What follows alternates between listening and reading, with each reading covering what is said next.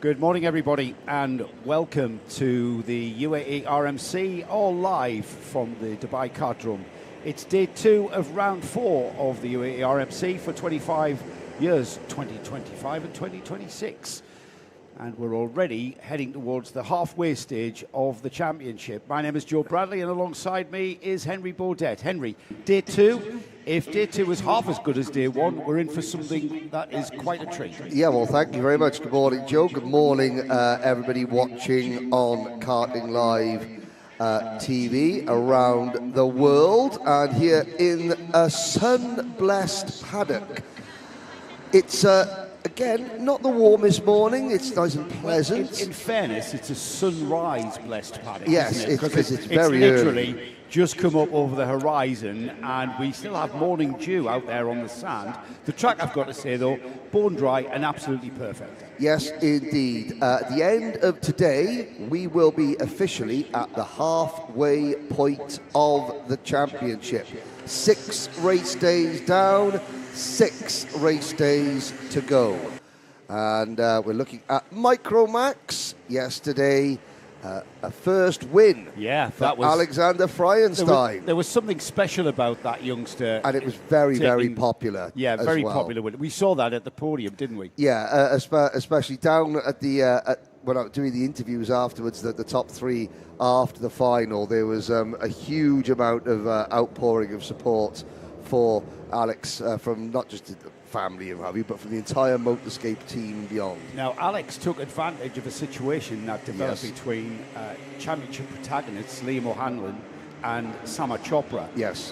By the way, what you've got out there on the track at the moment is the Microax qualifying section, so we're about to set the grid for the heats. Yep. For that, we've got just under 3 minutes of that remaining. But yes, yesterday, Alex was there.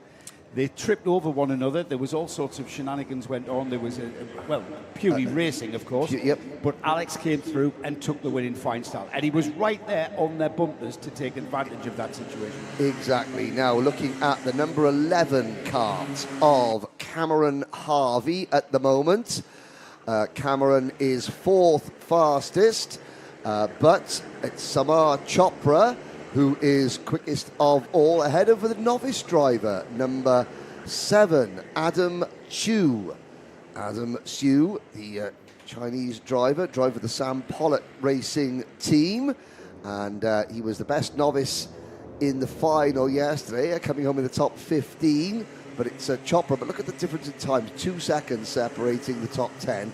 That tells you that obviously, drivers just getting used to the grip levels, and I think the grip level's quite low. I'm seeing drivers really sliding the cart around here.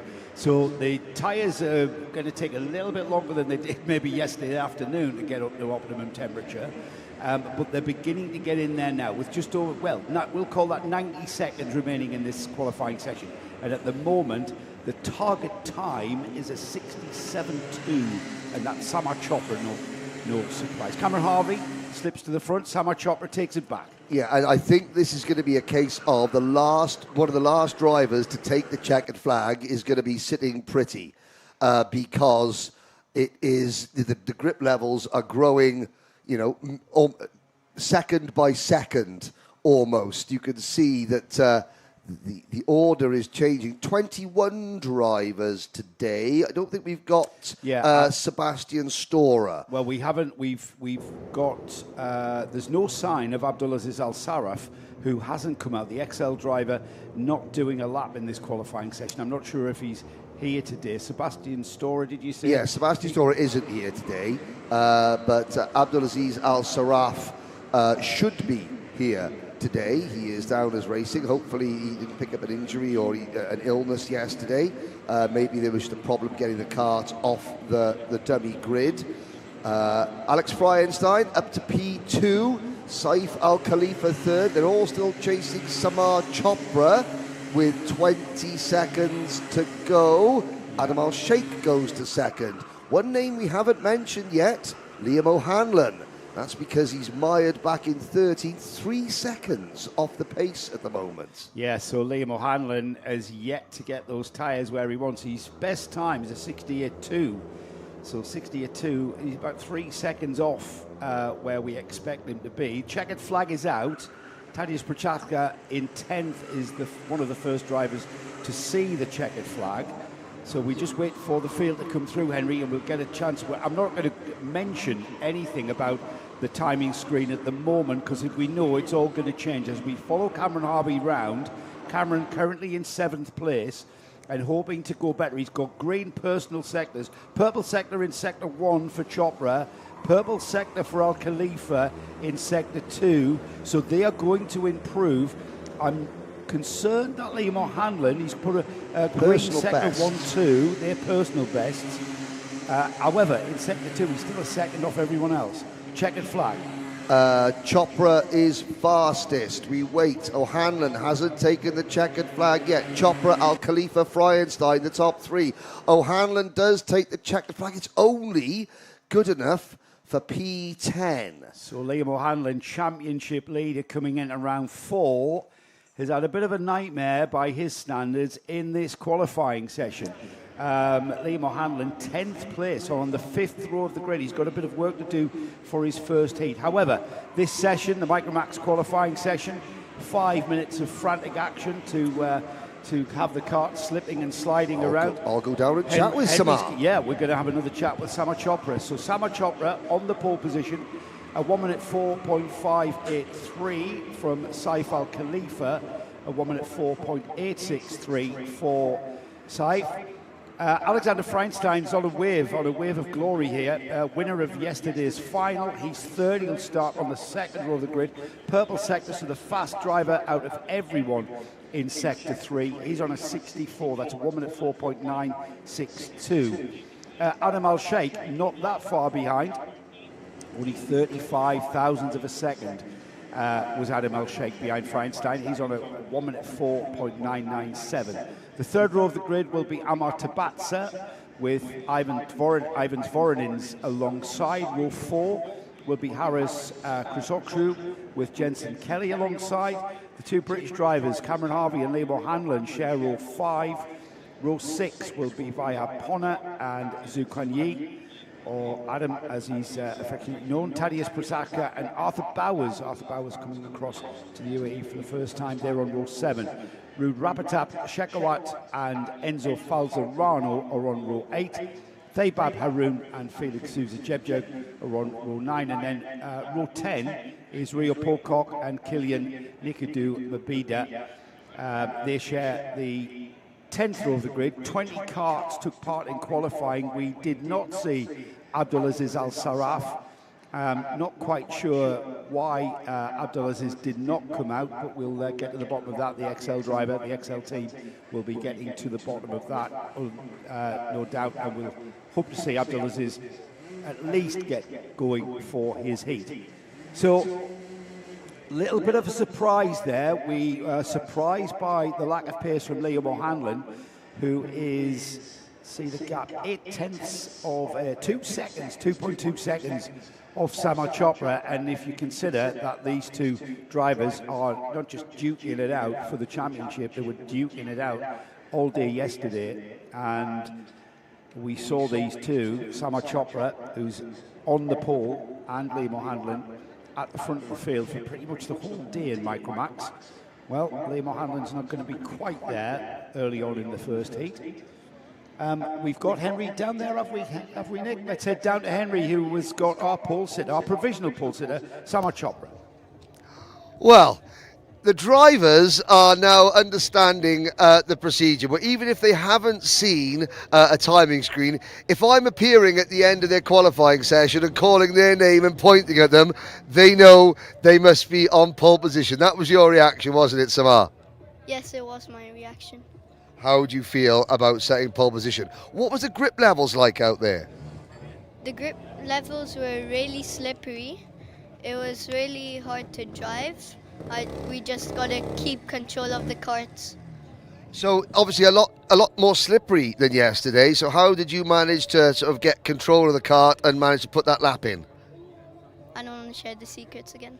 You don't want to share the secrets. A lot of these young drivers, they definitely don't want to share the secrets. Okay, yesterday. Obviously, you were disappointed with how the final went yesterday. How are you going to make up for it today? I'm going to try and just get a clean sweep. I was really fast yesterday from P9 and I caught up to P1. And now you've got to stay in P1. Yeah. Okay, anyone you'd like to thank? My mom, my dad, my brother, Matthias, Danny. There we go. Plenty of people to thank. There we go. Congratulations, Samar Chopra. Yeah.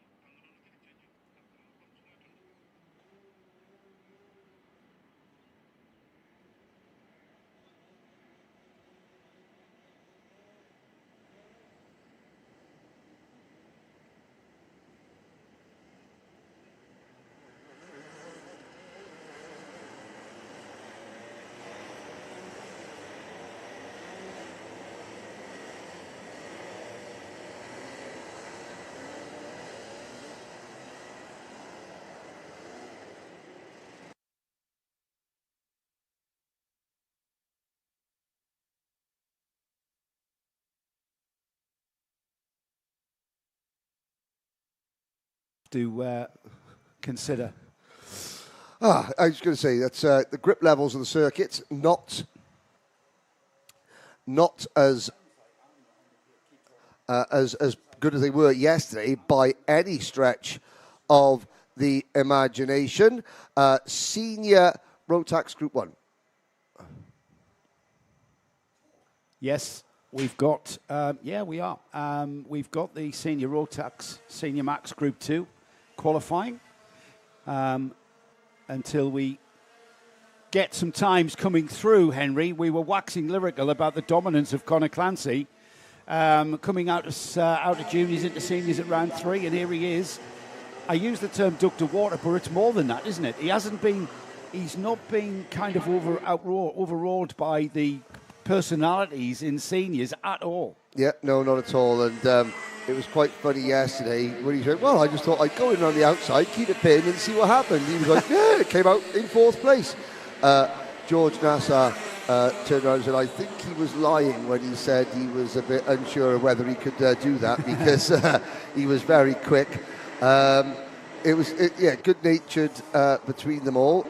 Eloy Gonzalez was watching these two laughing and joking and listening to George Nassar say about how his hair, how he thought his long hair made him look like a lion, and he was just smiling and sort of laughing along with the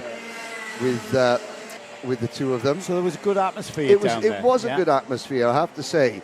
Max Dexter up into second position. There is the number 350 of Oscar Backhouse going through. Oscar had a really good day yesterday. I've got to say, it was progress from Oscar Backhouse. He didn't start karting back in the Microax, Minimax. He was a late starter into karting and is now finally getting to grips with the, as he gets past there, but it's disqualifying. Yeah, getting to grips with the hustle and bustle of a very, very competitive senior grid. There's Max Dexter going through in the number 366 kart. Max, who had a good day in DD2. Well, a decent day, finishing second, losing out to Theo Catti literally with 2 corners to go. Senior wasn't great for Max. He had a DNF, which meant he started the main event back in about 27th. Looking at the results yesterday, Joe, where did Max wind up in the final? Just looking there, he was 11th, so he made a lot of progress. He gained 16 places in the final yesterday. One driver, Sanad Al-Hamawi, in kart 393. He's on track at the moment. There he is. He's down in 15th with his lap time at the moment, 58.5. So Sanad, he finished 8th in the B final, got promoted into 6th position with 2 post-race penalties for the top 6 finishers in the B final. Started 36th in the main event and came through to finish 10th, which is outstanding work for the driver of kart number 393, another Motorscape driver. So Motorscape winning with Alex Fryenstein yesterday in Micromax and having some other very, very good results. So and we'll be able to see the inner workings of the Motorscape team today during the Paddock show. Sanad Shanak taking us round the Motorscape awning for the Paddock show today. Yeah, it would be remiss of us not to mention the influence of Mark Rose. I mean, Mark, yes. Mark bringing 30 years of experience to that outfit, and yes, we even mentioned that, didn't he? The influences were there. All of that years of experience. Although Mark Rose has said that he's given up on social media, he's deleted all his social media accounts. He used to go by the name of Marky Mark, which yes, I remember Marky Mark. Marky Mark and the Funky Bunch, which was Mark Wahlberg. After he left New Kids on the Block. There's your first 90s pop culture reference of the day, ladies and gentlemen. There are going to be many more. Yeah, Conor Clancy is top of the pops at the moment. There we go. Oh, look at that. Checkered flag is out. Max Dexter currently 3rd. Conor Clancy has not been challenged. We're waiting for Zain El Homassani and Alessandro Bigi, and he has been knocked from the top of the timing screen, but he hasn't taken the checkered flag yet. Conor Clancy, only 2 drivers still out there. Conor Clancy and Miles Roby, the only 2 drivers yet to take the checkered flag. Here comes Conor Clancy now, just coming through the final sequence of corners and then into the final. And there it is. Wow. There it is. Purple in sector 1, green in sector 2, and purple in sector 3. Gets Conor Clancy the fastest time of the session, of 55.5. I'm not going to say provisional pole because Group 1 have got to go out yesterday, and what we saw in the second group was much faster lap times. The track evolving. I think what's going to happen again, they're going to take, obviously, the fastest driver overall will take pole position and will lead Group A, but then they'll take, it'll be the fastest driver from the fastest group, and then the fastest driver of the second fastest group, and just alternate them. Taking into consideration the way that track evolves, especially in the it's quite early morning here. It's only coming up at 20 past 8 a.m. So 20 minutes past 8. I'm going to go and have a chat with Conor Clancy. Another chat with Conor Clancy. Yes. So he's the fastest driver of Group 2. His time 55.5. He is just over a tenth of a second quicker than Zain El Homassani, who was right there at the very end. His best lap was not his last lap, I think. Let me have a look. Oh, it's gone off the screen now. That's a shame. So Zain El Homassani. We'll just guess then. I never just guess. Oh, come on, you can do that. Nathan Kaplan, Alexander Biji, Andrea Remy, Ryan Qureshi, Mohammed Minimax was in 7th, and his time was a 56.1. Max Dexter in 8th quickest, 56.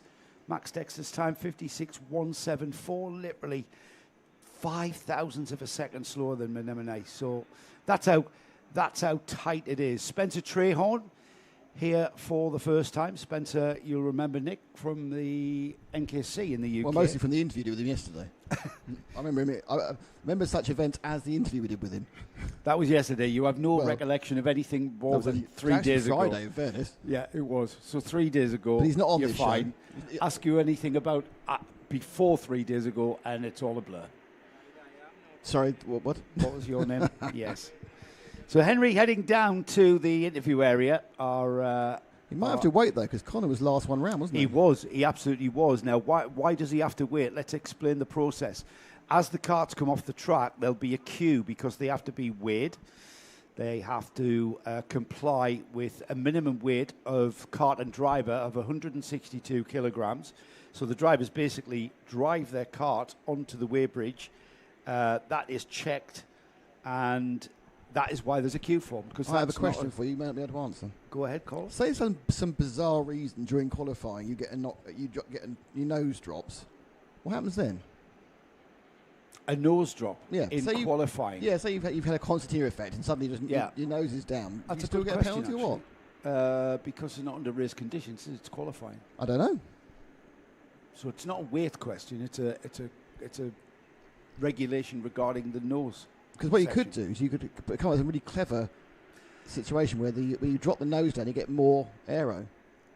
It'll give you more drag. If you make it so it drops, you need the nose to sit up. Do you? Yes. Depending on the rake of the kart, surely. You need it to sit up, especially a track like this. You need to get through. Didn't say it work on every track. Quickly as possible. It's a good question, and very early. It's a very early morning question, that, Nick. If anyone is out there, we are live on Karting Live TV, obviously, and UAE RMC has got a live stream on YouTube. So 2 options if you're out there listening. Please, we are monitoring the chat on both of those streams.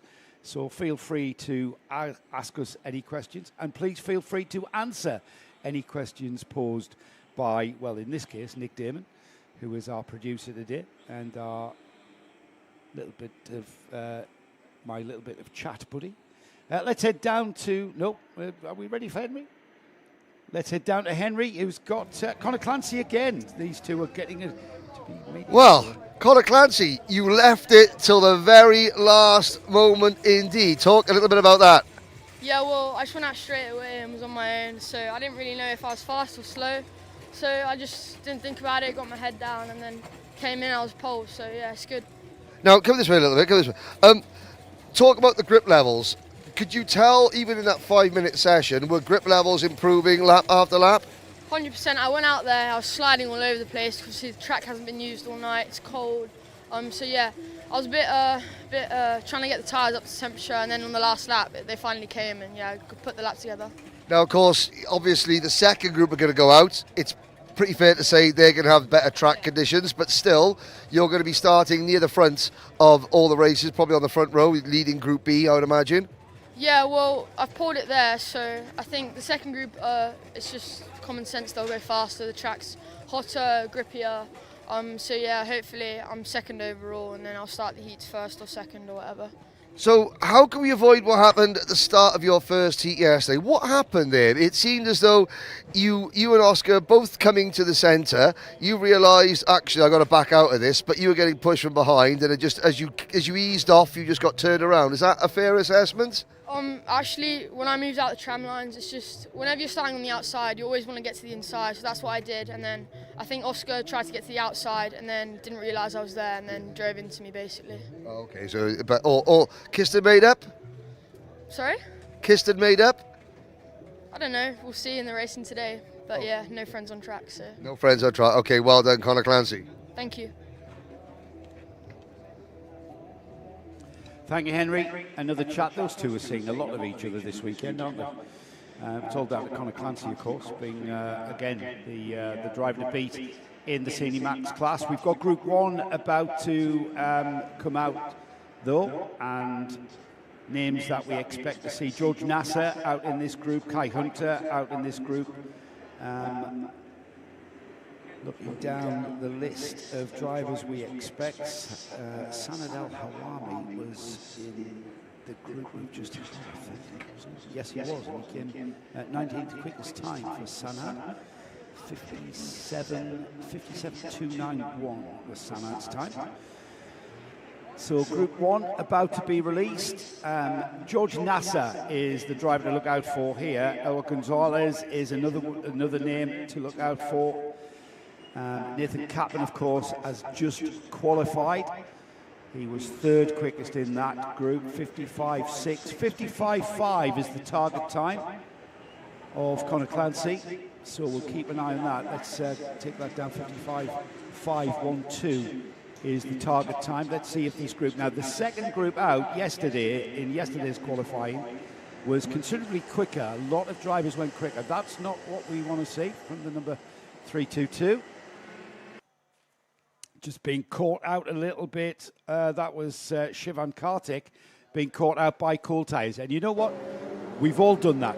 We have absolutely, everybody who's ever competed in any karting has done that out of the paddock, out of the collecting area, and a little bit of a harmless spin while your tyres are stone cold. What do I mean by that? Well, I'll tell you, everybody, if you're new to this sport, slick tyres, treadless tyres, racing rubber, when they are cold, it is like driving on ice. Yes. They come in very quickly, and you start to feel the grip relatively quickly, but the sort of temperatures that we see here, it's going to be towards the end of lap 2 that the tyres are going to be where you want them to be.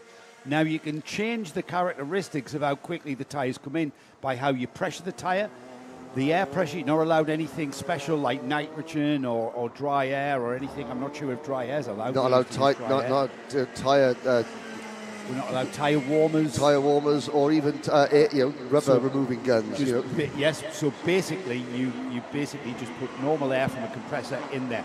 There is moisture in that air that goes into the tyre. So that when the tyre heats up by the energy that it uses to control the kart and steer the kart and drive the kart, creates heat. The tyre builds heat up. The pressure then expands the tyre to a point where the tyre will operate at its maximum and optimum. And I know I've kind of disappeared up my bottom there, haven't I? Trying to explain no, that. not at all. I hope that came across. It's right. We're looking at Alicia Canessa. Now, yesterday, Alicia, who's one of the very few, she's the only independent female driver here. There are several other young ladies in the class. Alicia is the OG, as it were. Alicia's run by her dad, isn't it? Alicia's run by her. Mum and Dad run her. That's a very old Danilo Rossi chassis. Alicia she made the main event yesterday. She was the 30th and final automatic qualifier for the main event, and she came home in 27th position. Looking at this, there's 45 seniors, and as well as Alicia in seniors, you have got. I'm just looking at the entry list. Alicia still, I believe, the only young lady in seniors. There are several others as well in other classes, but Alicia doing a good job. Oscar Lambert, fastest at the moment. Conor Clancy mentioned that the track is getting hotter and hotter as almost with each passing lap. Well, Oscar Lambert just put in a 55.6, which is only a tenth off Conor Clancy's fastest time. So the track is there for them immediately in this one. Yeah, and no, the 330, the Motorscape kart has just gone past Alicia Canessa. That is Qatar's Tamim Hasiba. Tamim Hasiba was one of the 2 drivers who finished in the top 6 on the road in the B final, but then got post-race penalties to knock them out of the main event. So Tamim is going to want to make sure that he avoids the B final today. Kai Hunter has just been given the mechanical flag. The number 316, Kai Hunter, has just been given the technical flag. Why that is, we don't know. Obviously, something has fallen off the go-kart that is supposed to be attached. I'm not quite sure which particular appendage is no longer attached. But now, that's probably going to cost Kai, because his fastest time would invariably be the final lap of this session. 30 seconds on the clock. He's probably got enough to put in. I don't know where he is on the track. He hasn't come in yet.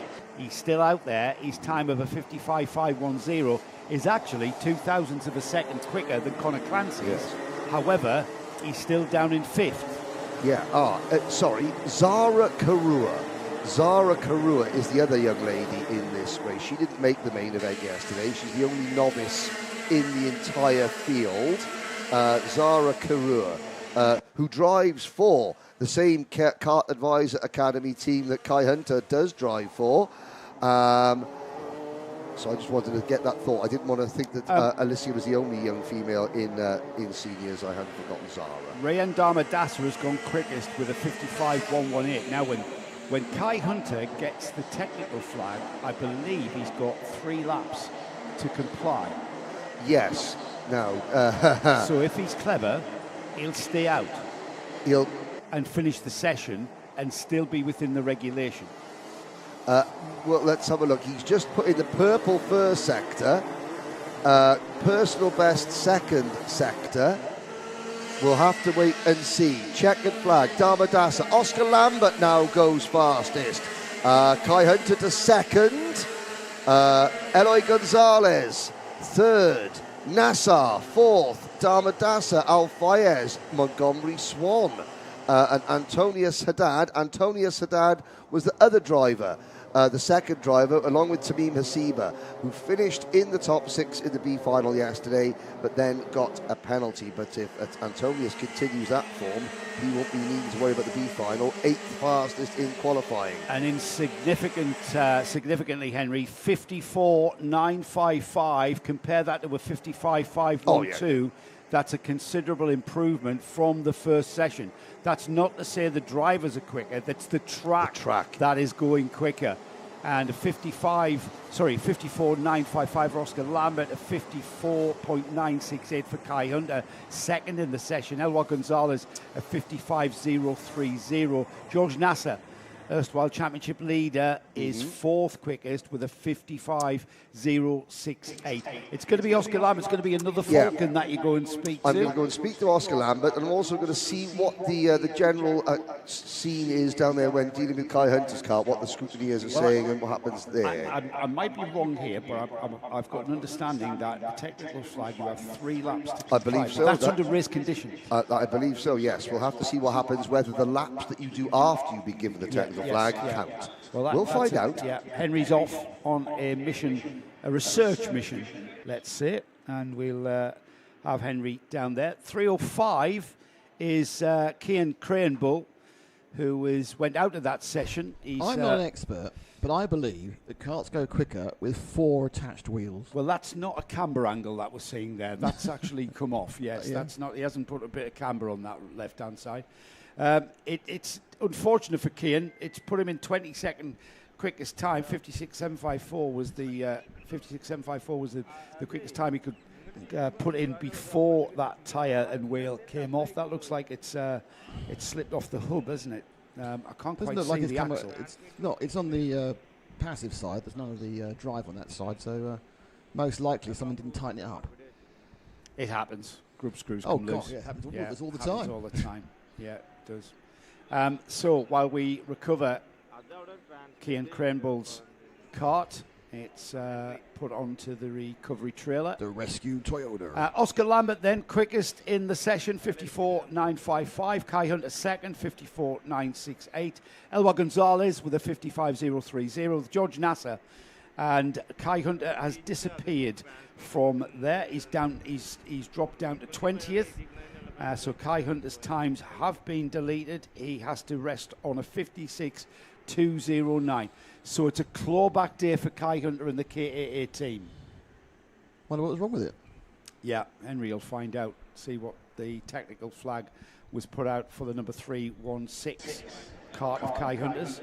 But he's not having a very lucky trip to the UAE this time. No. So George Nasser moves up to third. Elwar Gonzalez moves up to second in the session. Rayan Damadasa fourth.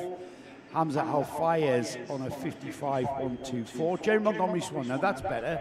Better to see Jeremy up there at the front end of any timing screen. JNKD's Jeremy Montgomery Swan with a 55.204.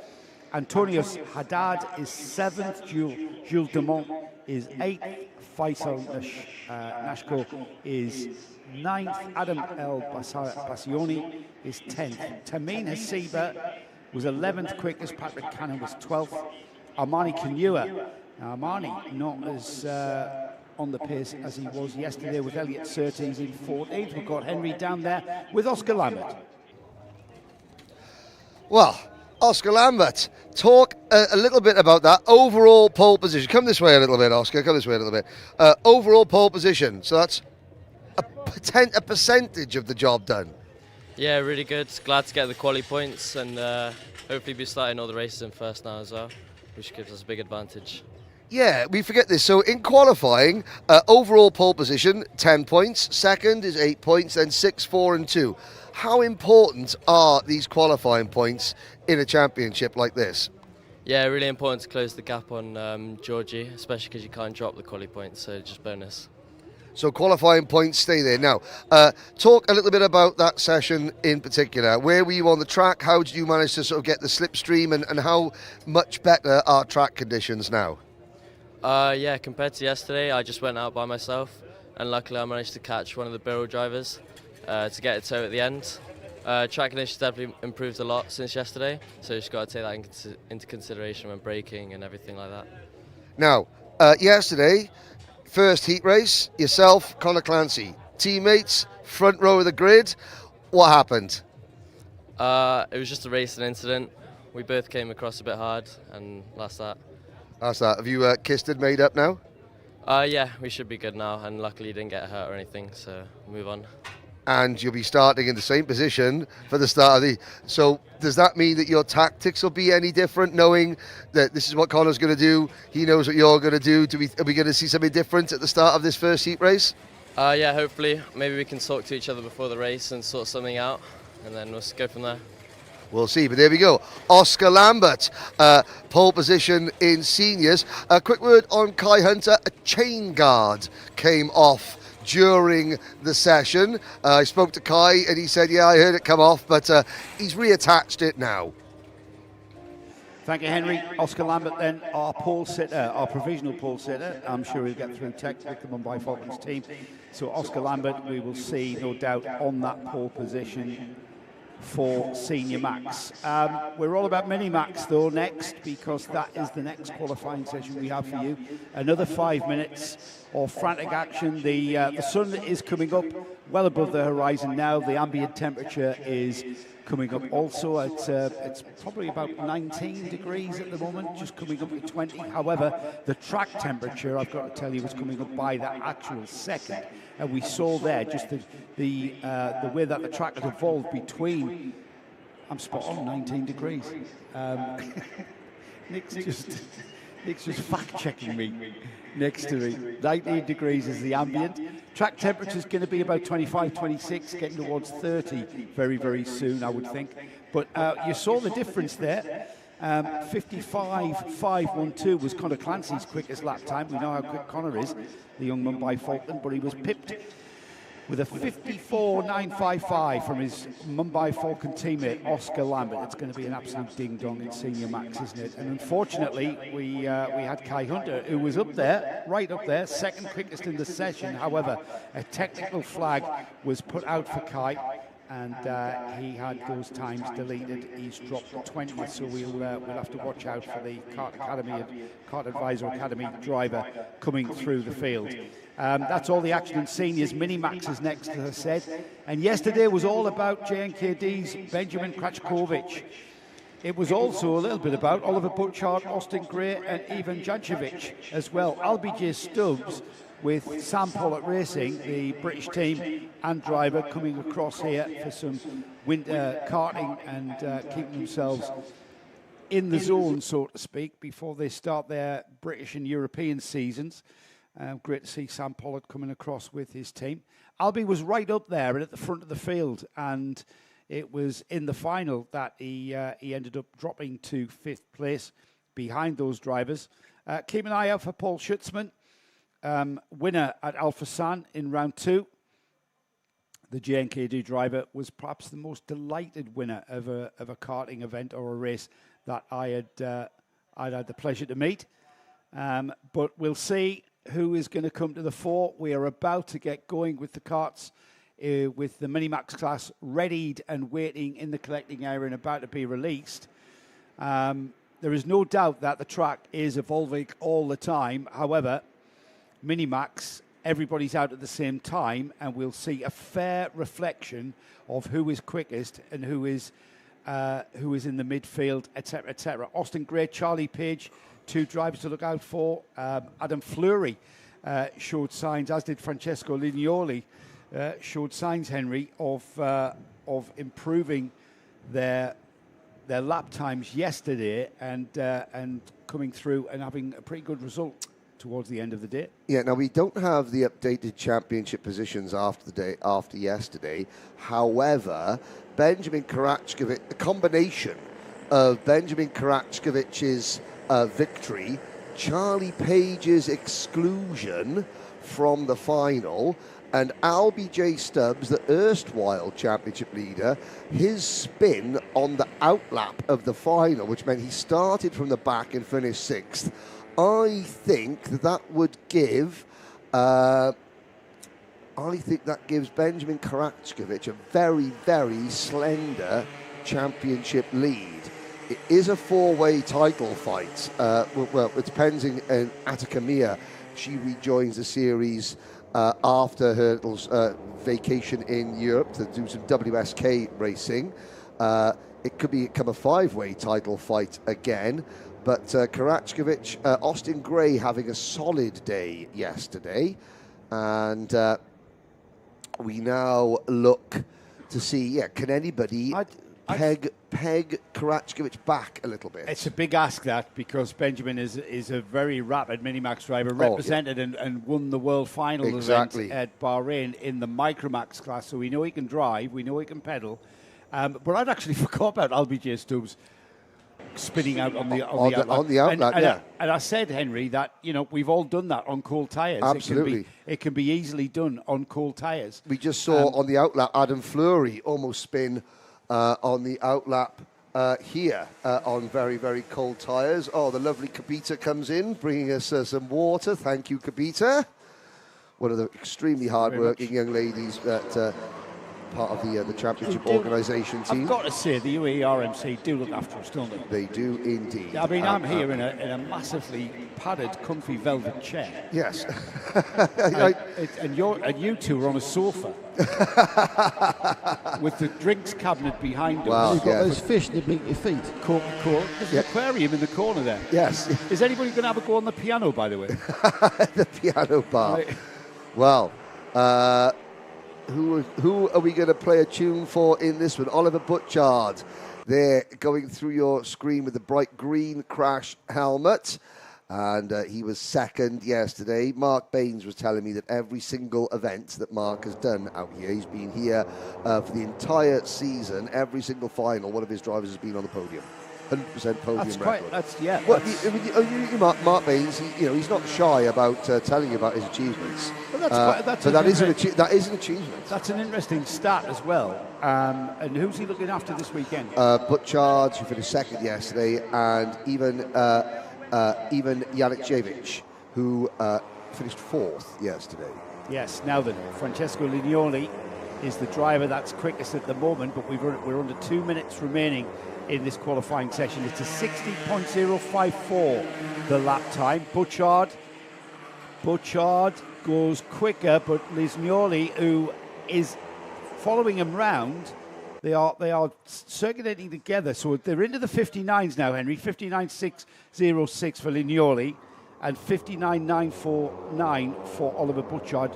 Just behind them in the 59s, only 3 drivers in the 59s. It's a 59.972. That's how close Max Payton is. And then Charlie Page just outside the 59s on a 60.2. Now, I will try and figure out, because Charlie Page finishing second on the road in the final yesterday and then suffering an exclusion, try and get to the bottom of what that was for. Because obviously Charlie missed the opening round, and then that exclusion, he's going to have to count that towards his championship score. So that could have been... And that is not necessarily post-race tech. That could have been a penalty. It could have been it could have been an on-track penalty, or it could have been in post-race tech. We'll find out as Oliver Butchard goes fastest of all again. Qualifying specialist.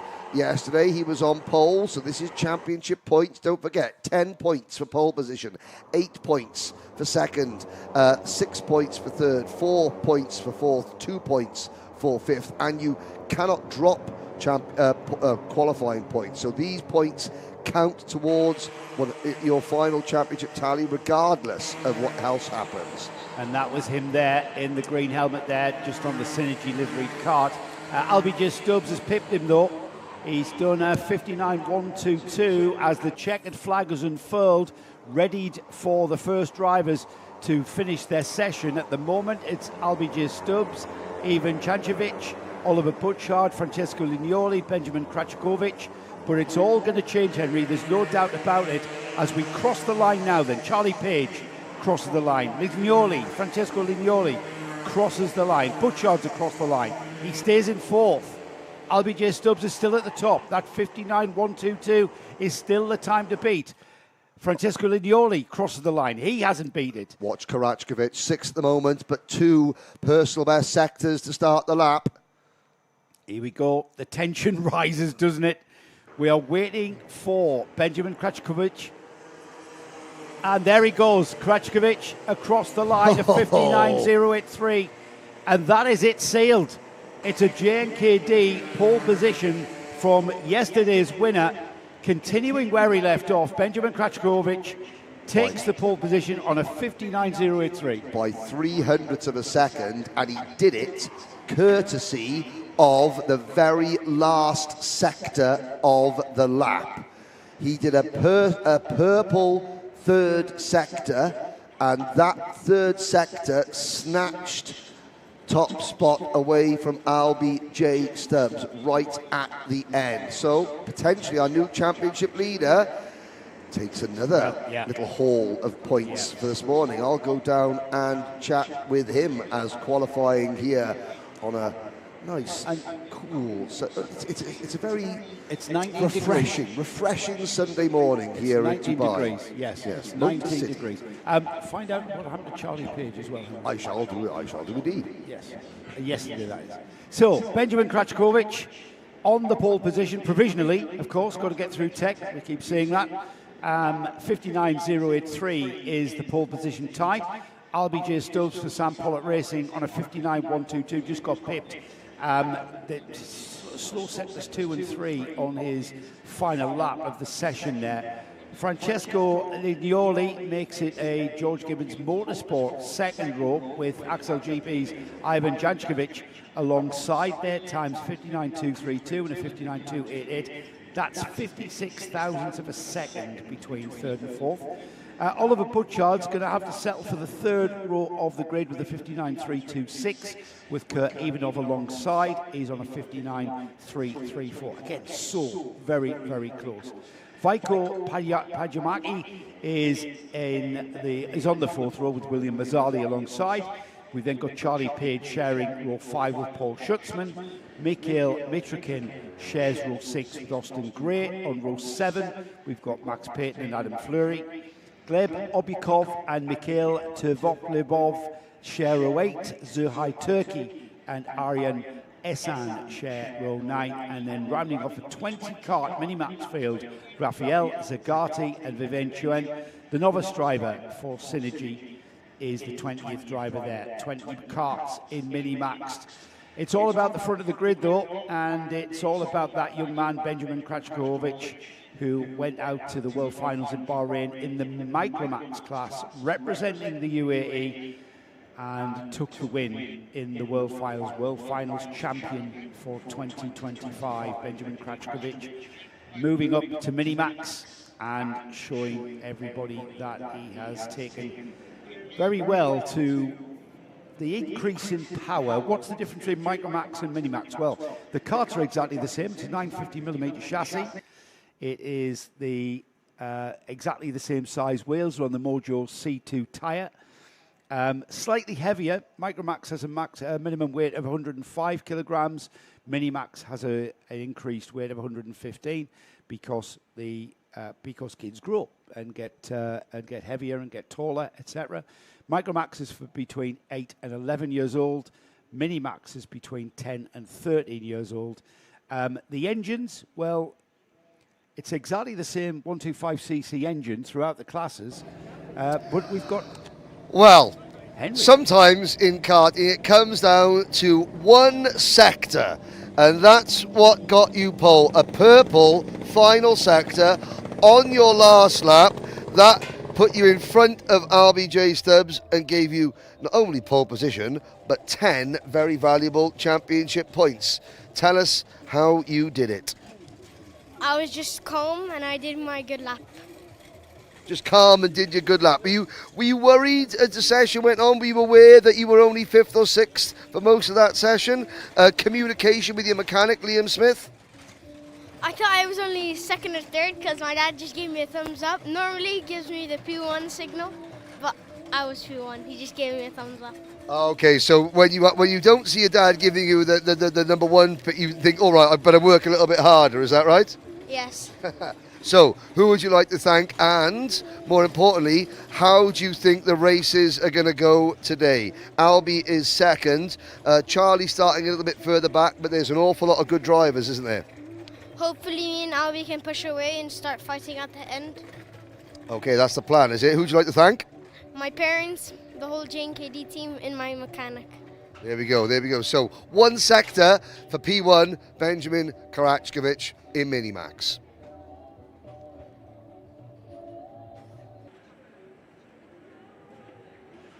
Thank you, Henry. And there, young Benjamin will be on the pole position for Minimax. Next out is our gearbox class, the DD2s coming out. We had some fantastic racing from DD2s. Before we move on to DD2s, I just want to clarify. I'm clarifying the Kai I'm Honda going back to my situation? British touring car days of Okay. when you get a black flag, You're in trouble. You've got 3 laps to comply. And I had a door come open on Harry Volkard's Lassetti at Knockhill, and the door was flapping. We got black flagged. And I'm on the radio saying to Harry, right, Harry, stay out. It might close. And I looked round, and you've got 3 laps. You've got 3 laps to come in, mate, so keep going. It was a qualifying session.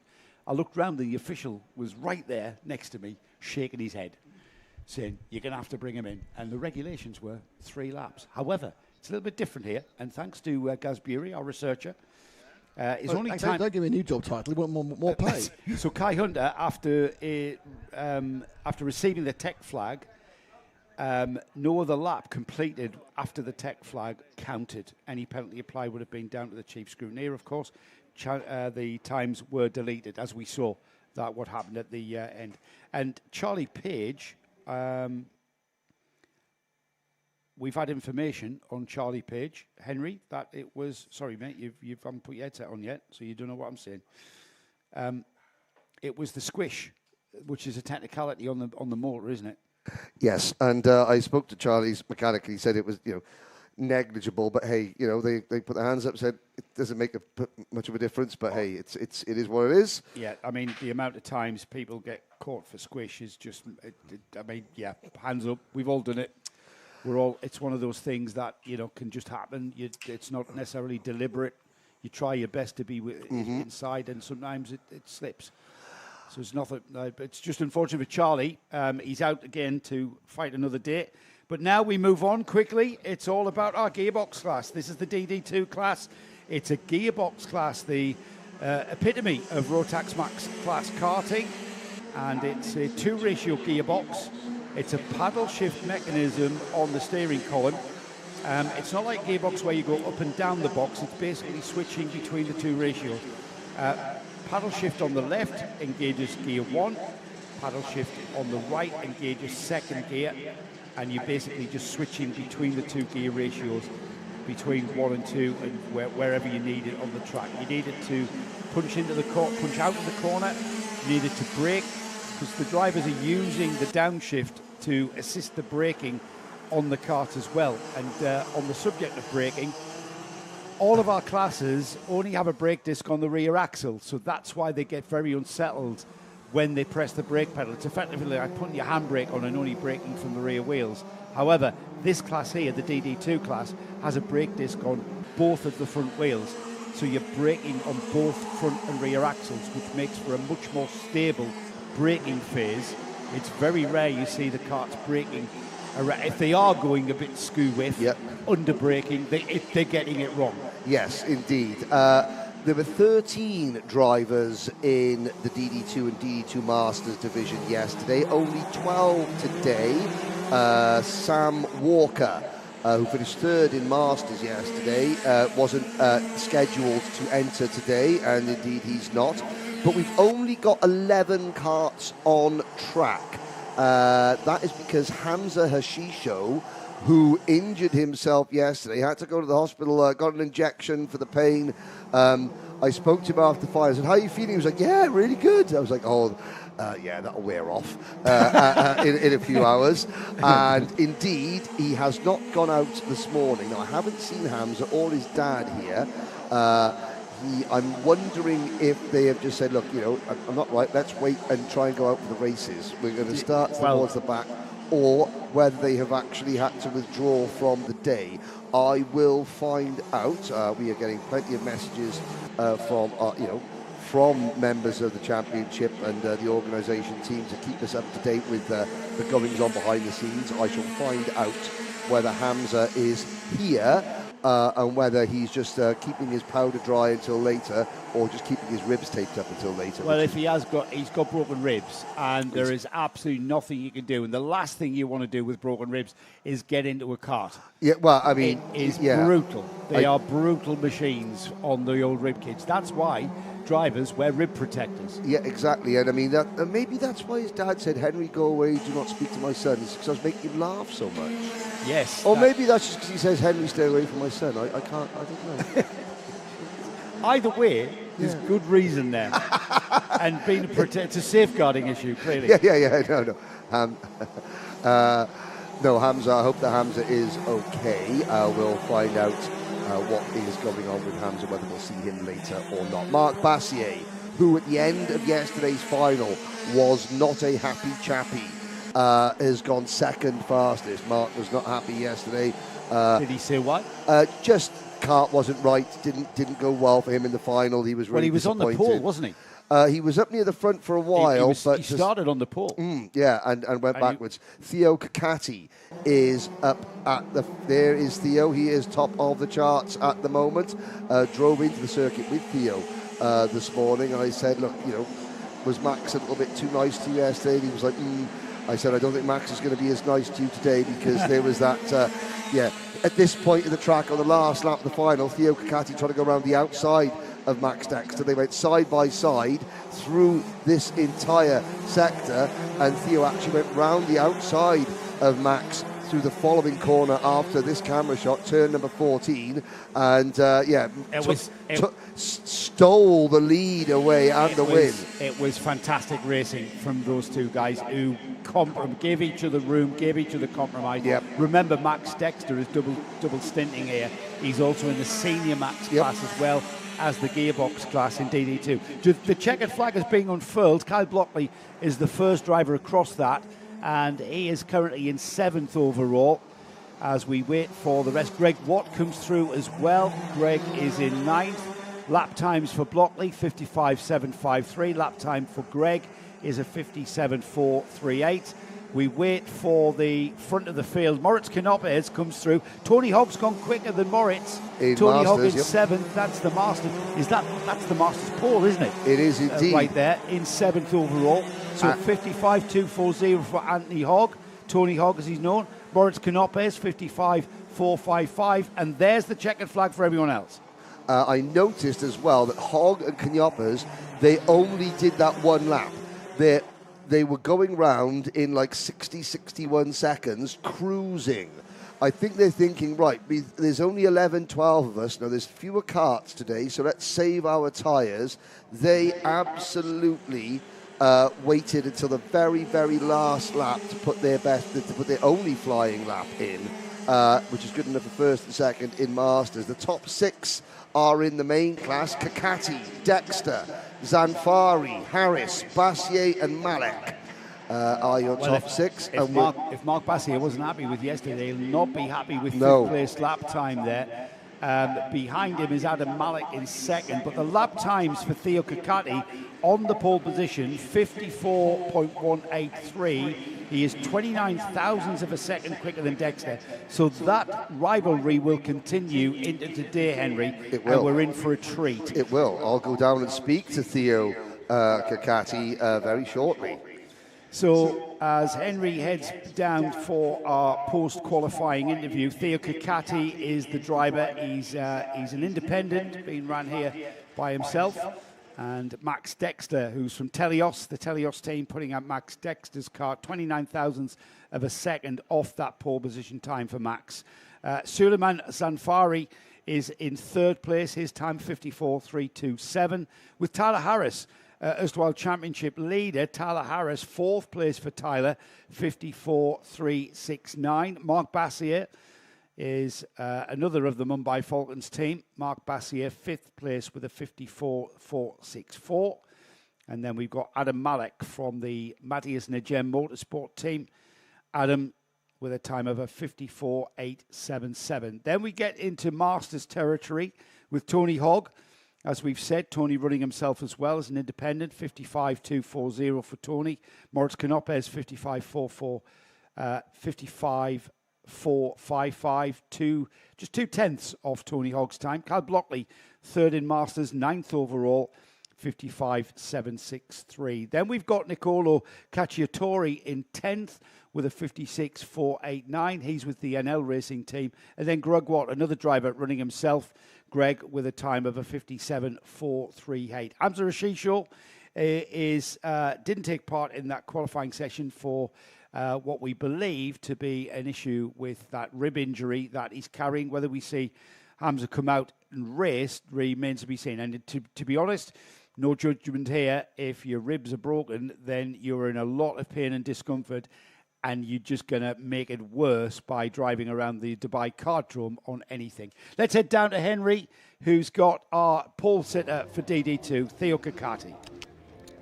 Well, Theo Kakati came and said to me, he goes, that's more like it. That's more like it. Absolutely. A great way to start the day over here after yesterday. And we made some small changes, went low with the pressures there. So I knew that in the beginning, because, you know, Max was in front of me. I'm like, all right, you know what, the first couple laps aren't going to be as good, but I got to put it together in the end, and that's what we did. So the DR kart was ripping, and happy to put it on pole. Happy to put on pole. Now, we've just been told Hamza Hashisho, he's not here today. The rib injuries that he suffered yesterday have proved too much. So, yeah, he's not here today. With Sam Walker not here, that's 11 of you on the circuit. Obviously, tyre saving, is that you think that there's going to be a few people maybe behind you that are going to save their tyres a little bit for the final? I mean, after yesterday, I don't think that's the concern here. I think we're all here having fun.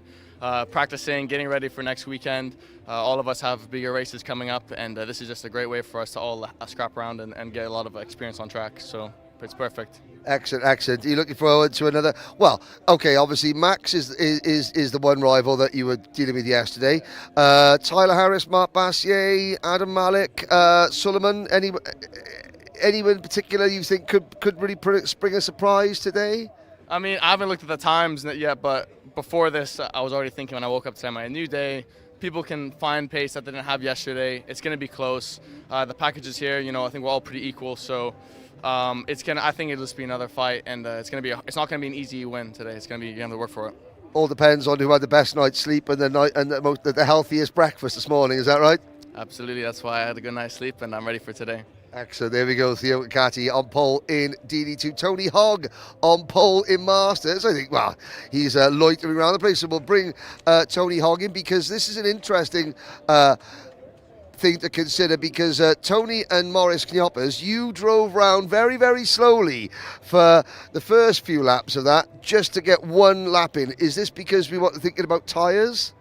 No, I don't think it's particularly about tyres. I think we both had a strategy. Moritz was sort of hanging back, and I stuck with him, and it became a bit of a battle of wills, I guess. We both know the game, and my strategy was always to stay a bit behind and then just try and follow him over the line. But again, it's going to be another close, interesting day. It is. Poor Greg Watt, he was up until about 12 seconds to go. Greg was up into second in Masters, about top 8 overall. He was loving life, and then you and Morris came along and knocked him back. Yeah, I think we both of us had an eye on Greg a bit further ahead. So the gap really wasn't growing too much, and then we literally had one lap to go at it. It was good fun, and hopefully a bit of entertainment. Hopefully, I'm sure that DD2 and DD2 Masters will provide entertainment as the day progresses. Thanks, Tony. Cheers. Thank you. Tony Hogg there, the driver that's on the Masters. Beautifully framed. Beautifully framed there, Henry. Well done. Hogg. Yes, beautifully framed, Tony Hogg. Out of retirement again, Tony. Been retired this time about 2 weeks. He's back for next week. He's retiring again. Is he? He's back for Yaz. And he's retiring again. He's back for Dubai. He's retiring again. He's back for Alpha Sound. Retiring again, and back for the final round. Yeah, Tony Hogg.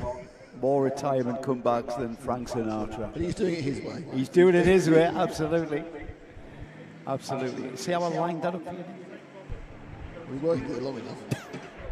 It's either bad jokes or old age bickering, so I think it's probably best to stick to the bad jokes. It's great to see Tony Hogg on any DD2 grid, to be honest, and it certainly adds a bit of depth to it, and it gives Moritz Knopfles and the other Masters drivers, Cal Blockley, someone to race with in that subclass. They are racing for overall points, of course, in DD2, but they have the Masters category as well, the Masters class, which is a subclass within that DD2 class. And Masters, it's not because they're like Grandmasters and they know everything, even though they do, because they've been around a while. It's when they get really old and past the age of 31, they qualify the criteria of becoming a Masters in the Masters class, the ripe old age of 31. Yeah, I mean, it's amazing how in radio control car racing, which I've done a lot of, it used to be that the Masters final, or the plus senior final, was over 35. Everyone's as it's generally age it was now over 40. But now at some events in the US, you have an over 50s event and an over 60s event, and they're thinking about putting on an over 70s event as well. In RC, well, you're RC, not actually in the car. No, but I think it's indicative. I'm going to say right now that I think that Masters should be 35. I don't think your powers drop off that much. I actually think it should be 40. No, I think when professional footballers sort of retire, about 35. 35, isn't it? Yeah. So at that point, you're saying that even you're beginning to lose a little bit of your core strength, what counts. Don't lose your speed. Ask Fernando Alonso. But so I say 35. Obviously, what I say has no bearing, no weight, and no importance. It doesn't, but 35 is the age of Masters in other categories and series that we live stream on Karting Live TV. So yeah, some people are listening to you. We've got the Junior Max qualifying session out there at the moment then. It's a 5-minute session that just absolutely disappears on you. You've got to get straight on it, get those tyres up to their optimum operating temperature, get the car balanced in doing so. And optimising your run very, very quickly. You can't really make a mistake on what will be your fastest lap. Yesterday was all about the Mumbai Falcons, wasn't it? With a first, a second and a fourth in the final. Matthias Najem Motorsport's Pierre Abu Dewan spoilt an all Mumbai Falcons podium in the final by getting onto that third step of the podium. Jensen Chalk, who is here in the UAE RMC round 4 in preparation for next weekend's All Plate. He's with the Mumbai Falcons team, not his first time with the team, and he took a fine win from his teammate Mitansh Jain, who is going for the championship. Mitansh Jain has taken over the cudgels of the Mumbai Falcons' #1 driver in the Junior Max category, and he's taken over the cudgels of that and picked up the baton when Conor Clancy moved to seniors. And Mitansh now on target for a championship. We're getting the halfway stage of the championship, though, Henry, so it's very much, if he continues in this vein by finishing on the podium, finishing high in the heats, the pre-finals, etc., then he's on target for maybe a championship by the time we get to round 8. Yes, although it's all changed as Jensen Chalk via Chopra, Pierre Abu Dewan moves the top of the charts. Mitansh Jain back on top. Interesting couple of little bits of snippets of information going back to DD2. Speaking to Adam Malik and his dad. Adam, a little bit off the pace yesterday. I'm trying to figure out why. Well, that's because up until yesterday morning, Adam was on a school trip to Vietnam. So Adam's dad picked him at 6 a.m. yesterday from the airport, drove here, got here literally about an hour before Adam was due to go out in qualifying. So wow. Adam can be forgiven for being a little bit jaded yesterday. And what's the time difference between here and Vietnam? Well, I don't think it's the time difference. It's probably what you do on a 2-week school trip to Vietnam. Well, that is a good point, actually. Yes, yeah. It's a cultural exchange, and I'm sure as Mitansh Jain makes his move there. SF Lorenzo, why didn't you talk about me? I was P1 for most of qualifying. Well, you see, Lorenzo, most is the key word there. Sorry. Pierre Abu Dewan goes to the top of the charts, but only for a minute. Now, Jaden Hidding, here we go. Yesterday, Jaden Hidding made those little tiny mistakes in qualifying, and he was third in the championship. But now he's still third, but he's a far more distant third in the championship because he lost points all day yesterday to Via Chopra and Mitansh Jain. Can Jaden keep it within the track limits for this session? If he can keep it where he is at the moment, which is at the top of the screen, we're unfurling, we're readying the checkered flag. Piabu Dewan's gone through. Jaden Hidding. No, Mitansh Jain goes fastest. Mitansh Jain has gone fastest. However, now the checkered flag is out and Jaden Hidding is heading towards it. Mitansh Jain has got an opportunity to go even faster here. Jaden Hidding takes the checkered flag, goes back up to second. Not quite as quick as Jain. Jaden Hidding's time, 55.802. Jain's time, 55.695. A tenth of a second in it. That's quite a huge gap in karting.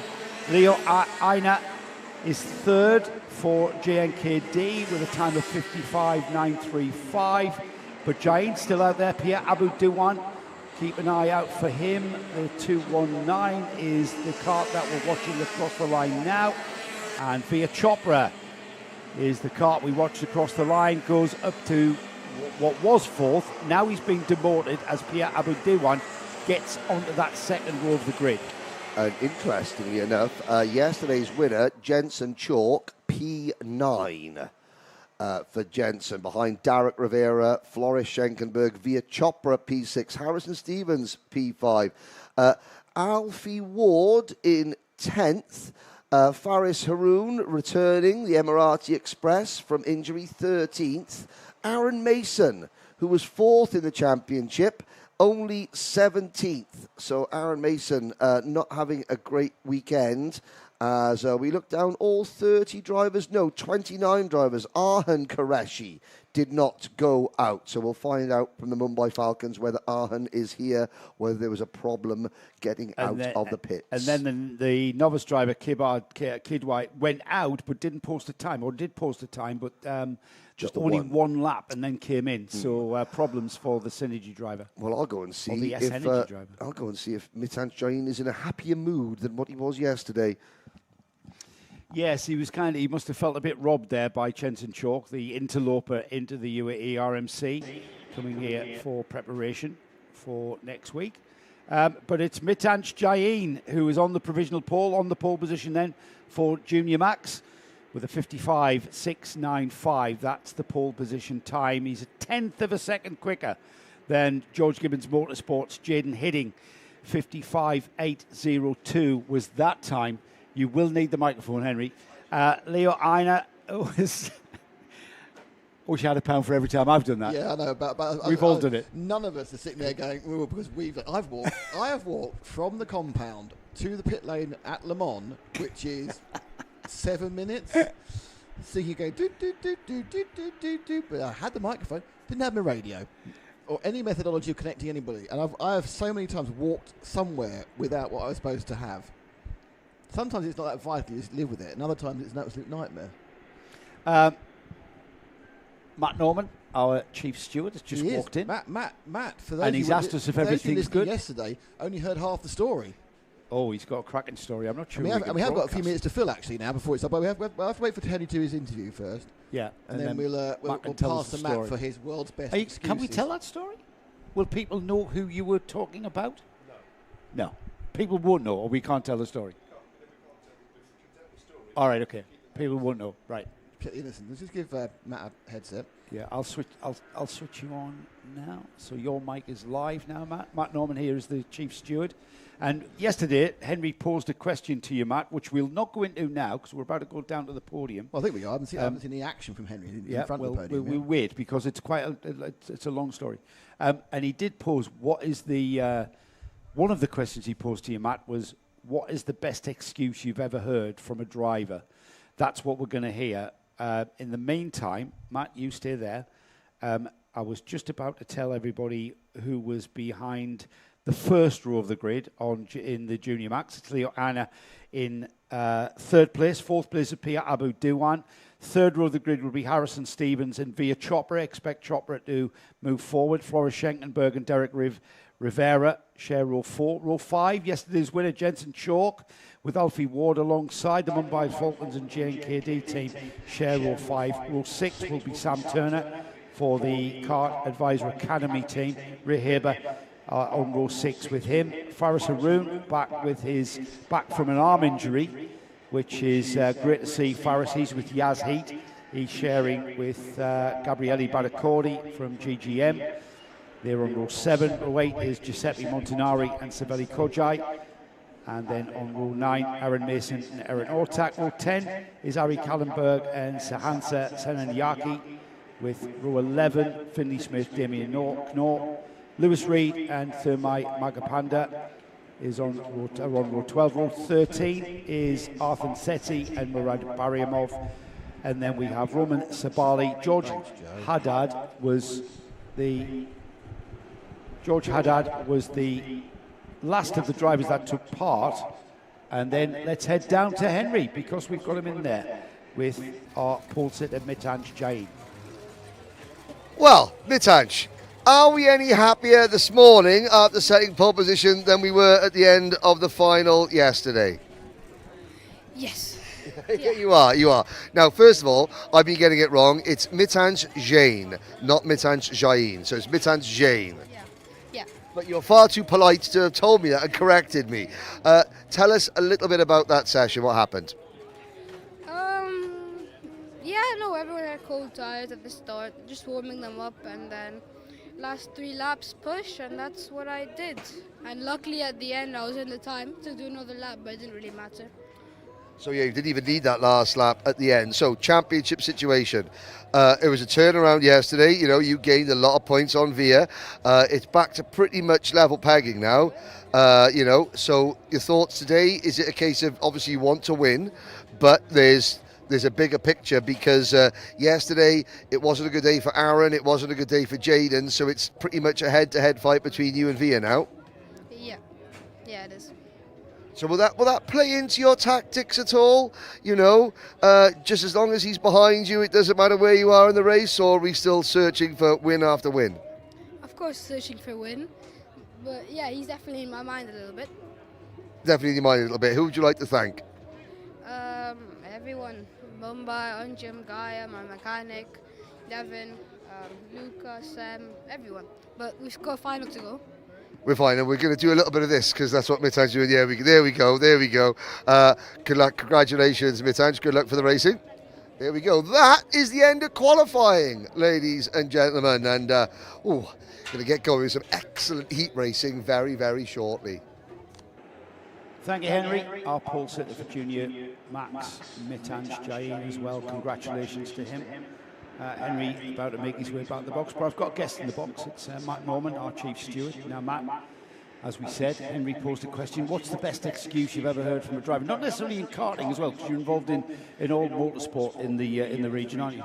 Well, I've with stewarding, I've done this now for 20 years in the UAE, and I think I've probably seen 1,000 drivers that have been through the stewards room, and you hear the normal excuses that it wasn't my fault, I didn't do it, and the general sort of stuff. But there is one particular story that it sticks in my mind. It wasn't actually about an excuse, it was about a protest. And this was actually in the RMC many years ago. And back in the days, about 7 or 8 years back, and we were down in a lane raceway, and it was in the final, and we had a pretty sort of quiet final, nothing crazy. And at the end of the final, we had a driver came in to the stewards room and said, "I'm going to make a protest." So I said, "Okay, what is it you want to protest?" He said, "Here's the form, and I'm very upset. I'm very unhappy." I said, "Okay. What is it you want to protest?" He said, "There's a driver. He has a clear advantage." So I said, "Really? So I said, "Okay. Which driver in question is this?" So he told me the driver's name. I said, "But looking at the results and looking at the race, you weren't even close on track to each other. So how can you be protesting a driver that's out there?" Anyhow, this driver was absolutely adamant that this other driver had a clear advantage, and he said, "I'm putting my money down, doing it right now." I said, "Absolutely fine, no problem at all." Now, I said, on the form here, it says this driver has a very clear, distinct advantage. It's not mechanical, it's not technical. So anyway, so he goes through it, and he said, he refers to this particular driver. Anyway, this driver, I didn't actually know him, he actually had a lazy eye. And I said, "Really, what is the problem with this?" He said, no, this driver, he has an advantage. So, okay, tell me, what is the clear advantage that this driver has who has the lazy eye? He said, "It's very clear. He can see round corners." So I didn't accept his protest, and I did give him his money back, just purely because... Yes. Yeah, perhaps I've never really heard anything like that. No, nor have I. I never heard. I've seen many. Is either of those two drivers still involved in the sport in any way? No, they're not. Probably best. Probably best. Probably best for all as well. But it is a story which is.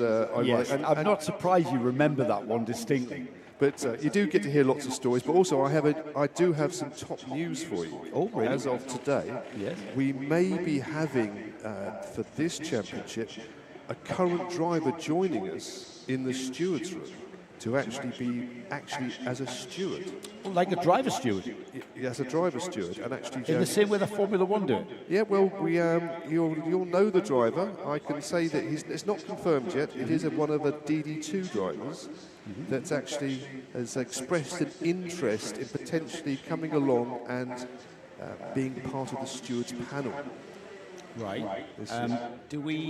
Is he a driver that's got a propensity to retire and come back? It does seem that way, yes. Right, yes. So he's found a way of retiring from the seat, as we have all done, and staying involved in the sport in some way. Absolutely. So, I had a conversation with the said driver this morning, and he expressed, yes, this actually is a potential option, and let's pursue it. So we may be seeing the said driver, who is the one who has retired numerous times from from that particular category. So, and I'm sure we'll have another angle to talk about. Well, as sad as it is to hear that he's retiring, actually I can't even be sad, because I don't know how many times I've heard that. And I've only been involved in the UAE RMC for a few months, and he's retired about 7 times in those few months.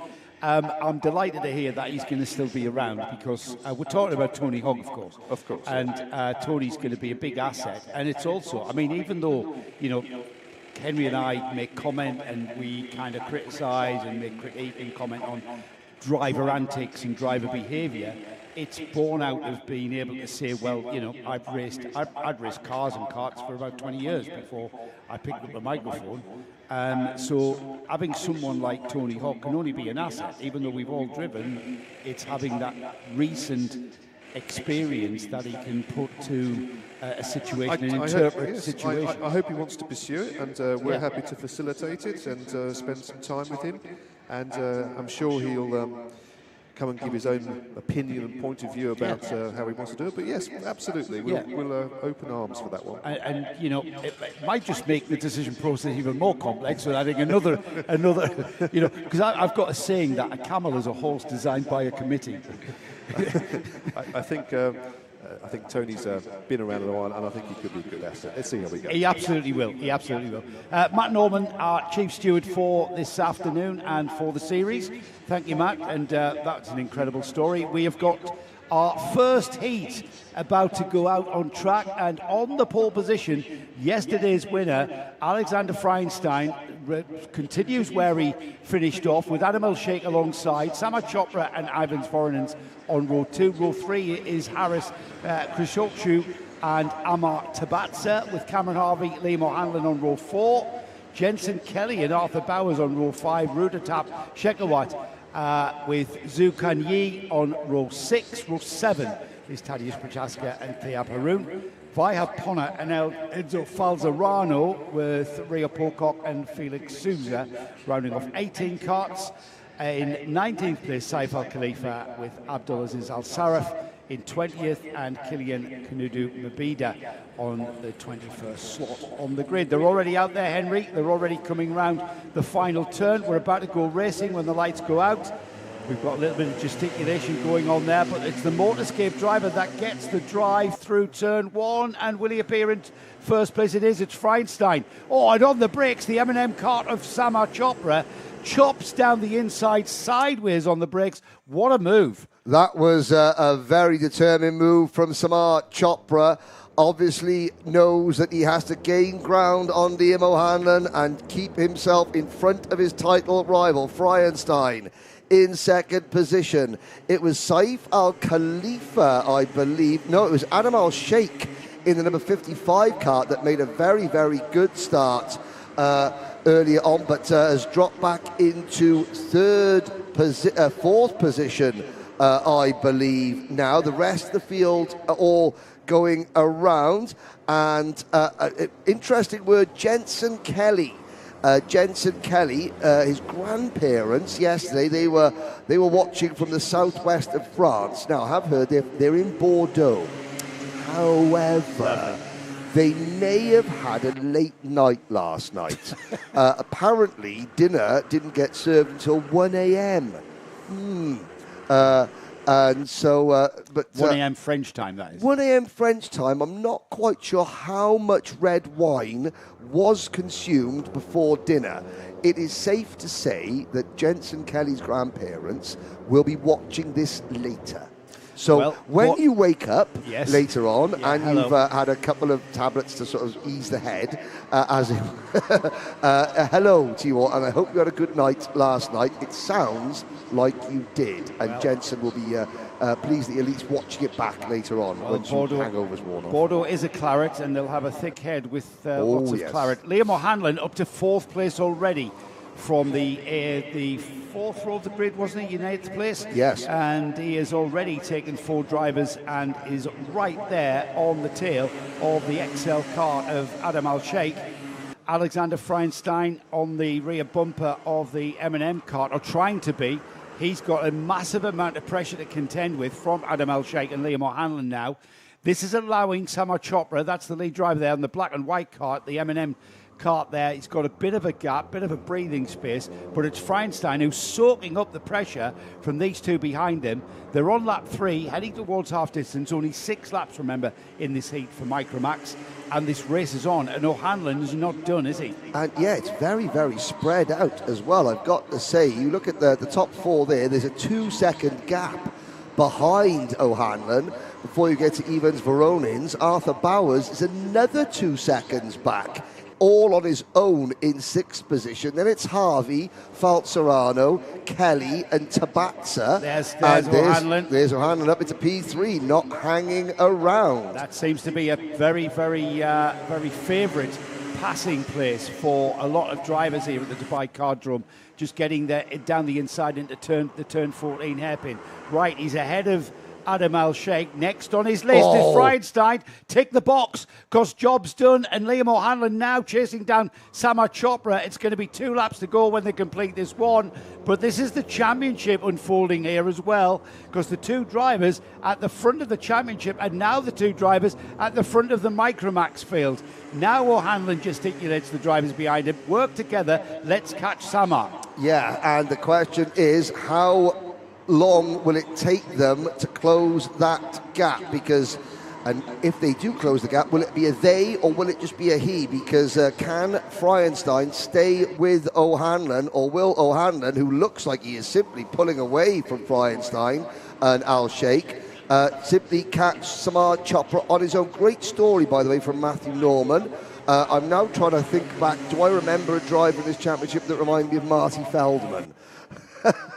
There's a name. You look him up. Yes. Yeah. It's again a reference for people of a certain age. Of a certain age, but Google is available to one and all. Look at Marty Feldman, and you'll see what I mean.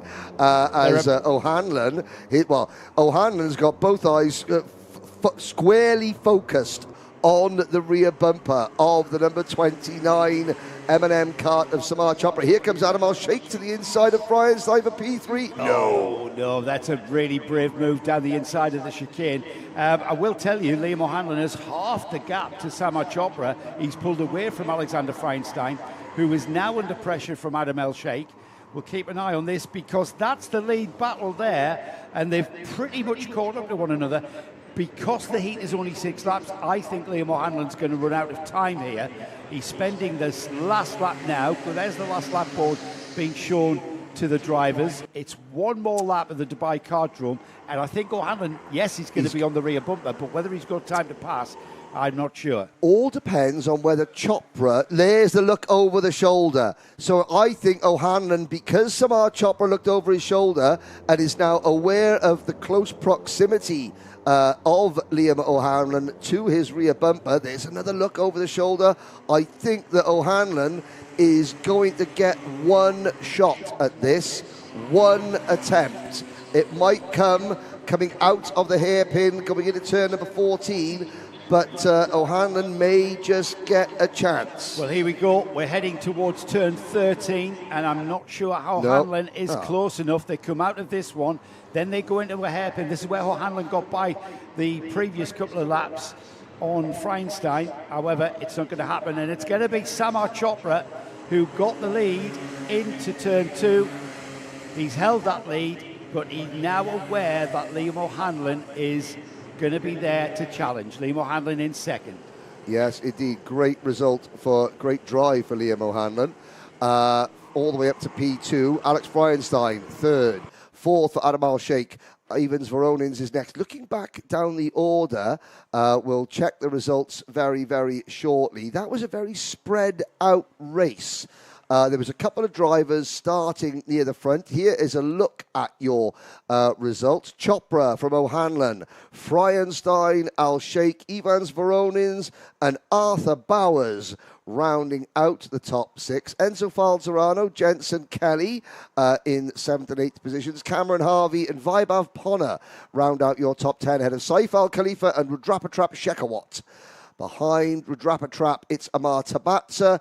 Adam Siu, again, a really strong drive from the novice driver in 14th position. Tadeusz Prochatska, Abdulaziz Al-Sarraf from the back of the grid. Haris Kriasohu from 5th of the grid. Obviously very, very good in qualifying. Inexperienced at this level, though. He drops back to 17th ahead of Rio Pocock.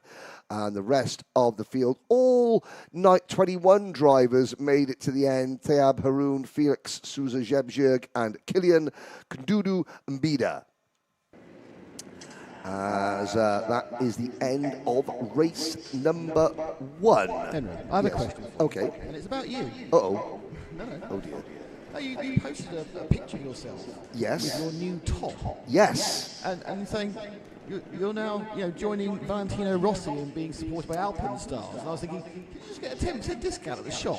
No. So, okay, I thank you very much, Nick, for giving me the opportunity to plug this. A non-competing brand. And more importantly, can I have some stuff? I was approached and have officially been signed as a brand ambassador for Alpinestars. What, UK or worldwide? Worldwide. Blimey. So Lando, Valentino, Henry. Did they make mistakes with someone else? They believe Alpinestars, and a big thank you to the team at Alpinestars, Andy Stobart as well, for putting us in touch with Alpinestars. Alpinestars. That's 7 times at Alpinestars in the last sentence. They believe that as I traverse the globe, right. That I'm quite a visible person.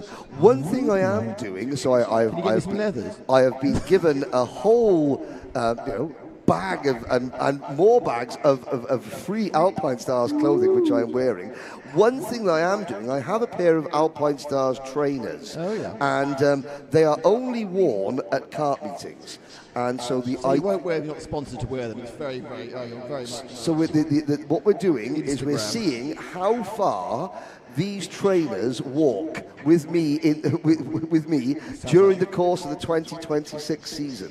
Can a single pair of Alpinestars trainers walk, how many miles can they walk? Because I have a mile tracker on myself, so I know exactly how far I walk at kart circuits. Do you think you'll do a full Proclaimers? 500 miles easily. Really? Easily 500 miles. Easily. And when you do 500 more? Well, just to walk into the Alpine. But no, we did a test run at the grand finals in Bahrain. Test walk, surely. A test walk with these trainers at the Rotax grand finals in Bahrain, and they've already done 103 miles. Wow. Before today. So basically, before this weekend.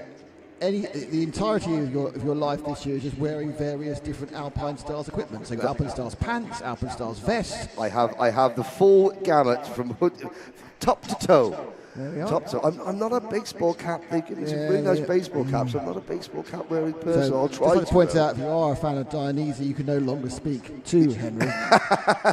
Other brands are available. They're just not I'll as give good. you any money. But yes, I can't believe, that I am now an official global brand ambassador for Alpinestars. Thank you very much. It is surprising, but well done.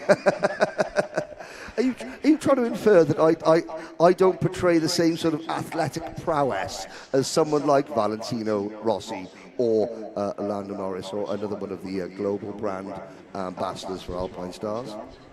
I can't see it myself. So we now wait for race number 2 on today's docket. It will be the 10-lap heat race for Senior Rotax Group B versus Group C. So we should see Connor Clancy leading the Group B drivers. I hope. I haven't got the grid in front of me, but that would be what I thought would be the case after qualifying. Connor Clancy, fastest of the slow group in qualifying. So, right. We're looking at the... Okay. Right. Oh, I've got to. But apparently, we're now doing the sound test. Okay. I'm with you. But anyway, so let's go. We talk about karting.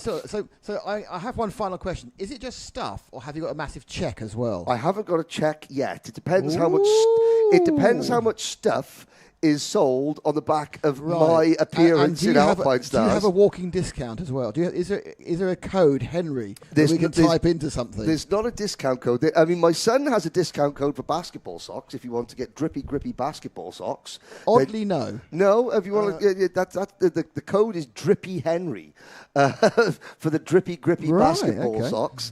I've got a discount code for RC Racing TV teamwear. Okay. Or racewear, but I'm not sure it's very popular in this particular paddock. Well, I mean, it's got wheels on it. It's a car. You know. At some point, we're going to produce some karting live stuff. Yeah, that would be good. I'm not sure whether anyone actually wants to buy any karting live stuff. And why wouldn't they? Well, why wouldn't they? I mean, the problem is I could put our faces on it, and then that'd be just used to scare away the cockroaches. It'd be like those. It'd be like the really cheesy Christmas jumpers. Yes. What design do you want on your sponsored a Smiley t-shirt? Nick, a Smiley Joe, a Smiley Henry. But my son was very upset because he thought he was the bee's knees. He was the first member of our family to get an endorsement deal and his own discount code. But I've never had an endorsement deal. But then I've had endorsements on my license. Not as many as you, obviously. Not as many as me. No. That's why I'm walking everywhere. That's why I've got my Alpine Stars trainers because, I'm walking, not driving for the time being. Yes, that's a story in itself. For the next X months. For the next, we'll see. Of these 4 endorsements you managed to get for your, was it 4 for 12 points? There was 4, and they were all for average. So on the motorways, you have these average speed cameras. 50 miles an hour. They were all for between 55 and 58 miles an hour through the average speed zone. And were they really close together? Do you understand average speeds? But I do understand average speeds. It's just you're driving along. You don't slow down for the yellow. This is the advantage of having a slightly newer car than the 1972 Qashqai.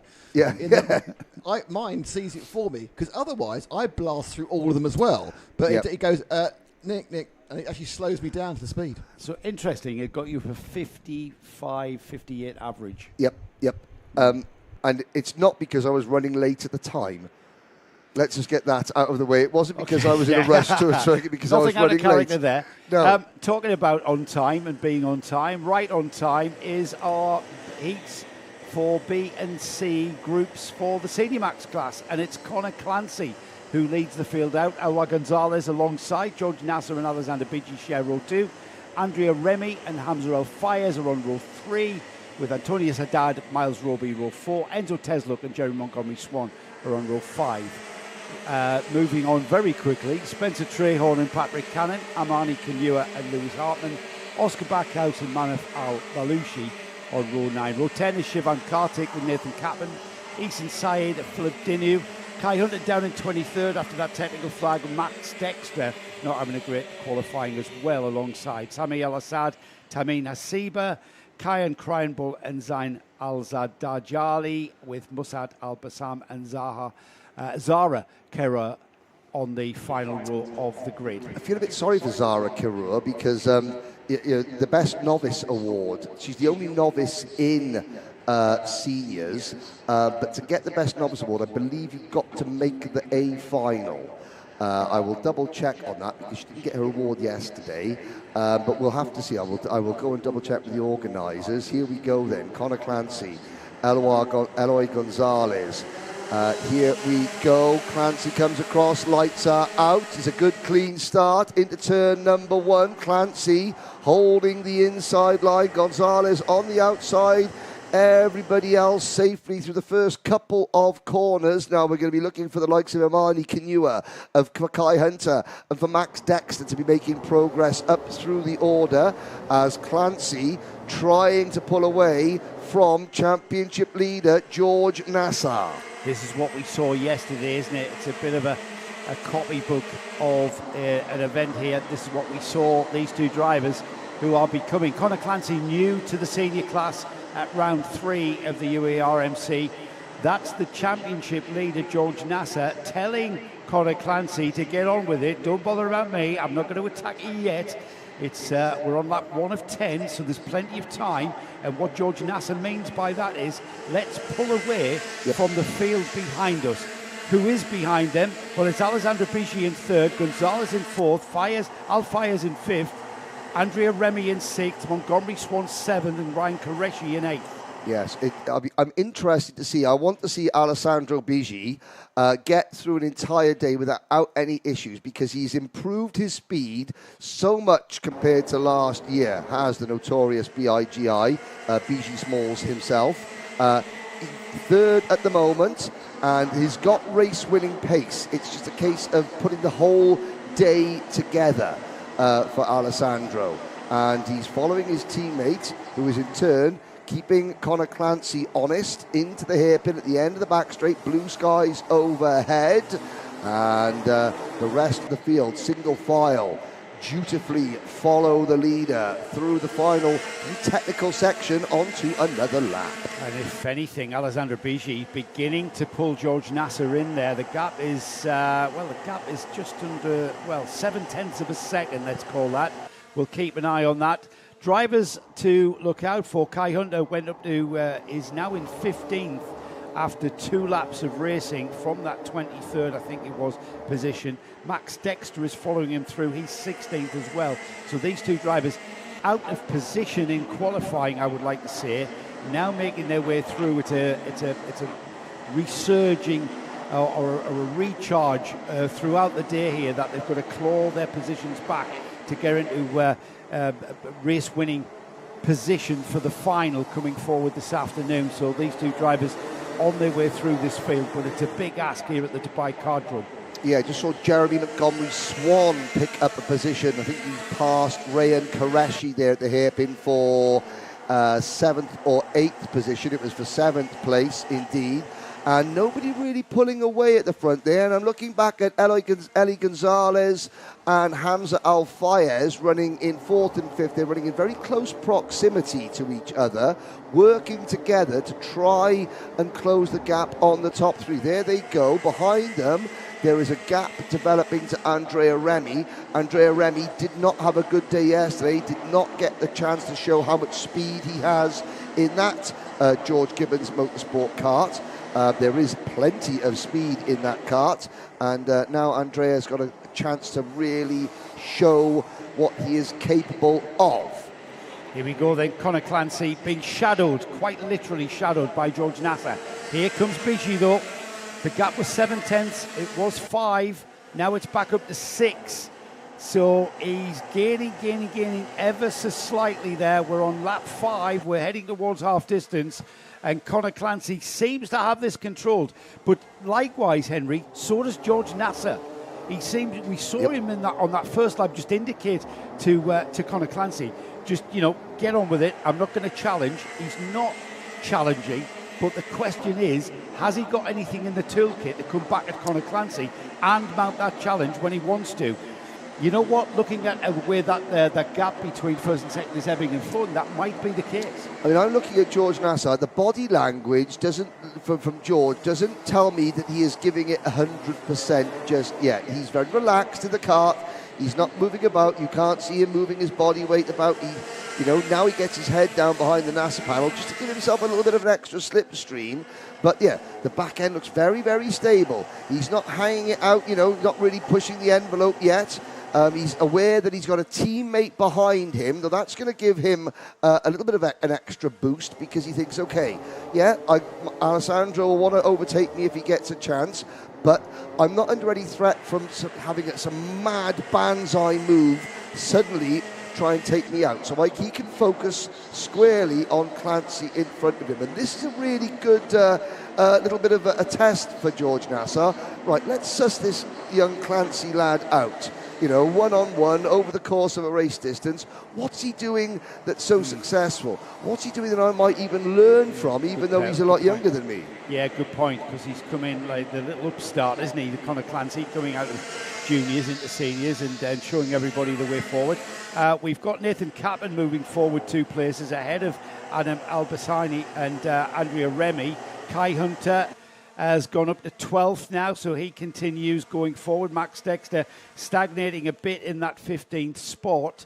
Alexander Bijy, that gap to Nasser remains at 7/10, but the Motorscape driver, Elwa Gonzalez, he's coming through now. He's got past Hamza Al-Fayez for M&M, so it was an M&M second, third and fourth. Motorscape driver Gonzalez now splitting that up now, and it's still that gap being maintained by George Nasser there. The black and white car, the driver with the orange helmet there in that second position is George Nasser, erstwhile championship leader. The orange card is Connor Clancy's Mumbai Falcons card, and Connor in control, won the final yesterday. Here he is, 7 laps completed. They're on to the 8th lap now. Andrea Remy, I've noticed, he is dropping back again in the number 3, 4, 5 car. He was in P6. He's now dropped back to P9, and he's got a whole bunch of drivers clawing all over his rear bumper, trying to get past him, including 10th place driver Kai Hunter. 23rd to 10th in 6 laps for Kai Hunter. Yeah. That is progress and positive for Kart Advisor Academy. He got penalised a couple of times yesterday. Yep. He gets a mechanical flag in qualifying. Kai Hunter, former British champion, all-plate winner here. He knows how to drive around the Dubai Kartdrome. He would have been livid with that mechanical flag. The KAA driver now up to 9th, would you believe?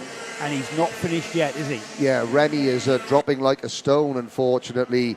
The kart setup not there for Andrea Remy at all. He is dropping back. He's down to 13th position, and there's still about 4 or 5 drivers directly behind him. So when can Andrea Remy stop the bleeding, as it were? Meanwhile, this is as close as Nassar has looked. Now, you may think, well, he looks exactly the same position. No, he's about a kart length closer, and that is important. And this is when George Nasser has to show his hand. However, Connor Clancy's got an experienced head on that young driver.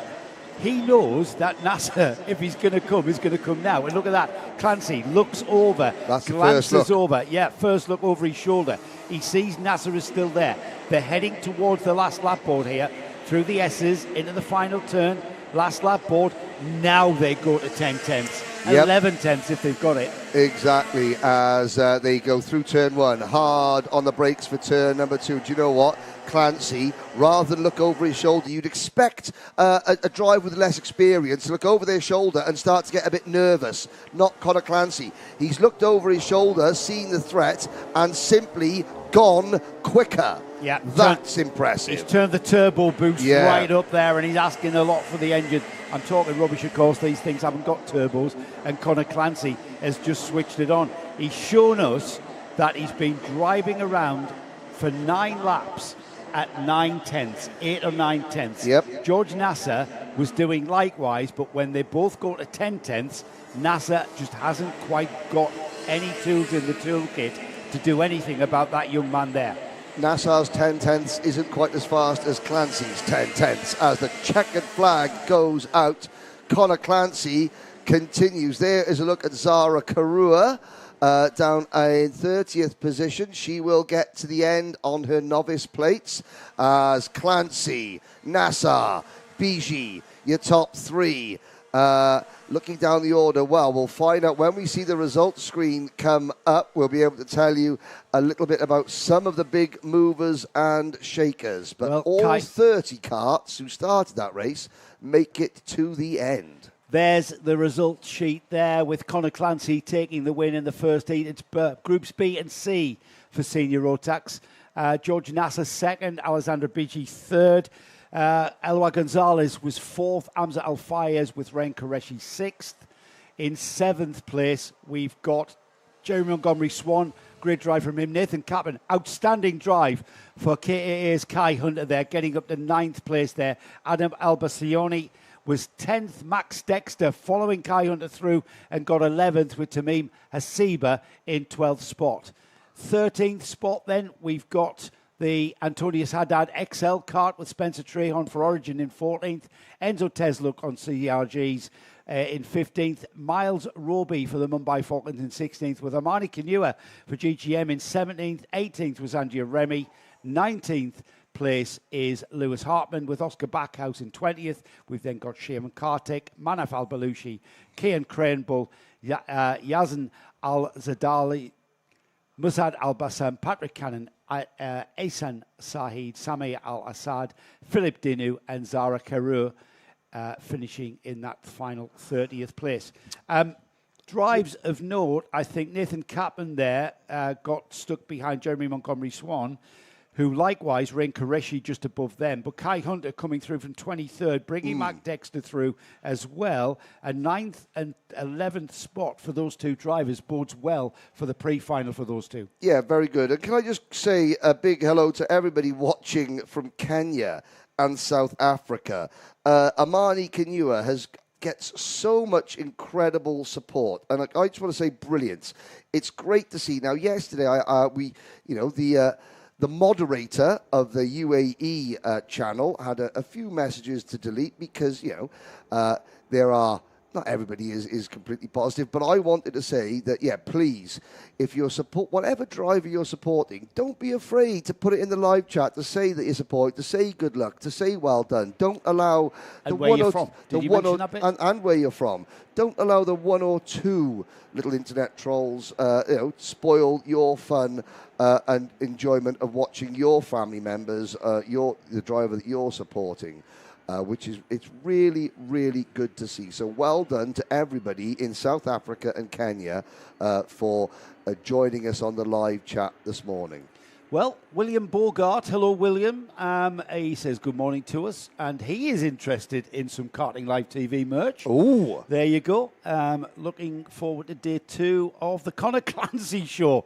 Well, it really is, isn't it? And it's once again the Conor Clancy show. Who have we got on your stream, Henry? Well, I've got Via Chopra, who's reminding us, saying, "What's that coming over the hill? It's Via Chopra."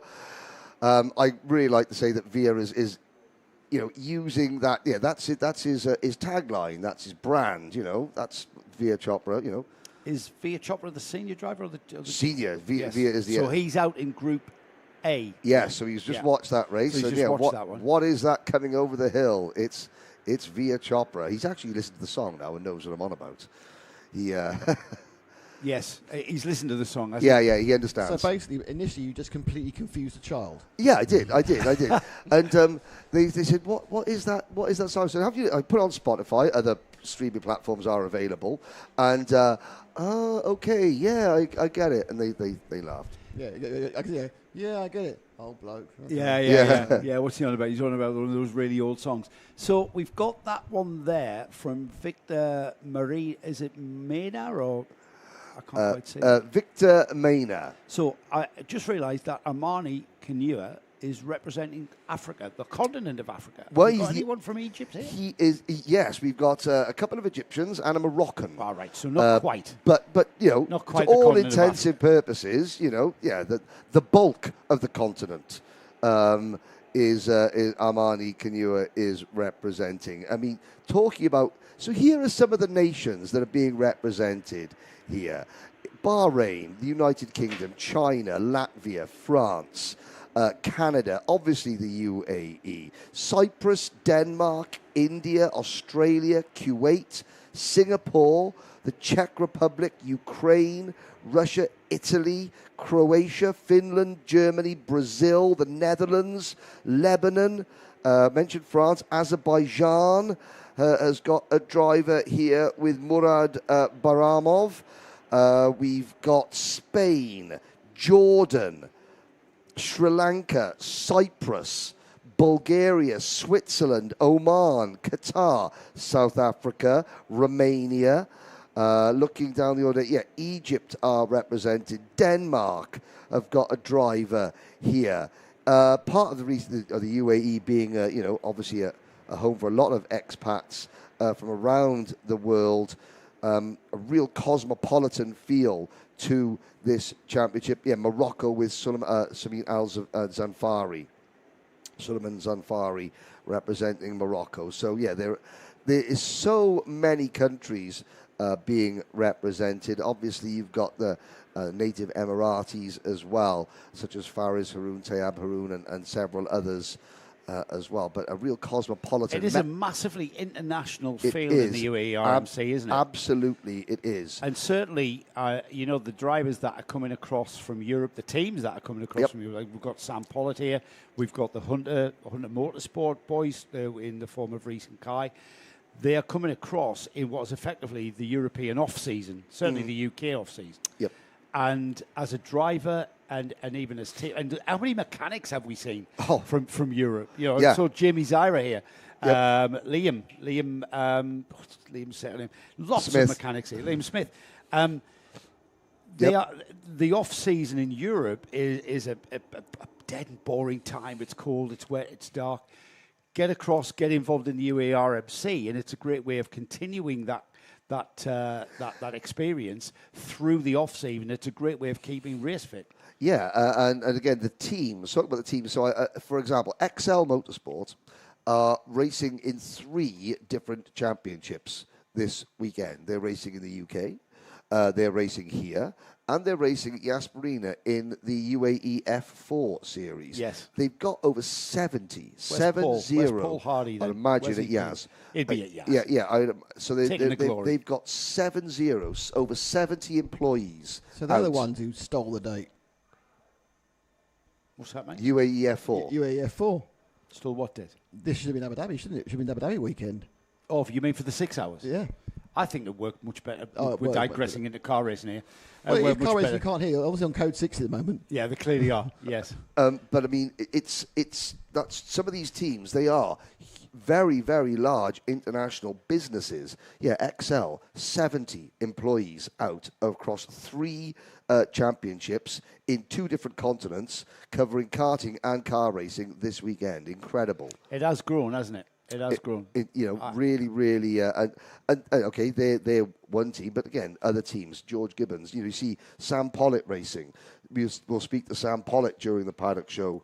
We'll hear about Sam Pollitt racing, venturing into car racing in the UK, creating that ladder from pretty much Microax karting. Yep.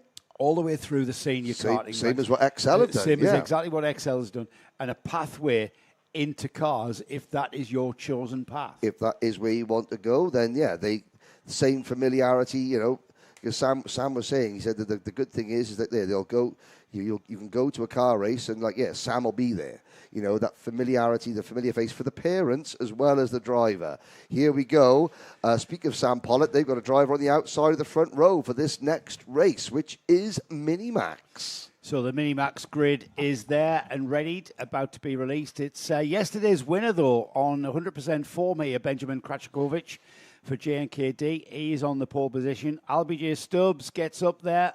He will not make that mistake again as he did yesterday. He's second on the grid alongside him. Francesco Lignoli with a great qualifying performance there. Puts himself on the second row alongside Ivan Jančević with Oliver Butchard and Vaiko Pajamaki on the third row of the grid. Fourth row of the grid is Kurt Ivanov. Paul Schutzman alongside Max Payton and Adam Fleury are on row 5 with Charlie Page and Gleb Obyukov on row 6. Row 7 is Mikhail Tervoklebov with Zahir Turkey alongside Mikhail Mitrokin and Rafael Sagati share row 8. Row 9 is Austin Gray and William Mazzali, the 2 GNKD drivers there. And then the 20-card grid is rounded off by Aryan Esan and Vivian Chuan, KAA and Synergy on the back row of the grid there.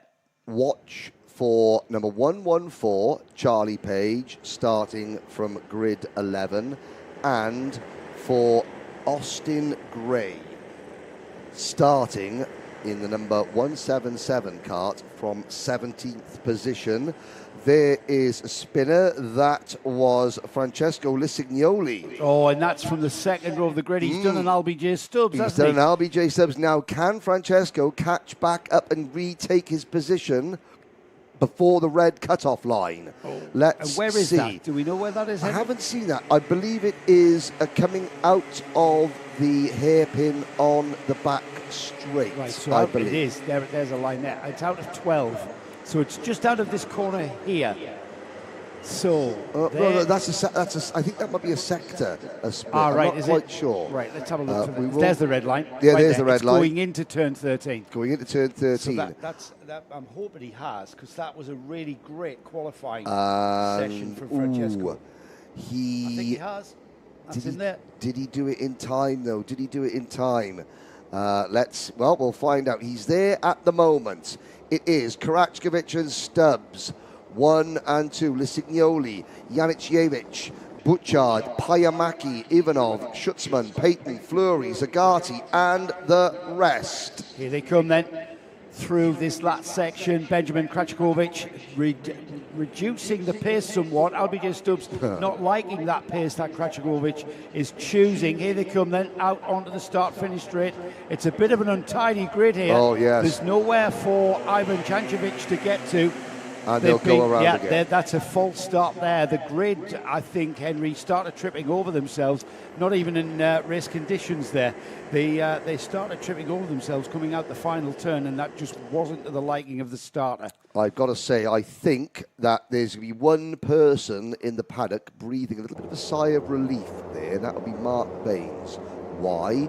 Because the two drivers that he is looking after, Oliver Butchard and Ivan Janickiewicz, if that start had gone green, I think both of those drivers would have possibly had some form of tramline penalty. Yes, Janickiewicz was the driver in the red and black car. That was way out of line. Yes. So that is potentially a hurdle overcome for Butchard and Janickiewicz. Let's see if they can get it right this time. Driver just moving into position there. It's Benjamin Krachkovic who is monitoring the pace, managing the pace here. Albijay Stubbs just looking across.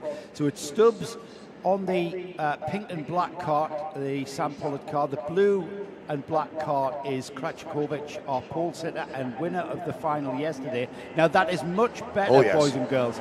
Here we go. We will go racing through the sweeping flat-out right-hander. That is turn 1 and into the braking area for turn 2. It's the front row of the grid that leads into turn 2 and also into turn 3. The rest of the pack make their way through, but it's Krachkovic from Albijay Stubbs. Well, Stubbs actually has been dropped back to about 6th or 7th position. As they crossed the line, Janickiewicz had much more momentum than Albijay Stubbs, and when Albijay Stubbs tried to get to the inside line, Janickiewicz was already there. Stubbs had to jig to the outside very suddenly, so he didn't get turned around, and it has cost him several positions. He's down to about 5th position. Lisignoli up into P2. So it's gone from potential disaster to potential best result of the season for Francesco Lisignoli, running in second at the moment. Butchard is third. Janickiewicz is fourth on that Axel GP livery car, or is that Kia Ivanov in the NI Racing red and white machine? Butchard looking very, very racy indeed in that third place. The bright green helmet there of that driver in third, right on the bumper of Lisignoli. And Lisignoli, again, showing us that that third place on the grid is much of a benefit into turn 2. And we saw how he was able to follow Benjamin Krachkovic down the inside into turn 2. I thought that was Albijay Stubbs, actually. It wasn't. There's pink on that cart, and that caught me out. Here he goes, though. He's about to lose that second place as Oliver Butchard lines him up for a move, not quite there at the chicane. As we continue round, Albijay Stubbs not that far behind these two. And it's about to be a 3-cart train going to chase down Benjamin Krachkovic as they head back towards us in the paddock. Just rounding that hairpin there through the S's. Paddock area on their left now, and it's all flat out racing across the line to complete 3 laps. Now, Albijay Stubbs already showing that he has got the pace to match and compete with Karachkovic as Butchard grabs second. Here comes Stubbs to the inside, taking advantage of the fact that Lisignoli was just forced a little bit offline by Butchard, and all but Lisignoli coming back. Here's your first kartshop.me replay of the day. Butchard, mirror, signal, maneuver P2. What helped Butchard make that move was Francesco Lisnioli had an absolute tank slapper of an oversteer slide all the way through turn 1, went on the brakes, ended up off track almost, just gathered it up with fantastic kart control. We'll have a look at that later on when it calms down a little bit, but it was an absolute outstanding piece of kart control from Francesco Lisnioli. However, he's not just lost out to Butchard there, he's lost out to LBJ Stubbs as well. That's your first 3 there. Karačiković, Butchard, Stubbs, Lisnioli trying to get back on terms with them. Yesterday, Oliver Butchard saying, look, I didn't quite have the pace of Karačiković and Page. When they battled, I could stay with them. When they were running flat out, I couldn't. Charlie Page already up to P5. There he is in kart number 114 for the XL Motorsport team. He is now ahead of Lisignoli, of Ivanov. Gray is up from 17th to 7th. Austin Gray in kart 177. Paul Schutzman is 8th. Ivan Janicevic is down to 9th. Vico Payamaki is doing a solid job. The Flying Finn in 10th position ahead of William Mazzali, Max Payton, Adam Fleury, Mikhail Matrotkin, and the rest of the field. Only 19 drivers started this race. Sadly, Vivan Chowan, the novice driver, did not start this race. Into the second half of this 7-lap heat then for the Minimax field. Karačiković leading by 0.8 of a second from Oliver Butchard, LBJ Stubbs. Charlie Page now ahead of Lisnioli with a fine move at turn 3 last time by. Here he goes. It's Kurt Ivanov in 6th. But we'll just see now as things begin to settle down somewhat, as LBJ Stubbs just aware now that he's got an XL driver in the form of Charlie Page, both British drivers of course. Charlie Page now trying to get back on terms, or trying to get on terms. Caught out yesterday, wasn't he, with that disqualification for a bit of a squish issue. We'll be putting that to the back of our minds and getting on with today, day 2 of the UAE RMC round 4 here at the Dubai Kartdrome. As you see the rest of the lead group follow Benjamin Karačiković, Oliver Butchard and LBJ Stubbs through the final sector. Page closing in on Stubbs. Gray, a superb drive up to P5 ahead of Lisignoli and Ivanov now. How many more positions can that driver in the number 177 JNKD machine, the teammate to Benjamin Karačiković? Can he make any more positions up? Oh, we're on lap 6 out of 7. Probably not for Austin Gray. He is 0.8 of a second behind Charlie Page at the moment, and Page himself is moving forward, trying to pressurise LBJ Stubbs, but up at the front, Karačiković has been able to maintain that 0.6 of a second lead over Butchard, who in turn has got an 0.8 of a second lead over LBJ Stubbs and Charlie Page, who are nose to tail. Out of character for Minimax to be this processional, but it's early stages, isn't it? Day 2 here of the UAE RMC round 4, and it's all about getting towards getting that grid position and gaining some points for the championship, but it's all about the important final. You want to be taking home a trophy and standing on the top step of the podium this afternoon. That's what it's all about here as we come over the bridge and down the hill towards turn number 6, and then it's flat out racing through the left-hand sweeps, and they'll appear under the Dubai Kartdrome underpass.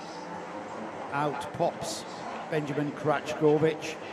He's into the left-hand hairpin at turn 11 through 12, down the back straight there, heading towards the shopping malls, and then turning hard right through the hairpin at 13. This is a key part of the track now here, through the sweeps and turns of 15, 16 and 17. All important turn 17 here, heading towards what will be the checkered flag to take the heat win.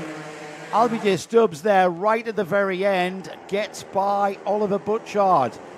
The Sam Pollitt Racing, the pink and white livery of Sam Pollitt coming through in second there. And that is a great drive from LBJ Stubbs there to get back to that second place, which is where he started after all. Yes, indeed. And He shows that he has the pace to beat Kartdrome, or at least race with Kartdrome. It's a case now of getting that start right so he doesn't give himself so much of a mountain to climb. Butchard, Page, Gray. Fantastic drives there from Page and Gray to finish 4th and 5th. Lissignoli comes home in a solid P6 after taking 2nd at the start. Further back, as we look down, we've got Kia Ivanov and Ivan Janicevic in 7th and 8th position. Vico Payamaki, Paul Schutzman, William Mazzali and Max Payton round out your top 12. 19 drivers started this race. All 19 drivers still running at the end of it. As you look down the rest of the finishers, the Ital Course Middle East team, not quite sure how well the Ital Course chassis is coping with this particular circuit. They're not as high up the order as you would have come to expect.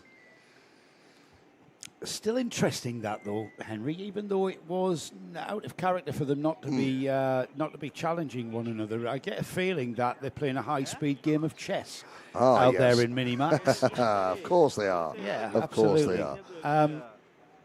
Talking about very high-speed games of chess, DD2 will be our next class out there. They are the fastest Rotax class, yes. I think.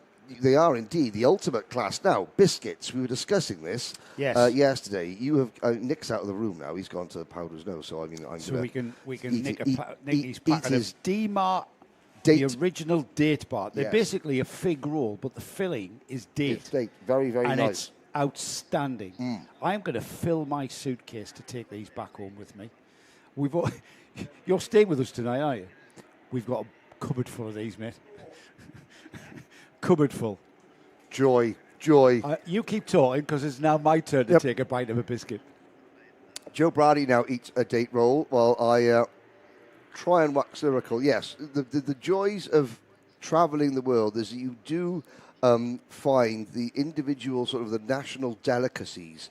Going to a supermarket in a foreign country is a fantastic thing because you have the same brands, and then you have the same brands that just sort of like slightly different sort of designs, you know the company, and then you have stuff that is unique that you cannot get in your own country. And a date roll is certainly something I have enjoyed tremendously whilst I'm being here.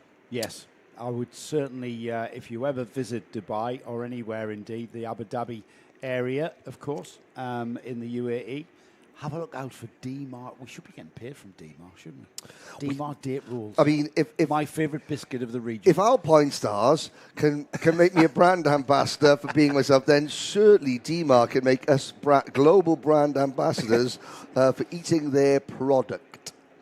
Yeah, absolutely. Absolutely. As we look at the wind has died down a little bit. Blue skies pretty much now surrounding the Dubai Kartdrome. This circuit, this particular iteration of the Dubai Kartdrome, we aren't going to be racing here on this particular site for many more years because there is construction of a new kart circuit. There is some very interesting news coming out, and I think we'll have more information coming forward. Maybe by next weekend, so stay with us for Kart Live TV's coverage of the Dubai O Plate next weekend.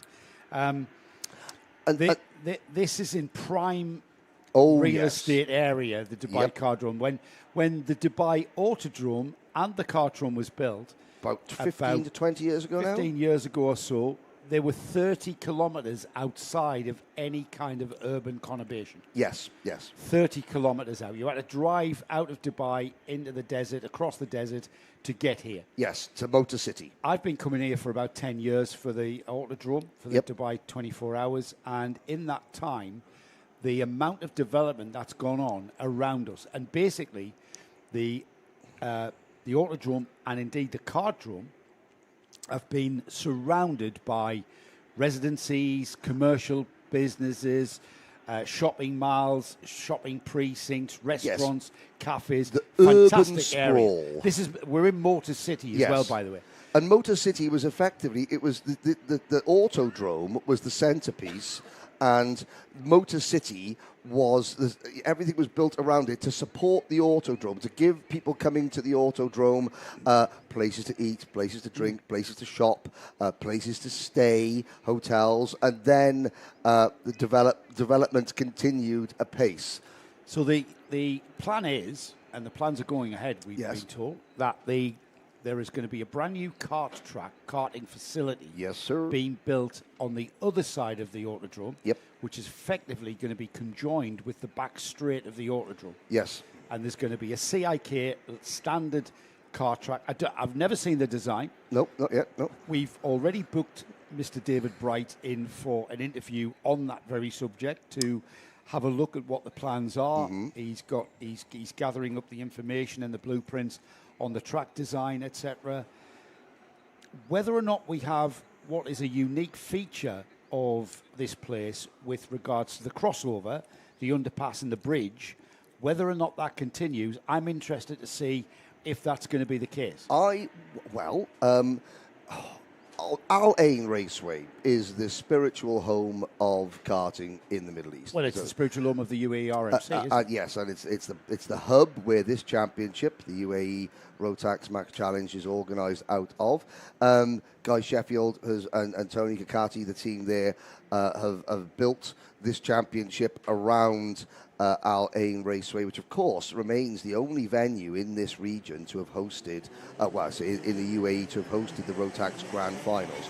We'll talk a little bit more. Well, maybe we'll bring Matt Norman back in a little bit later today to talk about some of the history because of we have the championship. grid. We have a grid. We have a grid of karts that have been released, and it's DD2s. Yes. And look at that for a front row. Theo Kakati alongside Suleiman Zanfari. Zanfari promising a lot today. Max Dexter and Tyler Harris share row 2. Mark Bassier and Adam Malek are on row 3, with row 4 looking like we've got Anthony Hogg, the first of the Masters here, with Moritz Canopes alongside. Kyle Blockley on row 5 alongside Nicolo Cacciatore, and Greg Watt, the independent. Honolulu Racing's Greg Watt bringing up the final row of the grid there. Yes, no Hamza Hashisho, sadly. No Samuel Walker. This could be game on again. Tyler Harris, championship, thinking championship. He's got Hamza Hashisho not being here. That takes one main championship rival out of the equation for Tyler today. Let's see what occurs in the next 8 laps. The question is, who can beat Theo Kakati, who gets off the line and will lead through turn 1, the sweeping right-hander leading immediately into the braking area. Kakati leads, everybody making their way through there without any real issue. They're already out of turn 3 and across the bridge. Kakati leads into the hairpin at 4 down the hill. Now we descend down the hill through 5, hairpin left, and then that's acceleration zone up into second gear as they sweep left under the bridge now. Kakati is our leader as the rest of the field already into the chicane and out. Can I say, Theo, hello to Luis Perez watching. It's Saturday, it's still Saturday night in Los Angeles, California. It's 10:20 in the evening, and Luis is watching his buddy Theo Kakati leading from Morocco's Suleiman Zanfari, from Max Dexter and Tyler Harris. There goes Kakati across the line, and of course Kakati will be returning to the USA on Monday. He'll be in action the next couple of weekends at Speed Sports in Houston, Texas. He's planning on taking some trophies from the UAE RMC round 4 with him, though, and he's been absolutely in great form. He had a massive challenge yesterday from Max Dexter. Today, though, it's all about Suleiman Zanfari. Can the Moroccan get back on terms with the rear bumper of Kakati? He's got a bit of a breathing space as Zanfari before we've got Max Dexter, who are beginning to duke it out with Tyler Harris. And as I say that, Henry, he's pretty much, they've concertinaed back up, and Zanfari, as they accelerate down the back straight there, Zanfari looking comfortable in that second place, but still not quite on the bumper of the leader, Kakati. Yeah, the Motorscape team, I mean, I was looking forward to watching Suleiman Zanfari get into the lead battle with Theo Kakati and Max Dexter yesterday. It didn't quite happen. Today looks like it's far more promising because Suleiman Zanfari is a superbly talented driver. Sister races as well. They race karts. Yeah, I think they're moving into Formula 4 as well. The two Moroccan siblings. Easily leading the way in Morocco in terms of Moroccan driving talent. There is Suleiman, and there's Max Dexter in third. But Theo Kakati, he said, look, I knew that today was going to be tough, so I had a nice early night last night, got myself ready, prepared, eating healthily. Yeah, we went out for dinner with him the other night. He had 3 fruit smoothies for dinner. Oh wow! Yeah, just 3 fruit smoothies for dinner. Was that it? No carbs. Oh no! There was plenty of meat. Oh, I see. Right. Oh okay. yeah, no. That was there was plenty of, yeah. But yeah, that was 2 nights ago. And, Dexter threw into second. Yes. It was coming, wasn't it? Max Dexter for Telios was lining up Zanfari, and he's made it happen there. And he's into into second place. That makes Suleiman down to third, is it? Is that still Zanfari in third? Yes, it is. The Motorscape kart there in third, but under immense pressure now from that driver there, Tyler Harris, championship leader coming into round 4. And Harris is now lining up Zanfari to take that third place from him. It was funny that the team boss of Telios, there was a whole group of Italians by the coffee shop in the main building here earlier this morning, and I wandered in, and they went, speaker, coffee, and I was like, yeah, thank you very much, I'll have a cup of coffee. And then they sort of looked at me, and the lady behind me said, what coffee do you want? And I was about to say something like, I'll have a nice latte, and I looked at the Italians looking at me and go, no, you have proper coffee. Which is what? Which is very small, black, and oh, I see. Yeah. An espresso? An espresso, yes. Yeah, we like our cappuccinos, though, don't we? We do, but when the Italians are buying you a coffee and they're paying for it, you look at them, yeah. I'll have one of yours, yes. Coffee strong enough that sits up in the cup, slaps you in the face before you drink it, yes. Tyler Harris has Mark Bassier not that far away. Those are the 2 karts there, are the last karts in that train. Tyler Harris hasn't been able to challenge Suleiman Zanfari. He's the red and white and black kart of Motorscape, just in front of Tyler Harris there. The leader, still Theo Kakati from Max Dexter. These are the 2 that ran at the front of this field. We're already past half distance, Henry. On to lap 6 now. And whether or not Tyler Harris has anything that he can challenge Zanfari for is looking not like to be the case. He may be playing a waiting game, but if he's not careful, Tyler Harris is about to have Mark Bassier for company. If you have a little look at Adam Malik, all on his own in 6th position. Malik trying to pick up the pace from yesterday. I mean, you can talk a lot about the Mekong Delta because he's been in Vietnam on a school trip the last couple of weeks. But Kyle Blockley leads Masters, but only by 0.4 of a second. Now remember, that's a complete reverse of the grid for Masters. So we had Blockley, Tony Hogg in front, Maurice Canoppa's in the middle, Kyle Blockley in third in Masters on the grid.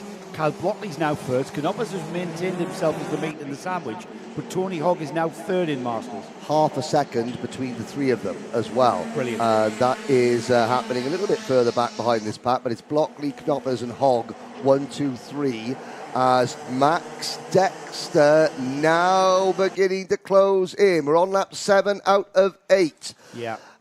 It's last lap board next time by, though. Yes. And if Kakati is playing that management game of just easing himself to that checkered flag, he's going to have to be very careful. You said it this morning.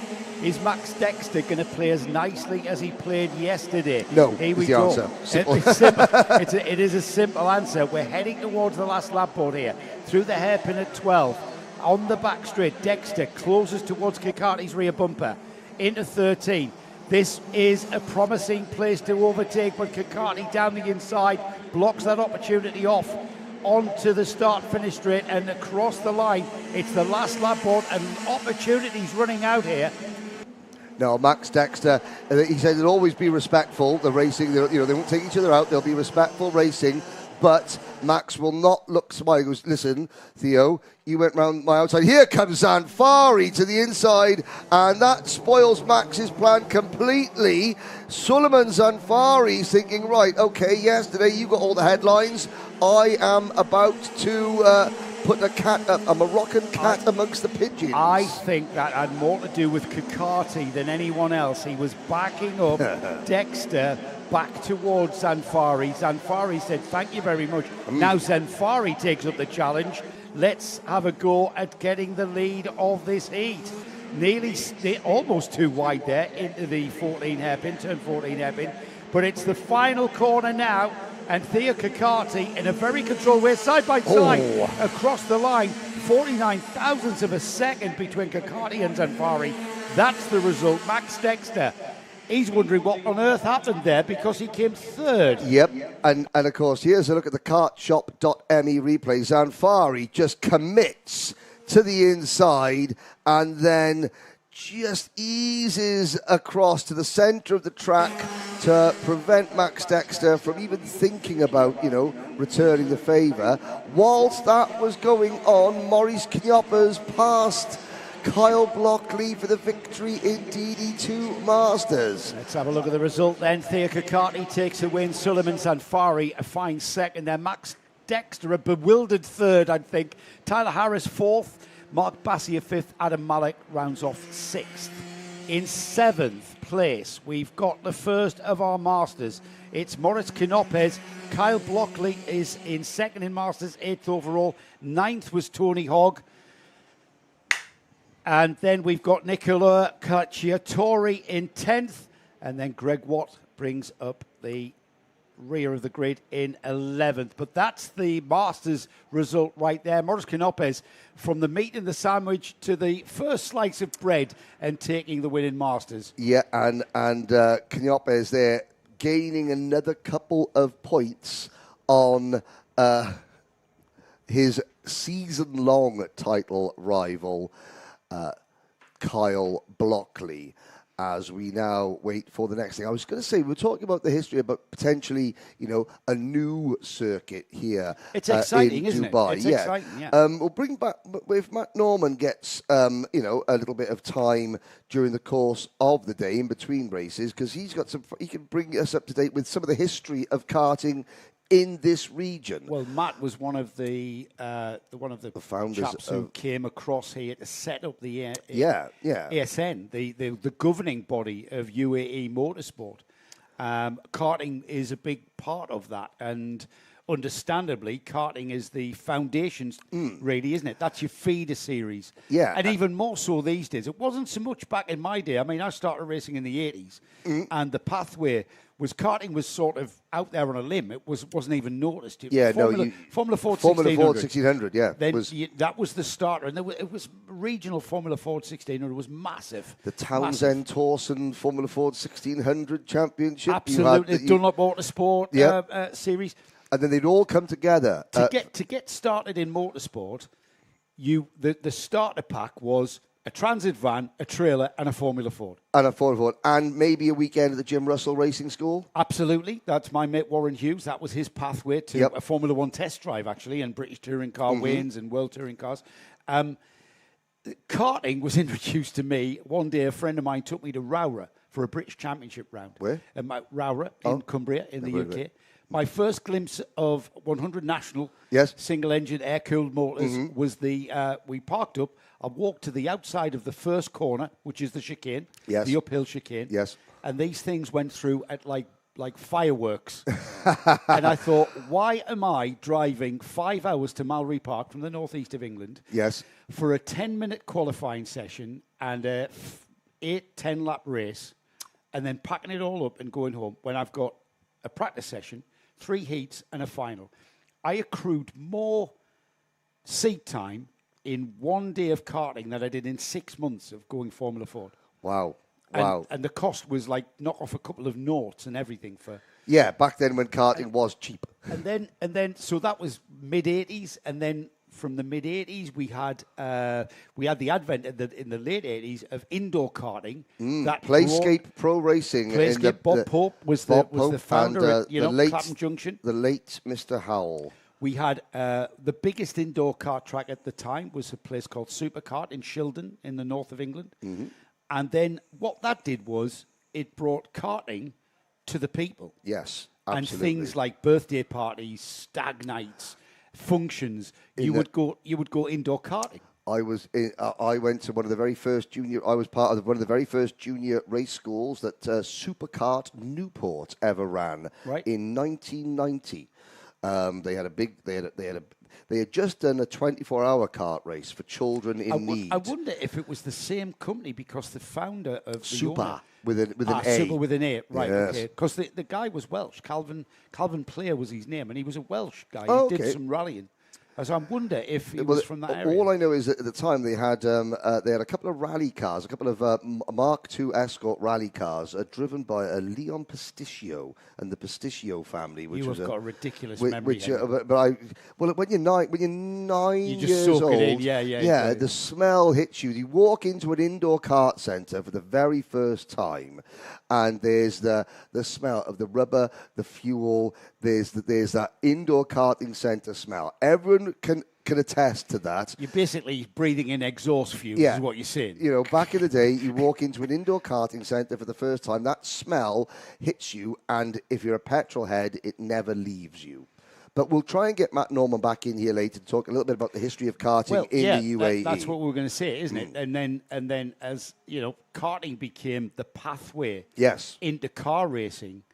And it would be interesting to hear what Matt has to say about how, karting has evolved in the UAE. Because you've been around, how many years now have you been coming across to the UAE RMC? I started coming over here 2022. Right, okay. So not wonderful, not massive. 3 or 4 years, with the grids were... We progressed steadily. I was really interested, obviously being in Dubai, the rate of construction and, the things are built over left, right and centre all the time. I was very surprised to learn the very first kart circuit to ever be built in Dubai is still here. Is it really? It's a small circuit, yeah. Matt Norman can tell us all about it later on. So can you still go there? Apparently, you could still go there. Can you rent karts there? I didn't get that far. Maybe Matt could tell us. But for a country that doesn't preserve history, that just builds and constructs and evolves and changes all the time, it's a very young.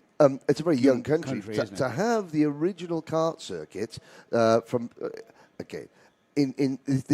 in Dubai terms, 35 years ago is a lifetime. Yes.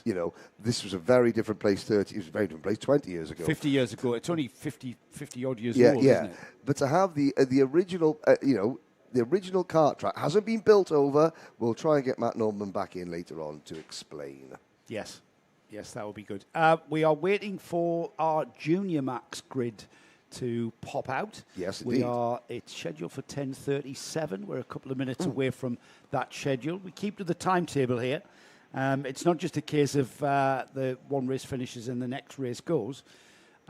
We keep to the schedule here because the teams, the drivers, know that their time to present themselves at the collecting area is in time for that race to go ahead at 10:37.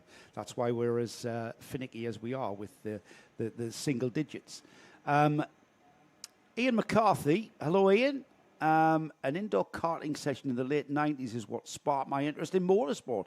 Absolutely. Henry's right. The smell alone had a lot to do with that. Now, Ian Ian's one of our collective who follows, like yourself. Yep. Yeah, you're one of our collective, aren't you? I'm talking about the RSL collective, Radio Le Mans. Yes.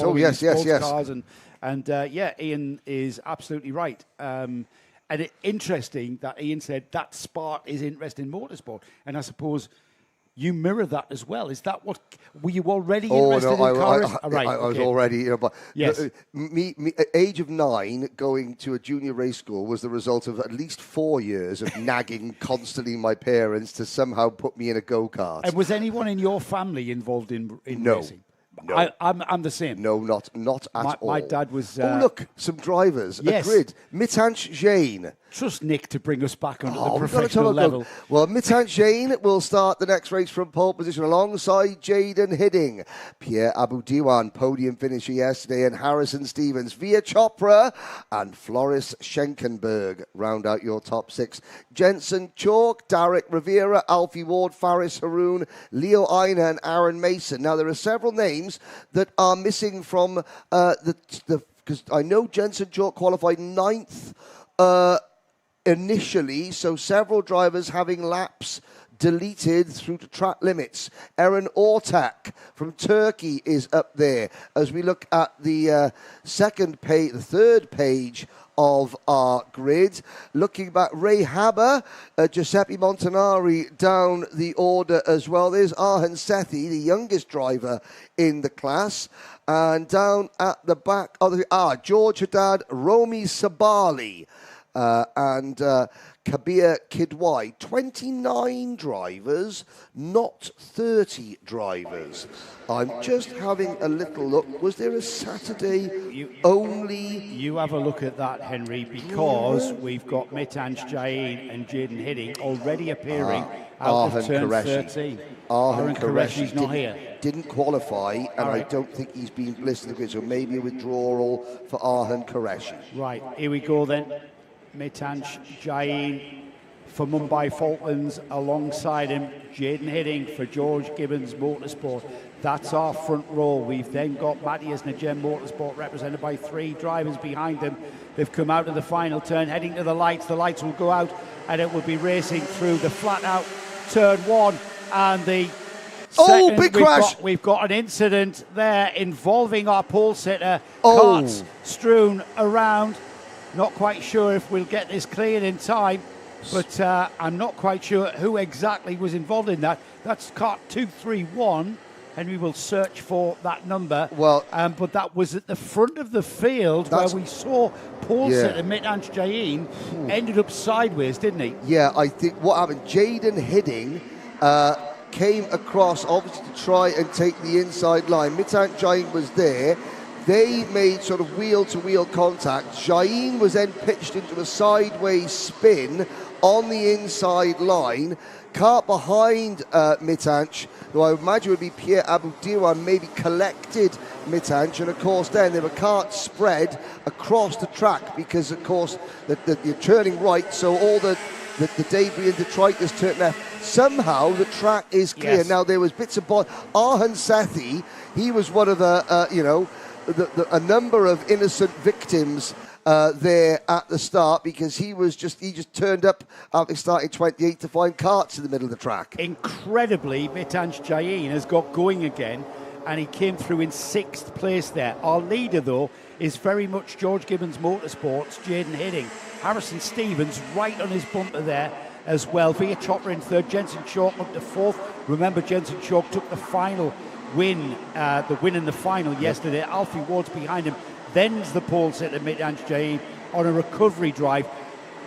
Question is, Henry, has his setup been affected and altered in any way? There's a move for the lead. Well, I mean, Jaden Hidding, he would have had some damage because he was the driver that came into contact with Mitanj Jain at the start. Harrison Stevens takes over the race lead. Sadly, Floris Schenkenberg, Aaron Mason also joining Arhan Sethi on the DNF list. So we're down to 26 runners. Drivers that were badly held up. Pierre Aboudiwan down in 25th. We've got another battle going on circuit because several of these drivers will have damage to their karts. Let's have a look at the Kartdrome replay as we've got Via Chopra down the inside, and going with him, the number 218 there is Jensen Chalk, who said, "Thank you very much," while you two squabbling. That was Via Chopra and Jaden Hidding.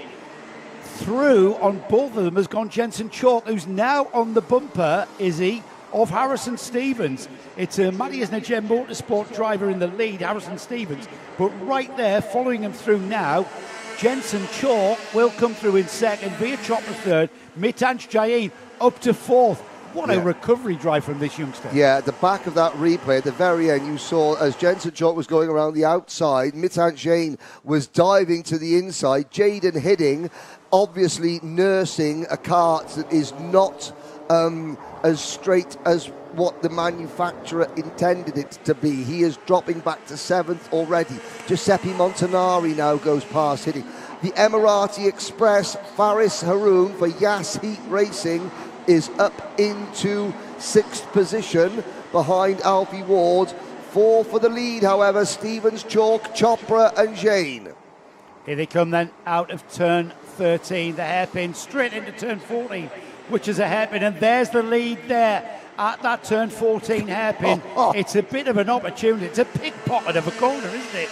As Jensen Chalk, from the win in the final last night, here he is leading Heat 1, but it's not over yet, Henry, side by side. It's M&M in the front again. He gets squeezed wide there, Jensen Chalk.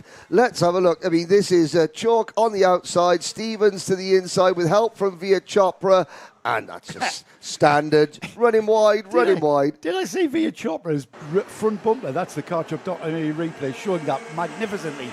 Chopra was pushing him through that corner, and he kind of, no doubt about it, helped with the acceleration out the corner. Yeah, indeed. Chalk, though, finds himself back into second, so Chalk has repassed Via Chopra, who is now going side by side with his title rival Mitan Jain. And Jain is up into P3 for that Mumbai Falcons number 255 machine. Jaden Hidding is still hanging on in about 7th or 8th place, but Faris Haroon and Alfie Ward have now joined the lead group, as it were. Here we go, 2, 4, 6 drivers, then a gap back to Hidding. So there's the bright blue Yas Heat colours of Faris Haroon. Keep an eye on that young man in that bright blue overall there, Faris Haroon, who joined us in the commentary box, didn't he, at round 3, and did far too good a job for my liking. Yeah, exactly. He's nursing or recovering a broken forearm and a broken wrist there, and he's doing absolutely, that's the bright blue Yas Heat livery on that cart there at the back of that train. Back to the front though, Harrison Stevens with Jensen Chalk and Mitansh Jain.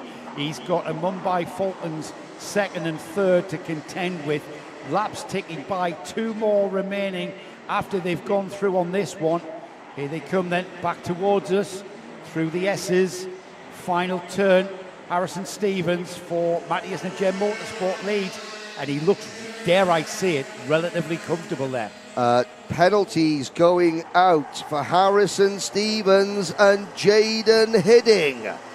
Now a jump start possibly, all 4 wheels out of the tram lines possibly, or have they been adjudged to have done something in race, possibly to do with that first corner incident? Because there was a lot happening in that first corner. There's a driver walking away that looked like it was Kabir Kidwai, or potentially Kabir Kidwai, novice driver with a DR race suit walking away at the background there. Be interesting. I wonder if we did, obviously the start, the 2 camera angles. There's a move, Henry. That is a move. Once again, Jensen Chalk back into the lead. Let's have a look at the Kartdrome coming out of 14. He died. That's a pickpocket of a corner. He's been robbed. Call the police, someone, because that's Jensen Chalk's corner. That's the third. Yeah, it is. How many times have we seen that? I mean, and here he comes again now, defending on the final lap here across the bridge. Mitansh Jain down the inside and joins his Mumbai Falcons teammate down the hill towards the left-hander. Now we accelerate through the sweeps, and then under the bridge, it's Mumbai Falcons back to the front with 1 and 2, with Jensen Chalk, Mitansh Jain, Harrison Stevens having to settle for 3rd as they continue. Question is, Henry, can Mitansh Jain challenge potentially? Well, I think that Jensen Chalk, he's not going to give Mitansh the win there, but there was some very good tactical driving there, because Jensen Chalk just backed Harrison Stevens up to allow his teammate Mitansh Jain to make the move and pick up the position, as another 5-second penalty goes out for Sammy Turner. But I think that that was smart from Jensen Chalk. He knows that his teammate is fighting for a title, but he doesn't want to give it the wins too easily. That was a very, very exciting Junior Max heat there to kick things off. And that just promises so much going forward, doesn't it? With a first corner incident there, Jensen Chalk was the driver that came through to take the win. He did so yesterday afternoon in the final. Mitansh Jain, from being spun around and ending up, I think, off the track, coming back through to 2nd, is outstanding work. Harrison Stevens in 3rd. 4th place is Via Chopra. Jaden Hidding in 5th. Faris Haroon, fine 6th place for him. In 7th place is Alfie Ward. Then we had Johansa Senenyaki, Derek Rivera, Giuseppe Montagnari. Leo Anna is in 11th with Sam Turner. with a +5 penalty. That might not be the case. Ari Kallenberg, Savelli Kojai, 13th and 14th. Going back down the order, Finley Smith, Ray Harbour, Pierre Abu Dewan, Lewis Reed in 18th. And then we've got Erin Ortak, Thimi Mapankada, Damien Knorr, Murad Baryamov, George Haddad, Romy Sabala, and then Gabriele Baricodi and Kabir Kiwai were a non-finish, as was Floris Schenkenberg, Aaron Mason, and Aaron Setti. Yeah, it's a shame we haven't seen couldn't see that first corner again because I think it had the potential to be a lot worse than what it was. Obviously, Schenkenberg, Mason, and Sethi retiring on site.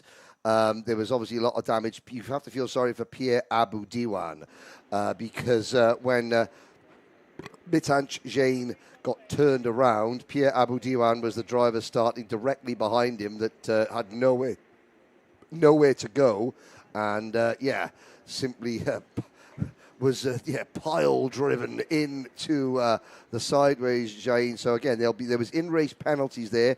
I am sure there will be nose cone penalties as well after that, just because of the amount of contact there was. There was a lot of contact in that first couple of corners. But the car is facing the wrong way in front of you. There's not much you can do about it. No, there isn't. But car, the main thing is, we talk about that. The drivers are all okay. There's no issues with any of the drivers. Machinery can be repaired quite easily. Yes. No, it's what's money anyway? What is it? What is money? What is money, Henry? Tell me. What is it? What is money? Is it the key to happiness? Yeah. Well, it helps. Who knows? Who knows? I wouldn't mind having somebody so I could find out. Yeah, so the thing is, Henry needs to explore whether being rich would make him happy. So can we all please give Henry large amounts of money? Yeah. He'll do some research and come back and tell us. Oh, I will. And it'll be detailed research as well. Very, very highly detailed research. He'll be anyway, nothing but designer gear, obviously, and his Alpenstein stuff. Well, I mean, like George Best said, Yes. I spent most of my money on chasing women and drinking. The rest of it I wasted. Seems fair. The late George Best. Maybe there's a key there. This is the point there. Yeah, there's a key there. The late who died George. young of cirrhosis of the liver. Yes. Yeah. So. Yeah. We digress. The next race will be in a few minutes' time. We're talking there, I'm surprised that the original kart track here in Dubai is still standing. I'll get the name of it. Because most places just get bulldozed over after about 10 years and they restart again. Yeah, no, exactly. Yeah, exactly. I mean, the Autodrome was under question for a while about whether they're going to move it. And build it somewhere else. Yeah, no, there's but it's that. Then I think because Union Properties now own here and the Autodrome. Yes. That meant it was financially stable. I think it's just got a new 20-year lease. Oh, okay, yeah. At one point, I think about 3 or 4 years ago, there was a big conversation about whether they should just. Because the Dubai Autodrome, was the Dubai Autodrome ever earmarked for, say, Formula One? That was the idea. And then various political things in the region came into play. Okay, because we've got lots of Formula One Grand Prix in the Middle East. I believe Bahrain got an please don't quote me on this, but I believe Bahrain got an exclusive Middle East contract. And of course, Bahrain started in 2004. Yes. Which was about the same time as this track, the Autodrome. The Autodrome's got a Formula 1 T license, which means you can test Formula 1 cars here. Right. Not you're allowed to test them anymore. So it actually at the time was a Formula 1 quality circuit, absolutely. Okay. Grade 1 T. But yeah, I mean, it got the machinations and Bernie was involved, so Because, of course, the Bahrain no longer has the exclusive rights to host Formula 1 in this region. That got negotiated out by Abu Dhabi. Yep. And then, of course, since then we've picked up Qatar. We picked up Saudi, and Yes. then Qatar got in because of COVID. Yes. So Twice. Qatar, well, that's basically that was their foot in the door. Yes. And of course, also Liberty took over, and we've had more. What's the word for it? It's hard to put things, but more straightforward view of hosting. So we have 4 Grand Prix in the region. We have 5 Grade 1 circuits. Yes. So 5 Grade 1 circuits in this region. 4 of them host Formula 1. The Dubai Autodrome is the odd one out. Grade 1T, and then obviously they're building another Grade 1 circuit in Saudi at the moment. Oh, really? Okay. Yeah, they're building because obviously Jeddah is officially a street circuit, even though it's basically permanent. Yes. And they're building another circuit in Saudi. Do you want to hear something from the horse's mouth? Is it a nice horse? Yeah, well, it's Mr. David Bright's mouth. No. He confirms that the new circuit will have a bridge and an overpass. Ooh. Or an underpass, I should say. Okay. More of that, More of because that. we're going to get full details from David when we cover next week's event, and we'll be talking more about that. But for now, we can settle on that bit of intel that the new circuit that's going to be up and running. They reckon in about 2028, if everything goes well. For now, though, it's all about this version of the Dubai Kartdrome. And we are here at the UAE RMC Round 4, Day 2 of the UAE RMC. We are getting towards halfway in the calendar. From here next month, we go to the Yas Marina circuit, where we use part of what is, you guys were just talking about, the Formula One track there up at the West Hairpin. We take part, we put the karts on the track on the old iteration of the Formula One track, where they go through the left, right S-bend into the hairpin, down the back straight, and then we cut off onto the infield to form the track. It's an event that I'm particularly looking forward to. From there, in March, early March, we come back here to the Dubai Kartdrome for a one-day event. Then we go off to Al Fassan at the end of March for round 7. Round 8 rounds off the 2025-26 season for the UAE RMC by going back to its home at Al Ain Raceway. Al Ain for a 2-day event on the 11th and 12th of April. So we're about to get going with the second heat for Senior Max. This time it's groups A and C. It'll be the second heat for the drivers in Group C. And I can hear engines being fired up. The collecting area is way down towards pit out. Well, on the screen that's at the pit moment, out there. It's pit out. No, Yeah. actually, the first kart is about level with the red flag in the middle of the screen, but down the hill a bit. Yes, you can't see them And because they it's queue all over the way brow. back to the pit lane. It's over the brow. Hello to Glitchy Mars 8749. Go Mumbai Falcons. They certainly are. Connor Leese Designs. Good luck, Jensen. That was for Jensen Chalk. And we've mentioned Mary Coyette, haven't we? Good job for our greatest of all time, Armani Kinua. Got everybody at home very proud. So we are waiting for Senior Max to come out. They are scheduled to come out at 10:57. It's a couple of minutes away, Nick. Interesting to have the Yas Marina circuit on the UAE RMC calendar. It has been for a while, but it's a complete contrast to this track. Well, isn't yeah, it's unbelievably quick. It's a 32-second lap. Someone said 90% full throttle. I'm not quite that much. Well, it was Quite Henry. close. Henry said it's 90% full throttle. When you look at the Dubai Kartdrome and then you look at Yas, they're a complete. I mean, that's the challenge, isn't it? That's what you want out of a C. When you do a national series, you do want the tracks to be all the same. You want them to be completely different. Al Ain is that fast stretch of Al Ain down the main straight, and then you've got a fast and flowing circuit in technical LA. bits. You've got a circuit with elevation changes and twists and turns now for sand. You've got this circuit, which is, well, complete is a unique challenge with its overpass and underpass and the round the houses look to it. Then you have Yas Marina, which is absolutely wide open spaces. It's wide open spaces for F1 and wide open spaces for karts. It is. We were there this time last week, actually, having a look around it, and it's massive. It's going to be a very, very wide. It's going to really. The thing is, Nick, it's all high speed. Even the slow bits are high speed, and it's going to be, if you make the slightest mistake, it's really going to bite you. And in the same way that you make a slight mistake on the technical sweeps of the S's that finish the lap here, it's going to bite you. So it's very similar in that vein. Yeah, it's going to be about who can get their engine to sing at the on the high gearing. Yeah. but also have some sort of drive out the back. So Max is next, and it's the seniors, and it's heat. It's Group A v Group C. Yes, Group A and C. It'll be Oscar Lambert, the driver that will line up on the front row of the grid. Elwar Gonzalez is the driver that will line up alongside him. There's the grid there. Zain El Hamasani on the second row of the grid alongside Alessandro Bigi. And then we've got on the third row, Rayan Damadassa and Hamza Al-Fayez. We've got Mohammed Menemenai, Miles Roby on row 4. Row 5 is Faisal Nashko. Jeremy Montgomery Swan for JNKD is alongside. We've got Enia Sachi with Ryan Qureshi on row 6. Row 7 is Jules Demont and Patrick Cannon. Ryan Carouse and Lewis Hartman on row 8. Row 9 is Abdullah Al-Carter. Manaf Al-Balushi is on row 9. Row 10, Naaman Kureja. Nathan Kaplan shares that. Alicia Kanisa and Philip Dino on row 11. Row 12 is Andrew Obaid with Max Dexter in 24th spot there. Elliot Surtees and Tameen Hasiba with Sanad Al-Hawawi, Zan Al-Zajali, Alexis Alzer and Zara Karua round off 30 card grid.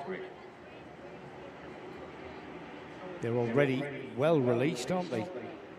As they are already at turn 14 here.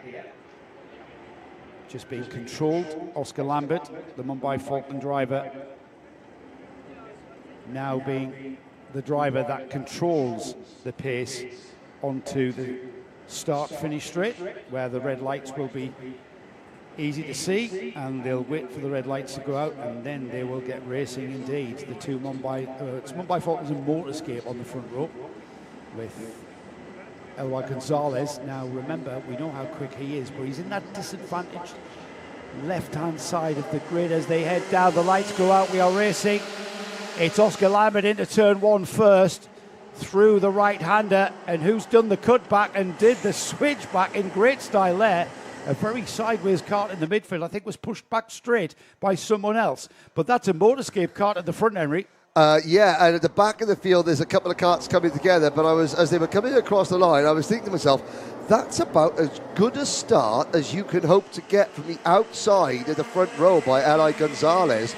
And he was able to get underneath Lambert, who wastes no time in taking the lead back.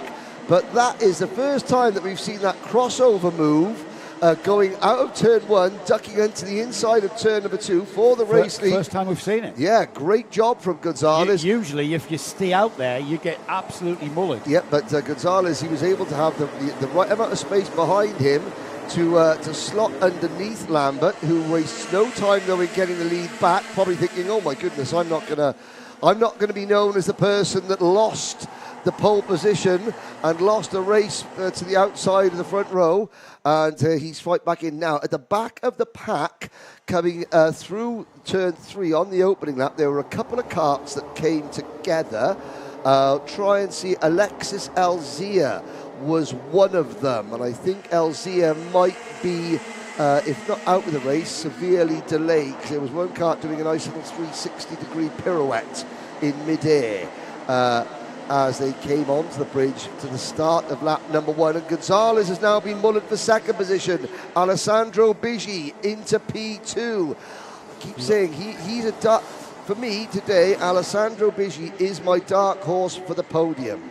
If he can just keep everything running smoothly for the entire day. I was about to say the planets need to align for Alessandro. They are at the moment. He's being followed round by his M&M teammates, Zain Al-Masani and Hamza Al-Fayez. They're following around. He's got a bit of protection from Elwar Gonzalez, who's the Motorscape driver in 5th place. We've then got XL's Mohammed Menemenai in 6th, Rayan Damadassa in 7th, Ryan Qureshi 8th. But right now, Oscar Lambert looks like he is pulling a gap. He's got 7/10ths last time by. Is he pulling a gap, or have we got Alessandro Bigi really pulling it out here and bringing that gap down? We'll find out when they cross the line next time by. We'll keep an eye on that. 7/10ths last time by. Here they come through the S's, out of the final turn, heading towards the line. Let's see what it is, Henry. It is Lambert across the line. Still, it's almost 8/10. Yeah. So that's remaining pretty much the same. George Nassar is there signalling to his teammates frantically from the sideline, saying, go get Oscar, because of course Oscar is emerging as potentially one of George's main, if not his main, championship rivals. Zayn El Hamasani is not out of the championship fight yet either. Alessandro Biggio, maybe he's been too inconsistent at the first half of the year to be a main championship threat, but he's certainly there or thereabouts. Hamza Al-Fayez is just here pretty much this weekend and next weekend, so he's here to support George and to try and take points off George's rivals. Rian Damadasa, Eloy Gonzalez, I just looked as he flashed out of that particular camera shot. Gonzalez looked like he was trying to make a move on Hamza Al-Fayez for fourth position. And did it work? No, it didn't, but they both cost themselves a lot of time. So Damadasa is now right behind Al-Fayez and Gonzalez. Rayan Qureshi, the older brother of Arhan Qureshi. So Arhan's not racing, Rayan is. Miles Roby is up tonight. Jeremy Montgomery Swan, he's having an off weekend, is Montgomery Swan. He's battling hard. There he is on the inside, too wide, going underneath the bridge. Underneath the crossover, rather. But Montgomery Swan has not had the out-and-out pace of many of his title rivals this week so far. Well, he's a former race winner, of course, as well, Henry, remember. Yeah. So we're not used to seeing Jeremy Montgomery Swan for GNKD down there. We're at half distance, onto lap 6 now. And the two Matthias Najem Motorsport drivers in second and third there. Alessandro Biggio, Zayn El Hamasani. I get the feeling that El Hamasani is, there it is. That was what I was about to say. He's about to make a move, and as I said that, he did make that move. Let's have another look at that via the kartshop.me replay. Once again, that opportunistic move down the inside, coming off the bridge at 4, into the hairpin at 5. It really does offer an opportunity there, doesn't it? Yeah, so, well, the notorious BIGI, BG Smalls himself, looks over his shoulder. Hasn't looked back. He's still got a gap back to Hamza Al-Fayez. He's got a large gap back to Hamza Al-Fayez, who is defending mightily against Gonzalez.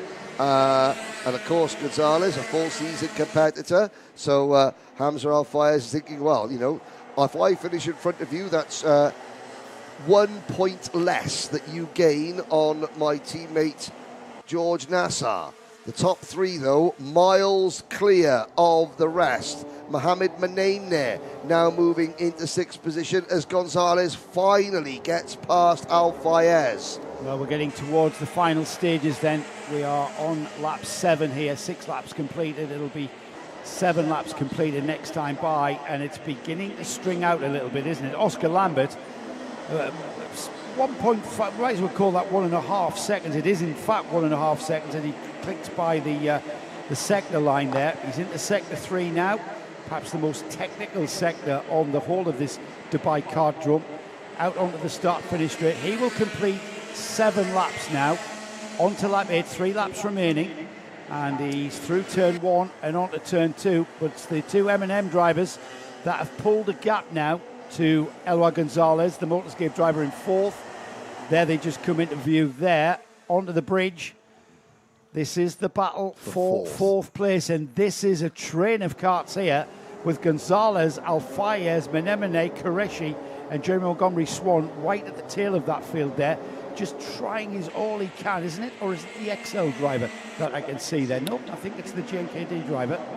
Yeah, there is the battle going up the hill. Gonzalez, Al-Fayez, then it is XL's Manaimne, followed by Qureshi, Montgomery Swan in 8th, Nathan Kappen 9th, Miles Roby down in 10th position. Louis Hartmann, the Danish driver, becomes the very first retirement of the race. Good drives so far from the likes of Tamim Hasiba up in the top 12 or 13 positions. as Alfayez looks to the inside on Gonzalez. They head onto the bridge. Oh, and he makes a move stick, runs them both wide. Gonzalez losing an awful lot of ground here. Trying to go around the outside is the Mumbai Falcons 3.86 of Rayan Qureshi. And where did Gonzalez drop to? Gonzalez dropped a lot of positions there. He's dropped to 12th. Yeah, Alfayez drove in very, very late there. Gonzalez almost coming into contact with the barriers. He dropped to 12th there. It was a train of carts that we knew anything was going to happen here. And there's a move down the inside at the hairpin that didn't come off there. Having to slot back inside. Here they come then. They will cross the line any moment now. It is Lambert, El Homasani, Beachy, Hamza El Faizer, Lee. He's the cork in the bottle on the final lap here. Rayan Qureshi on the orange Mumbai Falcons, and he loses out to Menemene, who's gotten ahead. The XL driver of the XL kart of Mohammed Menemene is now taking up the challenge of pulling in Hamza El Faizer, and we'll see whether he can. But time is running out and things beginning to get a bit crowded there. Yeah, Rian Damadasa trying to go side by side with Miles Roby for 9th position. But here is Oscar Lambert. A bit of a scare on the first corner, recovered well, and has then driven away for a maximum points haul. Looks over his shoulder to see where is everybody else. El Homasani nearly 2 seconds back in P2. Biji, a solid 3rd position, and then such a massive gap back to Hamza Al Fayez, who I think it's fair to say did the job there, and he certainly did a job on Eloy Gonzalez, who comes across the line in 11th place. There he goes through your screen now. He will be wondering what on earth happened there. Well, he'll be livid is what he'll be. He will be. Oscar Lambert then takes the win. Zain Al Abasani was 2nd. Alessandro Bigi was 3rd. Hamza Al Fayez 4th. Mohammed Menemene in 5th. Rayan Qureshi up into 6th. In 7th place was Jeremy Montgomery Swan with Nathan Kaplan in 8th. Then we had Rayan Damadasa and Miles Roby rounding off the top 10. Eloy Gonzalez in 11th, bewildered, I would imagine. Tamina Siba in 12th. In 13th, Max Dexter and Jules Demont. Faisal Nashko and Elliott Surtees. Great drive from Elliott coming up from the back. Manafel Belushi and Rayan Carouse in 18th. 19th place, Abdullah Al-Khater. Sanad El Hamawi was in 20th. Now we have Eni Asashi, Zain Al-Zadjali, Patrick Cannon, Andrew Obaid in 24th. 25th, Philippe Denu. Alicia Kanisa was 26th. Neyman Kareja in 27th. Then we had Alexis Alzea, Zara Karua, and Lewis Hartman, who I think you said, Henry, was a retirement. Yes, he was. Yes, he was. He is 4 laps down, so he completed 6 laps. Looking at the timetable now, let's have a look. That was Senior Rotax Group A versus Group C. Micromax, the pre-final, is up next. That's in 8 minutes' time. We've got one more heat, and that's Senior Max. Yes, because they're still in the heat phase. Yes. Everyone else, we're now in the pre-final. Now in the pre-final. That's how quickly this comes around. And we've got 8 minutes before the start of the first pre-final, which is Micromax, which is just enough time for me to say hello to Deborah Wong. I thought it was enough time to open your Alpine Stars shop. I can open. I could talk about Alpine Stars. 10% off for Henry's feet. A little bit. But Deborah Wong. Now this is Jensen Kelly's nan. Nan and Grandad are in Bordeaux. They had an unexpectedly late night. How are they feeling? So they're having a good cup of Yorkshire tea this morning. Because Bordeaux is a claret, you know. And probably an Alka-Seltzer and a couple of aspirin. So please tell us a little bit about what happened last night in Bordeaux. And we want to know everything. And don't spare the details. Yes. Were you at... What happens in Bordeaux stays in Bordeaux. Well, what happens in Bordeaux might stay in Bordeaux, but it gets told to the UAE. The people want to know. The people want to know. You could go back and look at Jensen's heat race, Deborah. He finished in the top 10 in that race. But yes, please, don't be shy. Tell us what happened, because if you don't, I'll just go and ask your daughter, Jensen's mum, and she'll tell me, and then I'll tell everyone anyway. So how's that? She might still be a little bit tipsy, mate. It's still early over there. You never know. I mean, Jensen's mum did say They're that... not all like your wife, Joe. Oh, really? Jensen's mum did say, when you think someone's trying really, really hard to concentrate when they're texting you to make it seem like they're not drunk, and the fact is the fact that the way the words they're using on text message, you can tell that they're sort of one eye squinting to make sure they get the right button. Yes, you've been rumbled. So you may as well tell us all about what restaurant in Bordeaux doesn't serve a main course until 1 a.m. It's very French, by the way. Yeah, That's very French. Very French. But they're up now, watching, and we will be... I mean, if any other family members of any of the other... closed eye. Yes. And the volume probably not quite as loud as it was yesterday.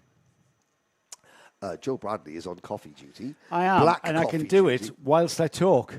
Really? Yes. Oh, I wouldn't even Coffee try. is brewing, boys. Thank you very much. I forgot the milk. That's quite all right. Milk is on the way. Ah, yes. But it's going to be black for now. Oh, that's fair enough. Have you still got your cup? I do have my cup from somewhere. Yes. Let's have a I know we're spoiling the magic for everybody out there. So we're about to start the pre-finals and the final heat for seniors. But Yes. At the end of that, we have lunch, which is time for 1 o'clock, which is a good hour and a bit away, actually. Hour and a half of racing. Then we've got lunchtime. Well, At lunchtime, we have our Paddock show, which features Joe and Henry. A lot of Henry this one. For some reason. really? Oh, dear. It's very Henry heavy, this particular Paddock show. Oh, dearie me. Well, I mean, We don't mind that. We're happy with that. We love Henry. Everybody loves Please Henry. tell us, what can we expect to the Paddock show? Well, slightly worn out shoes. Seeing as that you Slightly edited. worn out shoes. No, not my shoes. My shoes aren't worn out. My shoes are Alpine Star shoes, and they're absolutely fantastic. You'll be on QVC soon. Alpine Stars with Dominique. Yes. Well, this is what. Who did we speak to? We didn't walk around last time. We're going to speak to Sam Pollitt. We are Sam Pollitt Racing, and And we're going Albie to speak Stubbs, to his driver. the other people. We're going to speak to Motorscape. Motorscape, that was We're going to go around their awning and be given a guided tour of their. Another date roll. Yeah, we're going to. And then there's some interviews. Elliot Surtees, the Newcastle fan. Yeah, Elliot Surtees with Origin, who are a Northeast team coming across here. Andy Powell is his mechanic, who's from Sunderland but supports Newcastle.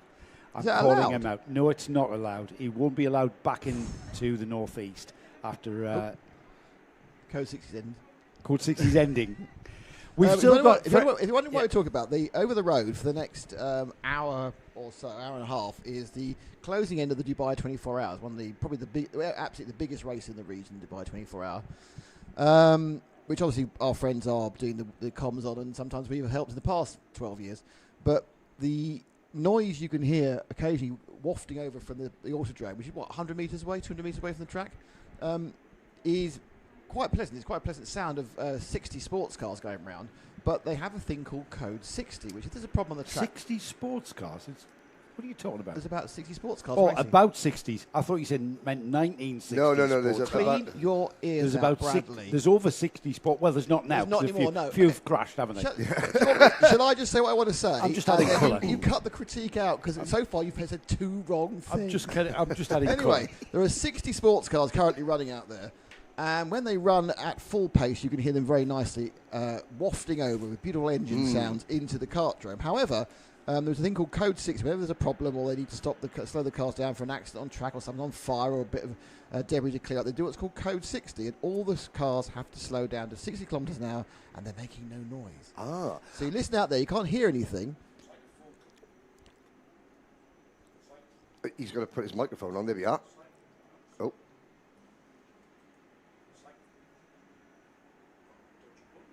Go on then. You've broken it. Oh, goodness. You just muted yourself, that's why. Go on. Am I on now? I don't know. Hello. Are we back on? Right. You're fine, Henry. Yeah, I'm okay. I'm behaving myself. I think I'm fine now. I'm behaving It's like myself. a full course caution is what I was going to say. Yes. Code 60s. With a mouthful of biscuit.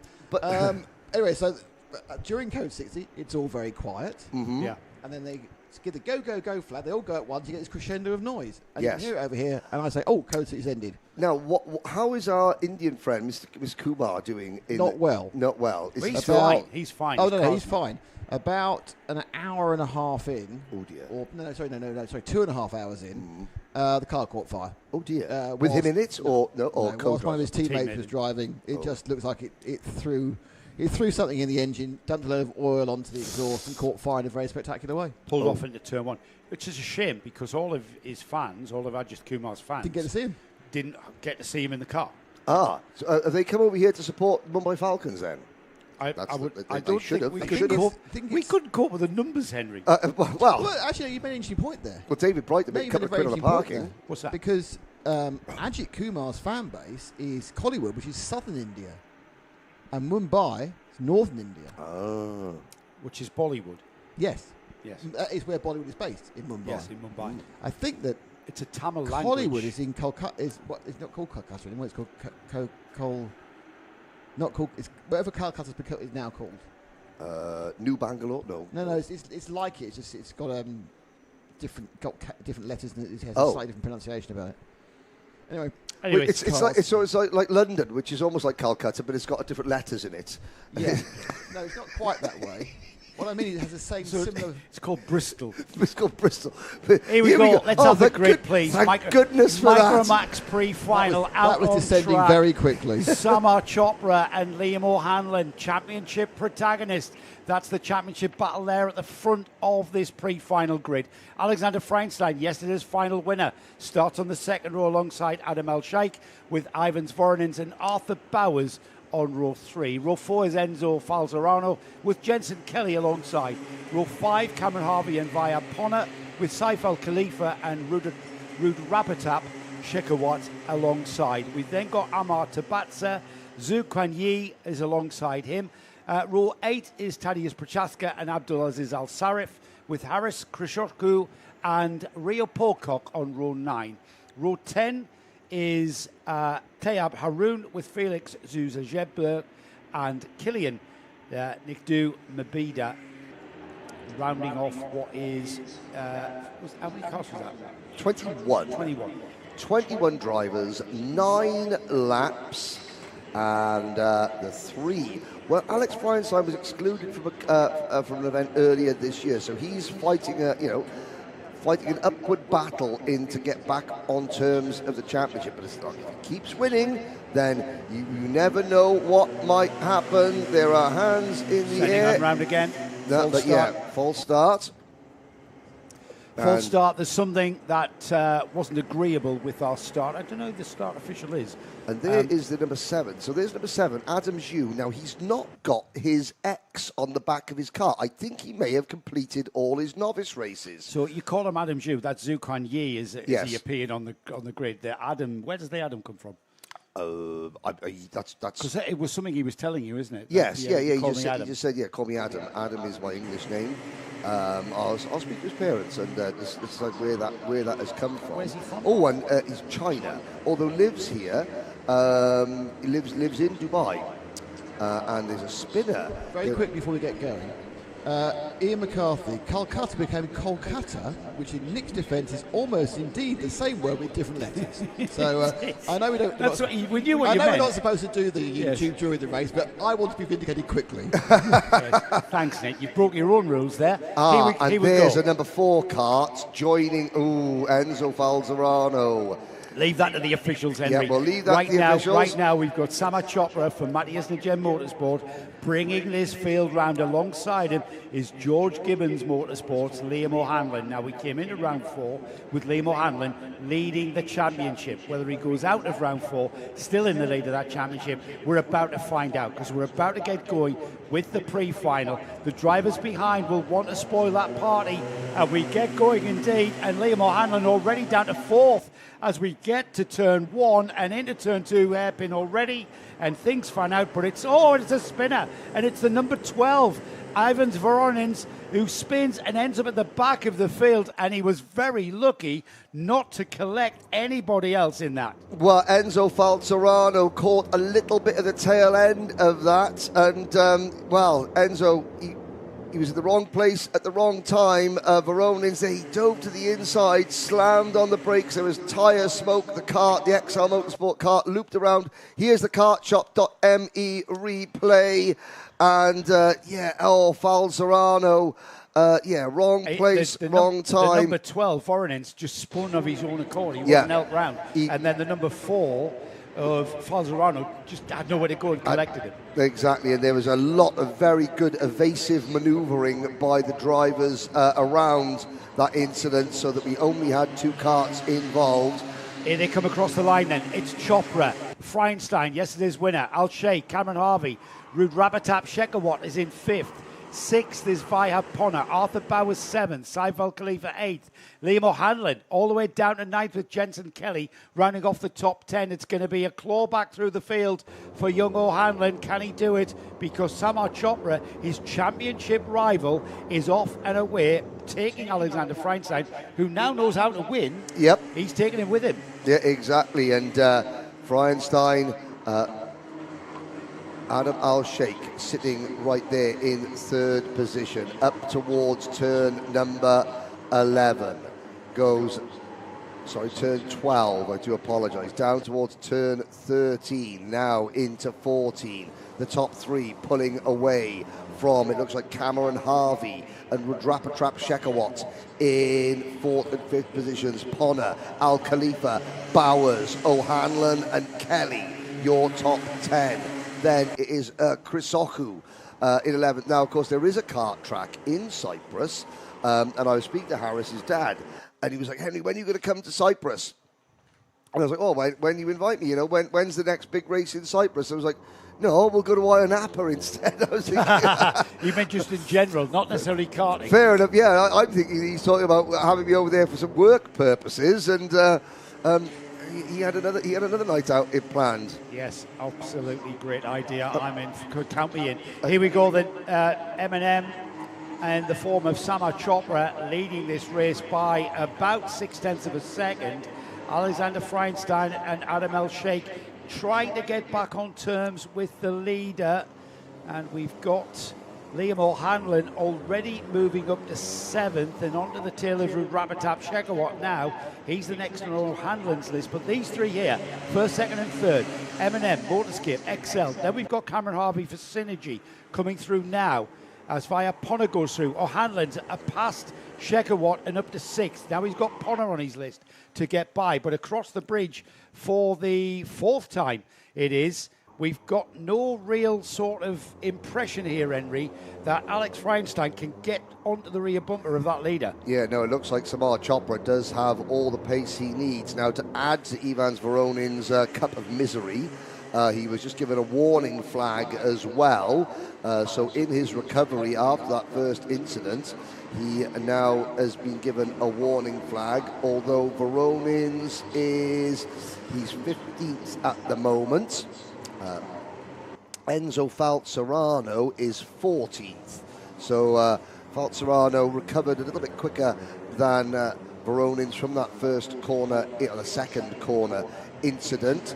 Liam O'Hanlon, meanwhile, looking now to try and pick off Cameron Harvey, and he's going to get as high. The highest that Liam could get is 4th position, because if Harvey and O'Hanlon both pass Vihab Ponna, so Harvey is now into 4th position. That's a huge gap. That's though, a huge gap. That's a huge gap to be able to pull back in 4 laps. 4 laps after this one. Sure, it's a 9-lap.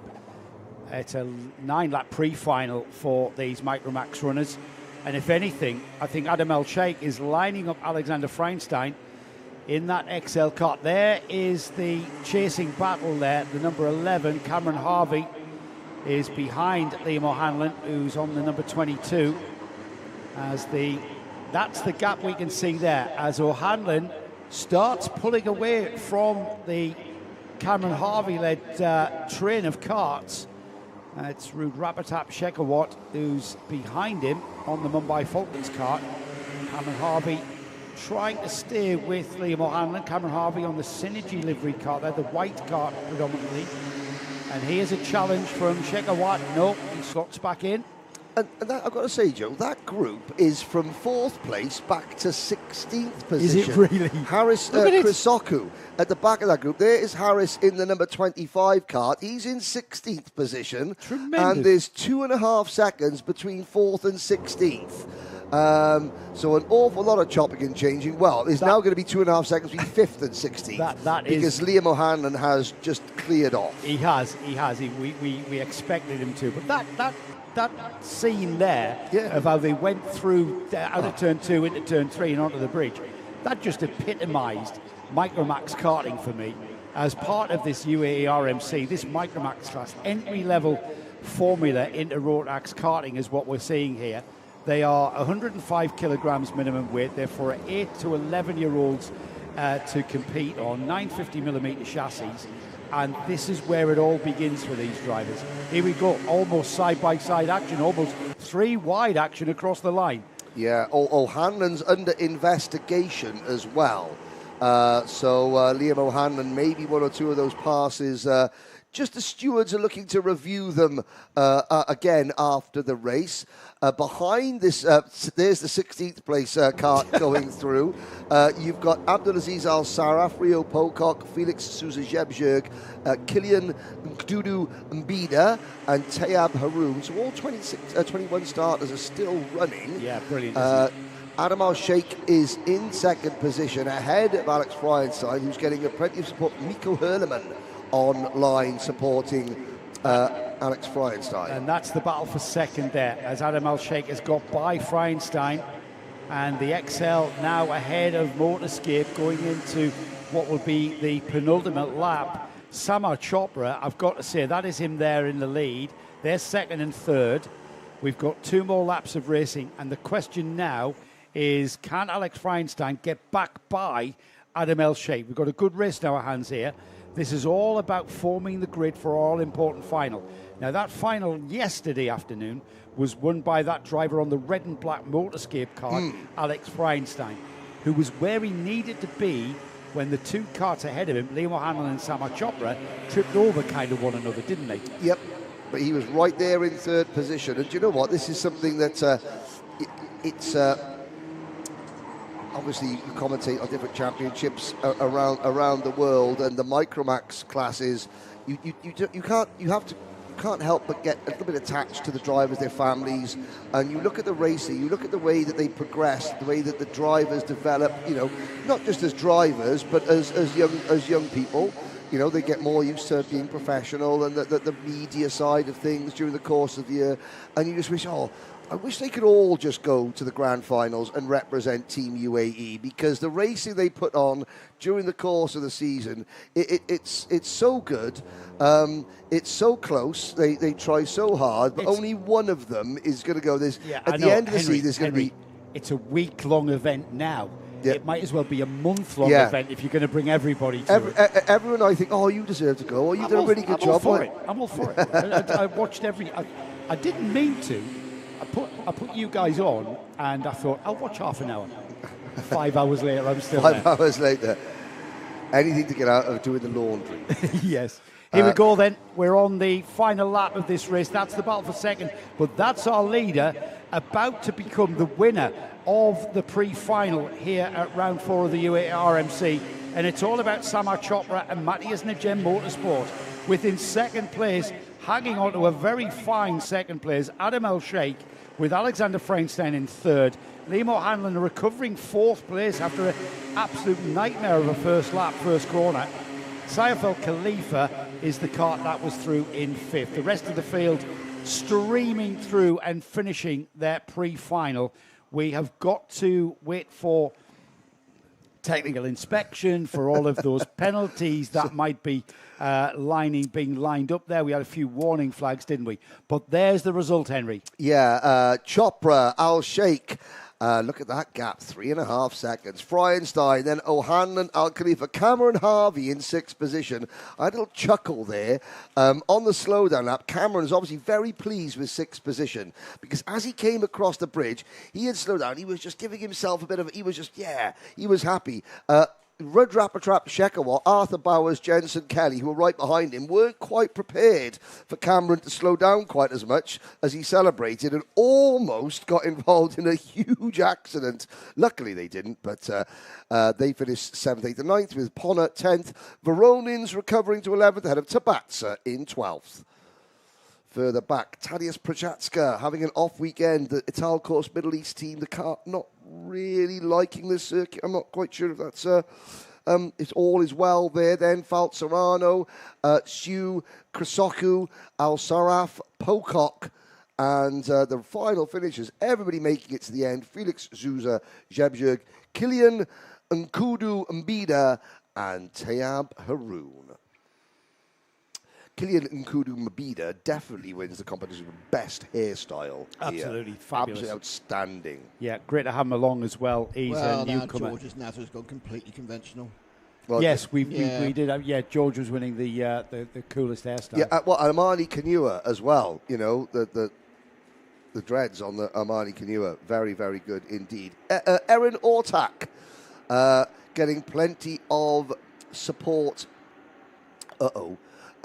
From Akut Sokulu, Go Zek Speed Racing.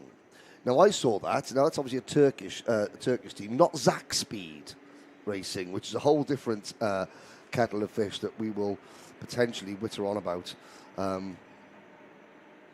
That's going back to the days of Zak Speed Racing, going back to the days of tobacco sponsorship in Formula One. Mm-hmm. When certain countries started banning tobacco sponsorship on TV, all the Formula One teams who were sponsored by tobacco companies at the time in the sort of the 80s and 90s, up in almost to the late 90s.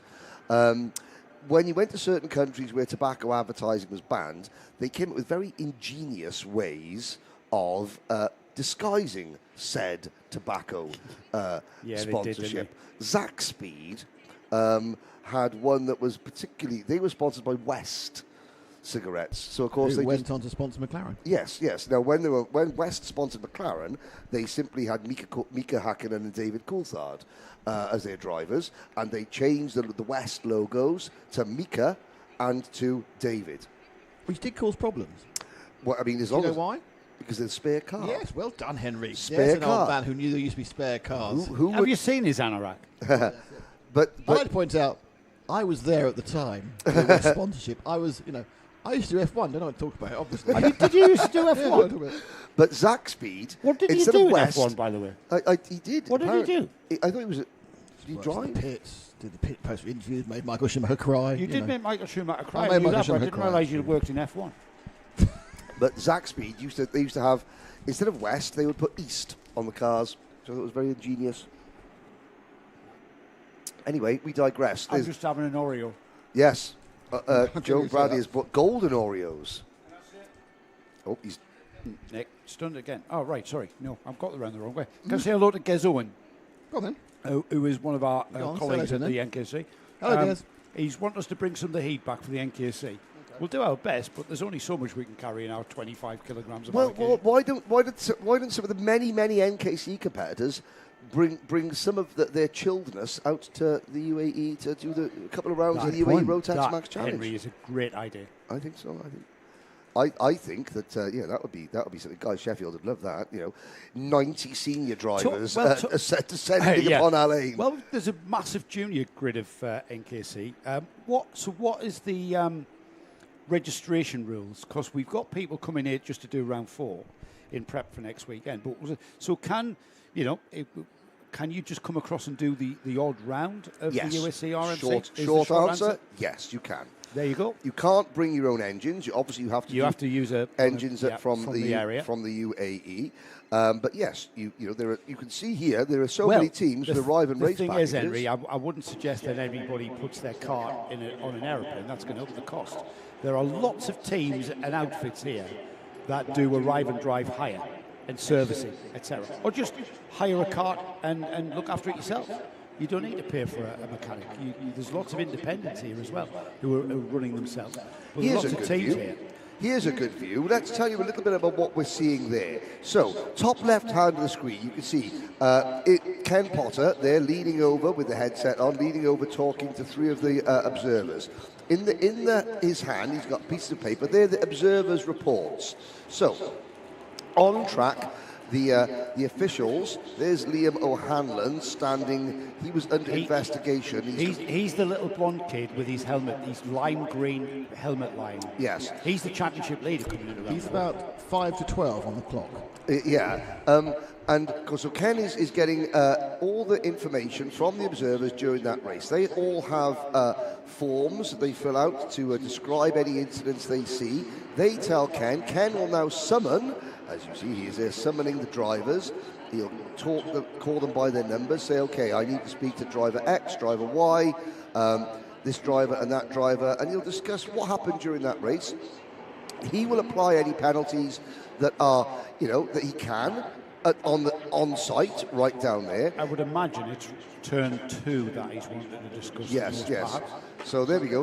All the little ducklings follow follow Ken up the thing there. Right, we'll receive our rollickings now up here. There goes Adam Al-Sheikh with his crash helmet still on. At that point, Ken will. This is the part of the procedures here. So Ken will sort of talk through several incidents, get to the. This is the beauty of it. Speak to the drivers. He's got the whole grid there, hasn't he? Speak to the drivers before. This is a you've made a major faux pas this race. Yeah, but the good thing is get to the drivers before they go and speak to their parents, their mechanics, their teams, and this is the most honest. What happened between you and you? Oh, well, this happened. Do we agree? And they'll both nod their heads. Okay, in that case, I give you this penalty. Any that can't be, decided, then they go to Matt Norman and the steward panel. Before they get told what to say, like the team manager, I would say to my drivers. I wouldn't possibly comment that would ever happen. But it does, yes. Now, before they basically, Joe, I couldn't possibly comment on what you just said, but yes, before they get told what to say. Right, we've got Minimax that have been released out on track. We have got a grid that's just appeared for us, so we are able to give you it. Benjamin Krachkovic is on the pole position. RBJ Stubbs, there's the grid there. We're going to have to rush this through. Vaiko Payamaki is in 8th. Charlie Page starting much further up than he did in qualifying, so watch for Charlie. Saw that, that didn't appear on our timing screens until right there. So that's why that came in late. Here we've got Benjamin Krachkovic and RBJ Stubbs once again leading the field round. Oliver Butchard is on that bright sort of lime yellow coloured cart there, Synergy livery. XL's Charlie Page behind the pink cart of RBJ Stubbs as we get going. Krachkovic, he's got the primary line through 1 into 2, the blue and black cart of J&KD, and this time everybody through. Got a little bit of a wobbler there for the number 110, which is Gleb Obikov, but he gathers it up and he's continued. Yeah, Obikov there with his rear bumper already hanging off, and I have to say, RBJ Stubbs, great start. He absolutely was on the very, very edge of adhesion there. He stuck it around the outside, over the curbs on the outside, kept 2 wheels on the racing surface, then turned in and was able to hang on to second position. Now, this is what we missed in race number 1. Because Stubbs made a bad start in race number 1, he was never quite able to get on terms with Benjamin Krachkovic, even though it was very clear to see that Stubbs has the same pace as Krachkovic. Now it's a head-to-head scrap. Well, it's down to the driver to react to whatever situation presents him. And RBJ Stubbs has a situation here as down the inside has gone Austin Gray on Oliver Butchard. Oliver won't be happy with that. What the team can do is give the kart a little bit of setup tweak that will perhaps be more positive in areas where they had a bit of negativity, not punching out the corners, a little bit of understeer, a little bit of oversteer here, there, and perhaps the team can hone the setup to the driver's liking and give them, and that's what I mean by tools in the toolbox, when we get towards racing. Whether or not LBJ Stubbs is following Karačković around, I think those two are flat out. And I think that if Stubbs gets close enough to make a move, I don't think he'll sit and work with Karačković. I think he will go in early and create a multi-kart battle, because Karačković has proved that if you give him a little bit of a clean air, he can maintain that space. Here we go. Will Stubbs look to the inside? Not this time. It's not just a shot. It's there it is. Here we go. There's the steal. There's the theft that's taking place before our very eyes. They're side by side over the bridge, and LBJ Stubbs has hung onto it through turn 4, down the hill to 5. He's got the primary line. This is bringing everybody else into it. LBJ Stubbs is leading the XL driver in the form of Charlie Page. Has he got Karačković through the sweeping lefts under the bridge? They'll pop out towards the chicane into the braking area. It's LBJ Stubbs from Charlie Page, from Karačković, from Butchard, from Austin Gray. We've now got a 5-kart train for the lead. And there down the inside has gone Karačković. He didn't take very long to get back on it. And now he nods and says, let's catch him. And that is why Stubbs went for the move so early and then backed up Karačković, because he knows that Karačković can make moves. Okay, Page has repassed Karačković. Well, Page has passed him and repassed twice now. Now he's trying to consolidate that second place. Karačković down the inside at turn 2. Gone through with him as Austin Gray. Fantastic. Austin Gray follows him through. This is not over. Let's have another look at that in the kartjob.me replay. Karačković down the inside of Charlie Page, and look who sneaks through with him. Austin Gray, the JNKD driver. It's a JNKD 1-2 pass on Austin Gray, who thinks, what happened there? Yeah, now Stubbs will know he's going to come under pressure. Karačković will also decide, I don't want to work with LBJ Stubbs, I will try and make the pass straight away. And, this is not because Stubbs has got anything personal against Karačković. It's the way the championship is panning out, the way the weekend is panning out. Tactics change on a race-to-race, weekend-to-week basis, depending on, the kart setup of each individual driver, how strong anyone is. Here we go, Henry. Is looking really strong. Very Look strong. at this. Down the inside, who's going to pop out in the lead? It's Karačković on the JNKD. He's took his teammate with him. Come on, Austin, stay with me. They're in first and second. It's a JNKD 1-2 by the time they get to turn 3, across the bridge and into the downhill sweep of 4, into the hairpin. What can LBJ Stubbs for Sam Poller Racing do about this? He can. Down the inside into second, into that downhill hairpin at 6. Now it's a sprint of the chicane under the bridge, and he's been hung out to dry on the inside, and that has allowed Charlie Page to come back through. So it is Austin Gray, Charlie Page and LBJ Stubbs in second, third and fourth, and all down the inside. It isn't finished, is it? Because that's the XL driver, Charlie Page, into second. And no, it's changed. By the time I look up again, it's changed again. Butchard up into P4 now. Well, that is it as far as the race win is concerned. Karačković is gone. Who's going to be second? Gray, Page, Butchard.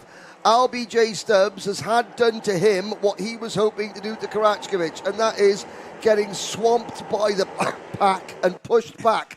Because, oh dear, the 136 kart, yellow flags waving, and that was out of the race. That is Mikhail Tverdokliabov out of the race. The question is, can we recover that kart over the barrier? I'm pretty sure we will by the time we get by next time. That's right on the bridge as well.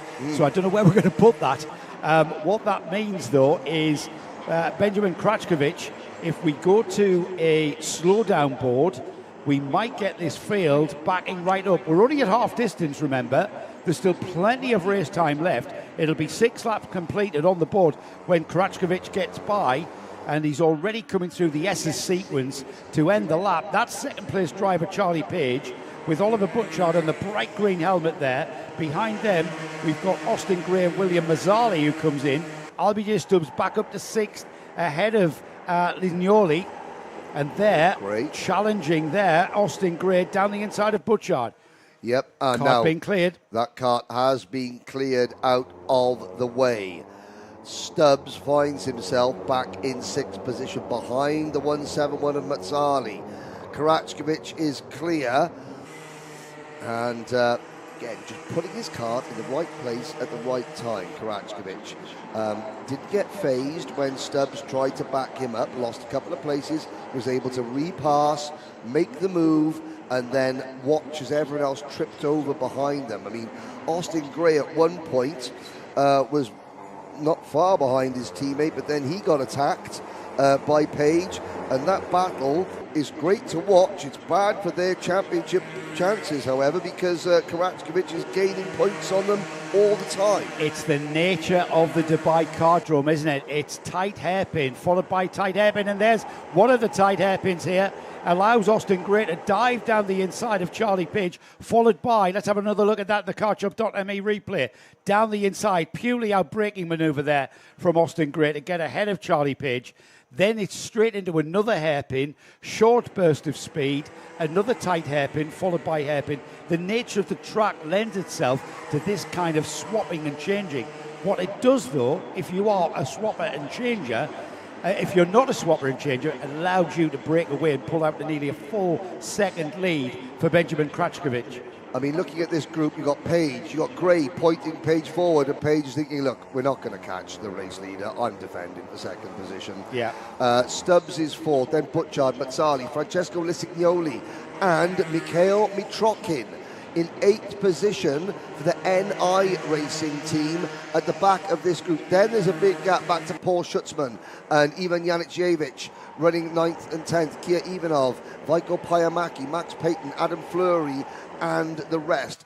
Gleb Obukov is still out there. His rear bumper has not detached itself, so it has not caused the wrath of the stewards. Oh, there's a move from Gray. Oliver Butchard as well ahead of LBJ Stubbs. I've got to note the Kartdrome.me replay will show us that again. Again, another robbery has taken place as the JNKD driver of Austin Gray ahead of Charlie Page. Butchard coming back into it as well. LBJ Stubbs trying to get back on terms with these three. But we are about to head to the last lap board. The 1 lap to go board will be showing on the start gantry as we get through these S's. LBJ Stubbs still behind Oliver Butchard there, but it's the JNKD driver Austin Gray who heads out in 2nd place. Charlie Page, Butchard, Stubbs, Lisignoli, Mitrokin, Mazzali, Jankovic and Schutzman, your top 10. See Gray looking over his shoulder, he's thinking to himself, okay, well, if there's no point pointing and saying push forward to me, Charlie, because I tried that with you and all you wanted to do was defend. So I'm going to defend as well. And Charlie Page goes, that's fair enough.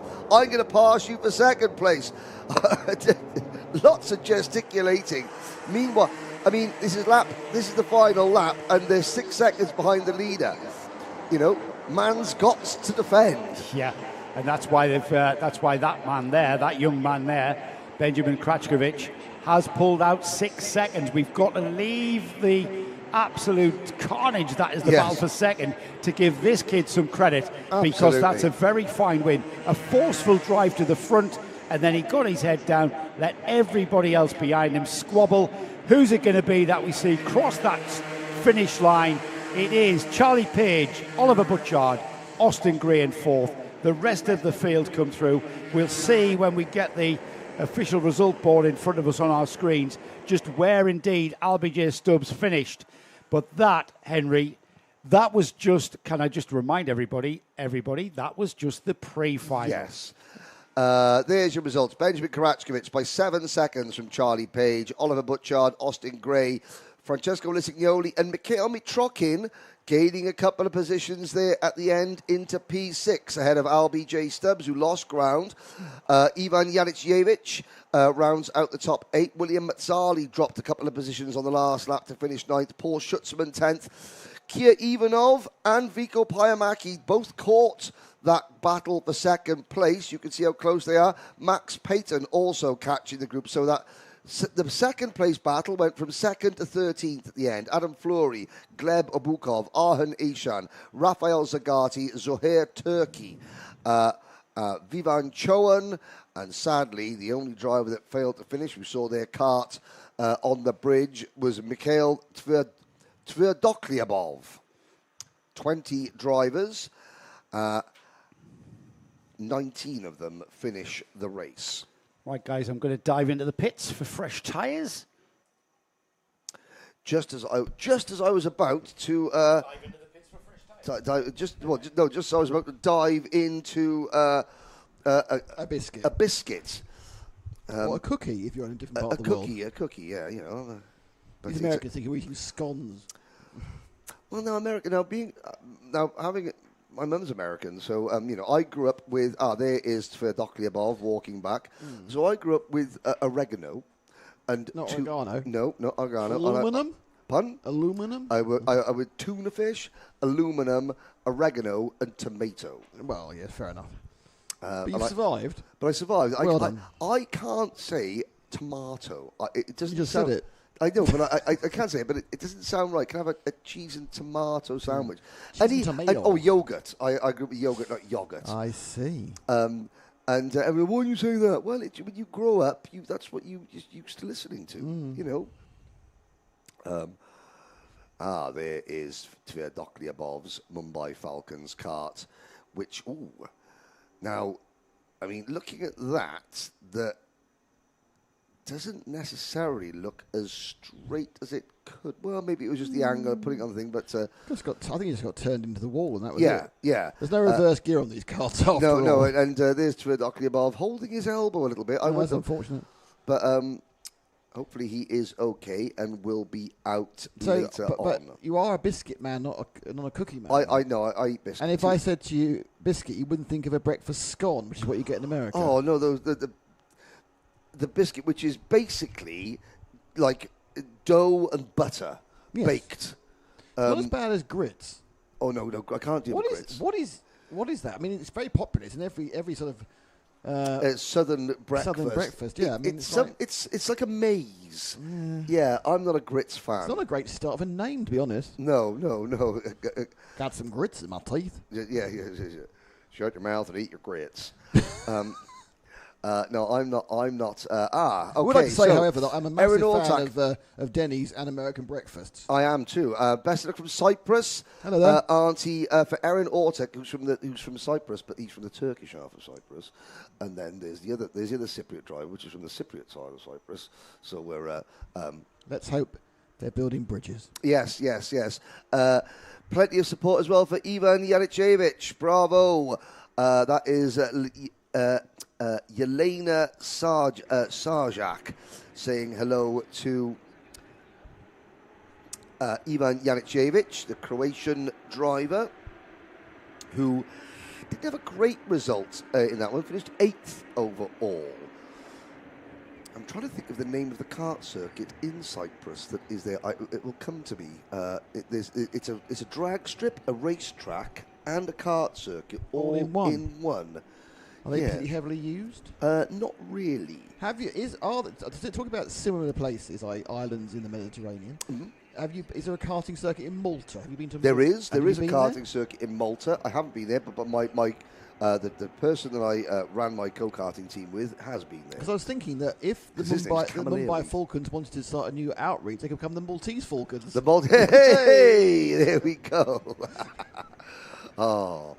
Excellent. That's another reference from a certain age. Right, we'll do more European islands. Obviously, there's lots of stuff in Sicily. Yeah. Corsica. Big tracks in Sicily. Corsica, yeah. Corsica. There's rally in Corsica. Ibiza. Minorca and Ibiza. I beat the Minorca, and there is definitely a kart circuit in Mallorca. Like a championship level one. That's where Johnny Molam started. Yeah, there is. Because he did it, didn't he? There is a decent kart circuit in Mallorca. It's a decent kart track as well. Tell you the best one at a holiday place. Mas Palomas on Gran Canaria. Unfortunately, we were talking about kart tracks in the Mediterranean, and that's right. Okay, all right. I just thought you were talking about holiday. No, it's fair enough. And of course, Lanzarote has a kart circuit that has hosted the Rotax Grand Finals. Really? Yeah. What was that? So in Lanzarote, I've not been to Lanzarote. When? That was 2004. Was Lanzarote. Jesus Perez Santander, a Spanish driver, turned up to commentate. this was early on. He was a driver, didn't get his ticket, turned up to commentate for Spanish, for the circuit in Spanish. A driver withdrew. He had his license and his kit, and was then said, "Well, I'll tell you what, you're here. Why don't you race?" Went and won it. Do you think? I think he took his kit because Mr. Santander was banking on the fact he's going to drive. Oh, on that note, I'm going to go and have my last 2 Oreo biscuits. No, the Oreo cookies. Oreo cookies. Next, I do realise I in this triumvirate, I'm the irritating guy from Breakfast TV who does the gags. If I had a sound effect, I would go whoosh. Yeah. Of course, I missed all that conversation because I was in the pits getting fresh tyres. Do you know what? It was actually the best conversation we've had. Is it really? Yes. Of course it is. It was brilliant. We've had over 300 positive comments just on that conversation. Have you really? No. Right, DD2 are coming next. DD2 out next. We've got the grid already forming up in the collecting area, about to be released. It's Theo Kakati who will start on the pole position. And really the question is, who's going to beat Theo Kakati? That's going to be a big ask. Suleiman Zanfari is the driver from Morocco. That's going to try his hardest. Max Dexter's not going to be too far behind.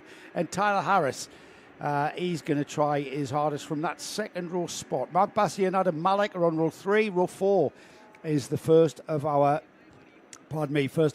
Masters drivers. Moritz Knopes with Kyle Blockley alongside on 4. Row 5 is Tony Hogg and Nicolo Cacciatore, with Greg Watt starting 11th for Honolulu Racing. Still no appearance of our gearbox class was yesterday's Paddock show, where Tony Hogg took us through how the DD2 final drive unit works. We've yet to do that. May well be seen again if we have a long distance between the end of the race and start the podiums. Yeah, absolutely. We'll be playing out yesterday's Paddock show at the end of the racing before we go down to the podium, I would think, isn't it? Yes. Yeah. Because there's about half an hour on between the two. And well, rather than looking at shots of these flags, there's got to be half an hour of. It's got to be half an hour before the protest, before any appeals, and the results become official after 30 minutes after the last race. So I can't help feeling that Henry is mixing biscuit with nicotine. Of course he is. Yes. It's we all know what he means by "I'm popping out for an Oreo." Yes. So we are due the DD2 and DD2 Masters field coming out and popping out of that gap. The caution slow board there is for people. In fact, I'm not sure what that is for, because nobody's going to be cautious or slow on a DD2 or in any of our classes. There's Greg Watts there, Honolulu Racing's bright green, fluorescent green livery. That was a little bit sort of, we've just been on a ride across on our... So the Honolulu Racing, that is Fabio Cretti's team. Fabio Cretti, hello to Fabio if you're watching. I know you follow Greg's racing. They come out, and Fabio, I think Fabio's coming out this year. I think Papa Cretti is unwell because... Are they from Hawaii? No, they're from Italy. All right. But Fabio Cretti, he always wears Hawaiian shirts, Hawaiian hats. He's got, the Hawaiian, the flowers around him. And him and Greg struck up a great friendship several years ago. And they've raced together at many O-plates and events around the world. But Fabio, if you're watching, how are you? Papa Cretti, I hope that you're doing well as well. Here we go then. Theo Kakati and Suleiman Zanfari. That's our front row on DD2. The DD2 class about to get underway through the gearbox, out of first, into second. Kakati has the primary line through 1. They'll blast out of turn 1 and heavy on the brakes. Max Dexter up into second through turn 2. Can he hang on to it by the time they get to 3? He can. The Telios driver ahead of Zanfari now over the bridge for the first time. Yeah, and Suleiman Zanfari not making the best start at all up into P2. Who is that? The Mumbai Falcons, the 4.55 of Mark Bassier. Mark, who has been just scratching around trying to get the right setup on that kart. There goes Zanfari back in front of Maurice Knopes. Up the hill Theo Kakati has the field at his mercy again. Welcome back to Luis Perez in Los Angeles. Watching Theo. What time is it there then? It's about midnight by now. Midnight now. Just walked himself back up. Well, I just probably was watching the Denver Broncos beat the Buffalo Bills in the AFC divisional round in overtime. So 12 laps this pre-final, as we've got Mark Bassier now taking up the challenge of catching Theo Kakati. Across the bridge then, and into turn 4, into 5, and down the hill to 6. The hairpin, and Max Dexter, back ahead of Mark Bassier. Bassier coming back at him, and that's Zanfari not that far away from the rear bumper of that Mumbai Falcons car to Bassier. I've got to say, the Telios racing team, those use the Parolin chassis, they're very smart livery cars. There's not that many of them. Jules Dumont, Max Dexter, the only Telios drivers, I believe, here. It would be great to see some more Telios drivers or some more people joining the team, and because they are very distinctive looking karts with the gold lettering and the black and white graphics kit, very distinctive indeed. Black and gold goes very well as a livery, as we you were talking about early liveries in motorsport, and black and gold was a very popular livery back in the 70s, wasn't it? Indeed it was. And 80s and 90s, in fact. On we go then, and Max Dexter's now got those tyres working, and they're on lap 3. The tyres have come up to pressure, and he's got a more balanced car to his liking, because he's closed down the gap to Kakati. Kakati looking as composed as ever with that purple helmet there at the front of the field, barely looked over his shoulder. Of course he doesn't have to, because you can hear the engine of the car behind you as it comes by you and into the lead. That's the switchback we see. What's going to happen? And it's Kakati. How he hung on to that, I do not know. Well, I've got to say, Max Dexter, I said that he wasn't going to be as nice to Theo as he was yesterday. That was a move. Not sure if maybe even Dexter rode over the nose of Kakati's kart when he sent one in, but couldn't get the kart slowed down on the apex, ran a bit wide, allowed Kakati to get the crossover, but intent signalled. And behind them, you've got the two Mumbai Falcons teammates, Bassier and Harris, now being split by the Motorscape kart of Suleiman Zanfari. There is the 452 in P4. And here we go, Henry. We're at the point of the track where Dexter had a go. That was a tin opener move, and Kakati is absolutely compromised. Max Dexter, you called it, Henry. He's not playing nice today, is he? The Kartdrome replay will show us that. And he came from nowhere on that one. A little bit of hip and shovel there. Yeah, Kakati had to make room for him, though, didn't he? Yeah, whether he wanted to or not. That's a great Kartshop.me replay. Kartshop.me here in the paddock, as they always are. It's been a pretty rambunctious weekend, not in every single race, but there's certainly been a steady stream of drivers going to Kartshop.me to get replacement bits and bobs in the paddock this weekend. Is that the first lap we've seen someone other than Theo Kakati leading the field across the line? Today it is, yes. Yeah, today. Yes, we did yesterday, didn't we? Yesterday, I think there was a couple of laps where somebody else led, but maybe there's a couple of laps or a couple of corners, not many. Yeah, not many. Look at this though, Max Dexter, pulled out a gap of almost 7/10. This is what he's been wanting. He's been wanting a bit of fresh air between himself and the front of this field. Across the line, Dexter, 7/10 of a second to Theo Kakati. They are pulling away from Mark Bassier and Suleiman Zanfari now. Tyler Harris being left a bit behind in their wake a little bit. He's just trying to hang on there as Tyler Harris in 5th. And then behind them, of course, we've got the Masters being led by Moritz Canopes in 6th overall. Interesting. Well, there's the Welsh in Max Dexter coming out in Wrexham-born driver Max Dexter. There's a funny story about why Max Dexter was born in Wales. It was something to do with the parking fees, much less in Wrexham they were in Chester, where the Dexter family lived at the time.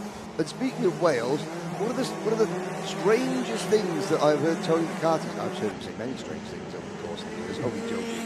But this morning, Tony goes, I went snowboarding on the dry ski slope in Llandudno when I was younger in Wales. I was like, oh, there we go. So, Welsh connections everywhere, even if it was just a snowboarding holiday in Llandudno. And he doesn't remember anything about Wrexham, does he? No, he doesn't. No, he doesn't. It was before Wrexham went Hollywood. Here is Bassier still keeping himself in front of Zanfari. Now, this is finally a chance for Mark Bassier to outscore Tyler Harris. They plunge under the bridge, up the hill. Now, things are beginning to settle down a little bit. I think Theo Kakati's thinking, right, okay, if that's the way that things are going to go, I may as well just sort of keep as much grip on my tyres as possible, conserve as much as I can, ready for the main event. Yeah, after all, this is only the pre-final here, and we still got to get through a very, very long final. 16-lap final will be coming up later on this afternoon. Max Dexter showing his cards in fine style here with a gap of about a second now to Kakati in second, and things beginning to, I'd say, as settled as we've ever seen all weekend. Yeah, because I forget where Max Dexter finished in the opening heat race, because the grids, it's not simply a case of wherever you finish in the pre-final is where you start the final. No, it's a combination, it's a progressive, it's a combined point score from your heat and your pre-final decides the grid for the main event. So Theo's thinking, okay, second, where did Max come? Am I still on course for a potential pole position in the final? So I don't need to force the issue. I could just sit in second place. That's absolutely fine. Suleiman Zanfari, after passing Tyler Harris for fourth position, Zanfari hasn't made the progress towards Mark Bassier that I thought he was going to do. We're running lap 9 out of 12. All 11 drivers that started this race are still in this race. The Masters lead is held by Maurice Knoppers, running 6th overall. Tony Hogg second in Masters. Third is Kyle Blockley. Greg Watt fourth in Masters. Nicolo Cacciatore still running as well. So we are getting towards the checkered flag kind of being ready. It's nowhere near being unfurled. We're going to complete 9 laps here. I get the feeling Kakati now came into this weekend, round 4 of the UAE RMC. It's his last round. He's going off back to university in the United States tomorrow. Tomorrow, in fact, did you say? Monday. As that is tomorrow, isn't it? Monday. Yes, that'll be right. Yep. Yeah, tomorrow. So he's wanting to go with, and he wants to leave the UAE RMC on top, doesn't he? With a trophy, with the championship lead potentially that he's going to snatch from Tyler Harris if he takes another race win. But he's going to Texas first to race in the Rotax Winter Trophy. The next 2 weekends is Theo with the factory kart team, and Luis Perez asking how are you going to move? Well, let's see what happens. Obviously, what we're watching on the track is provisional. Penalties can be applied post-race for on-track incidents, but certainly Max Dexter setting his stall out early in terms of the great battle that these two had yesterday. Max is saying, okay, well, you got one over on me yesterday, Theo, but maybe not today. Maybe not today. As the lead group go over the bridge. Behind them, Maurice Knoppers in 6th is some 4 seconds behind the number 484 kart, Tyler Harris, who is starting to put the pressure on Suleiman Zanfari. Now, Tyler, this isn't for championship, it's for championship points, but Zanfari is not a rival.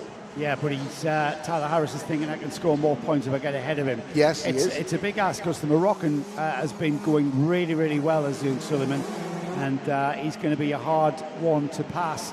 We are heading towards the last lap board. It'll be 11 laps completed for our lead driver, Max Dexter. Through in second, Kakati, Bassier, Zanfari, Tyler Harris. Then come the Masters. That's the battle there that we think Tyler Harris will want to score more points. He's going to try, if he can, to challenge maybe. We might have to break away from this though, Henry, because Max Dexter deserves some airtime as we see with about half a lap to go for Max Dexter. He's under the bridge already, heading towards the chicane, or out of the chicane. And there he is, just through the chicane now. My timing was correct. Into the final section of the track, sector 3.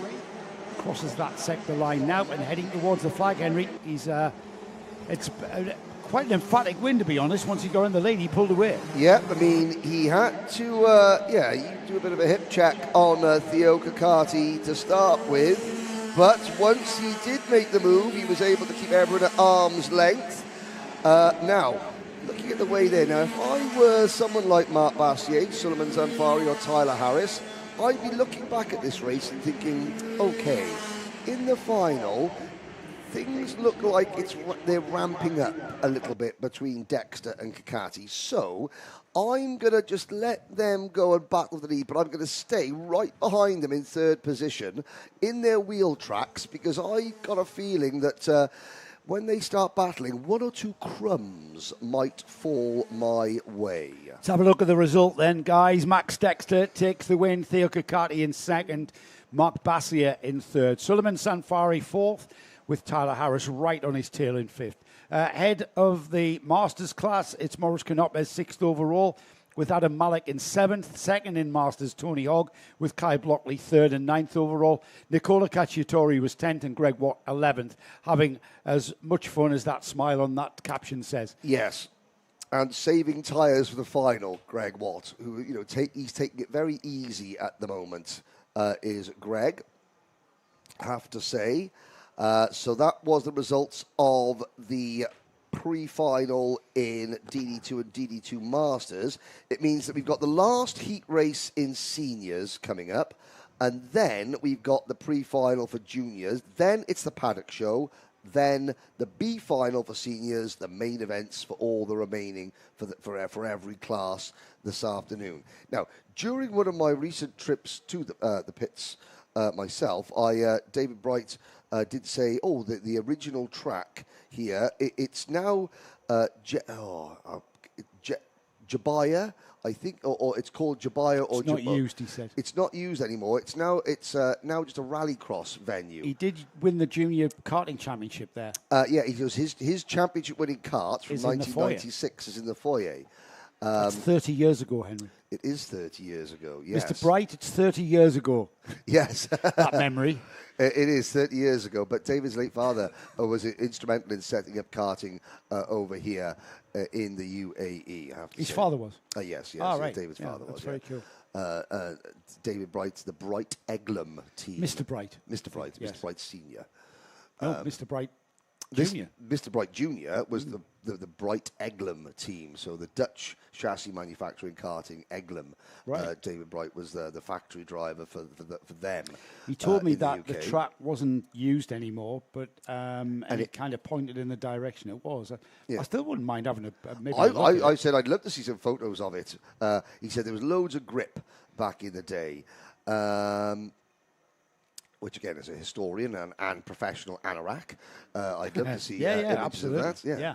Yes. We might be able to find it on Google Maps, on Google Earth.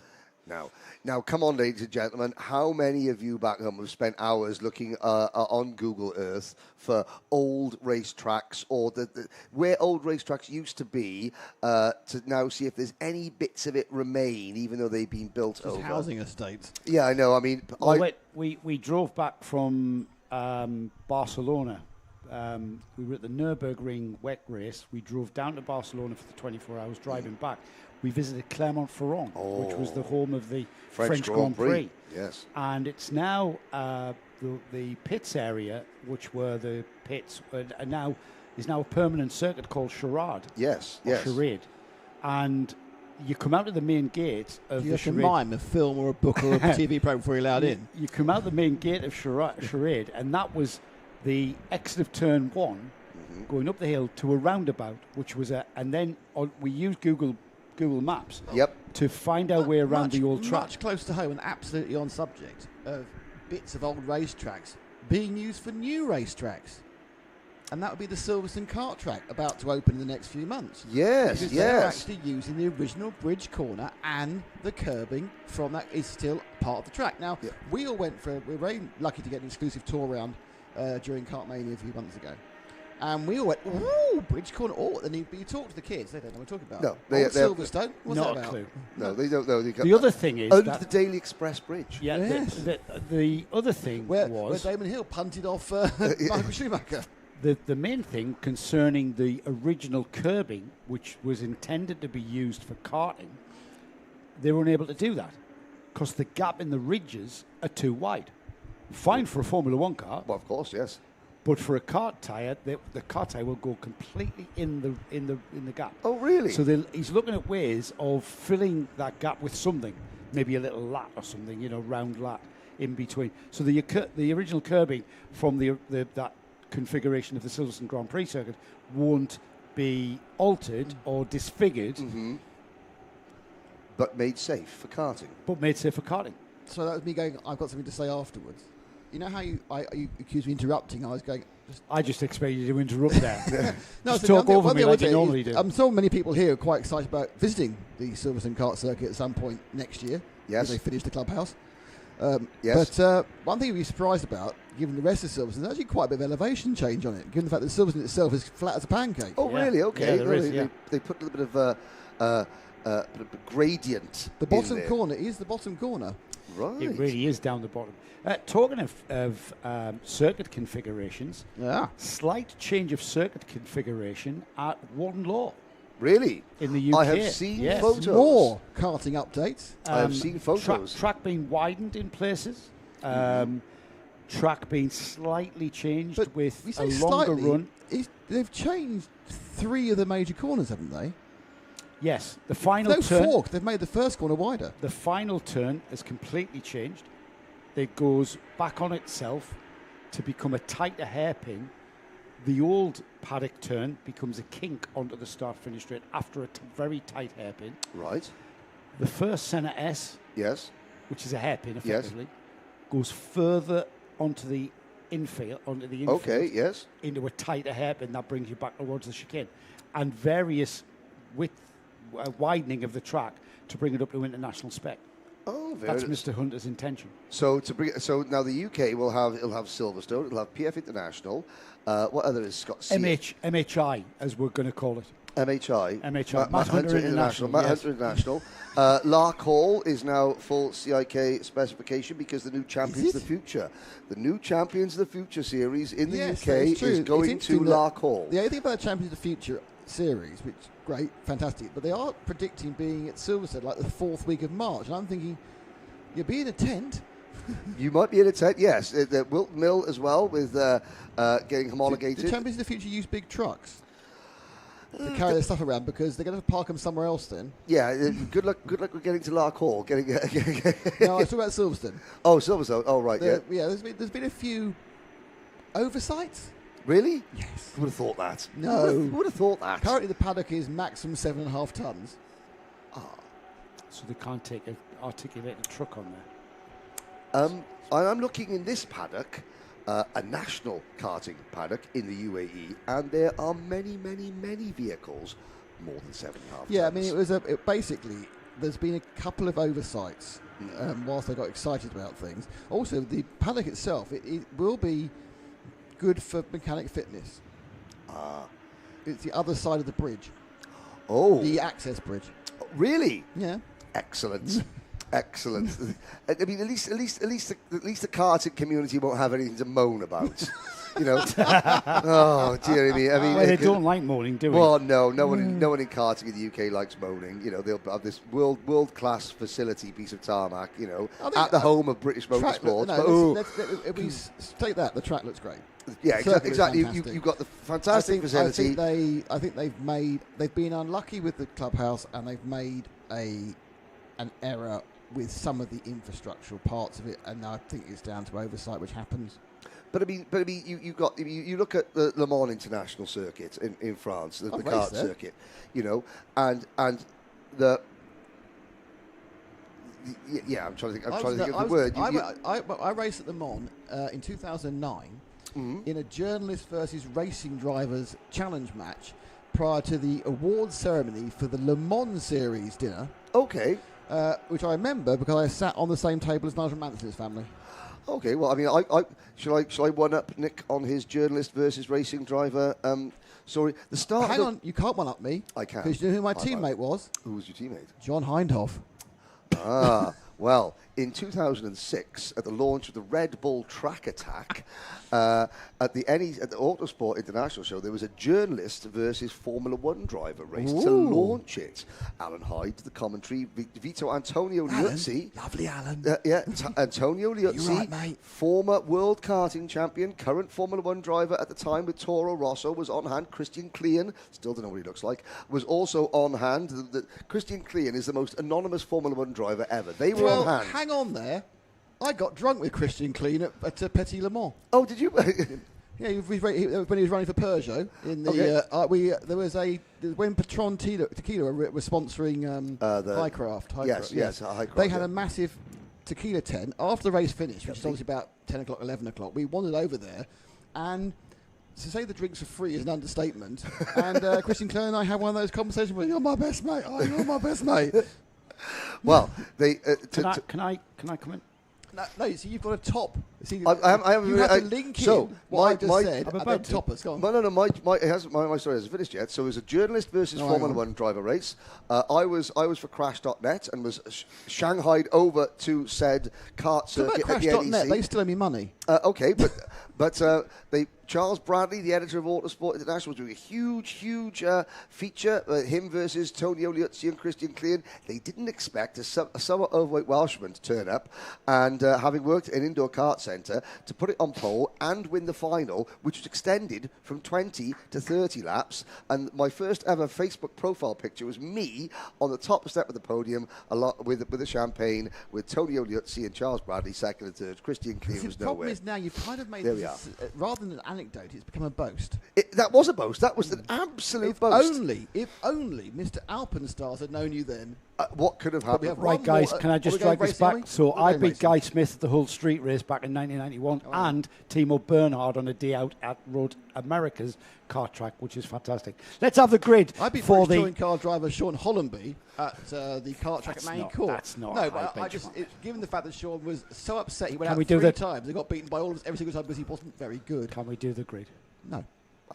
Thanks for that. Oscar Lambert on the pole position then for the third and final heat. This time it's groups A and B out in Senior Max. Alongside him, this is going to be a ding-dong. Is this a rehearsal for the final? It's Oscar Lambert and Conor Clancy, both Falcons, out there on the front row of the grid. Zain El Homassani is alongside George Nasser. It's going to be a ding-dong. Rayan Damadasa is fifth with Andrea Remy alongside him on the third row. Mumbai Falcons, GGM and MBM, then 2XL drivers. 2XL, yeah, it really is. Mohammed Benemene, Antonius Haddad on row 4. Row 5 is Faisal Nashko and Enzo Tesluk. Row 6 is Enia Sashi with Adam El Bassioni. Jules Demont with Spencer Trehorn alongside on 7. Row 8 is Ren Caruso and Amani Kadua with Abdullah Al-Carter and Oscar Backhouse on row 9. Row 10, Neyman Kareja and Shivan Kartik, Alicia Kanisa and Eason Saeed on row 11. Row 12 is Andrew Albaid and Kai Hunter. How did he end up down there? Because his chain guard fell off in qualifying. Of course. Elliot Surtees and Sami Al-Assad, Sanad Al-Hamawi and Kian Kranbul on the 27th-28th. Row 15 is Alexis Alzar and Musad Al-Bassem. 30-card grid then for Senior Max, and if my ears don't deceive me, I think we've got karts out on track, being released on their warming up lap, on their pace lap. Ding-dong indeed. Lambert, Clancy, El Homassani, Nassar, Damadasa, Remy, Menene, Haddad. 4 teams annexing the top 4 rows of the grid. Are we going to see a repeat of Heat 1 from yesterday when Lambert and Clancy came together at the start? Where is the 2 Mumbai Falcons at the front of the grid? Well, there's one of them, and there's Clancy is just biding his time and waiting. Hanging back a bit, isn't he? But this is really interesting. So it's not often you get something quite like this, the symmetry. So 4 sets of teammates, starting side by side on the front 4 rows of the grid. Now, I'm sure that the teams would have started trying to work with their drivers. Look, to get a plan of action, let's try and work together. Here we go then. Mumbai Falcons 1 and 2, front row of the grid, head down to the start, the lights go out. Oscar Lambert knows what his mission statement is and gets right on it.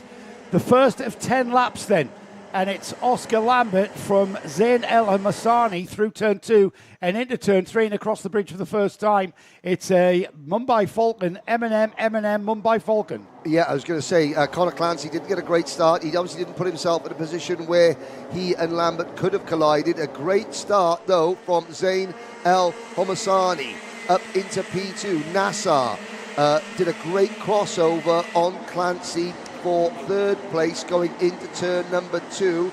But up at the front, what can the Egyptian driver Zain El Hamasani do? Head down, trying to push on. Well, Oscar Lambert, his mission statement was to get ahead. You could see at the start, he knew he had to get his foot in straight away. He's not broken away from Hamasani.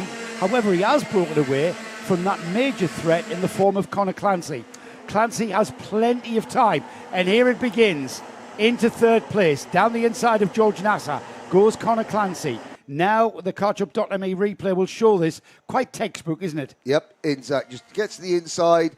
Nassar is not thinking about defending, so Clancy makes the move, doesn't lose too much ground either. And that's significant because, don't forget, Clancy beat Nassar in his first race. This is another race where Clancy is already pulling away from the championship leader and closing in on our new race leader, Zain El Hamasani. That's absolutely, Henry. Who's what? Sorry, Zain El Hamasani, who was past Oscar Lambert. Yeah. But Lambert's coming back at him, crossover potentially on. This is going to help Conor Clancy. Lambert knew he had to get back and gain ground on Conor Clancy. He knows how much of a threat Clancy is. This is all a big rehearsal for the final. Down the inside has gone the M&M driver. Clancy goes with him, forces his teammate wide, who ends up in fourth place in Nassar, making it a Kartshop.me replay. M&M driver down the inside. Conor Clancy going with him, forces out wide. There's George Nassar. Thank you very much. It's an M&M 1-2. Is it still an M&M 1-2? Yes. There they are. El Hamasani and Nassar. Mohamed Menaimner is now up into third position. Now, I wonder if there was a little bit of needle between Clancy and Lambert, and when Clancy made the move, he made sure that Oscar Lambert was pushed a little bit wide. It ended up costing the pair of them, and George Nassar, championship leader. Well, there you go. Nassar has gone from being behind 3 of his title rivals to within a lap leading them all. Why? Because the title rivals were more interested in settling their own little beef. Oh, there's Menaimner to the inside for P3. He gets crossed over, and that is Lambert back into third position. This is outstanding racing. And now then, will Zain El Hamasani, if he drops back off Nassar, will he do him a favour and just back everybody up and let Nassar disappear and get maximum heat points for a heat win? We're going to find out, as he's kind of struggling to stay with Nassar's rear bumper. Nassar ahead of the field of karts here as we head towards the end of lap 4 here.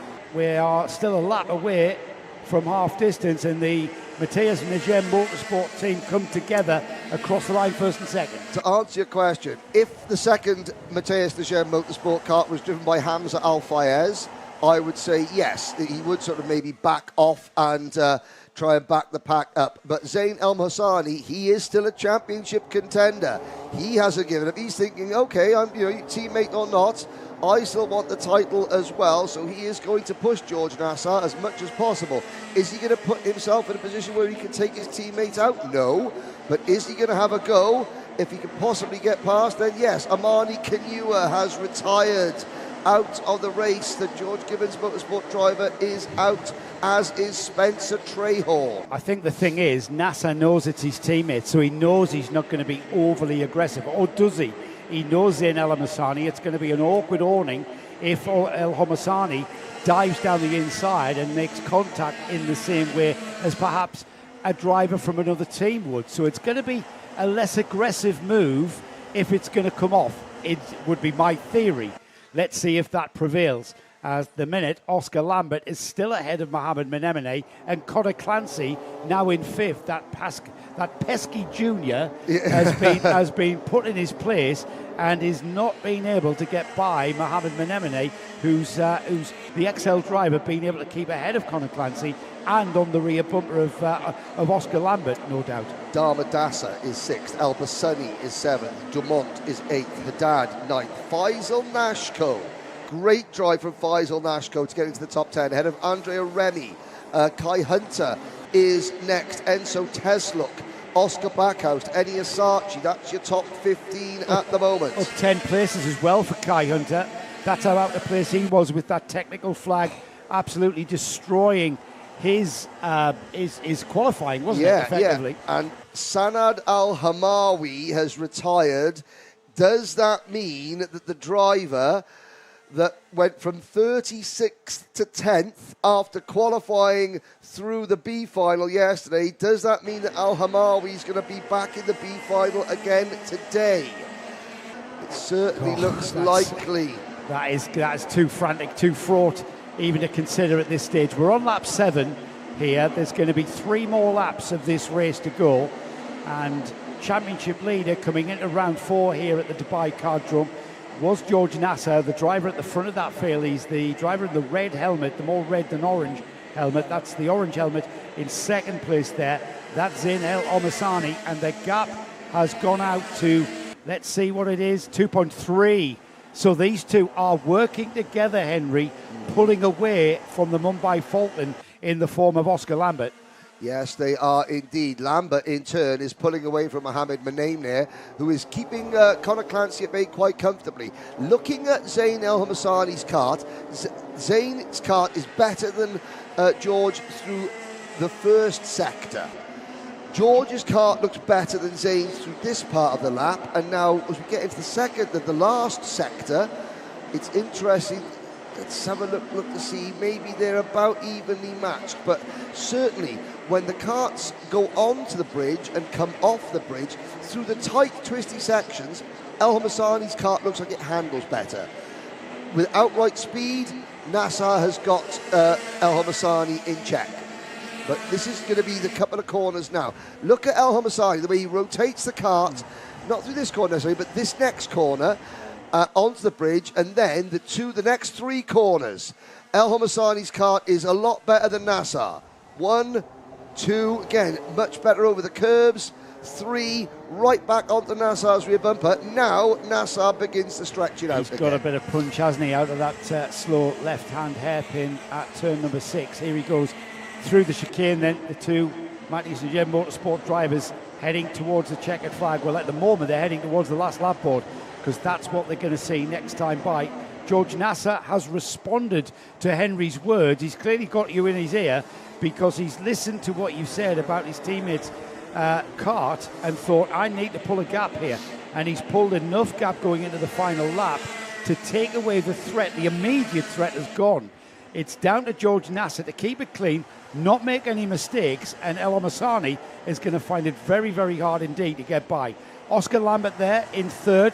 And look at this battle. Behind Clancy. Conor Clancy has gotten ahead of Rian Damadassa as well as Mohamed Menemene, which happened a couple of laps ago. So Conor Clancy now in 4th here. But as we say, Henry, it's been a bit of an insight as to what speed George Nasser has by the way he's just pulled the gap there going into this final lap. Yeah, he's survived the part of the lap that El Hamasani is stronger than him.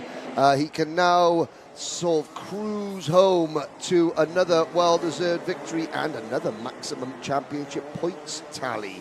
Lambert will finish in 3rd position, and I'm looking to see, I think Conor Clancy might have been shuffled back. Yes, he has. He's been shuffled quite a way back. Quite a way. From 4th to 8th. What happened there? We obviously had to cover the winners. It deservedly saw a great win from George Nasser, pulling a gap at the end there of 0.6 of a second from El Hamasani, being following him round on his bumper pretty much.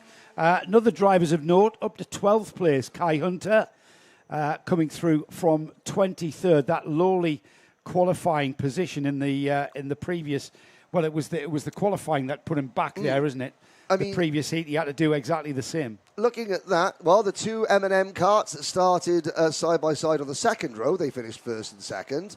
The two XL Motorsport karts started on the third row. They finished fifth and sixth. Mohammed Benaim, Adam El-Bassani, good drive from Adam. Rian Darmadasa, excellent from Rian, to finish up into P4. Now, further back, this is where some of the disappointment will be, because certainly Connor Clancy will not be happy with what was eventually P8. Jules Dumont for Telios Racing, excellent drive for Jules. Then it's Clancy, Faisal Nashko, good drive. Antonia Haddad, Andrea Remy, and Kai Hunter in 12th position. Further back now, is that one top 20 result for those drivers going to be enough to keep them out of the B final? Well, we'll find out, because that is the first race back after the lunch break. The lunch break is not next. People on the live chat, what happened to Amani Kanua? He retired in the early going. Didn't see what happened to Amani. Abdullah Al-Qaita, Eniasachi, Elliot Surtees dropping to 23rd position. He was much further up than that, so something's happened there for the Origin driver. There is Amani Kanua, 28th position, joined on the sideline. Sanad Al-Hamawi again. Oh, if only the Jordanian got a little bit of luck in the heat races, he could avoid the B final. Yes, Joe. Victoria Cummings. Hello. Is a Zain El Hamasani fan. Oh, excellent. Come on, Zain. Nice to have you along, Victoria. I hope you enjoy the coverage. I'll just let you know when the Senior Max final is. It's scheduled for 15:40 hours. That's 3:40 p.m. this afternoon. We'll see these seniors back out. I'm pretty sure Zain has made the A final, so that's the next time you're going to see Zain out. However, we have got the B final that kicks off things after lunch.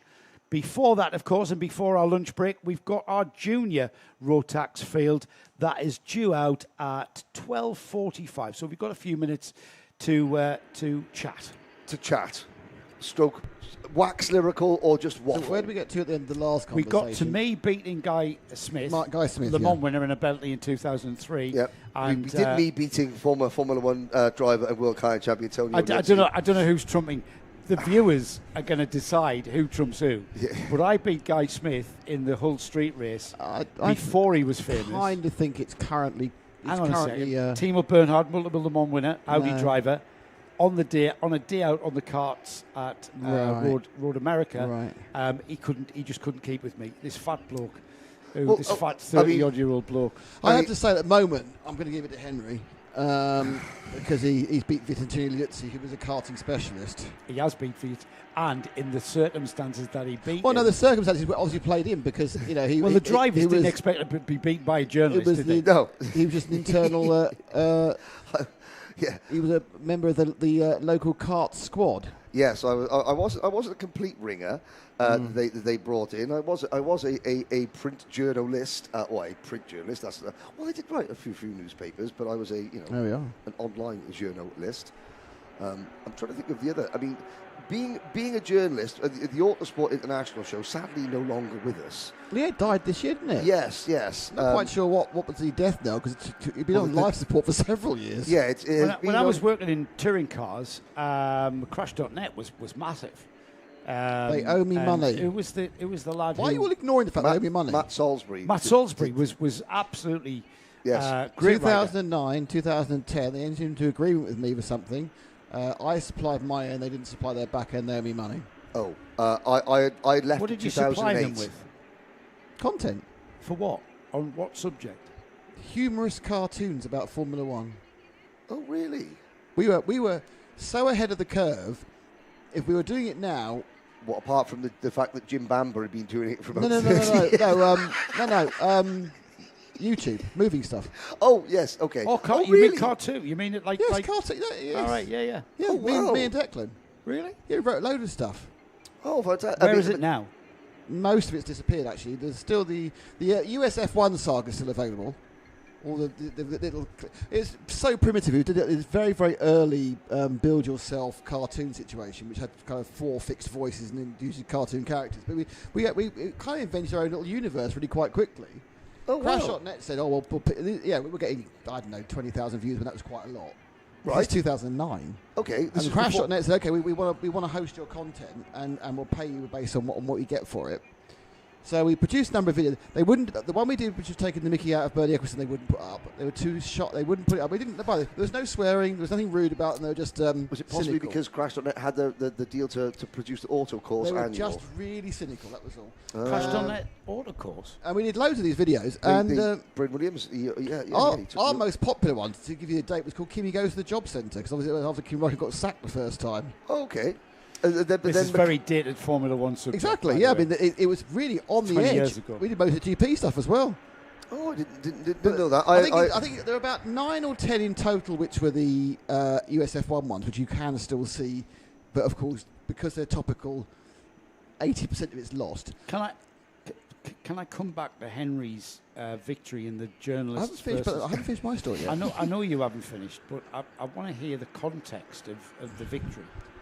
Well, I mean, whereabouts did it take place? Autosport show. The NEC, the Autosport show. On that very slippery track? Yes. Yes, which helped what year was that? That was 2006. Because the final of I did that event the following year. Yeah, because the final of the Red Bull Track Attack was held in Cardiff, outdoors in Cardiff around the bay. But of course, being that, obviously the charity go-kart race at the Autosport International Show every year, David Brabham had the charity kart race for several years. Yes. Before it was, and then in 2010 it went to Dan Weldon's family for the Alzheimer's Society after Dan was killed. But every year, I would be I've been teammates with Catherine Legg, I've been teammates with AJ Allmendinger. Who else was I a teammate with?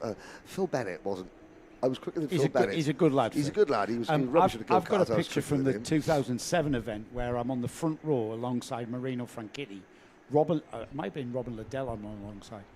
Robin Liddell is behind. Let's say it's Marino. Robin Liddell behind. Guy Smith and Johnny Herbert came along and smacked me on the head. They were really good fun. Yeah. And that track that they put down at the NEC was ridiculously slippery. Absolutely, yeah. And I tell you what it exposed. It exposed there was a lot of people in some very valuable race seats, certainly in sports car racing, that couldn't drive a stick. A greasy stick up a dog's bottom. Anywhere. But they did a 24-hour race one year to celebrate. It must be the 100 years of Le Mans or something like that. And I was in. It was 2007 because it was the year after my victory against the Utsi, because I was invited as part of your storied victory. The celebrity. I was invited as part of the celebrity team somewhere in Hall 7 of the NEC. So here lies the place where Henry Baudet did beateth Vitantonio Liuzzi in a charity kart race. No, but I was put on the celebrity team after this victory, along with Rolf Harris, Mike Wilds, me. Mike Wilds and Fernando Alonso's helicopter pilot. Oh, brilliant! I'm still friends with Mike Wilds. That was Do you know Fernando's helicopter pilot? But there was 3 of us. There was a guy called Salvo Caccia, who was a Briscoe F2 stock car driver, who's now got motor neuron disease, and Salvo's doing well. And Pearson Bullock Carter's dad, who was also a Briscoe F1 stock car driver. We were the celebrities. Mike Wilds and the helicopter pilot did the first hour and a half between them and left. And never to be seen again. So the 3 of us did the rest, the other 21 and a half hours, and we still beat the Jaguar Formula One team of mechanics. Tremendous. That's good. They're good memories. memories. It was the Jaguar Formula One team at that time. One of their racing drivers was better known for going slowly. It'll have been. Yes. Thomas Scheckter, Thinking of You. Oh yes. yeah. Christian Klein. Yes. He was later. He was later. He wasn't involved in that situation. Do you want a weather update? I could do the grid.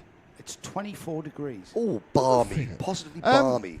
So that's the end of that little interlude. There'll be more interludes to come, but now the grid for the junior.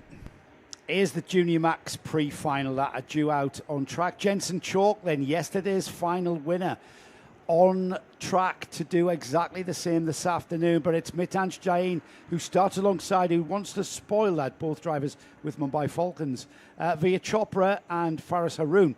What a position to be in for young Faris here, recovering from that broken arm and showing that it's not a problem at all for him. Alfie Ward and Johansa Shananyaki are on row 3. Derek Rivera and Giuseppe Montanari are on row 4.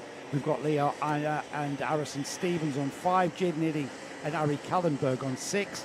Row 7, Saveri Kojai and Finley Smith, with Ray Harbour, Pierre Abu Dewan, Lewis Reed and Sam Turner on row 9. Row 10 is Erin Ortak and Thime Mapangada, I should say. Murad Bayrov Mov and George Haddad on 11. Gabriele Barakori with Floris Schenkenberg on row 12. Row 13 is Aaron Mason and Aaron Setti, with Damien Knorr and Romy Sabali on the following row. And rounding off 29 carts is Kaber Kidwai. For Synergy, is that Synergy? Have I just missed the Y off there, do you think? For who? For the for Kaber. Yes, Synergy. Hello to Kim Kennedy, supporting Harrison Stevens, and to Arhan Sethi, getting plenty of support as well. Arhan Sethi, still the youngest driver in this field. Here we go then, Henry. Jensen Chalk leading the field round. He's still got his MLC overalls on, I see. That's the team that he races for in the UK. Yep. It's not about that here, though. He's a Mumbai Falcons team member, and he's got his Mumbai Falcons teammate alongside. Mitansh Jain wants to spoil the Jensen Chalk party here. It's a big ask from the outside of the front row as they head down to turn 1, and it's that second row via Chopra getting in behind, and in second place by the time they get to turn number 2. It's Chalk and Chopra who lead onto the bridge. That inside line going into turn number 3, there was about 3 JNKD carts who were very much on the inside line there. They were all hard on the brakes, trying not to spear into the drivers on the outside line that were cutting across to take the apex. I think they all managed to somehow get away with it. Although I'm not quite sure how many of their nose cones got away with it. At the back of the field, there was a little bit of bumping and boring going on to the bridge, but I think all 29 drivers are safely now into the second half of the opening lap, being led quite comfortably by pole sitter Jensen Chalk, although Mitansh Jain is just happy that he got round the first corner pointing the correct way. Which is not an easy task on that outside front row position. You can absolutely be mullered around there and be mugged. Now then, Mitansh Jain, he's coming back at Via Chopra just dropping off the rear bumper of Jensen Chalk here, across the bridge for the second time. Chalk into the hairpin at 4, then into the hairpin at 5. It's continuing downhill at this section here. Downhill hairpin to the left, and then maximum acceleration through the sweeps and under the bridge. It is Via Chopra there for M&N, who's about to come under pressure, no question, about to come under pressure from Mitansh Jain, who's looking for a way by already. Just looking down the inside, using a tin opener there to squeeze Via Chopra. We look behind, and here he is, the leader. It's still Chopra who hangs on to second. Moving up into position is Roth. There's the crossover. Can Mitansh Jain get across? Yes, he can. Or can Chopra come back? And then they're both going to run wide. Here comes Faris Haroon for Yas Heat Racing. The Emirati Express now into P3. Chopra, they're 4 wide into the second corner. Chopra runs Haroon wide. Haroon comes back. This is great news for Mitansh Jain, terrible news for Via Chopra, and Giuseppe Montanari now getting involved. This is the best the young Italian has seen since he's moved out of Mini into Junior. Is that Giuseppe up into P3 in the 297? Yes, it is. Well, that was some forceful driving from pretty much everybody involved there. There was no holds barred and not an inch given or declined there, as Faris Haroon now goes off and chases after Mitansh Jain. Jain, likewise, off and after his teammate. I should say that is not Mitansh Jain in second, or is it? So it's Jain in second. Yep. Then we've got the M&M driver. Yep. As we've got the JNKD driver, Giuseppe Montanari, Faris Haroon, Via Chopra, Sananyaki, Aina, Rivera, Stevens, Alfie Ward. That was hard to keep a tab on that, Henry. Yeah, behind Alfie Ward, there's a big gap back to Saveli Kojai in 11th position. Jaden Hidding has fallen back to 21st. Floris Schenkenberg is out of the race. I'm not sure if Floris has taken the start. He was involved in that first race in the heat race accident at turn number 2. I hope that Floris is okay. Maybe it's just a case of the equipment can't be fixed. The driver's good to go, but the equipment isn't. At least we hope that's the case. And if not, maybe we'll see Floris back for the final later on. Faris Haroun checks over his shoulder. Again, coming back from injury is Faris Haroun. So his forearm isn't going to be at 100%. He's having a really good day. He stayed out of trouble. Looks over his shoulder. He's got Via Chopra right behind him. Don't be surprised if Chopra makes it past. Although Faris for Yas Heat Racing is going to make sure that Via Chopra has to work very hard for it. Well, Via Chopra was attached to the rear bumper of Faris Haroun. Haroun is made that wrist, if it's going to play up and round the outside, he's trying. He's clearly being held up by Faris Haroun. If Haroun's injury is going to come into play, it's going to be towards the latter stages of this race when that muscle, that renewed muscle down the inside, Faris Haroun loses 2 places, possibly 3 or 4, and there's Cummings together there, but that's a place change. It's the GGM car to Senenyaki who comes through there, I think. Yes, it is. Senenyaki. Yeah. Johansa Senenyaki gets through and into that what is 4th place.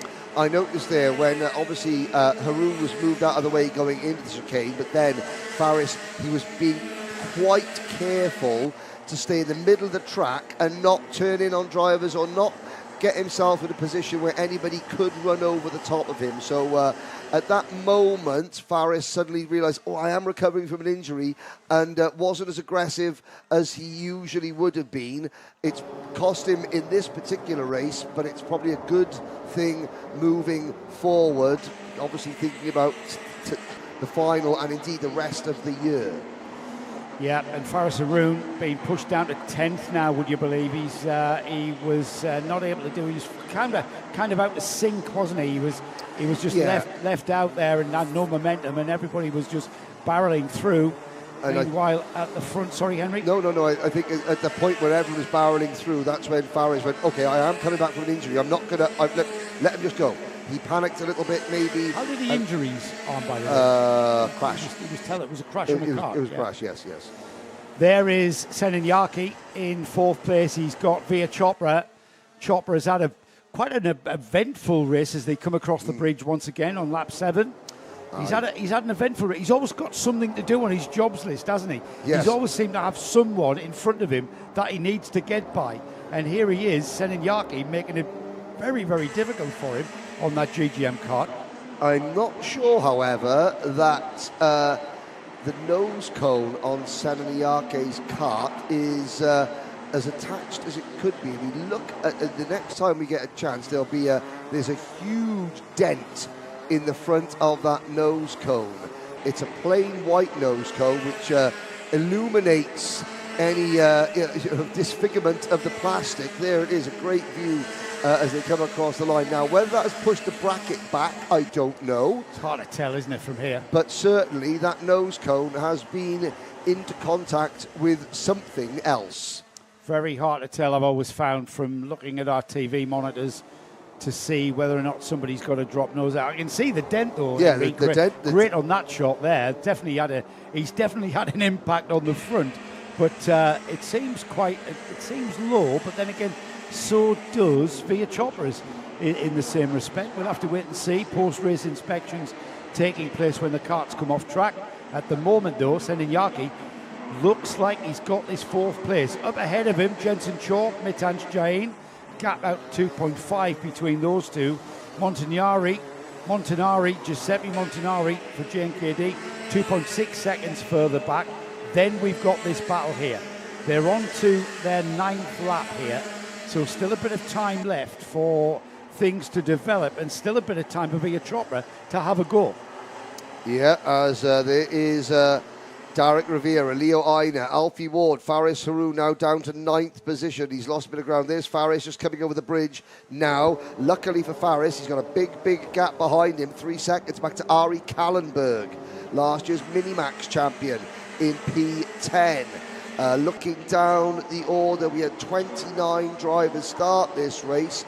We've got 28 of them still running, so Schenkenberg, the only driver not on track at the moment, so 28 runners as things stand, led by 2.5 seconds by Jensen Chalk, who really did everything he needed to do before he got to turn number 1. Mitan Jain, a very comfortable second, but look at Giuseppe Montanari in 3rd place, all on his own in 3rd. Senanayake coming under pressure from Chopra, then another gap back to Rivera and Aina, and then another gap back to Alfie Ward on his own in 8th position in the number 283 kart.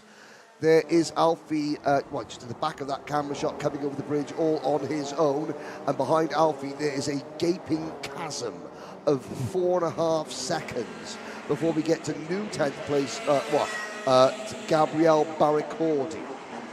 Yeah, I love that term. Gaping chasm. I might have to use that. This looks settled, doesn't it? On lap 10, 2 more laps to go after Absolutely. this. We are quite strung out here. There's huge gaps apart from that one there, where we've got Senayaki gaining ground on Montanari.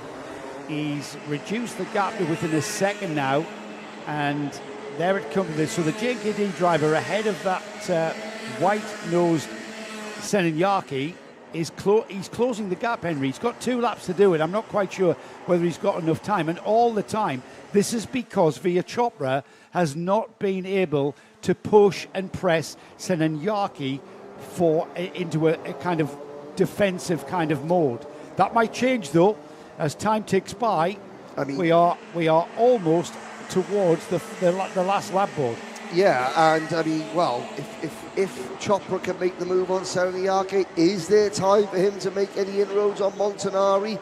Bearing in mind that Montanari is not usually one of the front runners. He's a midfield driver this year. It's his first year in juniors, but certainly Chopra has more pace than Montanari usually. A couple of more retirements late in the race.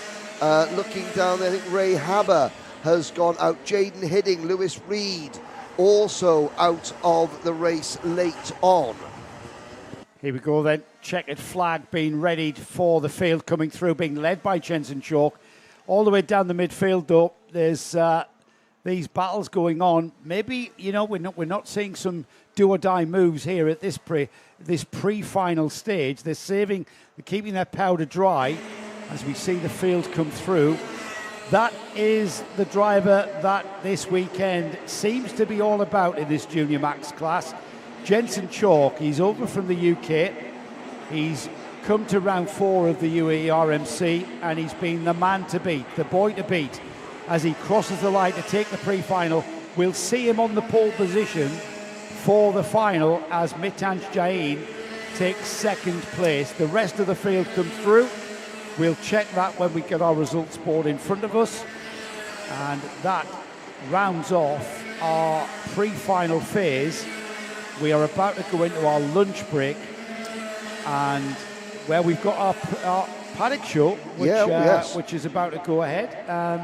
We'll have a look at the results first before we do that, and then we will be back after our lunch break, just before 1:45 local time. Very quick questions. Your lovely wife Sam has arrived, and I want to ask Sam a quick question. So it's 9 o'clock. Okay, well, we'll do the results. We'll do that in a minute. Jensen Chalk, Mitanj Jain, Giuseppe Montanari,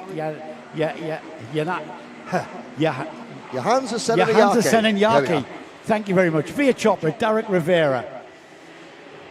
7th, Leo Anna and Alfie Ward. Faris Haroun ended up 9th. Gabriele Barricordi was 10th. Savelli Kojai and Pierre Abu Dewan was 12th. Harrison Stevens and Harry Kallenberg were next. Then we've got Aaron Mason, Finley Smith, Damien Knorr and Sam Turner. We've then got Themai Mapangada with George Haddad, Kabir Kidwai, Arhan Seti, Murad Baryamov, Rome Sabali was 24th. And then Aaron Fortek, Jaden Hidding, We lost Lewis Reed, we lost Ray Herbert, and we lost Floris Schenkenberg, who I didn't think took the start. I don't think he took the start, no. Now, so I do apologise for not realising that the results were coming up there, but a question. So, it's 8:59 a.m. in the UK, and this is a question relating to Jensen Chalk, whose mum, Kathy, is a very nervous watcher. And sometimes nerves, whilst watching your child's race go-karts, can be quelled with gin.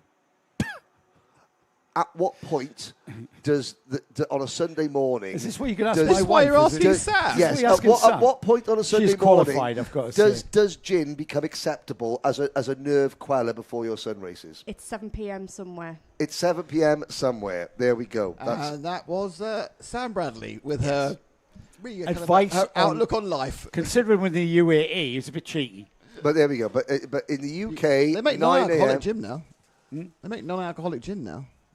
Yes, available in all outlets. Anyway, enough of gin and everything else. It's time for our lunch break, which means it's time for our lunchtime show, which is Henry heavy, but there is a bit of Joe.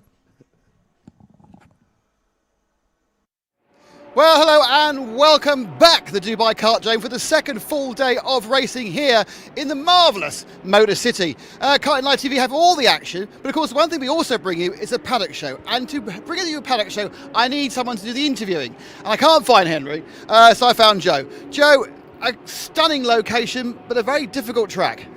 Hello, Nick. Hello, everyone. Yeah, what a challenge this track is. I coined the phrase, it's kind of like an around the houses without the houses. And what I mean by that is... Well, they've got skyscrapers. We have got skyscrapers with the back of a shopping precinct as well. And we race really close to the barriers here. It's an unforgiving track, and I would imagine it's going to get very, very crowded down there with some of our grids. The racing's fast, it's furious, but it's all about punching out of those corners. It's going to be another fantastic event. Well, those are Joe's ideas, but I kind of feel we actually want to hear from the teams and we want to hear from the drivers. So what I'm going to do is I'm going to take Joe, I'm going to push him out into the paddock, but more importantly, I'm going to make him find Henry Baudet, and the two of you are going to work your little bottoms off to get some interviews. Okay. We talk about family a lot in Rotax, and the great thing about Rotax is that drivers, you see them and then they disappear for a little bit and then they come back, like Shogo Endo, not as a driver but now as a mechanic for Adam Zhu in Microax. Yep. First of all, Shogo, how are you? It's been a while since you were in a kart, in a Rotax kart, but one of Japan's most successful Rotax races for many years. So yeah, I began my racing career since like 4 years old, and I forgot when I started the Rotax racing, but I've been to grand final for 4 times. I got a 5-time ticket, but 4 times. And yeah, my best result in the grand final is in Brazil 2018, P9 in the senior. And yeah, I finished my career last year because I couldn't get the grand final ticket. And yeah, I decided to be the mechanic for any, you know, like just up-and-coming drivers. So Adam Zhu is an up-and-coming driver from China, running with Sam Pollitt Racing here. What's your role exactly? How have you managed to slot in to the team around Adam? Like you mean like the environment, Adam? Yeah, like no, like my team is quite nice. Like we have the good analyst, and good coach, and I may be good mechanic. And I think he has much talent because he just started racing, I think 3 months or 4 months ago, and he's already good. He has enough speed, so I think it's good. Like yeah. Is it a good thing? Is it a nice thing for you to be able to help now a young driver develop? Did you have that when you were starting in your career, like a good mechanic or a mentor or a coach to sort of like learn from? Absolutely not. Absolutely not. Like this is like for me like very new style, but I think I find it very good things, because like when I was a child, I didn't I didn't have these kind of things, and I think it makes more, how can I say, like the driver more, how can I say, like make it prepared, more successful. Yeah, exactly, yes. So I think it's good. Now, good. Is this your first time here in the UAE Championship? Yeah, exactly. Like just I came here, I think 2 weeks ago. Okay. So I'm quite new here. I don't know like how to buy something still, like which supermarket is good. I'm not really sure still, but yeah, I'm enjoying this. Yeah. What does your driver think of the circuit, or what are you learning about the Dubai Kartdrome that you can sort of hand over to Adam? Well, it's hard, but yeah, everything. I think for me, everything new. I've never done mechanic in Japan for micro. Yep. I done in like 2 years ago in Roman and everything like that. But yeah, for me, so everything new. So I everything is for me like learning. Yes. And this is the thing, because, you know, drivers in Rotax or mechanics, you can transfer your knowledge around the world. Obviously, Shogo, you're Japanese, but I've seen you, you know, at grand finals around the world. You know, what countries do you get to as a mechanic, or how does it sort of, how do you get around the world now as a mechanic? What? How do you get around the world? You know, your services are quite, you know, in demand, aren't they? People want you to work on their go-karts. Your reputation is getting good. Okay, yeah. For me, that was a bit hard English, like difficult. Okay, so your reputation as a driver is one thing, but now your reputation as a good mechanic means that you get lots of jobs and you can, you know, go around the world, doesn't it? Yep. So I want to do the mechanic not only in Dubai, like in UAE. Yep. I want to be in Europe maybe also. And one day, if I could bring this knowledge, like everything from the other world, if I could bring it to Japan, I think it's very good thing for Japanese racing culture. And if I can be maybe China or any other Asian country, it's also nice things for me. Excellent. So a top 10 driver in the world in the grand finals, Shogo Endo, now putting his experience and all that knowledge he's gained into young Adam Zhu here in Microax. But a world tour, but eventually back to Japan to, you know, put all your knowledge into Japanese racing. Yep. That's my one of the goal. Yes. Excellent. Thank you very much, Shogo. Thank you. During the off-season, one of the most familiar figures in the UAE paddock, Birol Art Middle East, changed. It became Motorscape. Sana Chanak from Motorscape now. Talk a little bit about why the rebrand, because it's not just Birol Art now that you deal in, is it? Exactly. So we are now the exclusive distributor for Kart Republic in the Middle East, also Birol Art. So we thought that it's better that we brand the main company is called anyway Motorscape for years. So we thought just go Motorscape, you know, because we supply both brands. Yes. And we represent both brands. So as you can see in the tent, we have some Kart Republics, we have some Birols. And I think, it was just a step to, you know, introduce people to the new project that we took over, and it's going well so far. It is, because of course yourself and Mark Rose have been in cahoots for several seasons out here. Tell us a little bit about the development. What have you noticed over the last couple of years here in the UAE? The driving standards, the professionalism. You know, you've got to keep upping your game because there's teams all around you that are doing likewise, aren't there? So I first came to the UAE in 2011. And I can tell you the change that we witness nowadays is unbelievable. To be extremely honest, the championship organizers are doing a fantastic job. The RMC, they run an event. I've been to all European events. I've been to all the World Championships. I've been to all the races, and I can say, here the organization, the professionalism of the series now is top notch, and fair play to Alain Raceway, fair play to all the people, you guys that also make a huge difference in this. The live stream being always on for the races have made a huge difference as well. Thanks to you guys, you guys do an incredible job, and what we are witnessing is a huge boom in the UAE RMC, and a huge boom in the karting in general. Okay. And one thing that I've noticed, and that's really a really good indication of what's really happening, I've noticed that the Bambinos, the interest in Bambino is a few years back, we struggled to have 3-4 Bambinos on the grid. From our company point of view, we supply the Bambinos for pretty much all the paddock, as long as the 80% of the Paddock get their equipment from us. Yes. One thing we have noticed that the demand on the Bambino is incredible. Like we get a lot of inquiries on daily basis.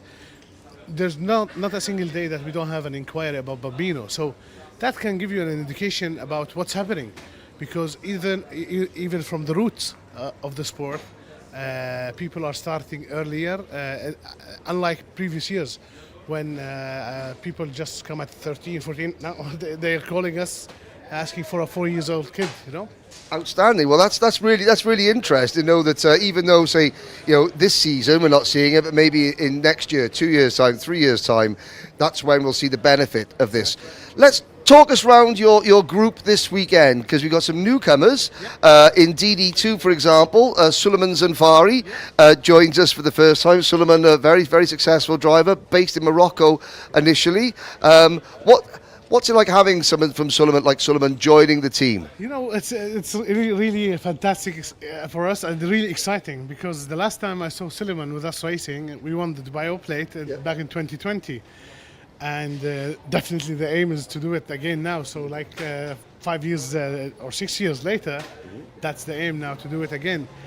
It's incredible to see how much the people that left, let's say, and went to other series, they now realize that this series is as best as anything else, and it's more, more easier for them to be here. But we have some new faces, we have some old faces, but in general, it's an incredible way forward for the sport.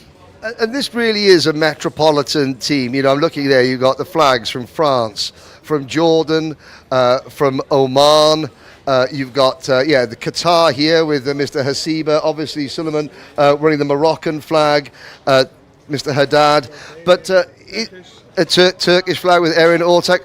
You've got a young driver in Micro, Alex Fryenstein. The progression of him getting onto the podium now, that must give you as a team boss, a real sense of pride watching a young driver and guiding that young driver from the back to the middle and now to the front. Yeah, really, this is one of the most enjoyable, let's call it project we took on. Yes. When we took him on, he's still young as well. Yep. But I'm incredibly proud how this amount of hard work paid off, and we really got this kid, to go forward in such a short period of time, Yep. But it was an incredible amount of work that went into the summer of last year. Yep. After the season and beginning of the year, also working on the mental side, working on giving him more confidence, getting the animal inside to show. So it's really an incredible experience. Excellent. Now, like all the teams here, you've got your own separate workstations for mechanics. The data screen up by there. One thing that I'm interested, that's something that is new that I haven't seen before. You're one of the few teams. You've got your own radio and charging station so that no one can lose their radios. So we have 3 different setups over there. Yep. So that's the live timing system. Yep. That so people can. See what's happening during the sessions while they're here. So let's have a little wander up to see it, to sort of take us through what's the data section, because you've got obviously all the data tracing and what have you. Hello. Yeah, how are you? I'm very, very good. So this is driver feedback, but then obviously you've got the charging pods as well for so that no one go out without a battery, or that everything is charged. Yes, because that's let's say the electric system of the car is the heart of the car. Yeah. So we want always to make sure that we have spares. We have we don't use the normal chargers. We use a proper charger that we can tell if the battery is dead, in good condition, etc., etc. So this is, to be honest, credit to Mark Rose. He's such an incredible, asset for the team. And over here, as you can see the data, we can see what's happening in each corner. We know if it's a driver, issue. If you can see here, you can see the difference in the speed. You can see, exactly what's happening. If there's a slide, you can see it on the RPM. So we can really analyze what's happening with the chassis and the driver during the session and try to push them forward. As also the other side of this, we have the we can show them their footage. Sorry. If you see here, we can show them the footage. We see, we try to improve them by showing them what they're doing right, what they're doing wrong. So over here, it's a very important tool to utilize, and I think with this series becoming more and more professional, you need to up your game as well. So you cannot stand still at all. You need to always push the limits. Exactly. In karting, standing still is going backwards. Sanat Chanak, thank you so much for showing us around formerly Birol Art Middle East, now Motorscape. Thank you. Thank you very much, sir. No problem. Have a lovely day. One of the other names returning to the UAE Rotax Max Challenge this weekend is double defending DD2 champion Max Dexter. Max, first of all, welcome back. You haven't been competing full-time this year just because of school, but you're back, and you're back with a bang this weekend, not just in DD2, but in seniors as well. Yeah. The insanity behind that, what's going on? Yeah, well, last year, the last round, after we won the DD2 Championship, we decided we were going to do both for the last race in our lane. So we did it, and it was quite good. I think we ended up winning one of the days in DD2, and I came 5th in senior. So, and this weekend, we're obviously doing O-Plate next weekend in both as well. So we thought we'll do this weekend in both, get some practice in for O-Plate, yeah.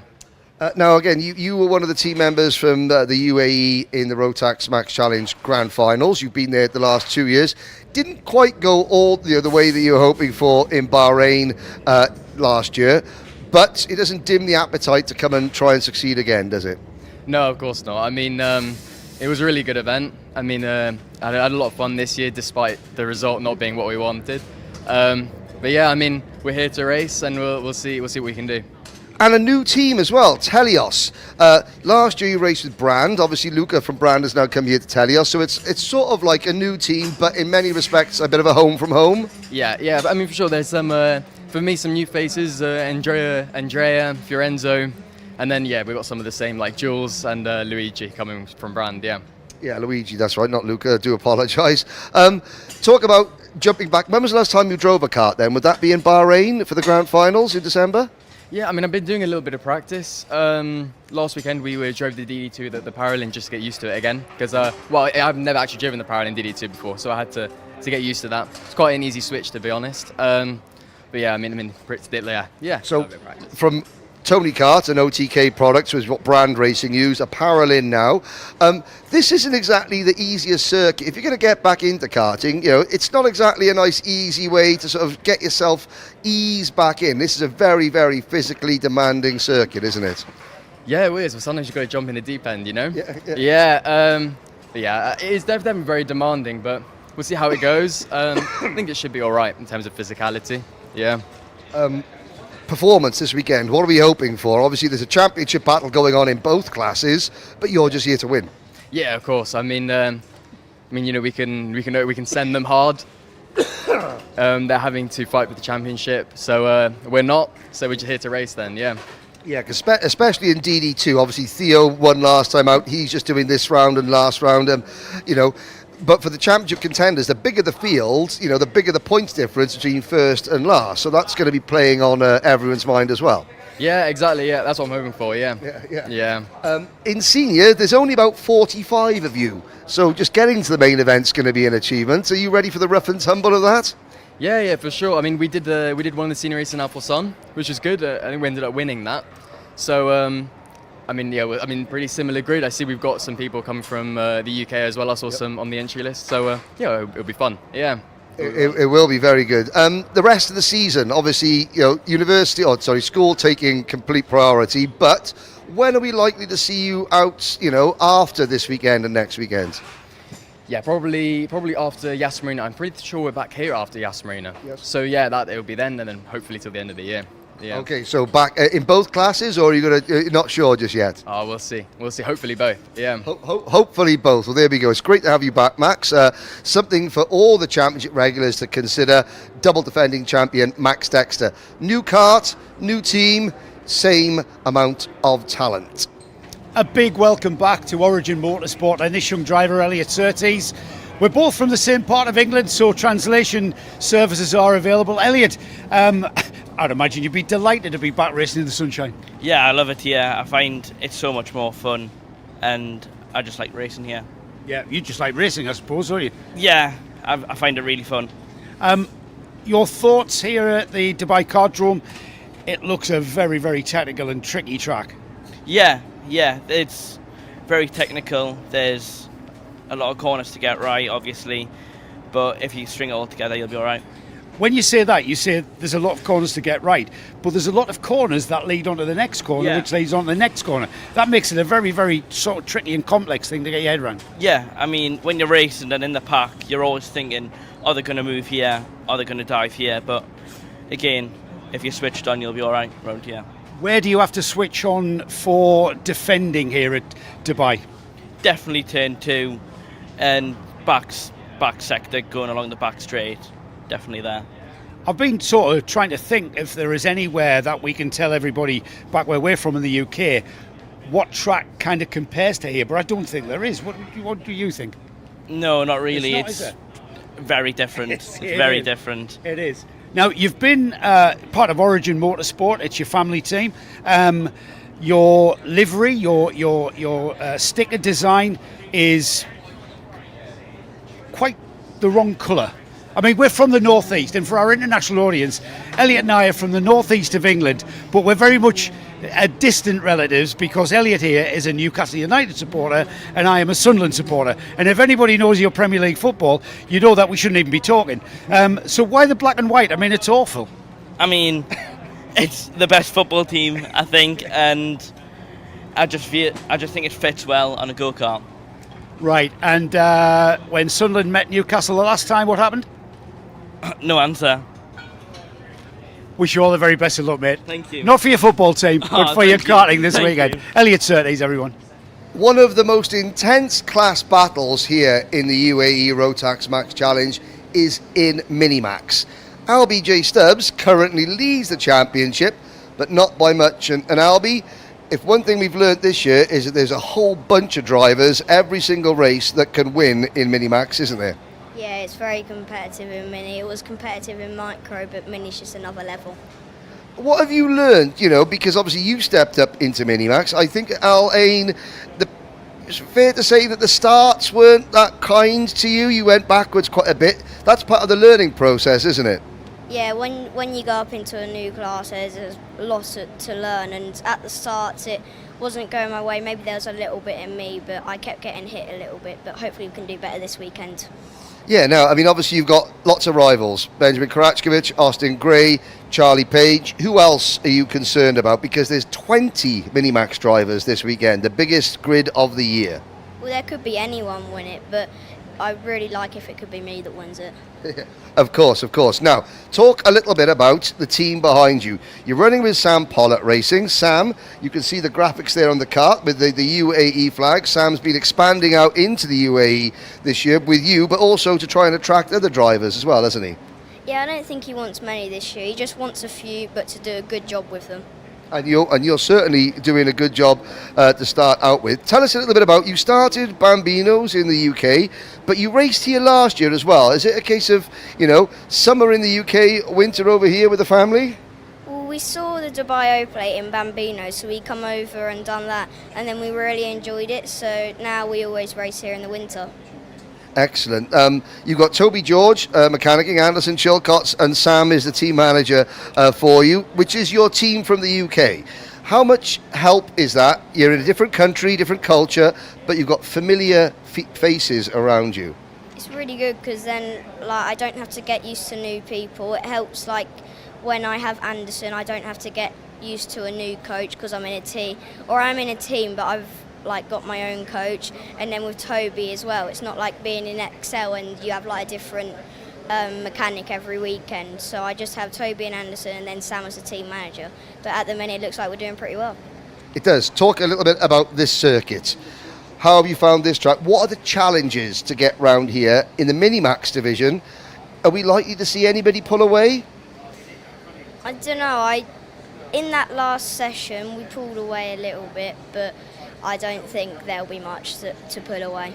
And of course the starts, you've learnt a lot from last round to this round, but the starts here, you've got that long corner that, doubles back over the bridge. Are you concerned about that? No, I raced here in Miami and I was pretty good at the start, so hopefully we can just do the same this weekend. Okay, well, there's Albie. Let's just bring in Sam Pollitt a second. Sam's over there. Sam, come and have a little chat here. Number one, what would you like to say about your driver there, Albie? He's obviously very talented, but over here, his job is almost as a figurehead to help advertise the team, isn't it? Yeah, he's obviously representing us. He's our only mini driver, but he's doing a really good job, obviously, leading the championship. He's done great up to now. Hopefully we can continue. Now, of course, I've known you a long time. Sam Pollitt Racing has been a very familiar fixture in the UK. You've really started to expand, not just in the UK, but internationally. Here is one arm. We talked about the Sam Pollitt logo with the UAE colours on it, but it's not just racing in the Middle East, it's junior car racing as well. Yeah, we got an opportunity at the end of last year to venture into Ginetta Juniors, which has always been something I've wanted to do. I think there's no clear path from karting. We try and keep everybody in karting and then they don't end up into cars. So I'm trying to make a bit of a stepping stone from karting to cars and then progress through. Okay, and again, how much of a logistical nightmare is that? Are you partnering with an existing team in cars? Yeah, so there was an original team. They had the same idea, so we've sort of partnered up together. Yeah. Logistically, they sort most of it for me. I'll be there on the weekends, obviously with the drivers. The idea being that the drivers know me from karting, and then they go into cars, they still know me, we manage it all, and we take it on like that. And that's really, so many times you see people come out of karting, they go into cars, and then it doesn't work for whatever reason. The world of cars doesn't work out for them, so they either stop or they're at a bit of a crossroads. But I suppose there's an easy way not to come back to karting, but to sort of to dovetail the two commitments as well, isn't there? Yeah, there is. And we've had a lot of drivers leave to cars, and they almost say like they don't know where to go, they don't know what to do. It all starts again. Obviously, because they already know us and they know how we operate, it's like a clear transition then into the car paddock. So and that's from the UAE, the UK, and obviously it's going to be Ginetta Juniors in the UK? Yeah, Ginetta Juniors and the GTPs and GTAs, so that even all three classes really. Oh, superb. A lot of work on your plate then? Quite a bit. I've got some good lads, so Yeah, because, very quickly, obviously, Albie, you've got Adam, you as well here, so two drivers here, but the expansion in terms of staff, logistics, all the equipment that you need, how has that come about? A lot of headache. I've put a lot on the lads that work for us. Obviously, Anderson moved out here to look after the team out here. Without him, we couldn't really done that. Then obviously Toby came on board with Albie, which again has helped. And then Carol, who looks after Adam. Yeah. So some good guys that are all sort of predominantly doing the work for me. And going back from when I first met you, 15 years ago, running, one or two drivers in UK championships, could you imagine this is where it would have led? Not at all. No, not at all. It's a bit crazy. It is a bit crazy indeed. Well, crazy is one thing, but Sam Pollitt Racing, as crazy as it might sound, has got his finger on the pulse and has got opportunities for drivers, UK, UAE, in karting, and now cars. Congratulations, Sam. Thank you very much.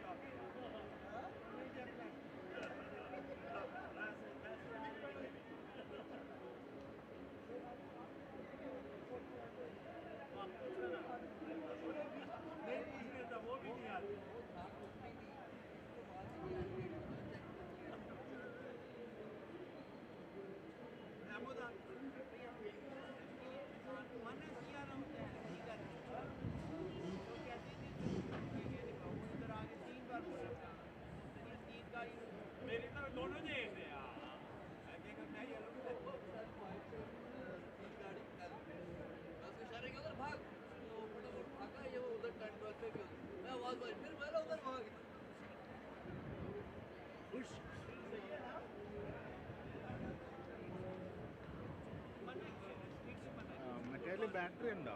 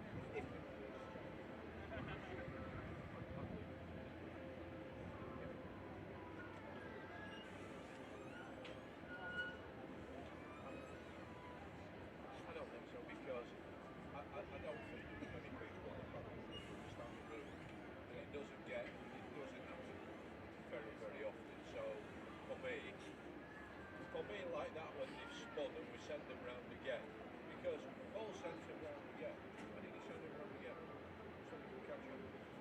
In his mind, I think he was thinking, well, give him a chance. You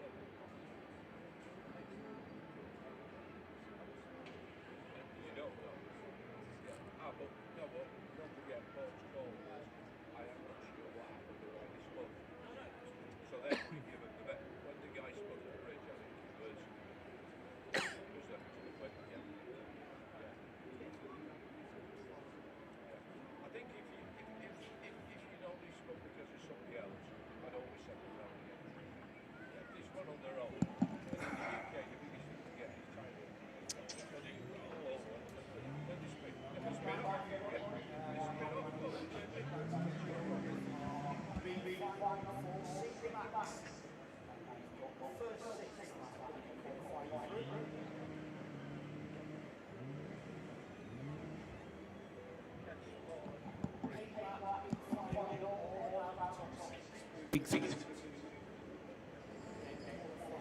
Already formed grid of 30 karts. That will give us a full grid of 36 karts that we're able to do run here at the Dubai Kartdrome. My name is Joe Bradley. Alongside me is still Henry Baudet. Henry, hello. This is quite a pressured situation here when you end up in the B final, isn't it? It is indeed. Looking at some of the names as well, Mossad Al-Bassam, who will be starting third. Patrick Cannon and Eni Asachi on the front row. Mossad Al-Bassam and Amani Kanua. Not expecting to be in the B final, but can he make it into the main event? Louis Hartmann, Sanad Al-Hamawi gets trapped into this event again. What can the 393 do? Sami Al-Assad, Manaf Al-Balushi, another driver who was in the B final yesterday, followed by Naman Kukrasia, Alicia Knessa, Yazan Al-Zajali, and Philip Dinu. The last couple of drivers, Alexis Elzia, Eshan Saeed, and Zara Karua. Now, Sanad Al-Hamawi yesterday had the unfortunate situation of qualifying in the B final, and he came through and went way up the order in the A final. We're already underway. The lights have gone out. We are 2 or 3 wide into turn 2. They saw themselves out before they hairpin for 3, and it'll be across the bridge. Who's in the lead? It is our Polson. It looks like Patrick Cannon for... No, it's the JNKD car. I think that... Is that Mossad Al-Bassam? That is Mossad Al-Bassam. Yes, He's in the lead down the hill and already pulling out a gap. Yeah, Amani Kanua up into P3. Our Polson to Patrick Cannon running in second position. So Eni Asachi didn't have a great start for the Kart Advisor Academy team. And looking there, I think that's Sachi in 5th position, the 393, Sanad Al-Hamawi up into P4. Don't forget, it's the top 6 drivers as Amani Kanua moves into 2nd position. The South African driver. Here they come, Henry, across the line. Let's see who's in that vulnerable 6th spot. It's Alicia Knessa. Manaf Al-Balushi wants to take that from her. We'll try and get... Oh, there's a movement for 4th or 5th. That was Sachi making a move. That was Sachi moving up to 4th. Yep. Patrick Cannon now down to 5th. Alicia Knessa just behind them. Just coming off the bridge now, plunging downhill. So it's Al-Bassam who leads. Kanua is in 2nd. Lewis Hartmann, Sashi 4th. Cannon 5th. Manaf Al-Balushi has moved ahead. And see comes Sanad Al-Hamawi as Alicia Knessa pushed down to 8th. Yeah, so, but of course, the drivers that finished 7th and 8th in the B final yesterday were promoted into the A final because 2 drivers that finished in the top 6 had post-race penalties. That's right, I remember now. Antonia Sadat and Tamim Hasiba, both of whom have automatically qualified for the A final today, so lightning won't strike twice for them. I think it's not going to be long before Amani Kanua is knocking on the door of Mossad Al-Bassam. Yeah, these two are moving away from the rest of the field, actually. Henry, Mossad Al-Bassam leading Amani Kanua around. That's the leaders. Behind them, though, it's getting very, very busy with Eni Asachi, Lewis Hartmann, Manaf Al-Balushi, Sanad Al-Hamawi. Al-Hamawi at the moment is the last qualifier, so he's in that vulnerable spot in 6th. Patrick Cannon has dropped down and now out of qualification zone. He's now 7th. Yeah, from pole position back to 7th place. That's not great for Patrick Cannon. The question is now, looking at Amani Kanua, the front of that George Gibbons Motorsport car, is that a dent in the plastic? Who knows? 3-second penalty for driver number 398, Sami Al-Assad. And there's the move for the race lead, Kanua into top spot. Now, if I were Amani Kanua, and I'm not, but if I was, I would be looking to get 5 seconds and above up the road and away from everybody else, just in case my nose cone doesn't pass the bracket test at the end of the race. Right, that number 393, that is the 6th and final qualification position. The number 303, Patrick Cannon, coming back at him, looks over his shoulder there. That's Sanad Al-Hamawi, who is under a lot of pressure from Patrick Cannon. It's Motorscape against Mumbai Falcons here for the final qualification into the year final. It's going to be from 31st down to 36th, and right now we're looking at the 36th qualifier going forward this afternoon. Yeah, and now Eni Asachi gets back and passes or attacks second place driver Musad Al-Bassam, although Al-Bassam holding on. Oh, that could get wrong, and that was the number 347. Oh, and that's ripped off the exhaust from Eni Asachi's car. Louis Hartmann up over the back of Eni Asachi. Here's your Kartshot.me replay. And this was clumsy, wasn't it? Yeah. This can only be described as clumsy. It was. That'll be a drop nose and a missing exhaust there. The So- 347 is the 347 Lewis Hartmann. I So- can hear the exhaust that's gone missing that's as well. Eni Asachi out of the race. Really unfortunate from Enia, who was pretty much minding his own business. And the number 347 of Hartmann continues, although I would imagine looking down his nose cone is one thing, but the stewards may have a little look at that incident again. And it's good news for Patrick Cannon, Naman Kukrasia, and potentially Alicia Canessa. It is, because that's changed the 6 qualifiers. All right, Amani Kanua off and out into the lead with Manaf Balbalushi going with him, but Sanad Al-Hamawi, Musad Al-Bassan, Lewis Hartmann and Patrick Cannon, they're in that 5th and 6th spot. Neyman Kharuja is absolutely trying to get past Patrick Cannon to be fully aware what position they're in, and he'd be wanting to get by because he wants his race weekend not to finish here. He wants to get forward for another one this afternoon in the year final. Yeah, indeed. So Cannon in the 6th position.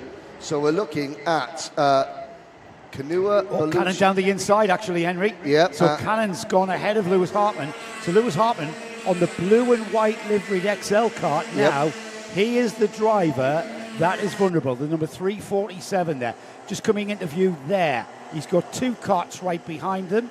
That is Lewis Hartmann. Neyman Kharuja is 6th and 7th behind. Sorry, it's Neyman Kharuja and Alicia Canessa. Canessa, the last cart in that train, and she is waiting to bide her time and maybe get through. That'd be great for her and her dad if they manage this. Yes, and well, there goes Canessa past the number 374 of Naman Kukrasia. And that puts Canessa into P7, possibly P6, depending on the issue, any post-race issue with Louis Hartmann, who you've got to imagine has got something. Oh, and there is Canessa now having to defend through turn number 14. At the moment, on track, the 347 cart, the first of these 3 carts. That's the final transfer spot. Denmark's Louis Hartmann as we start the final lap. Louis Hartmann has been exceeding a lot of track limits on that final turn. We'll see what the stewards think of that as we race to the flag now. Kanua, he's off into the lead. Balbalushi is next. Al-Hamani, Al-Bassam, Cannon. Hartmann is the one we're watching, though, as we look at the 303 and the 347. The 304 of Alicia Canessa is just behind Lewis Hartmann now, and Canessa still in that 7th spot and has not qualified. As we get towards checkered flag, we're into the final stages of the lap here at the Dubai Kartdrome, and we will be waving the checkered flag very soon. There's the number 374 of Neyman Kharuja. Canessa has gone out. Yes. We've lost her. So there's been an incident just off camera. So the checkered flag is going to come out. Amani Kanua, Manaf Al-Balushi, Sanad Al-Hamawi, and Musad Al-Bassam, they are definitely in. Patrick Cannon also in 5th position. Now the question remains, who will be the 6th and final qualifier? Louis Hartmann, potentially with a penalty, potentially with a nose cone penalty. Naman Kukrasia, what happened between Kukrasia and Knessa on that final lap? Here is your results. Kanua, Balushi, Al-Hamawi, Al-Bassam, Cannon and Hartmann.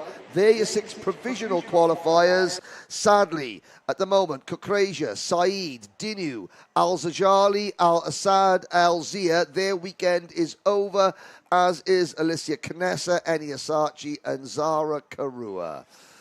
So, always exciting stuff in the B final. And with 6 qualifiers going through. It reminds you of that Amy Whitehouse song, Fade to Black. Indeed. There is a glance at the exit of pit lane. That is where the drivers will emerge for the start of today's main events.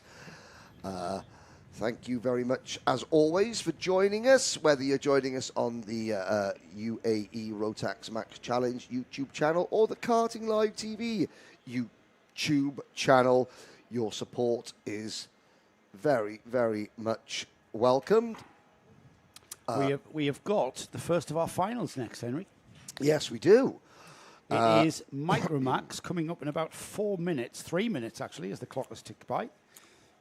And so Microax, which was quite an occasion yesterday, wasn't it? First win for Alexander Freienstein. Can he repeat that? And he did it on the last lap as Liam O'Hanlon and Samir Chopra decided to squabble over the same piece of tarmac, which resulted in both of them going wide and the door opening for Motorscape's. Credit to Alex, though. Oh, for being there, because he had to fight to be there. Yep. He was right on the tail, right on the rear bumper, really, of both of those, Veer Chopra and Liam O'Hanlon. They are no slouches, those two drivers. Absolutely and not. Alex Freienstein is.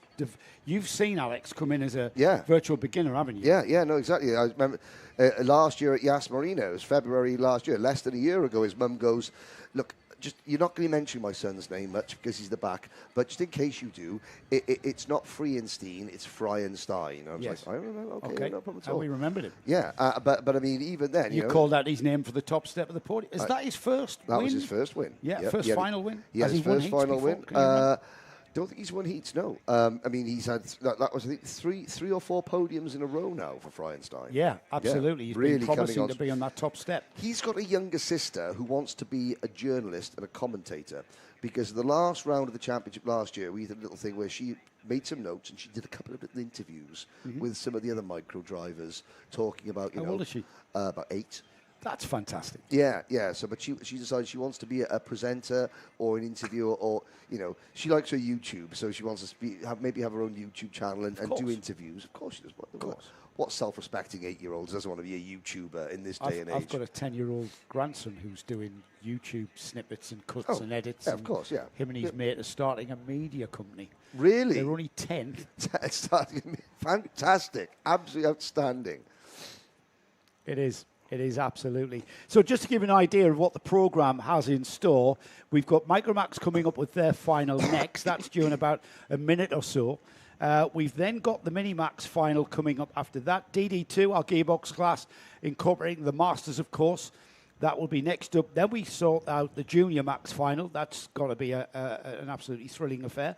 And then the Senior Max final will not just round off the afternoon, but round off round 4 of the UAE RMC. Round 4, race day 2. At the end of these finals, we will have completed 6 out of 12 race days. Good point. In this year's championship. Halfway. We will be halfway home. You can check out the Al Ain Raceway website.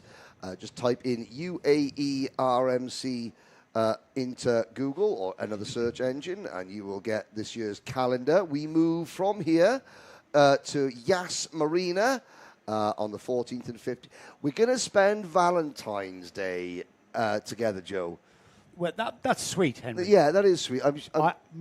Dairy milk is my favourite chocolate, by the way. Okay, no problem. I'm a Galaxy man myself. So that's me and my wife. There we Her are. Look at favourite's that. Galaxy, mine's Dairy Milk. Oh, well. Never the twin shall me. Still let me Dairy Milk at Christmas, though. Did you? Oh, yes.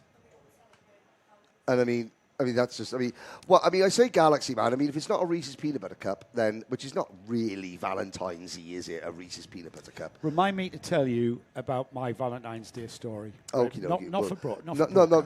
Maybe But not while your wife's here. I'm not going to bore everybody with it. No, my wife's very much in on it. Oh, right, okay, fair enough. But we digress. Here we go, 12 laps for Micromax. The drivers will be emerging. 7 out of 13 race days. Round 3 was a 2-day event, remember. One event across 2 days. Ah, right. Thank you to Guy, keeping us right. Not a problem, thank you. Moving swiftly on from our mistake, Henry. Yep, my mistake. Sama Chopra on the pole position with Adam Al-Sheikh alongside. Then we've got yesterday's winner, Alexander Feinstein, on row 2 with Liam O'Hanlon alongside. Saif Al-Khalifa is on row 3 along with Ruud Rapatap Shekawat. On row 4, we have got our next drivers on row 4. Jensen Kelly, whose grandparents might or might not be hungover at the moment. Kelly in 7th, followed by Vaibhav Ponna, Ivans Voronins, Amar Tabatsa, Tadeusz Prochatska, Adam Hugh, then Cameron Harvey, Arthur Bowers. Those two should be moving forward. Haris Chrysochou, Abdulaziz Al-Saraf, Rio Pocock, Felix Souza Jebjerg, and the final trio of Micromax drivers, Enzo Falzarano, Tayab Haroum, and Kylian Nkudu Mbappe? No, that's Mbida Mbappe for football. Already, Sama Chopra bringing the field onto the back straight, and this is where we'll slow them down. They cross the red line. If you're not in position by that red line there, where you've seen them just cross, then you have to stay where you are, quite effectively. Sama Chopra, Adam Al-Sheikh is the cart alongside. We've got Matthias Nejem Motorsport on the pole, XL Motorsport alongside. Behind them on the second row is Alexander Feinstein with Motorscape with Liam O'Hanlon for George Gibbons Motorsport alongside them. XL and Mumbai Falcons on row 3 in the form of Saif Al-Khalifa and Ruud Rapatap Shekawat. And then we have Sama Chopra bringing them round now. And we will get them heading towards the red light. Here we go. We're getting the final underway, Henry, in first attempts. Yep. And it's the pole setter, Sama Chopra, who will have the perfect run to turn 2. And he's got clear track in front of him. And he's able to take the optimum line through there. That'll enable him to get through 3 and onto the bridge first. Yeah, and Alex Freienstein was able to grab second place. It was Saif Al-Khalifa in the number 2 cart from about 5th on the grid, who almost chopped across the nose of Freienstein, and Freienstein's got the bit between his teeth here. Look at the number 77 cart down the hill underneath the crossover. Freienstein, he means business. He's looking to complete the double as they head up the hill through turns 11 and 12. Well, slightly longer lap length, I should say. 12 laps here for the Micromax final, and Feinstein now sort of indicating to Sama Chopra to get on with it, because for company he's got a gaggle of carts that are joining in as we get through the S's and onto the start-finish straight. It'll be 1 lap completed. Sama Chopra leads. Alexander Feinstein, Saif Al-Khalifa, Adam Al-Sheikh, Liam O'Hanlon, Ruud Rapatap Shekawat, Vaibhav Ponna, Evans Vorins, Jensen Kelly, Arthur Bowers. That's your top 10. But they are literally in a train of carts. Yeah, this tells me that Samar Chopra, the Matthias Nejem Motorsport team, have set that cart up to be strong in the second half of the race. So they just told Samar, look, you've got to just withstand the pain of the early couple of laps. Try and keep everyone behind you, because you're not going to be the quickest cart for the first few laps. However, if you can do that, your cart will get quicker and quicker as the race goes on. So these are critical moments, because if Chopra can stay ahead, for the first, I'd say, 4 or 5 laps of this race, then you might see a situation where he just clears off and everyone else is battling for second place.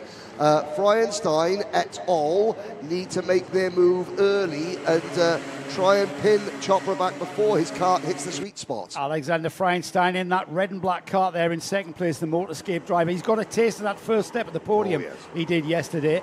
And he's got something about his body language on the tail of Samar Chopra. Just loses out through the hairpin at 3. Down the hill they go through the hairpin.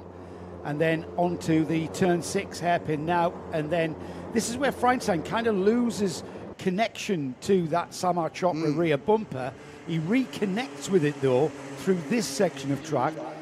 Out of there, into the chicane. And this is where he gains it back. So he's got a better handling kart in sectors.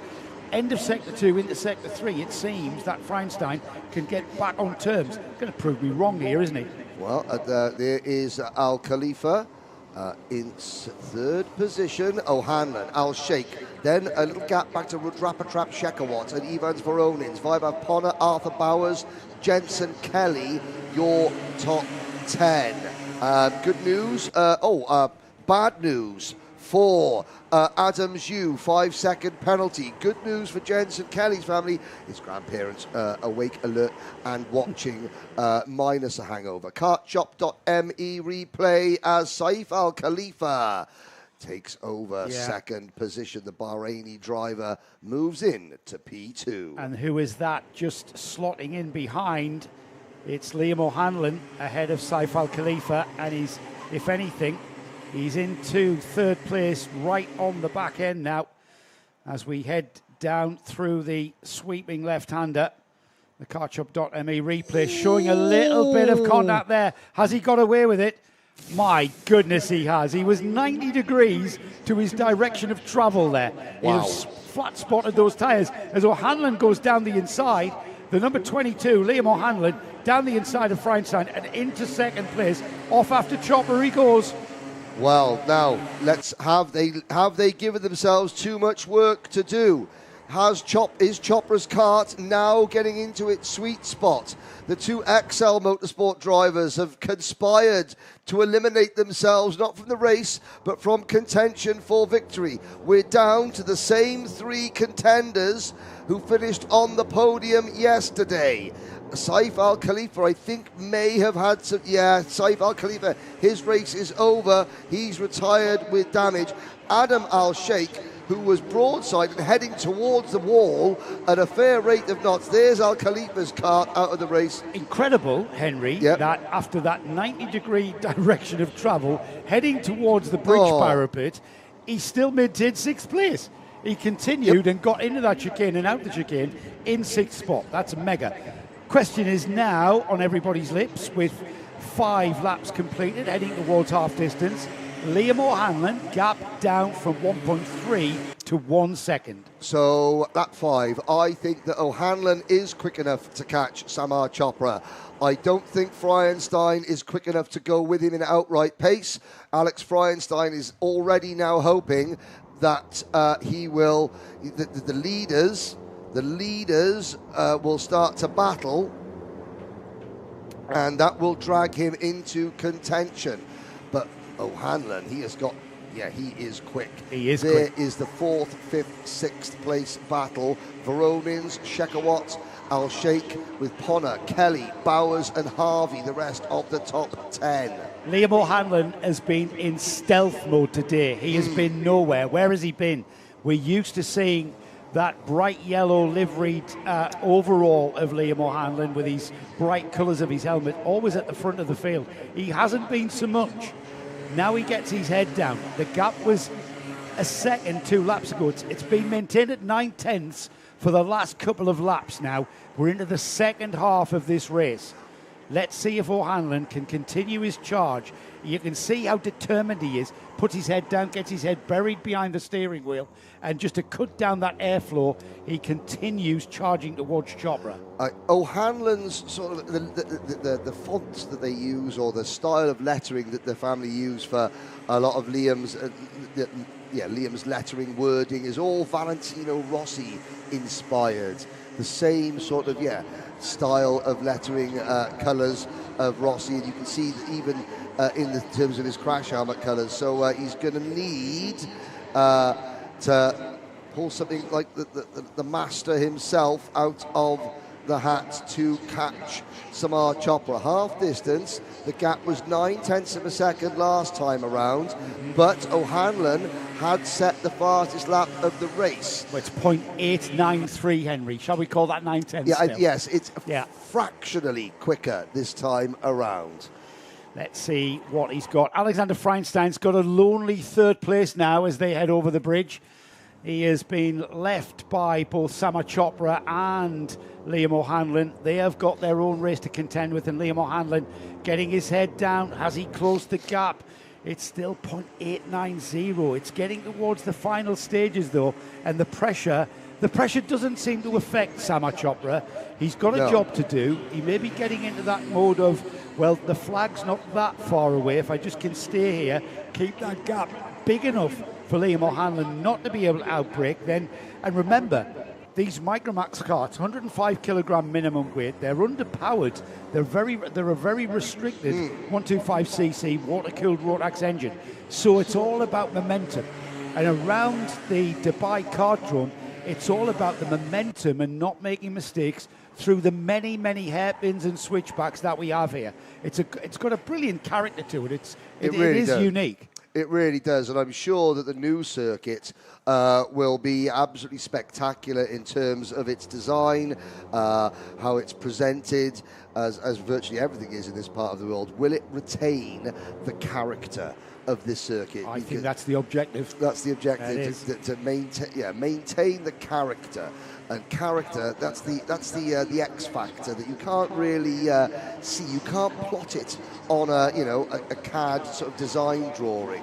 The way that the facility makes you feel when you're in it and when you're driving it. Well, it'll have more of an open space because it won't be in the middle of the Motor City. Yes. Yeah. No. Yeah, it will have a more of an open field for the next 20 years or so. Yes. Right. See what the gap is, Henry. It's going to be less than 9/10 of a second. It is going to be just under 7/10 of a second. He's coming. And you know what? We're on. So we start lap 10 out of 12. He's coming, and I'll tell you what's going to come into play here. The science of slipstream. Liam O'Hanlon is almost feeding into the hole that cart of Samar Chopra is creating in the air. That's going to give more of a straight line speed here, especially here. If he can get in that gap where the air is a little bit thinner behind Samar Chopra, he's going to get drawn into the rear bumper. And we're seeing that science come into play absolutely before our very eyes, as Liam O'Hanlon is now in a position to start slipstreaming. He needs to be very, very smooth. Samar Chopra, for M&M, I should say, Matty and Gem Motorsport, he needs to keep that cool head. When he can hear the engine of Liam O'Hanlon, that's when the pressure starts to mount. Here they go. Dip your head down, Liam. Get in the air, get out of the airflow, and the gap is half a second. So Chopra has looked over his shoulder twice on the last lap. He is now conscious. O'Hanlon will get a shot. There is Chopra looking over his shoulder again. They'll get the last lap board next time around. O'Hanlon inching toward these last couple of kart lengths now are going to be academic, because O'Hanlon is going to force Chopra to defend. Chopra will start taking alternate line into some of the corners to protect. He doesn't need to protect and defend yet, but he doesn't know that. That's going to slow him down. It's going to slow him down. Once you get off the optimum line and start defending, you invariably go slower. Lap time. That plays into the hands of Liam O'Hanlon. We're seeing that happen. Gap is 4/10 across the last sector. Here they go. Slipstream coming into play. O'Hanlon ducks his head. The gap is 3/10 of a second. It's literally 1/10 of a second at every sector line. Now he's almost on the bumper. Now he can just reach out and feel like he can just reach out and touch the bumper of Samar Chopra. What can Chopra do to keep him back? Let's have a look. He's not close enough here. Look for him coming out underneath the bridge into the uphill chicane. That is where, oh, is he close enough? I don't think he's close enough. If he gets a slipstream, this could be a place where he could surprise Samar Chopra. Traffic ahead, not close enough. Good driving, Samar Chopra. Now it's going to be the end of the back straight. Oh, there's traffic in the way, and the novice driver does get out of the way. Has that held up Chopra at all? I think Samar Chopra may just have done enough to hold on. Yes, and well done, Killian, for keeping out of the way there. Novice driver heads up driving from him through the S's for the final time, into the final turn for the final time. Who's going to take the win today? Liam O'Hanlon moves alongside. Almost, no, he has to slot back in. And there's the win for Samar Chopra. Liam O'Hanlon takes second. Alexander Feinstein, another podium for the Motorscape driver. The rest of the field coming through. But I tell you what a drive from Samar Chopra. What a day for Samar Chopra. He's been on the pole position. He's been devastating all weekend. He's been at the forefront. He was kind of unfortunate not to take the win in the final yesterday. That was taken by Alexander Feinstein. But all credit as well to Liam O'Hanlon, who came through from a bit of a character building day for young Liam. As we look at the full result then, Samar Chopra, Liam O'Hanlon, Alexander Feinstein, Ivans Voronins in fourth, Ruud Rapetap, Shekawat in fifth, sixth place was Adam El Shaikh, seventh place Arthur Bowers, Jensen Kelly was eighth, Vaya Ponna was ninth, 10th was Cameron Harvey, then we had Amar Tabatsa, Tadeusz Prochaska in 13th, Zhu Kanyi, Enzo Falzerano, Abdulaziz El Sarif was 15th, Harris Krishu was next, Felix Souza Jebjerg 17th, 18th was Rio Pocock, then we had Tayab Haroun, Kilian Kudu Mabida, with Saif Al Khalifa having to retire after 3 laps. Let's just catch our breath as Henry goes down to the Parc Fermé, where he will hopefully be able to grab a word with not just the winner, Samar, but also Liam O'Hanlon and indeed Alexander Feinstein, our 3 podium drivers.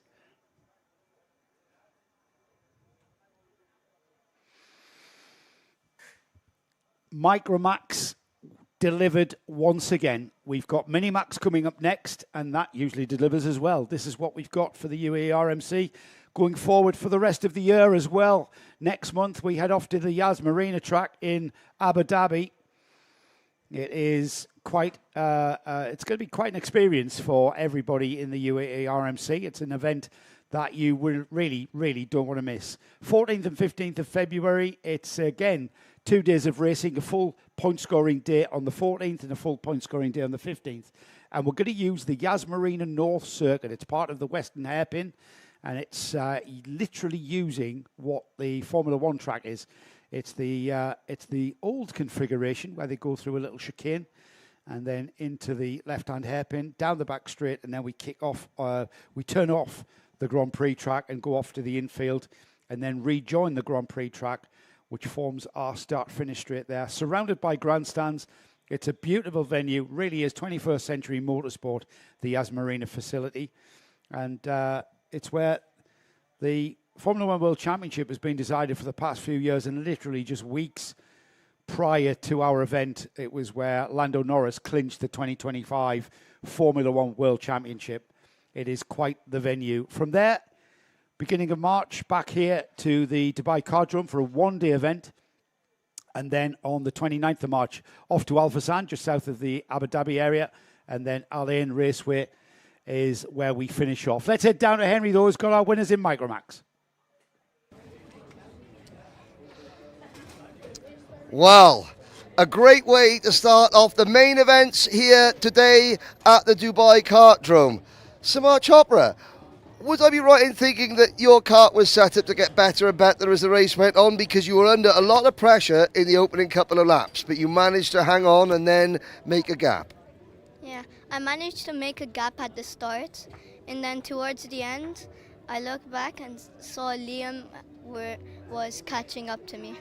Yeah, so those last 2 laps, I would say, it was all about you, your mental strength, wasn't it? Not making a mistake, because Liam was closing in. You didn't defend too early. Talk a little bit about those last couple of laps. On the last lap, I did not defend. The only corner I went defensive was turn 14. Just in case he was going to try something special, is that right? Yeah. So, now that you won, how do you feel? I feel really happy. I was looking for this moment since the start of the season, and I finally got it in. So, first final win, yes? Yeah. Excellent. Who would you like to thank? My mom, my dad, my brother Matthias, Nasri, Dan, and Danny. Well done. Congratulations, Samar Chopper. We'll swap you around. Liam, come in. So, another day, another second place finish, but we've had all those wins beforehand, so it means that this is okay. Second's okay, yeah? Yeah, I was happy with that final then. Yeah, because tell us about your final. You started quite a way back, you had to fight your way through. Talk a little bit about the start of the race. The start wasn't the best because I'm starting 4th, and then I stayed in 4th, I think, and then I tried to make the moves as quick as I can, and then just try and catch Samar. Now, of course, when you got into second position, I think the gap was 1.6 seconds. You chipped away at it. When you saw the last lap board go out, did you think, oh, I'm not quite close enough, or did you think that you had a chance? Yeah, I thought I had a chance on that last lap. But Samar didn't defend, he didn't make a mistake. Happy with second? Yeah, it's a good result for the end of the day. I like second's good. And who would you like to thank? My mom, my dad, my sister, George, Zabir, my whole team, Lockie, Jacob, and Connor Clancy. Is your nan here as well? Yeah, and my nan. Excellent, there we go. Whole family gets a mention. Well, thank you. Alex, you come in this way. This is becoming a regular occurrence. Now, how many podiums in a row is this for you? 4 or 3? 4. 4 in a row. We had our first win yesterday. The start of the race was excellent. You were right with Samar. Did the kart sort of go off a little bit as the race went on? It kind of did, but I kept on pushing. It was a bit of a lonely race then into third position. When Liam got past you, you couldn't quite stay with Liam, but you were well clear of everybody else, weren't you? Yeah, I was. So, 4 podiums in a row. Are you in a position to challenge these two for the championship as we move into the second half of the year? Maybe, maybe not. We'll have to see. Who would you like to thank? My mom, my dad, my grandparents, my dad's sister, my dad's brother, and my cousins. Okay, the whole family, aunties, uncles, cousins, they've been supporting you in the online chat as well. So there we go. At the moment, it's still a 2-horse race for the title in Microax, but there's a Motorscape driver who's trying to make it a 3-way battle for championship honours as we move into the second half of the Microax season. Thank you, Henry, and another congratulations to our Microax winners. We'll see them at the trophy presentation later on this afternoon. We get straight into Minimax, and Minimax is all about this lot here. Benjamin Kraczkowicz on the pole position. Who can beat him? He's been outstanding all weekend. Charlie Page is going to be the first driver that tries from the outside of the front row. Oliver Butchard, always good for a bet on that one. Oliver Butchard on the second row of the grid from Austin Gray alongside. Francesco Lignoli is on the row 3 with Mikhail Mitrikin alongside him. 4th row of the grid then, we've got Albi J. Stubbs and Ivan Jankovic. William Mazzali and Paul Schutzman share row 5 with row 6, Kurt Ivanov and Max Payton. Adam Fleury and Veiko Payamaki with Aaron Essen, Rafael Zagati, Gleb Obyukov, Zuhair Turkey on the 18th spot, row 10, rounding off 20 karts, Vivian Chuhan and Mikhail Tervoplimov. That's the grid for Microax. We get things underway. I'm going to have to hand my melon to my wife, who's just slipped out the door. And we have got Benjamin Kraczkowicz leading the field round. The JNKD driver has been the driver to beat in Minimax as ever. He represented the UAE at the recent Bahrain World Finals in Microax and took the World Finals win. He's like a duck to water in Minimax, and the transition has been seamless. Have we mentioned that we've got Austin Gray's family watching from Iraq? No, we have not. Austin Gray's watching from Iraq, a cold Iraq. Here we go then. Oh, and from the outside, that's a great move by Charlie Page. How are they going to appear out of turn one? Page gets run out wide, and that is a J&K driver, That's Austin Gray, who's gone into the lead. Well, I mean, on a spin, Oliver Butchard gets turned around going into turn number 3.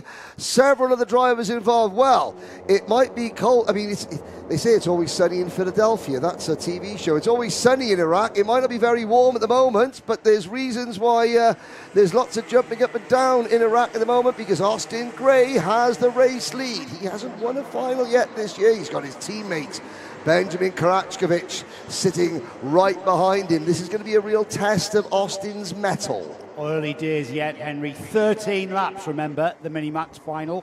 And we haven't even got our tyres up to temperature yet. These tyres will be coming in pretty much halfway around the second lap here usually. Mind you, the temperature's got up. I think it's a balmy 24 degrees out there as Karachkovic goes very wide indeed on the last turn into turn 1. Is the challenge going to come? He had a look at it, didn't he? He had a look. Maybe if that wasn't his teammate, he might have had a plunge. But he's discretion, the better part of valour for Benjamin Karachkovic, as he's got his teammate Austin Gray leading the way for him at the moment. Now, Benjamin Karachkovic is going to be having a look at the red symbol on the back of Austin Gray's crash helmet, and that is the Scottish lion. Because there is a Scottish connection for Austin's family, and any Scotsman will tell you they don't like giving away anything for free. There's money, drinks, positions on racetracks. So Austin Gray, he will not be an easy pass, even though Karachkovic is his teammate, team leader and championship leader. They are pulling away, however, from Charlie Page, Ivan Janicevic, LBJ Stubbs, Paul Schutzman, Adam Fleury and the rest. LBJ Stubbs is just about to put in the fastest lap of the race so far. Yes, there it is, a 59.271. His tyres have come on. His tyres have come on, haven't they? Because now we'll keep an eye out. He's in 5th at the moment. He's in the Sam Pollitt racing cart. It's easy to see because it's kind of a bright pink and white as the battle for the lead is maintained. And that's a perfect lap. It is, Stubbs. absolutely. Purple, purple, purple. Yeah, very rare to see, you know. And continues purple in sector 1 again. That's 4 straight purple sectors for LBJ Stubbs. We'll keep monitoring that. He's going to, you know, obviously encounter Ivan Janicevich's cart very shortly. There's the move for the lead, Henry. Karachkovic around, or down the inside, I should say, at turn 12. They spear out of 11, which is very fast, and then just making his way, making the room work for him there. And it'll be Karachkovic who leads across the line. Austin Gray second as they come through. Charlie Page third. Janicevic, LBJ Stubbs is still in 5th, and the gap is next to nothing as LBJ moves on to the back of Janicevic in that 4th spot. And this is going to be a critical time of the race for LBJ Stubbs. If he loses time, or if it takes him a couple of laps to get past Janicevic, then Charlie Page will just be that little bit further up the road. It looks as though the 2 JNKD drivers, though, have got the legs on everybody else. They go up the hill through turn 11 into turn number 12. We saw a lap ago on the kartshop.me replay. That is where Karachkovic made the move for the race lead. Underneath the shopping precinct almost, and the various coffee shops here in Motor City that overlook the Dubai Kartdrome across the start-finish line. We start lap 5 out of 13. Austin Gray is not being dropped at all by Karachkovic, who continues to lead. LBJ Stubbs trying to get by Janicevic, and he's not really been able to do that at the moment. However, we're still in the realms, we're not even at half distance yet, so we're still in the realms of a little bit of tyre management, a little bit of race management, where drivers are not being pressured necessarily to show us their full deck of cards. Yes, Mikhail Tverdoklyabov didn't take the start. You saw him crash in the pre-final. He was holding his elbow as he walked off the circuit. So Tverdoklyabov is not out there. The 19 drivers that started this race are all still running. Saw Oliver Butchard get turned around a couple of laps ago. Well, the bad news for Oliver is that he is down to 8th position. The good news for Oliver is that he is only in 8th position after getting turned around and forced down to last. So he is closing in and catching up. Let's see if Austin Gray can maintain this gap to the leader, Benjamin Krachkovic, as they head down to the hairpin at turn number 6. And then it's flat out driving through the sweeps, the left-hand sweeps that lead under the bridge and into the chicane. And Austin Gray's just sitting there on the bumper, isn't he? Charlie Page, LBJ Stubbs, by the way, has finally gotten by Janicevich, and he's in 4th. Now the gap to 3rd is 7/10. So Charlie Page for XL has about to have for company. Here they come just out of the hairpin there. As these two continue on their way, it's I'm not sure whether Austin Gray's got any, and now we see the gap beginning to develop. Yeah, I mean, you wouldn't want to, this is nothing against Austin Gray, but as Karachkovic, though, misses the apex for turn number 2. I was going to say, on previous form, as we look back to see the 3rd, 4th and 5th place battle, there's Page, Stubbs and Janicevich. Lisignoli, Mazzali and Butchard are next. Then it's Schutzman, Ivanov, Turkey, Obukov, Zagati and Chowan. But on previous form, Austin Gray not quite as quick over a full race distance generally as Benjamin Karachkovic. However, he's in a rhythm now. Austin Gray is in that rhythm where he's just following the wheel tracks. Benjamin Karachkovic, this might sound really stupid, and it's coming out of my mouth, so there's always a chance that it is really stupid, but Karachkovic is driving for both of them.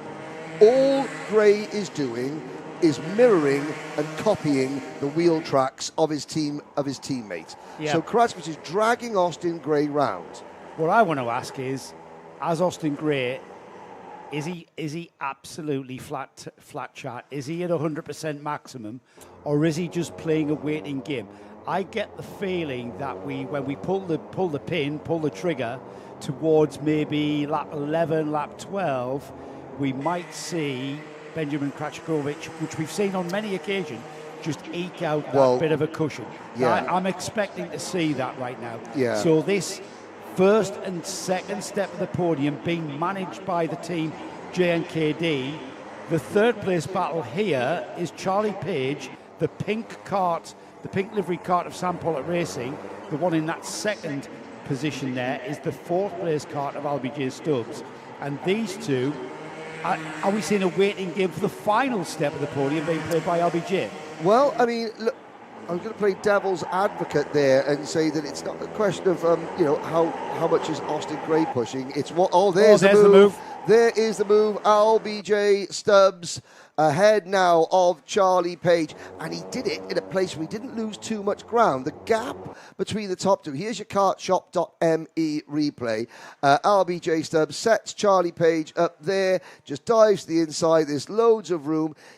Page doesn't squeeze him, so Stubbs doesn't lose too much speed coming onto the bridge, and that means that, they lost 0.4 of a second making that move. Here comes Janicevich up into P4. Yeah. Don't forget, even Janicevich and Oliver Butchard. And here comes Page fighting straight back.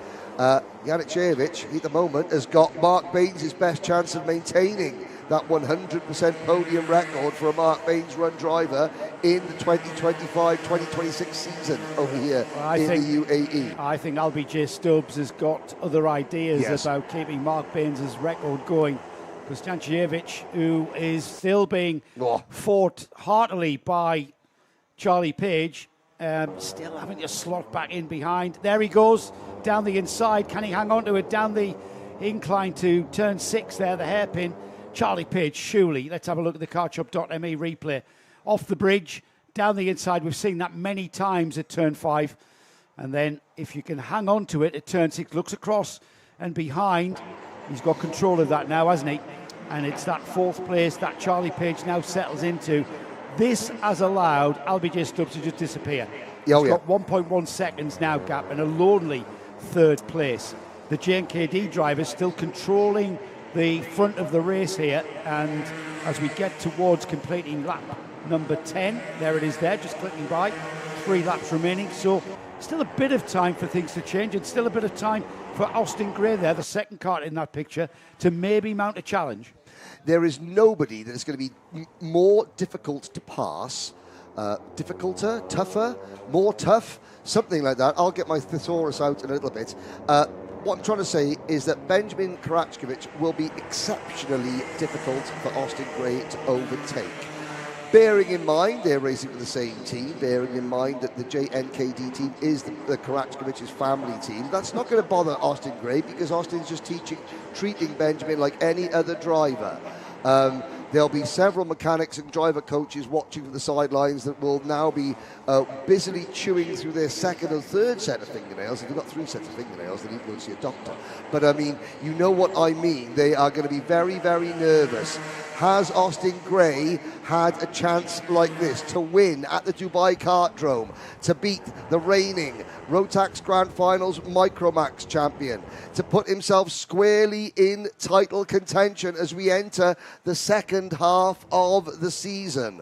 Well, it's lap 11. This is where I called it. Austin Gray, if he's going to make a move, it's got to come very soon, because next time by, when they start back heading towards the paddock, and they are doing that now, they'll head away from the paddock through the chicane here, back up the hill into the hairpin at turn number 11. It's more sweeping than it is a hairpin, let's say. Through 12, they'll start coming back towards us. It'll be the last lap board they will see, and if anything, this is where we've got to turn the wick up. If you've been racing at 8, 9 tenths, this is where it's got to be 10, 11 tenths now, going into the final lap, across the line. And look at how much space, look at how much track Krachkovic needed there to give him momentum. He started to defend. That's going to make the lap time slower, and that's going to offer opportunities to Austin Gray. Benjamin Krachkovic looking behind him more perhaps than he's looking forward. Here comes Gray. Watch Gray slide at the inside. Can he make the move into this corner? He goes for it. Karachkovic gives him just enough room. Great racing respect between the two teammates. Now, can Gray stay with Karachkovic underneath the bridge? He's going to surprise him coming out into this next corner. Karachkovic has the inside line. He's going to cost him a little bit of momentum up the hill. This next right-hander onto the back straight is where Karachkovic is usually at his strongest.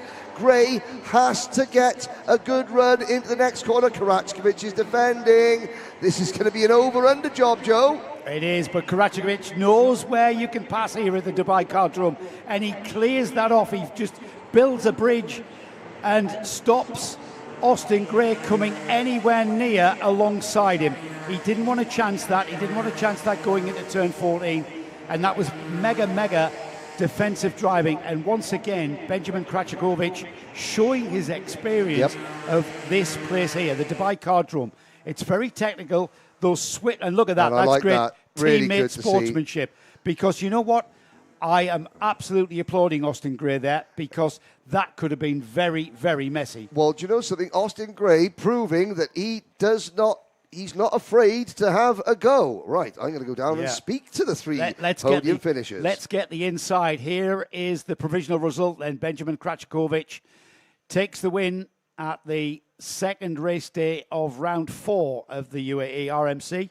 Austin Gray's teammate, a very close second. In third, the final step of the podium, LBJ Stubbs will see them there. Charlie Page was 4th. Francesco Lisgnoli was 5th.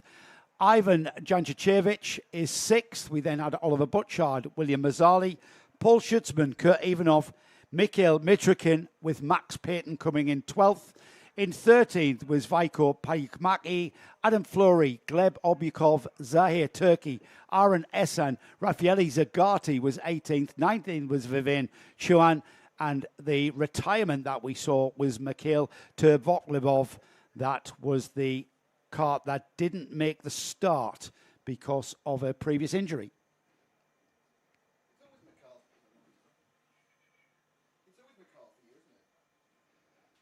Still not working, Nick. A different button. That helps. Yes. It's always McCarthy. You have to go through that name every single time, don't you? Which one? Sorry. Mikhail Tevokhlebov. Oh, you mean Mikhail Tevokhlebov? Because you were taught that by his mum, weren't you? I was. She approached us at Alain and said, "This is how you pronounce our name because we know that you will struggle." And she wasn't wrong. I have to look at it and work it out. Tevokhlebov. I hope he's well because he was slightly injured. I think he was injured in the pre-final. And I saw him talk to the officials. He looked all right, but they just didn't give him clearance. Wow. Catch our breath, I think, Nick. Yeah, good teammate work, yeah. Minimax there, as ever, delivering. The usual protagonist, though, in the form of Benjamin Krachikovic. We saw Benjamin take the win yesterday. Maximum point score for his championship at the half distance going forward. They'll reconvene at Yas Marina. But for now, we will see Benjamin, Austin and LBJ, who's over here with Sam Pollitt. Not his first UAE RMC, but certainly, hopefully, we'll see the season out. Yeah, he did the last LA one as well, didn't he? Yeah. Bad start, good comeback from my memory. Which is never that accurate. So we've had Microax, we've had Minimax. We are, well, firstly, we've got to head down to Henry when he's gathered up the... collected he's the herding the cats. drivers. Yep. Next race on track though will be for our DD2 class, the gearbox class, the Rotax gearbox class, 2-ratio gearbox, first and second gears, as if it's not complex enough to drive the Dubai Kartdrome or a Rotax Max. Let's add in a bit of complexity. Well, Give you a choice of ratio here, first or second gear. What do you fancy? What do you mean? First, second, which one do you go for? I don't know. I mean, they've got to be up and down the box. Up and down the box here. Or is it, I don't know. We haven't. Whenever I ask a DD2 driver, how many gear changes here? They go, a lot. I haven't really got an idea, really. They haven't counted them, have they? And when you consider they can use, dropping down the box from second to first, they use that to assist and add to their braking efficiency. And they've already got four-wheel brakes. That's right, yeah. Hello to Charlie Wolfit. Be good to see you out here, Charlie, competing. Good luck to Alfie Ward. And Charisse West, come on, Liam. I think that was for Liam O'Hanlon, actually. I think that's probably likely, yeah. Who was on the podium. Have we got Henry down there? He was beckoning, but he was actually beckoning to a child. I thought he was beckoning to the cameras to come down to me for the interview. But he was beckoning to a child. He's gathered we've definitely got 2/3 there at the moment. Well, it's Benjamin Krachikovic, Austin Gray, and LBJ Stubbs that we will be hearing from. Let's head down to Henry now, who's got our winning drivers from Minimax. Well, we're down here at the interview area. First of all, Benjamin, congratulations. You took your first Minimax with yesterday, your second one today, but this one, you really had to work for it. Tell us a little bit about that final lap battle. It was a very good battle. I think me and Austin worked very good at the start. I went in on him and then we just started pushing. And then on the last lap, I defended, he went around my outside, and he didn't get the switch back on the last corner, so then I just won. So tell me, going into the last lap, you started to defend. Being that Austin's your teammate, what kind of race were you expecting from him? Not that good, but he's a good driver, so I think he did well for his pace. Yeah. Okay, well done, Benjamin. Who'd you like to thank? My parents, the whole JNKD team, and my mechanic. Okay, we'll swap you right around. Austin, come this way. Okay, well, that was possibly your best final performance of the year, would you say? It's all right, I think I lost out. I sended it down the inside in T5, I think, and then I just lost my exit speed, lost all hope, so yeah. I mean, you went for that move coming on the last lap. I mean, you couldn't just sit behind your teammate and just settle for second. You had to try something, didn't you? Yeah, I know. I'm not going to go easy just because he's my teammate. I'm not going to wave him by, but he's a very good racer, especially on this track. He's very good. He's very good at defending as well. So on this track. Now, before the start of the final, we had several people saying they're watching you in Iraq. What have you got to say to your fans and family members watching at home in Iraq? Well, not at home in Iraq, watching at work in Iraq. Well, I'm just going to thank my dad for watching. He's honestly, he supports me every race. He watches me every race. So he's my #1 fan, and he always will be. Excellent. Well, he was saying it's very cold out there, but you gave him plenty of reasons to, to at least get jumping up and down to get some body heat in. Yeah, I think the last lap was nice. I realised even if I don't get first, it's fine. It's good for the championship, especially. We're all here. We're top 3, so going into the last round, I'll try my best and try win. Okay, thank you very much. You want to move aside? Albie, we'll bring you in now. P3, a lonely race for you a little bit afterwards because you had to fight with Charlie and you had to fight with Ivan as well. Yeah, it was a hard race, but it wasn't as hard as I thought it was going to be. I thought it was going to be a bit more grouped up and I could have done a bit better, but P3 come home with a podium, so not too bad. Now, considering how yesterday's final started, to finish the weekend on a podium, okay, the championship is very, very close. There's still the 3 of you. There's Charlie, there's Attica if she comes back as well. There's all to play for, isn't there? Yeah, there's a lot to play for. I'm not really worried if I don't win because there's plenty of tickets out there, and I'm not bothered with Ben or Austin. Whoever wins it, they're all very nice kids. Okay, well, there we go. Anyone you'd like to thank? I'd like to thank Anderson, my driver coach, Toby, my mechanic, Sam Pollitt for the setup, my dad, my mum, my brother and everyone who's watching at home. Okay, there we go. Well, another really good race in Minimax. We'll be back with the next final coming up very shortly.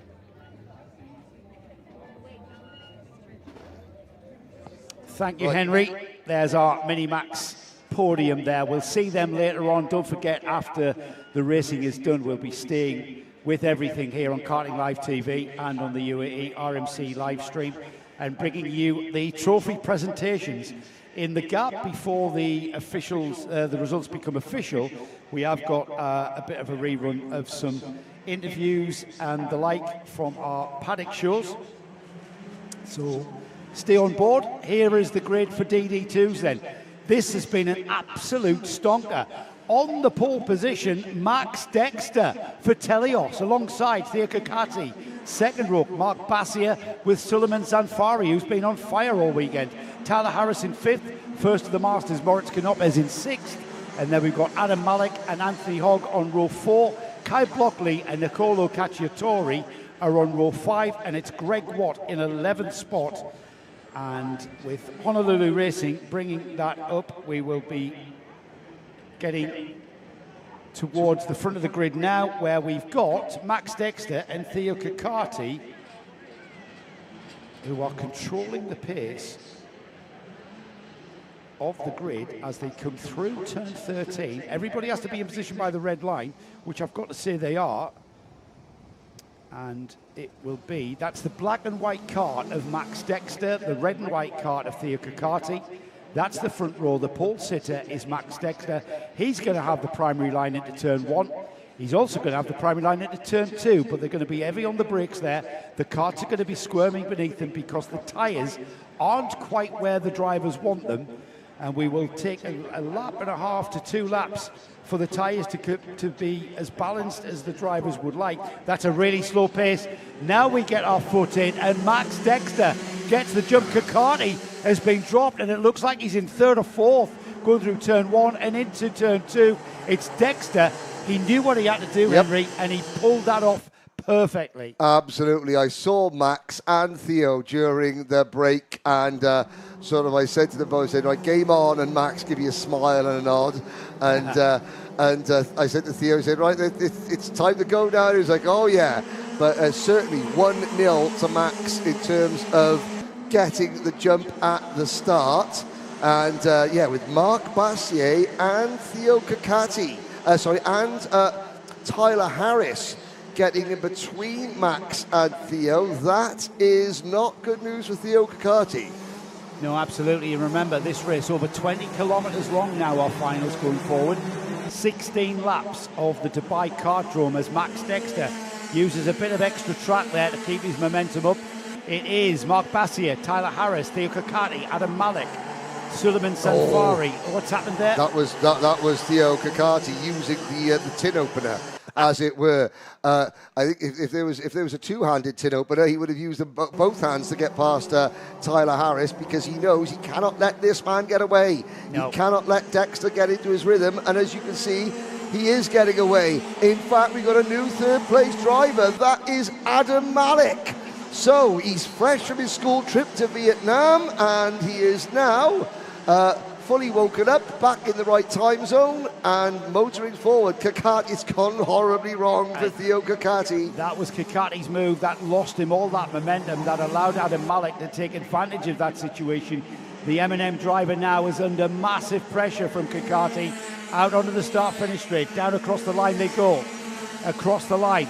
There is nothing in it. Dexter, Bassier, Malik, Kakati. Where will Kakati make the move? A 3-second penalty for Maurice Knoppers, the current DD2 Masters race leader.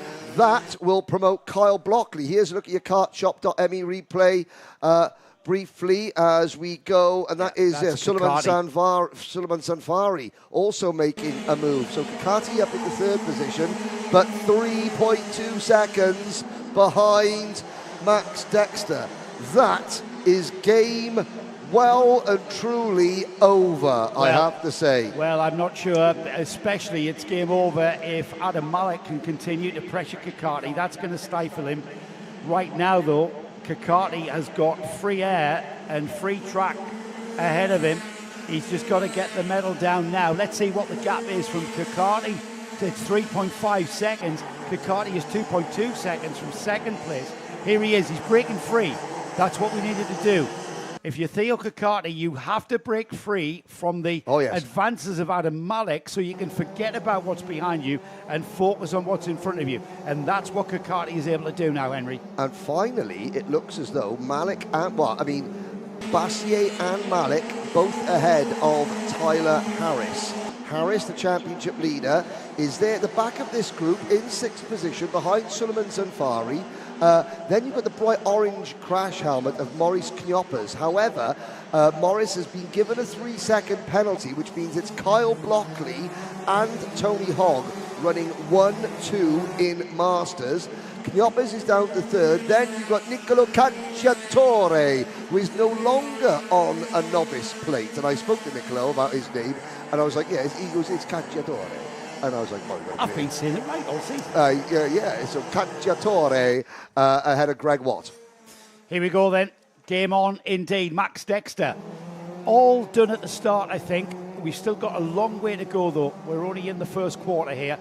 And that's the first quarter done as we continue to watch Kakati pull away from this lot here. Adam Malik, Suleiman Sanfari, Tyler Harris. They are a bit spread out in the front. Max Dexter's got 1.5 seconds on Mark Bassier, who's got 1.9 seconds on Theo Kakati. That's your podium as it stands. This is the battle for fourth place down over. Adam Malik, Suleiman Sanfari, Tyler Harris, Maurice Knoppers, not far away from that lot. Kyle Blockley, Tony Hogg, Nicolo Cacciatore and Greg Watt. That's your 11 karts in DD2. And everything beginning to settle in now. They're on lap 6. So 10 laps to go after this one. It really is an effort. That is Sanfari down the inside of Adam Malik. Has he made it happen? Yes, he has. Here's your kartshop.me replay. And he left it very, very late. In fact, it looked like Malik was outbraked himself ever so slightly. And Sanfari, it was a late decision to make the move. It was probably the momentum that decided for him. Yes. Oh, here we go. We're going. Yeah, here we go. It's like gravity. Gravity does the same for you, doesn't it? Yes. Now, Kakati is closing bit by bit on Bassier. Yeah. He's just set the fastest lap of the race, 3/10 out. But is not making any inroads on Max Dexter. I mean, to be fair, if Max Dexter loses this race from this position, he needs to go and give himself a slap. Because, he has put himself in a position where, he could just control things, just drive around. Apex, braking zone. Apex, braking zone. Accelerate, shift point. Time after time, rinse and repeat for the next 9 laps. Oh, there's another move. The M&M driver, Adam Malek, being absolutely mugged there by Tyler Harris, who moves ahead. So Adam Malek dropping down the order here as we get towards half distance. It's 7 laps completed by Max Dexter at the end of this lap. So we were 1 lap away from even getting anywhere near that half distance mark of 8 laps. That's Tyler Harris now, who pulls a gap to Adam Malek. He's fresh from his school trip to Vietnam and now finding out to drive around the Dubai Kartdrome here on a DD2. But I'm getting a little bit, did you see how sideways he was there? That's what's happening. Maybe his tyres have gone off on the rear, or the handling of the kart is not so much how Adam Malek would like, and costing him time out of the slow corners, which, to be honest, that's what the Dubai Kartdrome is all about, punching and being able to gather momentum and punch out of the corners here. Yes, 1,240 metres, 17 corners, built in an area, a plot of land that is, it's much smaller than virtually any other international style kart circuit in the world. It's twist after turn after twist after turn as Max Dexter continues to pull away his lead over Marc Bassier up to 1.9 seconds.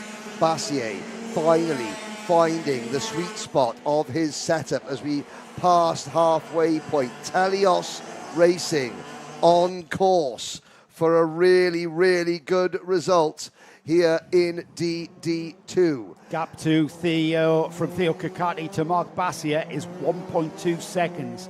We'll keep an eye on that because Marc Bassier, he's beginning to lose ground to that man there, Max Dexter. He's out to 2 seconds behind him as Dexter, our leader, continues to lap here. It'll be 9 laps completed, then 7 laps remaining. So there's still time, Henry, for the physicality of driving these DD2 karts around here to come into play, because that can really affect the driver's lap time.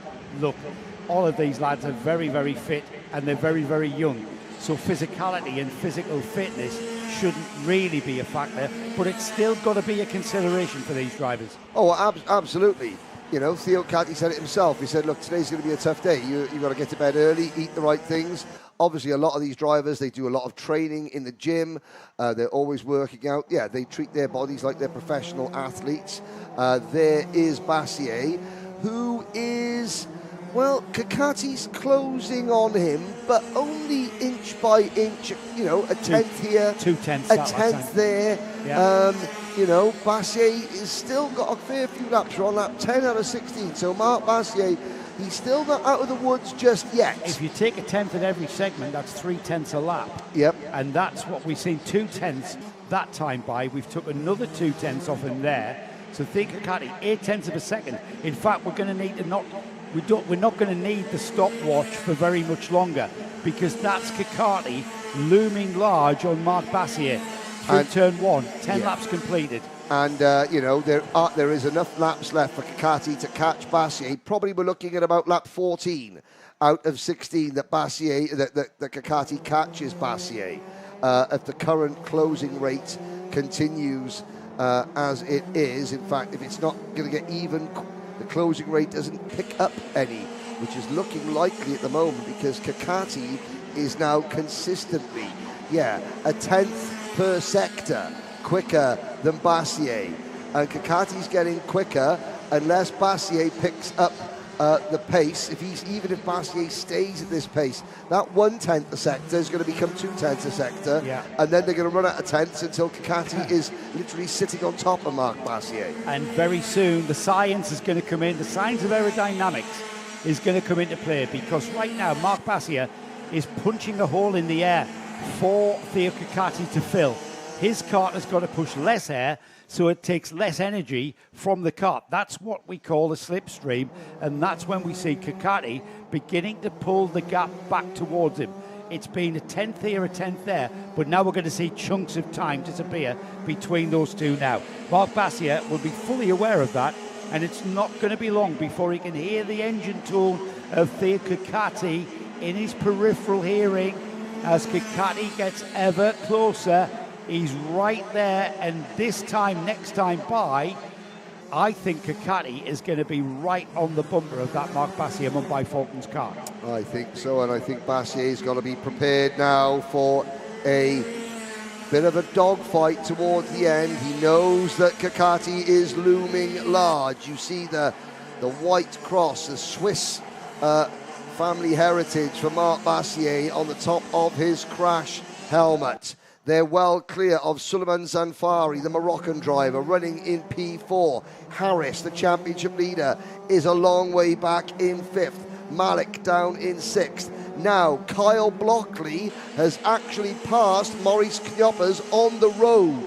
So Knoppers also has his 3-second penalty. That would put Tony Hogg into P2 in Masters. Knoppers back to 3rd. That would be good news for Kyle Blockley in terms of the championship. Yeah, we have to consider that as well. As we consider Theo Kakati running out of time now. 13 laps completed, 3 laps. Mark Bassier, if anything, has responded. He could, like I said, I think he's responded to the noise that he can hear of Kakati getting ever closer, and he's been able to maintain that gap in about half a second. Kakati's going to prove me wrong and get right on the bumper and start challenging Bassier as I literally say that. And I think what it is, Henry, is Bassier's car is producing a very similar lap time to Kakati, but at different spots. Yes. They've got different performance levels on various different areas of this Dubai Kartdrome. And that, because there we see Bassier pulling that and edging that cushion to stop Kakati having that dive. So what that means is that Theo Kakati has to use the fact that his kart is set at better around half the circuit than Mark Bassier. During that half the lap, Kakati has not only got to catch Bassier, but try and make a move on him before that we get to the part of the circuit where Bassier's kart is stronger. So Kakati is going to have to catch and pass in very quick order. We won't see Theo Kakati, even though we're running out of time, lap number 15. If Theo can catch Mark Bassier around the part of the track where Theo's stronger, he will have to go in straight away. Yeah, let's consider something that's going to stop that. He's called Mark, and his second name is Bassier. Yes, yeah. Because there's one thing catching him, there's another thing. He's going to have to rob him. We're going to have to call the police for Kakati to do that. Well, through turn number 12, down the back straight for the penultimate time. There is Max Dexter. Here's your second place battle. It's Bassier versus Kakati. On to the start, finish straight, and they see the last lap board, 1,240 metres to go. Amazing. And it does look, to all intents and purposes, that Bassier has done enough. That has been a very, very strong drive from Mark Bassier. And Max Dexter, we're talking about a 16-lap knockdown drag-out race. Well, it just goes to show, you can get the job done before you get to the first corner if you time your start correctly. Max Dexter clinched this win. I say win. It's going to be a win. He clinched that at the start. Yep, coming out of the last corner. And how he controlled the pace of the grid as he approached the red lights. And when he went, nobody could go until he went. And by the time he made that decision and he went and he takes the win, that was from the start, Max Dexter. That was a masterclass in how to control the grid to the start. Mark Bassier, equally fantastic drive from him. Theo Kakati will go away and he'll be a bit bewildered as to what happened at the start there. But I think, personally, it was Max Dexter that tricked him at the start. But looking at the pace, though, I mean, Dexter got about 1.5 seconds at the start. He won by 3. Did Theo have the pace to win anyway? I'm not sure he did. And, there was problems at the end of the race for Kyle Blockley, who loses out on a DD2 Masters victory. And when Maurice Knoppers gets his 3-second time penalty applied, it means Tony Hogg will win DD2 Masters, with Knoppers second and Blockley an absolutely desolate third position. Here is your provisional top 6. Max Dexter then takes a very fine win with Mark Bassier second. Theo Kakati will join those two on that third step of the podium. Great drive, chasing them down was Suleiman Sanfari, with Tyler Harris fifth. Adam Malik was sixth. In seventh place, we had Morris Canopes. He's taken a penalty, though. That's going to hand the Masters win to Tony Hogg. Kyle Blockley was ninth. Nicolo Cacciatore was 10th. And then Greg Watt with Honolulu Racing in 11th spot. We've got drivers making a bit of an appearance at the podium. Henry's making his way down there. We've got two more of our finals to get through. Junior Max is next, followed by our Senior Max class. That will be rounding off round 4 of the UAE RMC here at the Dubai Kartdrome. It's been quite an eventful day. Hello again to Ian McCarthy. Ian says, so impressed with the Minimax lads. Terrific racing right to the line there and well able to handle the press, brackets Henry. So Henry's tricky questioning there at the post-race interviews were not too tricky for our Minimax drivers. And yes, Ian, I've got to say, I absolutely agree with you. I am astounded sometimes the way that these youngsters, Microax as well is another one, and to a certain extent Junior Rotax, these youngsters, considering Microax is 8 to 11, Minimax, the drivers that you're talking about, 10 to 13 years old. And in the way that they can race each other, the way that they compromise, the way that they know when to give the corner up, they know that the way that they go racing, the racecraft that we see, I tell you what, the Formula One lot can learn a thing or two from those youngsters. It seems in Formula One these days they can't overtake one another without crashing into one another. It's quite ridiculous. Or crying or whinging. There was quite a sportsmanship there between the two JNKD Minimax drivers there as they came across the bridge, shaking each other's hands. And it was quite a thing to see. Let's head down to Henry, though. He's got our DD2 winners.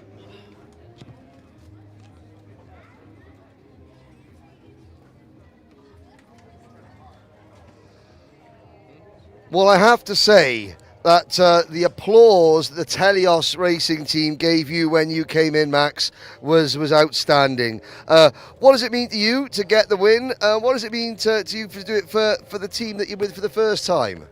It was really nice actually.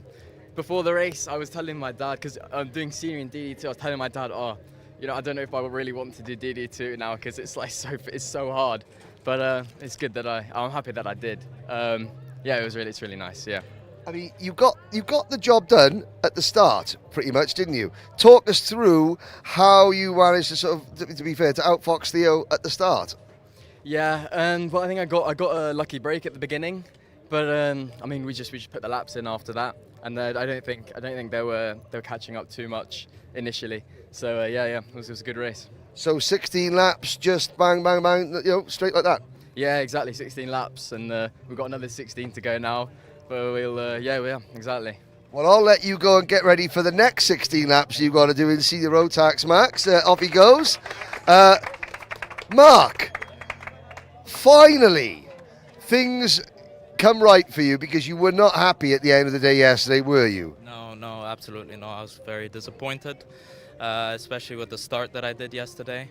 But today I kind of went fresh new and pulled the second position. So I'm very happy. Very happy. Are you more pleased that we obviously happy with the result? Max had kind of gone, but were you more pleased that we were able to hold Theo off and, he wasn't putting you under any pressure. He closed it a little bit, but then you sort of kept the gap stable. That's got to be positive for you for the rest of the season. Yeah, well, basically I got a little bit stressed when I saw Theo behind, but then I kind of stayed composed, relaxed, told myself calm down, and I just continued to push forward. And who would you like to thank? I'd like to thank my parents, of course my team, and this second position is for a dead friend who died in the Crans-Montana fire in the bar in Switzerland. Ah, yes, the Swiss driver that we hear about Race for Champions in the future. What was the driver's name? I know he was a golf player. A golf player. Oh, a golf player. There was a Swiss karter as well that was killed as well. Yeah. No, this is for him, mostly. Okay, would you give his name? Emmanuel Galapini. Okay, Emmanuel Galapini, in Mark Bassier's thoughts. Thank you very much, Mark. Well done. Theo, come this way, because we're not going to end our little sort of sojourn to the UAE completely undefeated, but you're still quite happy with, the 3 rounds that you've done? Absolutely. Well done to Max. He got the win. He did a great thing. Messed up at the start. Completely my fault. Was like waiting a little bit, dumped it too much, flooded it. Was a bit unlucky. It was a bit tough to get around certain drivers. Kind of held me back for a bit. But then, towards the end of the race, I think I pushed a little bit too early. Tires were a little bit hot and pushed them where I shouldn't have pushed them. And then it was just really hard to keep the rears sticking through the corners. But I mean, overall, day was great. The hiccup with the tire puncture kind of screwed us up a little bit. But I'm very happy with the team and the support I've been getting as an independent driver. And the R frame was doing really good until we had that puncture. So, yeah. And also comments from support from people in Los Angeles watching you. Of course, support from all around the world. Very thankful for everyone to support me, and on to better and bigger things, and hopefully we can win future races. Okay, thank you very much, Theo Kakati. Now, DD2 Masters, Theo's going off there.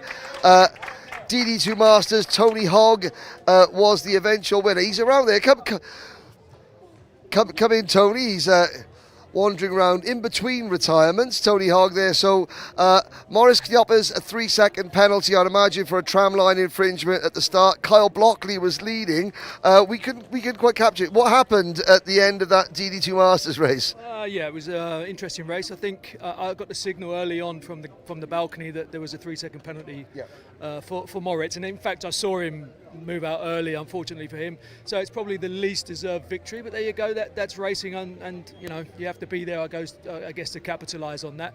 But it's not the way you want to win. Unfortunately, both Moritz and Kyle were quicker today. What happened with Kyle? We missed it. They kind of squeezed each other a bit too much. Those diminishing return moves, and I think ultimately that's what happened. Kyle came off worst. But, well, if you're a racer driver, you'll take the wins any way you can get them. Well done. Well, the record books would just show a win, right? Exactly. The record books show a win for the record-breaking Tony Hogg. We've got 2 races to go. The end of the day is coming up very quickly.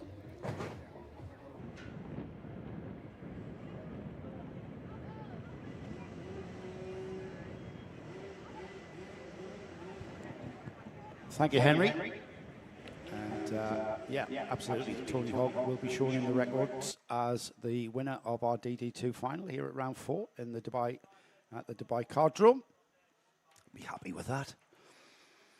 We are getting prepared now for our Junior Max final. The grid is formed. It's already in the collecting area.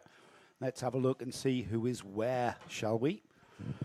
So Jensen Chalk is our pole sitter, with Mitansh Jain alongside. Giuseppe Montanari is on the second row with Johansa Salanyaki.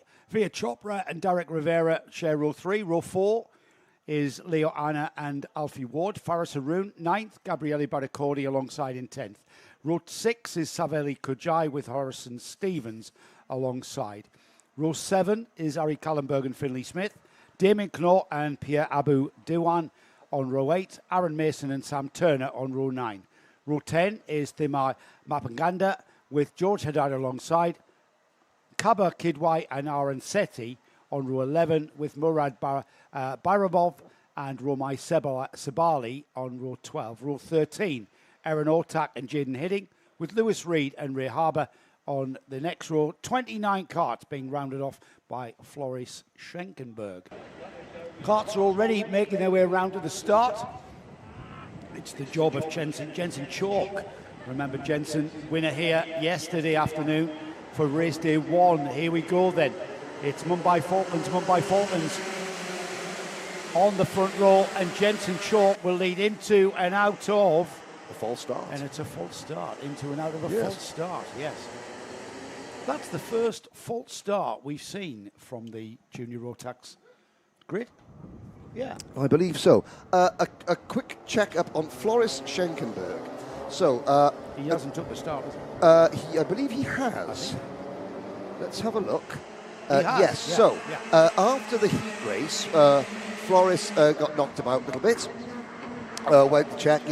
Medic said he went to the medic. He said he felt okay. Was sitting there waiting to go out for the pre-final, and then he was told, no, you haven't been cleared to race. And looked around because there was some paperwork that had been filled out because he had been to see the medic. The medic hadn't cleared him to race, so he was ready to go and then told you can't race. So speaking to his dad said, look, he's fine. The medic has now cleared him to race. Thank goodness. That was the conversation I was walking past when I Yes, that was was the one I was thinking about. Here we go then, Jensen Chalk slowing everybody down as they get to the final sequence of S's to round off the lap here at the Dubai Kartdrome.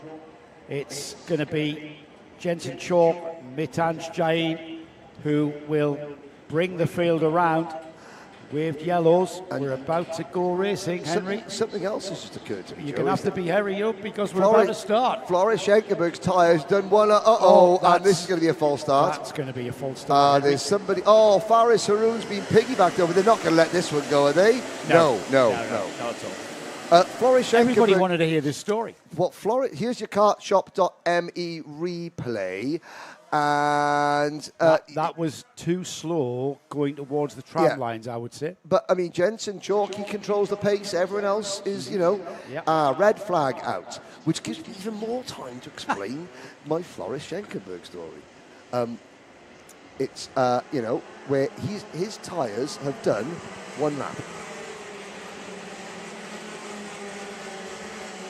We're trying to see what the situation is.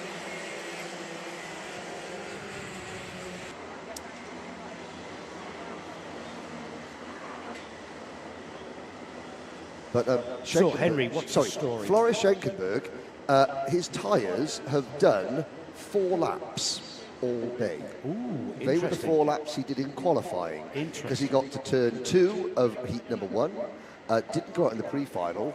So, provided that he can get himself, through the first couple of corners and avoid any incidents, his tyres will be absolutely sweet as a nut.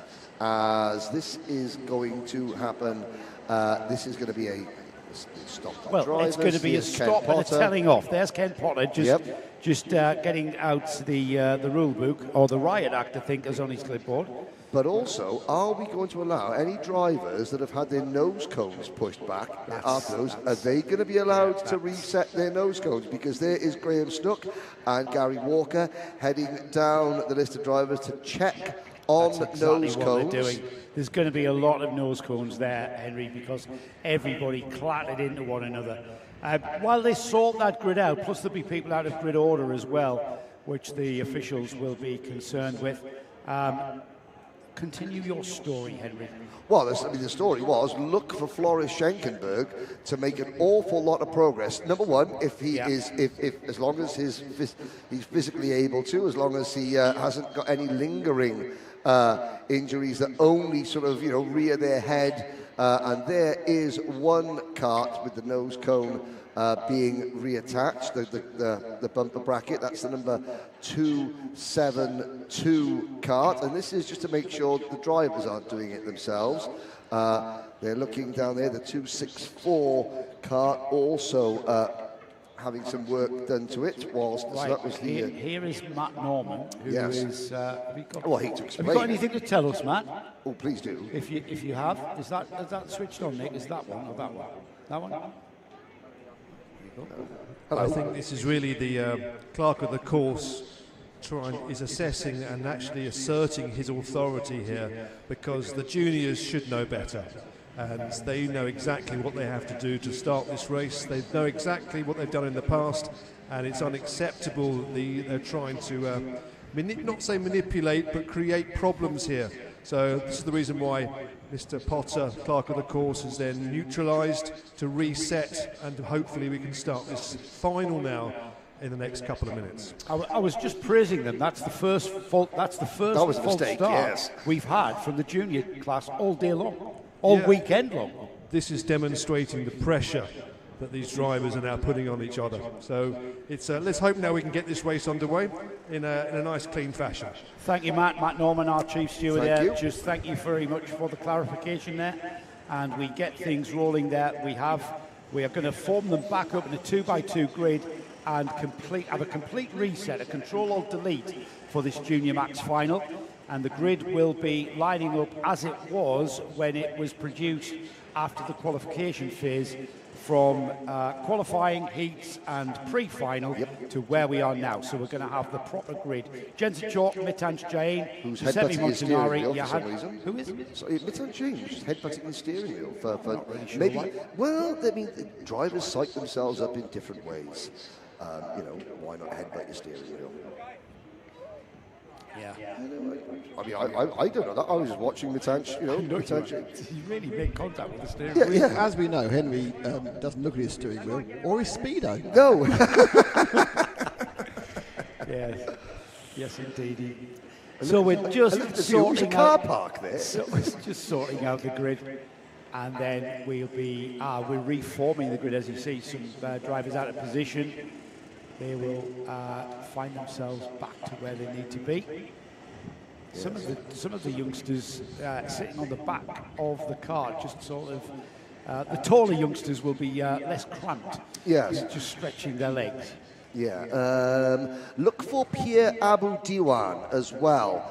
Third yesterday, very good in qualifying, but then got caught up in that incident in the heat race at turn number 2. He starts the number 272 kart from 16th place on the grid. Can I ask you a procedural question, Henry? Yes. Now, this is the first time we've had a red flag and delay during the finals in the entirety of the UAE RMC this year. Yes. Will the next final go off on time?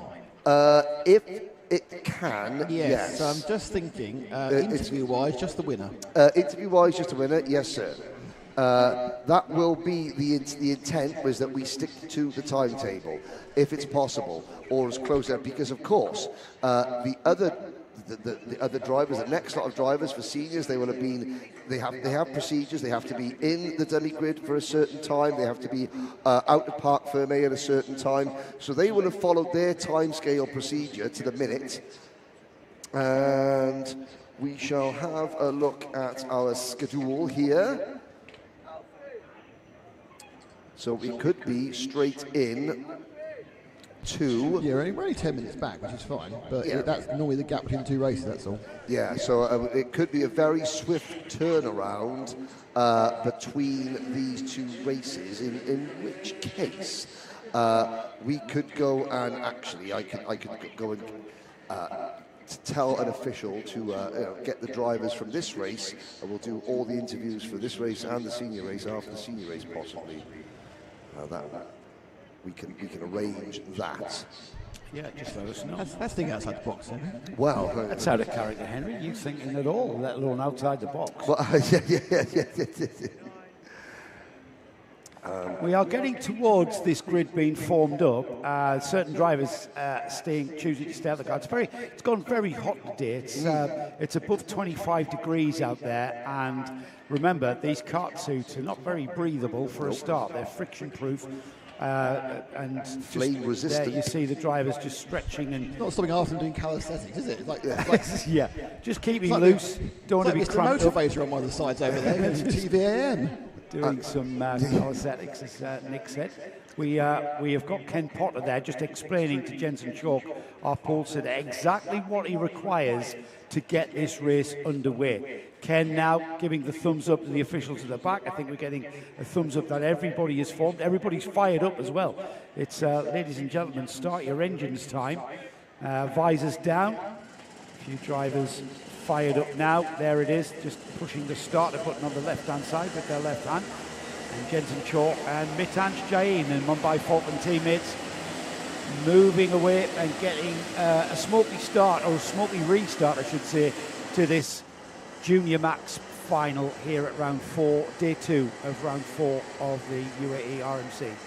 And, you know, there hasn't been a reduction in laps. It's still 16 laps, which which again, that is at the discretion of the race director. They can say, well, look, you have 15 laps now, you've lost a lap, that's your fault. Well, that's usually as well to do with fueling, because you would fuel with the amount of fuel it takes for 16 laps and maybe 2 or 3 more.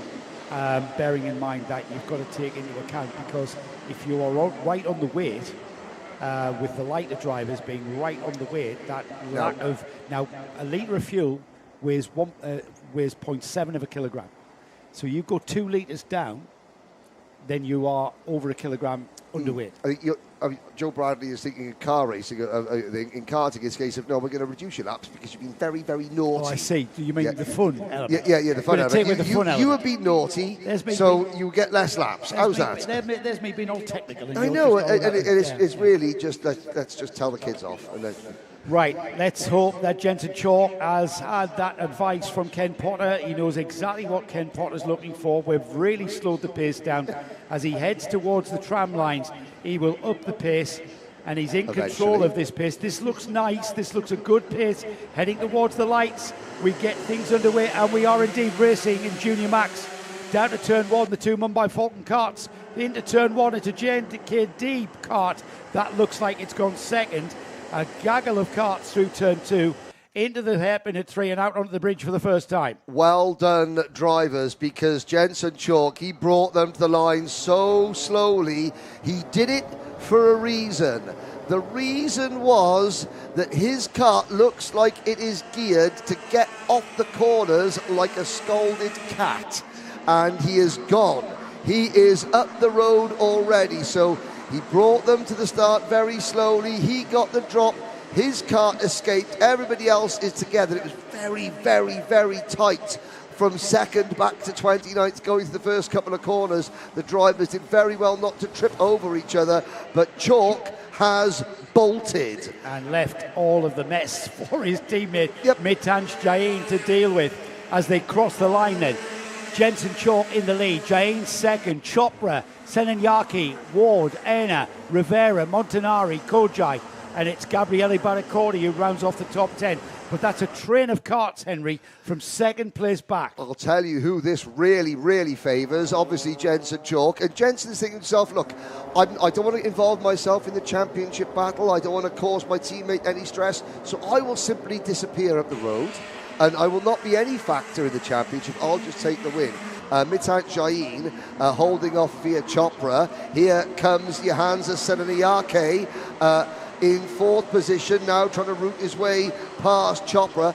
This will also help Floris Schenkenberg. Here comes Senanayake. Chopra is all over the back of Jain. Jain struggling with a bit of tyre temp, it seems, having to defend really, really strongly going into the chicane there from out of the underpass. Here he comes now. We hope to see his tyres beginning to come on board. Remember, it's a longer race, so maybe pressured to come in a little bit later than what we've seen all day. Now he's still bottling them up, isn't he? And now he's lost out. That is a move down the inside. Let's see who comes out across the bridge as we look towards turns 5 and 6. Senanayake. That's Senanayake and Mitansh Jain are using the off track to get down the inside. And Senanayake, the Kartdrome replay, and Jain just pulls the trigger across the curb, and Senanayake had to go with him, or else he'd have been T-boned. Absolutely. Well, Mitansh, he went for the one move, but then they were still slowing down. I think he thought to himself, if I, unless I go even further to the inside, then I'm going to be responsible for the mother and father of all accidents. Floris Schenkenberg is up to 18th position at the moment on his fourth Abu Dhabi run kart. Now the field starts to spread out a little bit. And there's Jain down the inside there to take that third place back from Alfie Ward. Via Chopra has disappeared up the road as Mitansh Jain. He really is bottling them up because behind him everybody is tripping over one another. Down towards the hairpin at 6 again. That's the scene of the crime earlier, previous lap. However, now he's got the kart underneath him, it seems, and now he's beginning to pull a gap. So Jain pulling away from Derek Rivera, Leo Anna and Gabriel Baraccordi. Johansa Senanayake seems to be able to recoup and regather himself up, and he's already made a move on Barracordi and up to 6th. It looked like there was a problem for the German novice Damien Knorr. Faris Haroun is also now marooned at the back of the field. All 29 drivers are still running as things stand, although one or two may be nursing a little bit of damage, and we might see them coming into the pits at the end of this lap. Floris Schenkenberg up to 17th. Not making the progress I thought he was going to. Pierre Aboudiwan up into 10th position. That is more like it for Pierre Aboudiwan. Derek Rivera and Leo Aina, though, they're having a good, strong run. I know you said he's on fresher tyres than everyone else, but I've got to say, Henry, this is not an easy field to just side through.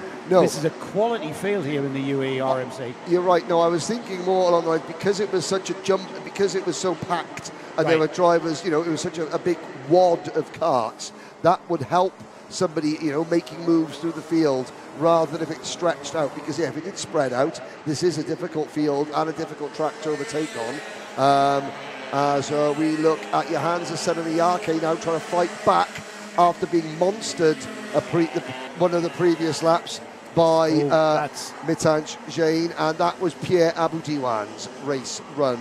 That was his exhaust. The Lebanese driver drops off the leaderboard out of the top 10. And into the pits with that broken exhaust there, as still battling and tussling. It's like a fist fight out there. Two teammates there going head to head, the two GGM. In fact, there's 3 GGM drivers, Senanyaki, Kojai and Barracordi. Barracordi's lost out there, and he's dropped to 8th place behind Kojai and Senanyaki. Off they go towards the hairpin and onto the back straight. And let's give Saveli Kogai a bit of praise, because he's not covered himself in glory all season, really, as Saveli got excluded for pushing another driver in the pit lane after qualifying at the last round. Was excluded from the race meeting, has learnt his lesson, has come back, is driving with a lot more maturity and a lot of speed as well, is Saveli Kogai in kart number 260. So credit where credit is due. Great racing in the midfield area here. Down the inside goes the GGM driver that looked like Senanyaki on Rivera. It is indeed. And that's a move. The kartshop.me replay will show that move on Rivera there. Couldn't do anything about it. In fact, had to get out of the way, give that 5th place to Senanyaki, and I believe giving him back that 5th place. I think Senanyaki at one point was in 4th. So now Senanyaki off and after the next JNKD driver on his list, and that's Leo Aina. Jensen Chalk is going to win this race by about 7 seconds because Via Chopra 2nd, Mitan Jain in 3rd. This is the battle for 4th place, and it is 11 seconds behind the race leader after just 8 out of 16 laps. And Schenkenberg now up to P14. Floris Schenkenberg for the Fort Abu Dhabi team. He is not done yet. He's still coming, isn't he? He's still coming. Defensive driving from Senanyaki there. That's going to cost him on this fast, flat-out sweep under the bridge. Into the chicane, it has indeed. It's down the inside, and he was able to go around the outside there. The Derek Rivera kart there, diving down the inside, the kartshop.me. He put his kart there, but just it's a very fast entry there. And Senanyaki just remained cool, sat on the line, and stopped Derek Rivera, taking that 5th place back. That's still on, though. Senanyaki out on the start-finish straight and across the line. It'll be 9 laps completed for this pack. We're looking at 5th, 6th, 7th and 8th there as Alfie Ward joins in. Every single kart between position 4, Leo Aina, and position 11, Jaden Hidding, is either a George Gibbons Motorsport kart or a JNKD kart. And we've just had a bit of swappage there and a bit of swappage back, I think. Yeah, and in fact, look at that. And there it goes again. Yeah. So this is an inter-team battle to end all inter-team battles. Behind the next in 11th position, Ari Kallenberg is there. Then Finley Smith is 12th, the Mumbai Falcons. Then it's Sam Turner, Floris Schenkenberg, Harrison Stevens in 15th, following Montanari, Reed, Haber, Ortek, and the leading novice, P20 overall, for Kabir Kidwai. just in front of Damien Noor. Arhan Sethi, Romy Sabali, Murad Bayravmov, George Haddad in 25th position, still running. How many karts have we got still running? We have 25 because sadly, Thimamaya Mapangada, Aaron Mason, Pierre Aboudiwan and Faris Haroon have all retired. Yeah, Faris Haroon dropping out on lap 5 alongside Pierre Aboudiwan. Call me a detective, but there might be a clue there. 2 karts dropping out on the same lap. Pierre Aboudiwan's kart had no exhaust attached to it. Oh, there you go. Which would tell me Adds that to the plot. Yes, as exhausts don't tend to just come unattached without assistance. No, tend not to. Here we go then. Well, if you're a 1980s British Leyland car, they do. Well, yes. Yeah, they do. Don't They buy a absolutely Friday do. car. Don't buy a Friday afternoon car. Johansa Senanyaki there and Sablai Kojai, the 2 George Gibbon karts, circulating together, and they are in 5th and 6th place. That's all settled down now. Where has everyone disappeared from around them? Here they come. Here they come over the bridge. Just the karts behind these 2. There is a line of karts with Barakodi, Ward, Hidding, Callenberg and Sam Turner joining in. I think Finley Smith in 13th might be involved as well, as that one has certainly settled down. The battle of the George Gibbons Motorsport karts for 5th and 6th now beginning to get a little bit sorted out. All credit to Saveli Kogai running in 6th position, chasing, following, just tracking his teammate Johansa Senanayake. They are 40, it doesn't matter that they're 14 seconds behind Jensen Chalk, who incidentally has eased off the loud pedal and has allowed Via Chopra to close within 6 seconds of his lead. Chopra in turn is still 1.8 seconds in front of Mitan Jain, who is 3 seconds in front of Leo Aina, running in an excellent 4th position. Behind Aina, Senanayake, Kogai. Then another gap back to Rivera, Barakodi, Ward, Callenberg. That's your top 10. Then behind Ari Callenberg is Sam Turner, Jaden Hidding, Finley Smith and Floris Schenkenberg. They are literally nose to tail, Henry, from Alfie Ward in 7th down to Derek Rivera. Ray Harbour. Ray Harbour in in 17th. 10th, yeah. Derek Rivera has just gone off and dropped down a bunch of positions there in the middle sector. Rivera losing a lot of ground. He's down to 19th position. There is the number 255. That is Mitanj Jain. He's currently in 3rd. He's on the 3rd and final step of the podium. He has been unable to catch the Mateus Nejem Motorsport in the form of Via Chopra, and likewise Via Chopra has been unable to make any kind of impression on that gap to Jensen Chalk. It's kind of stagnated around 5 to 6 seconds. It's currently at 5.6 seconds. And Jensen Chalk went off from the start, didn't he? He did it last night. He did it in the final here for day 1 of round 4 of the UAE RMC. It's a copybook effort from him again, and he's on the penultimate lap here as that battle for 2nd place has settled down now, and it's a case of Via Chopra and Mitanj Jain following him round. There they come across the bridge. There's Leo Aina for JNKD. Here comes the GGM battle, George Gibbons Motorsport 2 of Senanyaki and Kojai. And then here comes Alfie Ward and Jaden Hidding with a still unsettled race for those positions down over. Yeah, Floris Schenkenberg has made it up into 12th position now, just behind Finley Smith, although that's still a great scrap. Jaden Hidding in 8th. Alfie Ward leading that huge train of karts in 7th position. Already, though, Jensen Chalk is on his final lap. There is Chalk. spoke to his dad, Mike, and said, what time is it wine o'clock for Jensen's mum watching back home in the UK? And Mike goes, well, I think Mum went out last night. She's not up yet. So, well, if you are, Kathy, then you don't need to worry, because Jensen has had this one under control since the drop of the green flag. Here he is. It hasn't been a nail-biting one for No, him, has it? it has not. He's been in full control as that young man. This is what they call a promoter's nightmare, this race. He took control from the very outset last night in the final. He's done the same here. It's a lights to flag victory here through the Essex for the final time this weekend. And there is our winner, Jensen Chalk from Mumbai Falcons, crossing the line. We've got to wait a full 5.5 seconds before confirming Via Chopra and Mitansh Jain. I tell you what, all right, we haven't, for a change, needed to focus on the front.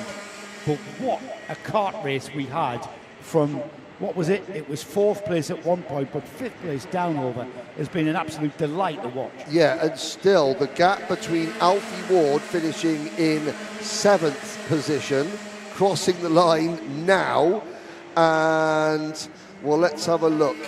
Damien Noor in 19th position. The gap between 7th and 19th, 3 seconds at the end of 16 hard-fought laps indeed. Saw Samuel Turner hanging his head in desperation at the side of the circuit. He retired the 256 kart very late on. In fact, there were 2 KAA karts that failed to make the finish. The other one being Murad Beyravmov from Azerbaijan. Now, the question is, I might go down and see what the timetable is, just with interviews, what have you. Jensen Chalk via Chopra, Mitansh Jain. Yeah, just tell us, Henry. You can always pop back up for the, if we are going to kick straight off with the Senior Max final, then we can, we've always got an opportunity to do the interviews. Be a shame not to be able to get a chance to chat to Jensen Chalk after that very fine win. That was a textbook win, as it kind of was, wasn't it? Nick, and Nick Damon joins us. Yeah, I mean, Henry heads down. You sit there, you kind of marvel at the talent, and then say, well, couldn't you make it more interesting for us? That's not his job. Well, I realise that.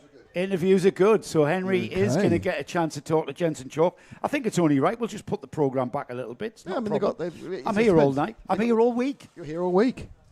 It's not fantastic. Sammy isn't, though. No. Don't mention it.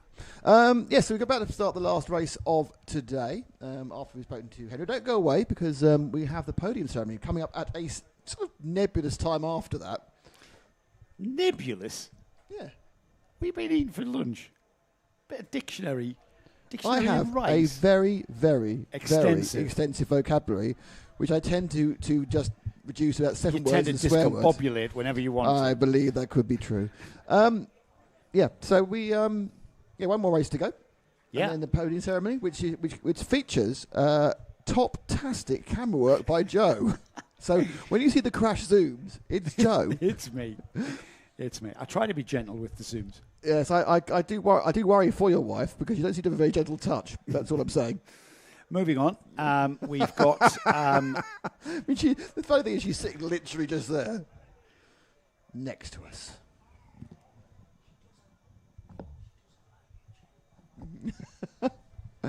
So we wait for Henry gathering our 3 drivers, Jensen Chalk, Via Chopra and Mitansh Jain. Have we done the results board? Oh, we haven't. No, that's very remiss of us. I did distract you there. Maybe got the so there's the result provisionally, obviously, before they get through tech. Jensen Chalk, Via Chopra and Mitansh Jain will join Henry Baudet on the podium later on at our trophy ceremony, our trophy presentation. Leo Anna for GNKD was 4th. Johansa Seninyaki had a very, very eventful race there. There's lots of stories to tell from that final alone. Savelli Kojai was 6th. In 7th place, Alfie Ward, Jin hitting 8th. Then we had Floris Schenkenberg. What a great drive from Floris to get up to 9th and inside the top 10. Giuseppe Montanari was 10th. Gabriele Baraccordi was 11th, with Harrison Stevens in 12th.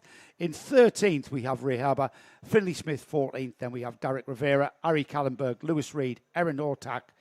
After Erin Ortak, we've got Damien Knott, Kabir Kidwai, Arthur Setti, Romy Sabali with George Haddad, our last finisher there. We lost Sam Turner on lap 13, Murad Beremov on lap 9, Thinmar Mapangada on lap 7, Aaron Mason on lap 6, and both Pia Abu Dawan and Faris Arun went out on lap 5. So that rounds off round 4 of the UAE RMC for Junior Max. We'll keep an eye on the website and the various social media platforms of the UAE RMC to keep up to date with who's doing what in the championship. Let's head down to Henry. Come on.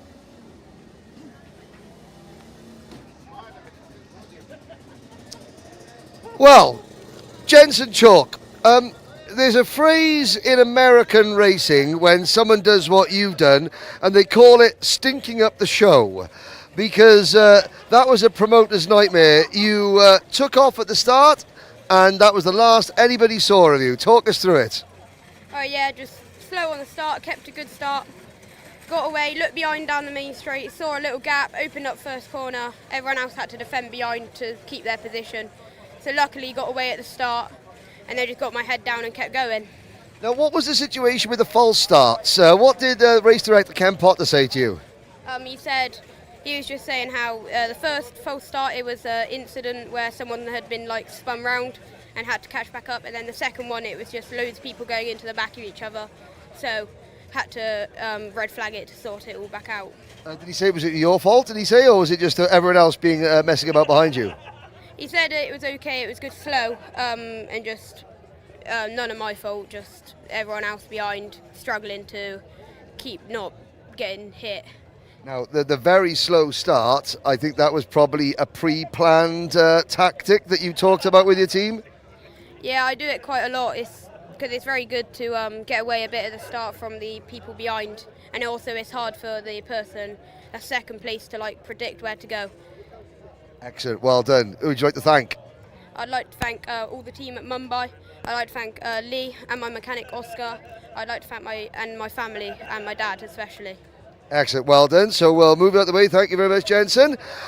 Luckily, we had a bit of a race behind Jensen. Via Chopra, you came out on top, but it was not easy. The second half of the race was quite stable, but the first half, well, talk us through some of the moves that were going on. There was just moves going left, right, and center, up in front of me, behind me. It was just a big mess, and we couldn't catch Jensen at the front. I mean, once you got into second place, I think you realised, it's going to be second is best for what's that coming over the hill. It's via Chopra today, yes? Yeah, for sure. Okay, what would you like to thank? I'd like to thank my team, my mom, dad, brother, everyone that helped me get here. Okay, congratulations. Thank you, Via. Mitans. Well, I mean, third place, I can see that you're not wonderfully happy. However, down at the bottom of the hill, you put on some moves there at the start of the race that were absolutely outrageous. Talk us through some of those. I saw Jensen was gone, long gone, and it was a scrap for second, and I did what I had to do, and it didn't work out, and I'll learn for next week. Go for it next week. Okay, fair enough. Short and sweet. There we go. That is your top 3 in juniors. We've got one race to go. It's coming right up. It's seniors.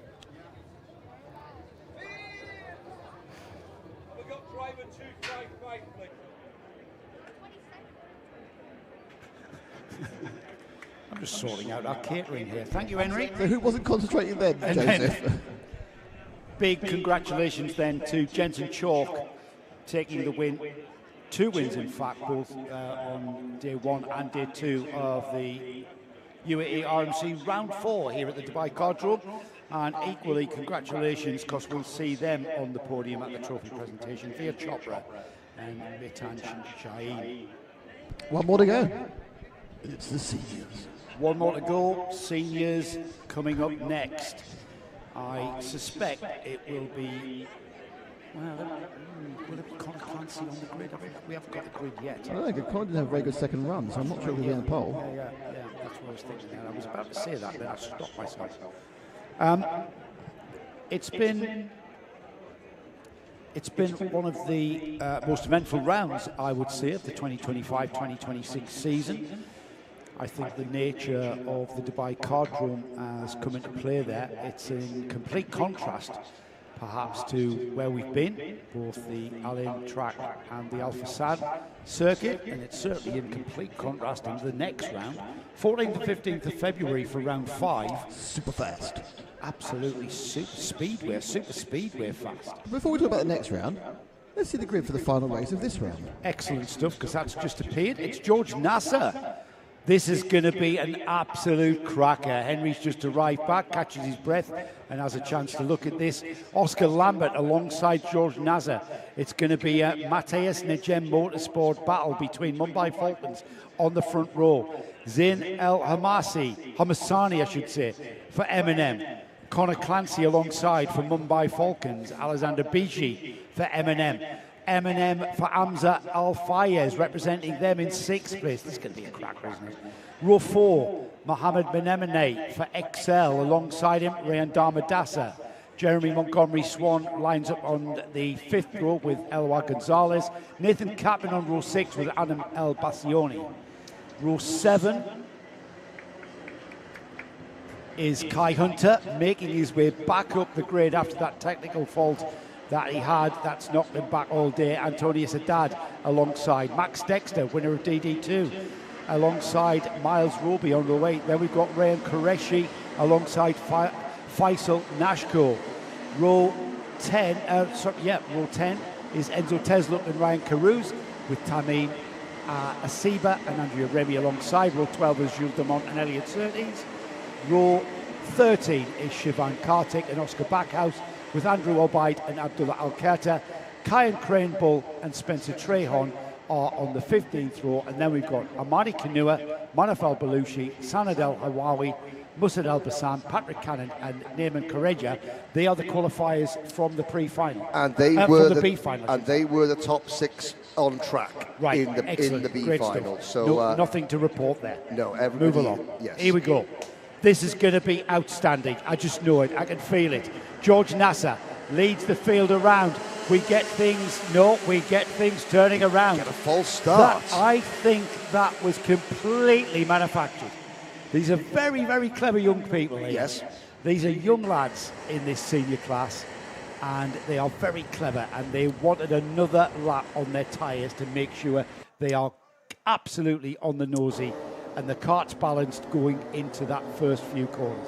I think that's probably not an unfair assessment, considering what is at stake and who are the players at the front of the field. I'm looking at the grid, and you know, with no disrespect to Antonius Haddad whatsoever, but everybody from the pole sitter, George Nasser, down to and including Kai Hunter, starting in 13th position, is a potential race winner. Well, put it this way, if any one of the top 13 drivers won this race, you wouldn't raise an eyebrow. No, there's some big names there. That is how, you know... That's the standard here yes. we've got. That's the standard of the 25-26 UAE RMC. Here we are at round 4. Here we are at the fantastic facility in the heart of Motor City in the Dubai area. It's the Dubai Kartdrome. What a venue to have this series come to. Fantastic. And the racing has been frantic. We're in the entertainment business. It's been exactly what we asked for. It's going to be a bit more what we asked for here as George Nasser gets the foot down through turn 1. And it's George Nasser that leads. He has to defend into turn 2. He'll have to defend even more into turn 3. It'll be out onto the bridge, and it is Nasser who leads. And it was Nasser tried to sort of come across to take the racing line into turn number 1 to prevent Oscar Lambert from sweeping around the outside. And Lambert, he thought about trying to stick it around the outside. And now, if he's not careful, Lambert might lose second, because Zain El Hamasani, who has been driving magnificently today, is there as well. There's a huge crowd of people watching from the overhang, watching from the grandstand there, and you can hear them cheering and shouting. This is the main event of all main events. All the main players are up at the front. Somebody gets spat out wide. Was that Alessandro Bigi? Oh, you beat anyone's guess as Nasser leads them out onto the start-finish straight to complete lap 1. It's Nasser, Lambert, El Hamasani, Clancy, Gonzalez, Bigi, Fires, Menemene, Kai Hunter.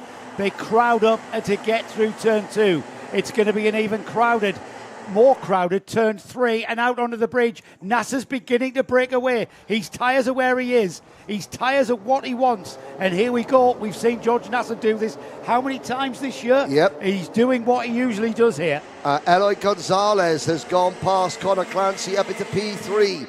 This is Clancy's undefeated streak in the finals, hanging by a thread, because he's won 5 finals in a row, 3 in junior, 2 in senior to start the season. He's currently in P4, make that P3, because he's just got back past Gonzalez, but Nasser at the head of the field. Oh, they're squeezing each other wide a little bit further back, but using all of the track and a little bit more with Oscar Lambert there as he came round the final turn. It's Nasser now, what I would consider in control of the lead. However, Oscar Lambert and Conor Clancy, the Mumbai Falcon driver, absolutely knows what's needed to be done here, as Eloy Gonzalez is another driver. I think he's lost 4th place, actually. I think that may be El Hamasani up into Hamasani, P4. Let's have a look. Yes, it is. It's Matthias de Gem Motorsport car in 4th. And I think it's Mohamed Benene and Alessandro Bigi up to 5th and 6th. Gonzalez is back to P7. We've got a cracking battle here with Damadasa and Kai Hunter, who've just gotten past Hamza El Fayez. Damadasa in 8th, Kai Hunter in 9th now, as Nasser comes through turn number 13 into the final section of the lap here at the Kartdrome here in Dubai, and it's Nasser who is in control. The chasing Mumbai Falklands have got it all to do, but there's plenty time for them to do it. Yeah, if I was to have one piece of advice for George Nasser at this stage of proceeding, run. Run and hide. Run and hide, because he knows, George Nasser knows that the second that Oscar Lambert or anybody else gets on his rear bumper, they're going to go in. There's no one going to be working with George Nasser apart from one of his teammates in this race, because of the way the championship is working out. So Nasser, the only way that Nasser can have a clear run at the end is by just driving the wheels off it right now and hoping they don't catch him. If they catch him, then all heck is going to break loose. Well, isn't that a little bit of a breathtaking anticipated situation to be in? Here comes Nasser. It's going to be 4 laps completed, 1 quarter down, into the second quarter now. Towards half-time we go. Nasser through turn 1, into turn 2. He's absolutely blistering. There's Conor Clancy down the inside of Oscar Lambert, and he's made it stick at 3. Here's the kartshop.me replay. Look behind the leader, Nasser there. There's Conor Clancy, the 2 Mumbai Falcons there. Just gauging the gap there was Conor Clancy. And Lambert made room, didn't he? He didn't have a choice, to be honest. No, he didn't. Now, as Conor Clancy turned in, the left front wheel of his car just looked like maybe it was... I couldn't see it. It looked like it might have been not at an ideal angle. We're going to find out now how fast Clancy is, because he has got to pull away from his teammate. He can't allow Lambert. If Lambert and Clancy battle now, that's it. It's George Nasser's race. Yes. And we talked about this morning. Conor Clancy was able to keep George Nasser behind him. He's going to have to try and do so again as we go over the bridge on lap 6 out of 16. The thing is, Henry, the 2 Mumbai Falcon drivers can work together. However, a driver out there, well, several drivers out there, Zain El Hamasani, Alessandro Bigi, Mohamed Benene, Eloy Gonzalez, Kai Hunter up to 8th, they all want to spoil that Mumbai Falcons party in second place. And what we're seeing here is Conor Clancy pulling away from Oscar Lambert, his teammate. Lambert being left behind to deal with El Hamasani is going to allow Conor Clancy to maybe just gain that gap. The gap was just under a second last time by. As they come through the S's section, onto the start-finish straight, Nasser across the line. The gap is a second. He's pulled out a slight gap there as Nasser. He's in control. Well, I don't know. That Clancy fastest lap of the race by a tenth, 54.918. It's not over yet. The lead group is now spread out a little bit. Nasser, Clancy, Lambert, El Hamasani, Biji, Menamne and Gonzalez. Then there's a gap of 2.5 seconds back to Kai Hunter, Nathan Kappen, Jeremy Montgomery, Swan. The rest of the top 10, then it's Hamza Al-Fayez, Rian Damadasa, Max Dexter. All the front runners at the start of this race are still the front runners.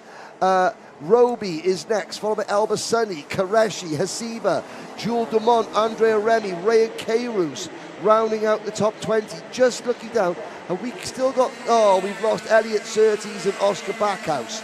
So we're down to 34 runners. And both those drivers going out on lap 3. Again, that's a bit of a clue, maybe.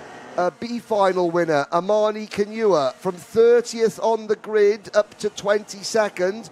Just behind Enzo Tesluk and just in front of Spencer Trehorn. We're heading towards half-time here. We're on lap 8. It's going to be 8 laps completed. It's not going to be half-time where we all pull off the pitch and have a sliced orange.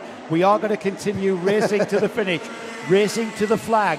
And that gap is down to 0.8 of a second between George Nasser and Connor Clancy there. There's Nasser into the hairpin at 13. He'll take a hairpin at 14, very tight left-hander into the S's. And there's Connor Clancy and Oscar Lambert chasing him down. What's the gap? Yeah, it's 7.5 of a second. The gap is coming down ever so slightly, Henry. But that's okay. That's fine for Connor Clancy. He doesn't need to push any harder because at this rate, he will catch George Nasser.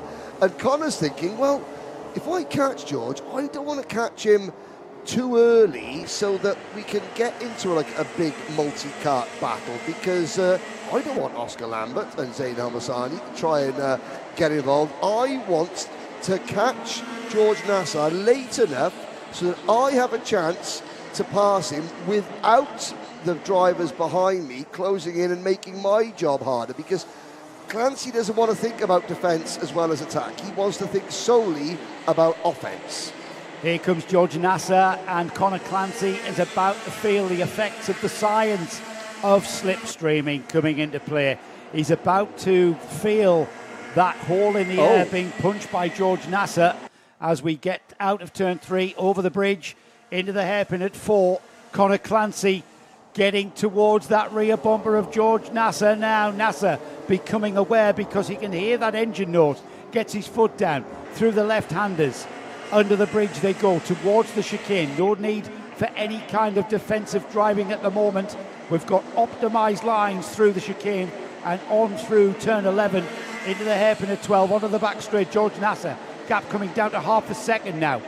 Into the hairpin at 13. It'll be the tight left-hander leading into the sequence of S's that will end the lap here at the Kartdrome here in Dubai. The Dubai Kartdrome for round 4 of the UAE RMC, and that gap is 5.565. It's been ebbing and flowing between 4/10 and 5/10, but there's no doubt about it. Connor Clancy is catching. Yeah, and the first of our front runners has fallen. Technical flag.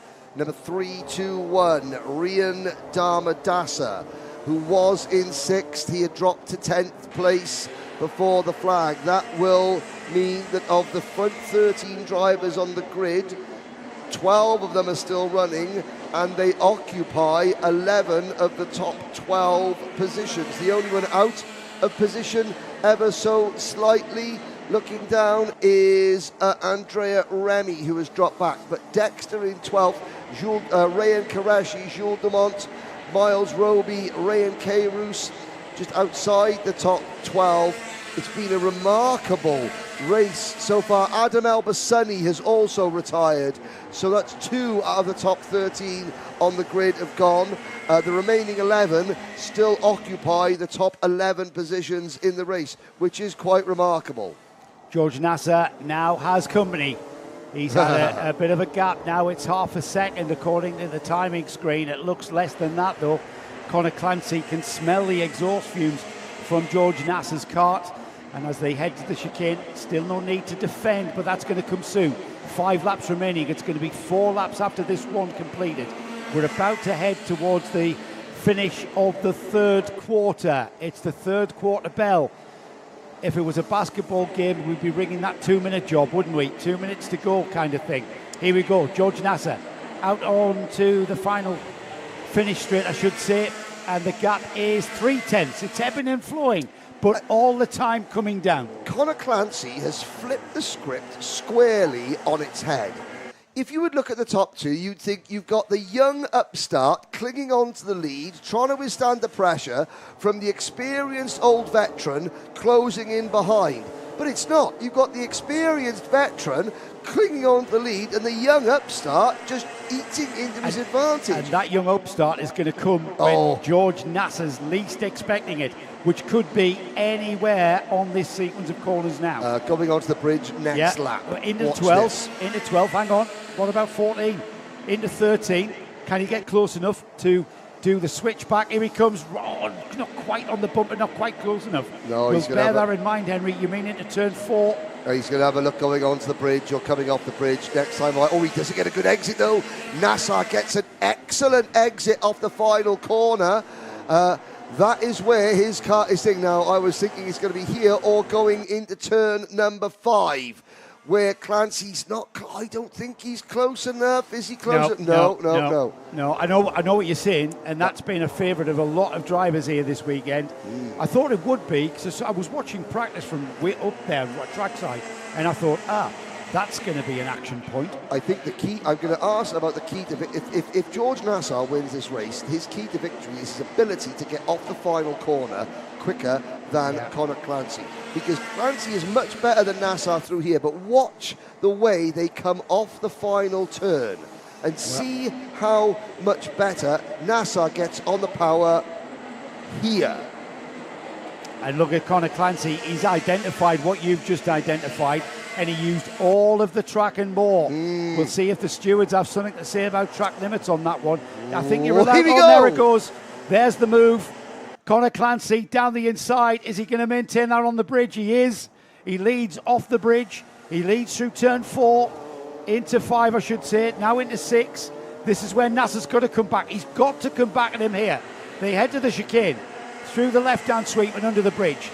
Clancy defends, doing the middle road into the chicane and just blocks off George Nasser. George Nasser now has to stay with Clancy. Clancy defending and stifling the momentum as he goes down the middle of the road into turn 13. It's a hairpin. Can George Nasser remain cool? Into the S's. It's Clancy. Clancy will lead for the first time across the line. George Nasser has to repair the compliment, and he's right there all over the rear bumper now as they cross the line through turn 1. Is he going to have a go on the brakes? Because Conor Clancy has to defend. This is allowing everybody to come back at George Nasser, and it's going to be Oscar Lambert that's challenging very, very soon. Yep, and well, first of all, Clancy managed to get past the part of the circuit where George Nasser was much stronger than him. You could see Nasser coming out of the final corner, down the start-finish straight. Clancy had to scramble and scramble and scramble. Here we go, change for third. Yes. Here's El Hamasani. And that's the teammate of George Nasser in second. Zeno El Hamasani. Is he going to defend? Is he going to protect George Nasser? He doesn't need to. It's every man for himself, because Conor Clancy has pulled a cushion. Conor Clancy has pulled a cushion right where he needs it to the checkered flag to take a victory here at round 4, day 2 of round 4 of the UAE RMC. And that was an absolutely outstanding race. Here's the move. The Kartdrome replay will show it out of 2. He uses the momentum and then didn't bother braking for 3, threw the cart down there. And George Nasser, George couldn't really do anything about it, and we knew that was coming, didn't we, Henry? Absolutely outstanding. Conor Clancy, 6 wins out of 6, 3 in junior, 3 in senior, the only undefeated driver in the championship in terms of finals across 2 classes. Incredible. You just don't see this happen, ladies and gentlemen, and yet it is. He gets a chance to speak to Henry Baudet in the with the winners interview there, as Conor Clancy confirmed as the winner here for day 2 of round 4 of the UAE RMC. George Nasser is in second. Zil El Homassani came through with a fine third there to get ahead, not just of Oscar Lambert, Alessandro Bici in 4th, ahead of Oscar Lambert as well.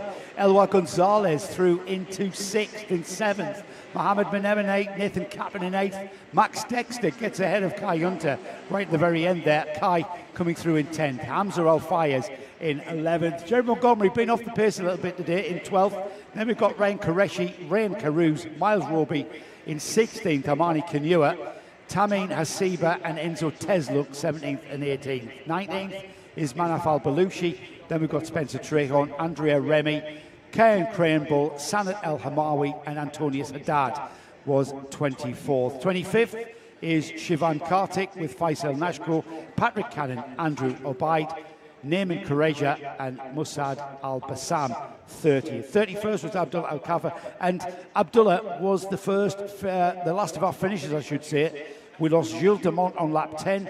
Rayan Darmadasa went out with a technical on lap 9. Adam Al-Bassioni on lap 7. And then 2 drivers out on lap 3, Oscar Backhouse and Elliot Surtees. Outstanding racing to round off what has been a fantastic racing weekend here at the Dubai Kartdrome. It has been another class weekend in the 25-26 season. And what a way to finish it with an outstanding drive from all of our drivers in the Senior Max class. We have got Henry to go to. We are going to get a word with Conor Clancy, George Nasser and Zain El Homassani. After Henry's interviews, we will be going for a bit of a break while we wait for our presentation to our podium presentations, which will bring you all live. We will wait that a bit longer, yes. Yes, we've got a Paddock show to show, though, haven't we? Yeah, we'll keep people entertained. Don't worry about that. We shall entertain you still. Are you not entertained? Indeed. We are already thinking about round 5 at the Yas Marina circuit coming up on February the 14th and 15th. We'll be bringing you all of that action live on a kart track that is very, very different to this one in the Dubai Kartdrome. Kart track is a racetrack. Yeah, Formula 1 track as well. It's going to really, really be a different characteristic of kart. We're told 90% full throttle, which is quite phenomenal, really, and in complete contrast to this round 4 here at the Dubai Kartdrome. Yep. So I'm just watching what Henry's doing. Okay, you tell me when Henry is ready. Karting Live TV is staying here at the Dubai Kartdrome, though. We've got the Dubai All Plate to bring you all live next week. And Nick and I will be bringing you all of the action from the Dubai Kartdrome. It's quite a special event here. It's the UAE RMC, though, is all about round 4. And right now, it's all about Senior Rotax. Down to Henry. Well, we're busy down here trying to dissect the last couple of laps of this Senior Rotax race, but the one thing that is for certain, Connor, come in, is that that's 6 finals, 2 classes, 3 wins in junior, and now 3 wins in senior. George has said, you snuck up on me. Tell us exactly how you snuck up and made that move. Well, firstly, I'm so tired. Like, Georgie really made it hard for me. Because, like, 1 minute I was catching him, the next he was gone, then I was catching him. My tyres were probably like, why are you pushing so hard? But yeah, I knew that would probably be my only opportunity, so I just sent it, and yeah, it worked out. I mean, you made the move on Oscar to start with. That was the key down at turn number 2 on your teammate. You didn't waste any time getting past, so you still had that thing. But then it was a long, hard slog. And for people that don't necessarily watch much karting, chasing down the leader in a final, that is the most physically demanding part of racing, isn't it? Oh, for sure. And Georgie, he's a great driver, so it's even harder. Like, he had a big gap. And once I got in second, I was like, right, I need to get Georgie. And I didn't think it would be that hard. It took a lot of energy out of me. Like, I was properly pushing. No, I mean, talk about psychology, because, you know, do you get to a point where, what were you thinking? When you were on the rolling lap, did you believe you could win? Simply because you're in such a great vein of form? Well, I think if you don't wake up and think that you're going to win, like if you don't think you're going to win, then I don't think you should come and drive, because if you don't think you're going to win, then you're not going to win. That's why I always, when I wake up, say I'm going to win today, and it pays off. Well done, congratulations. Who do you want to thank? My mum and dad, Gilly on the Spanners, everyone at Mumbai Falcons, everyone in England, Ireland, the dogs, and also it was my mum's birthday yesterday. I forgot to mention in the interview, so I did a special win yesterday. There was a kart mum's birthday that I didn't know about. Connor, what are you doing? That's disgraceful. Happy birthday to Connor's mum. Yeah, so that one was for you, and then yeah, just everyone. Well done, congratulations. Thank you, Connor. So, Connor, you move out the way a second, go and have a little rest. Well, you said that the long hair made you look like a lion, made you feel like a lion, king of the jungle. That you did everything you could there, really. What can you say to that?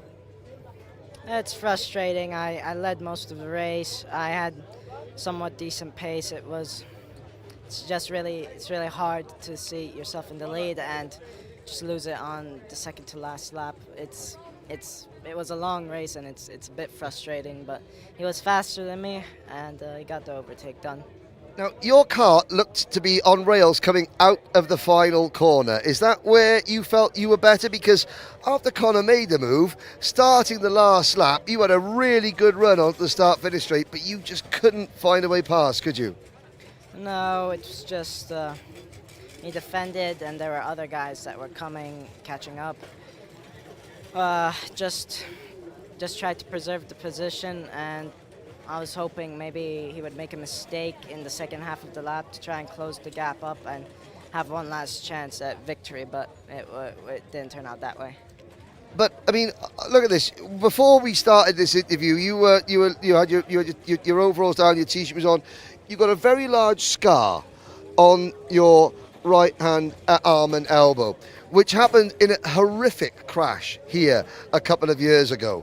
So when you think of it like that, to leave the Dubai Kartdrome, leading the championship, a couple of podiums, kart in one piece, that's not a bad thing. This is a good day, yes? Yeah, overall, but it's I've always wanted to win at the Kartdrome in Rotax. It's just didn't come to fruition this time. Well, we've got one more round of the UAE Rotax Max Challenge to go here at the Dubai Kartdrome. That comes in March. It's only a single header, so one more chance this season to get it done and to finally erase the memories of that accident a couple of years ago. Yeah, one last chance in March. One last chance in March. Thank you very much, George. Well, it's been a while since the Egyptian flag was on the podium. Zain El Hamasani, it's back on the podium today. Well done. Thanks, yeah, it was a great race. Very long, stressful, especially after the first few laps. Got a bit unlucky at the start. But I think we covered well, was able to keep the pace, stick with the front guys, and then at the end we prioritized and got on the podium. Yeah, talk about the move that you made on Oscar to get third position. Yeah, after I've seen Connor and Georgie start to defend from each other, and then Oscar joined in, I saw there was a chance to open it and get a switch, and I was able to do it. When was the last time you were on the podium in a final? God, I don't even know. It's been too long. It's been too long, but you're back now. How much extra confidence does this give you now, Zain, for the second half of the season? Because you're still in with the shout of the championship, aren't you? Yeah, even though I might have missed one of the rounds, still up there, and there's always a chance to win. So, who would you like to thank? My mom, my dad, everyone back at the team, Mate, Dan, my mechanic Edgar, everyone. They've been so supportive, and they've been just helping me the whole race. There we go. Thank you very much, Zain El Hamasani. There we go. That's it from down here in the driver interview area. It's lovely and warm. It's really going to go and cool down before the presentation. Thank you very much, Henry. Henry Baudet there with our Senior Max winners. We're going to go for a short break now, where we've got a couple of paddock shows to tell you all about. Keep you entertained. We'll be back very, very shortly with our trophy presentations for all of our classes, where Henry will take you through that. For now, it's good night, and I hope you enjoyed the coverage. We'll see you very, very shortly. Good night from me, Nick, is what I meant. We'll see you very, very shortly in our trophy presentation. Well, hello and welcome back to the Dubai Kartdrome for the second full day of racing here in the marvellous Motor City. Karting Live TV have all the action, but of course one thing we also bring you is a paddock show. And to bring you a paddock show, I need someone to do the interviewing. And I can't find Henry, so I found Joe. Joe, a stunning location, but a very difficult track. Hello, Nick. Hello, everyone. Yeah, what a challenge this track is. I coined the phrase, it's kind of like an around the houses without the houses. And what I mean by that is... Well, they've got skyscrapers. We have got skyscrapers with the back of a shopping precinct as well. And we race really close to the barriers here. It's an unforgiving track, and I would imagine it's going to get very, very crowded down there with some of our grids. The racing's fast, it's furious, but it's all about punching out of those corners. It's going to be another fantastic event. Well, those are Joe's ideas, but I kind of feel we actually want to hear from the teams and we want to hear from the drivers. So what I'm going to do is I'm going to take Joe, I'm going to push him out into the paddock, but more importantly, I'm going to make him find Henry Baudet, and the two of you are going to work your little bottoms off to get some interviews. Okay. We talk about family a lot in Rotax, and the great thing about Rotax is that drivers, you see them and then they disappear for a little bit and then they come back, like Shogo Endo, not as a driver but now as a mechanic for Adam Zhu in Microax. Yep. First of all, Shogo, how are you? It's been a while since you were in a kart, in a Rotax kart, but one of Japan's most successful Rotax races for many years. So yeah, I began my racing career since like 4 years old, and I forgot when I started Rotax racing, but I've been to grand final for 4 times. I got a 5-time ticket, but 4 times. And yeah, my best result in the grand final is in Brazil 2018, P9 in the senior. And yeah, I finished my career last year because I couldn't get the grand final ticket. And yeah, I decided to be the mechanic for any, you know, like just up-and-coming drivers. So Adam Zhu is an up-and-coming driver from China, running with Sam Pollitt Racing here. What's your role exactly? How have you managed to slot in to the team around Adam? Like you mean like the environment, Adam? Yeah, like no, like my team is quite nice. Like we have the good analyst, and good coach, and I may be good mechanic. And I think he has much talent because he just started racing, I think 3 months or 4 months ago, and he's already good. He has enough speed, so I think it's good. Like yeah. Is it a good thing? Is it a nice thing for you to be able to help now a young driver develop? Did you have that when you were starting in your career, like a good mechanic or a mentor or a coach to sort of like learn from? Absolutely not. Absolutely not. Like this is like for me like very new style, but I think I find it very good things, because like when I was a child, I didn't I didn't have these kind of things, and I think it makes more, how can I say, like the driver more, how can I say, like make it prepared, more successful. Yeah, exactly, yes. So I think it's good. Now, good. Is this your first time here in the UAE Championship? Yeah, exactly. Like just I came here, I think 2 weeks ago. Okay. So I'm quite new here. I don't know like how to buy something still, like which supermarket is good. I'm not really sure still, but yeah, I'm enjoying this. Yeah. What does your driver think of the circuit, or what are you learning about the Dubai Kartdrome that you can sort of hand over to Adam? Well, it's hard, but yeah, everything. I think for me, everything new. I've never done mechanic in Japan for micro. Yep. I done in like 2 years ago in Roman and everything like that. But yeah, for me, so everything new. So everything is for me like learning. Yes. And this is the thing, because, drivers in Rotax or mechanics, you can transfer your knowledge around the world. Obviously, Shogi, you're Japanese, but I've seen you, at grand finals around the world. What countries do you get to as a mechanic, or how does it sort of, how do you get around the world now as a mechanic? What? How do you get around the world? Your services are quite, in demand, aren't they? People want you to work on their go-karts. Your reputation is getting good. Okay, yeah. For me, that was a bit hard English, like difficult. Okay, so your reputation as a driver is one thing, but now your reputation as a good mechanic means that you get lots of jobs and you can, go around the world, doesn't it? Yep. So I want to do the mechanic not only in Dubai, like in UAE. I want to be in Europe maybe also. And one day, if I could bring this knowledge, like everything from the other world, if I could bring it to Japan, I think it's very good thing for Japanese racing culture. And if I can be maybe China or any other Asian country, it's also nice things for me.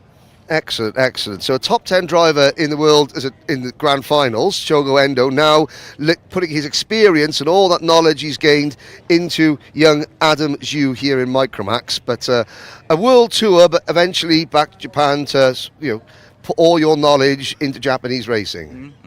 Yep. That's my one of the goal. Yes. Excellent. Thank you very much, Shogo. Thank you. During the off season, one of the most familiar figures in the UAE paddock, Birol Art Middle East, changed. It became Motorscape. Sana Chanak from Motorscape now. Talk a little bit about why the rebrand, because it's not just Birol Art now that you deal in, is it? Exactly. So we are now the exclusive distributor for Kart Republic in the Middle East, also Birol Art. So we thought that it's better that we brand the main company is called anyway Motorscape for years. So we thought just go Motorscape, because we supply both brands. Yes. And we represent both brands. So as you can see in the tent, we have some Kart Republics, we have some Birols. And I think, it was just a step to, introduce people to the new project that we took over, and it's going well so far. It is, because of course yourself and Mark Rose have been in cahoots for several seasons out here. Tell us a little bit about the development. What have you noticed over the last couple of years here in the UAE? The driving standards, the professionalism. You've got to keep upping your game because there's teams all around you that are doing likewise, aren't there? So I first came to the UAE in 2011. And I can tell you the change that we witness nowadays is unbelievable. To be extremely honest, the championship organizers are doing a fantastic job. The RMC, they run an event. I've been to all European events. I've been to all the World Championships. I've been to all the races, and I can say, here the organization, the professionalism of the series now is top notch, and fair play to Alain Raceway, fair play to all the people, you guys that also make a huge difference in this. The live stream being always on for the races have made a huge difference as well. Thanks to you guys, you guys do an incredible job, and what we are witnessing is a huge boom in the UAE RMC, and a huge boom in the karting in general. Okay. And one thing that I've noticed, and that's really a really good indication of what's really happening, I've noticed that the Bambinos, the interest in Bambino is a few years back, we struggled to have 3-4 Bambinos on the grid. From our company point of view, we supply the Bambinos for pretty much all the paddock, as long as 80% of the paddock get their equipment from us. Yes.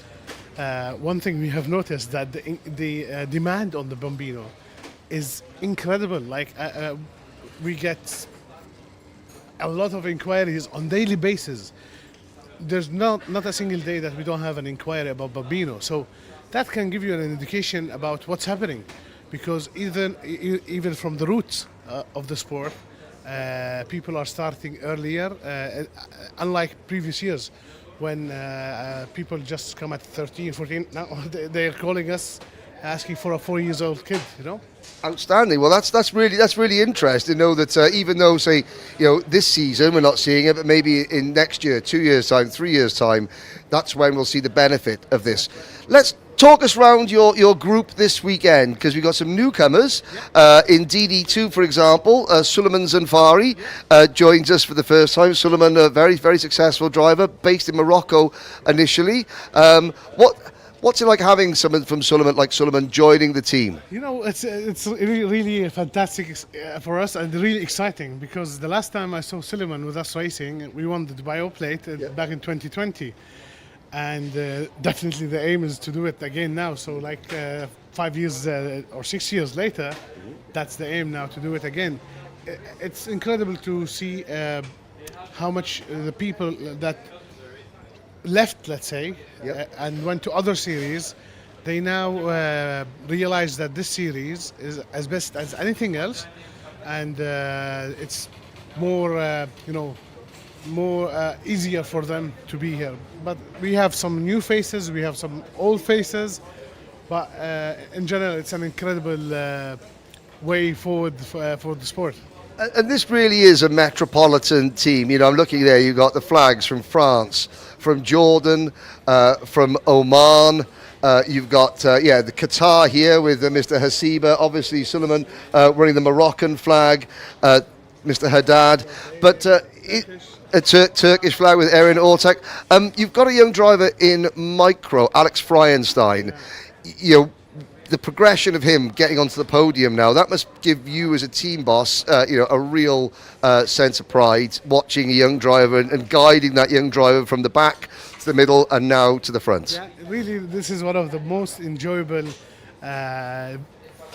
let's call it project we took on. Yes.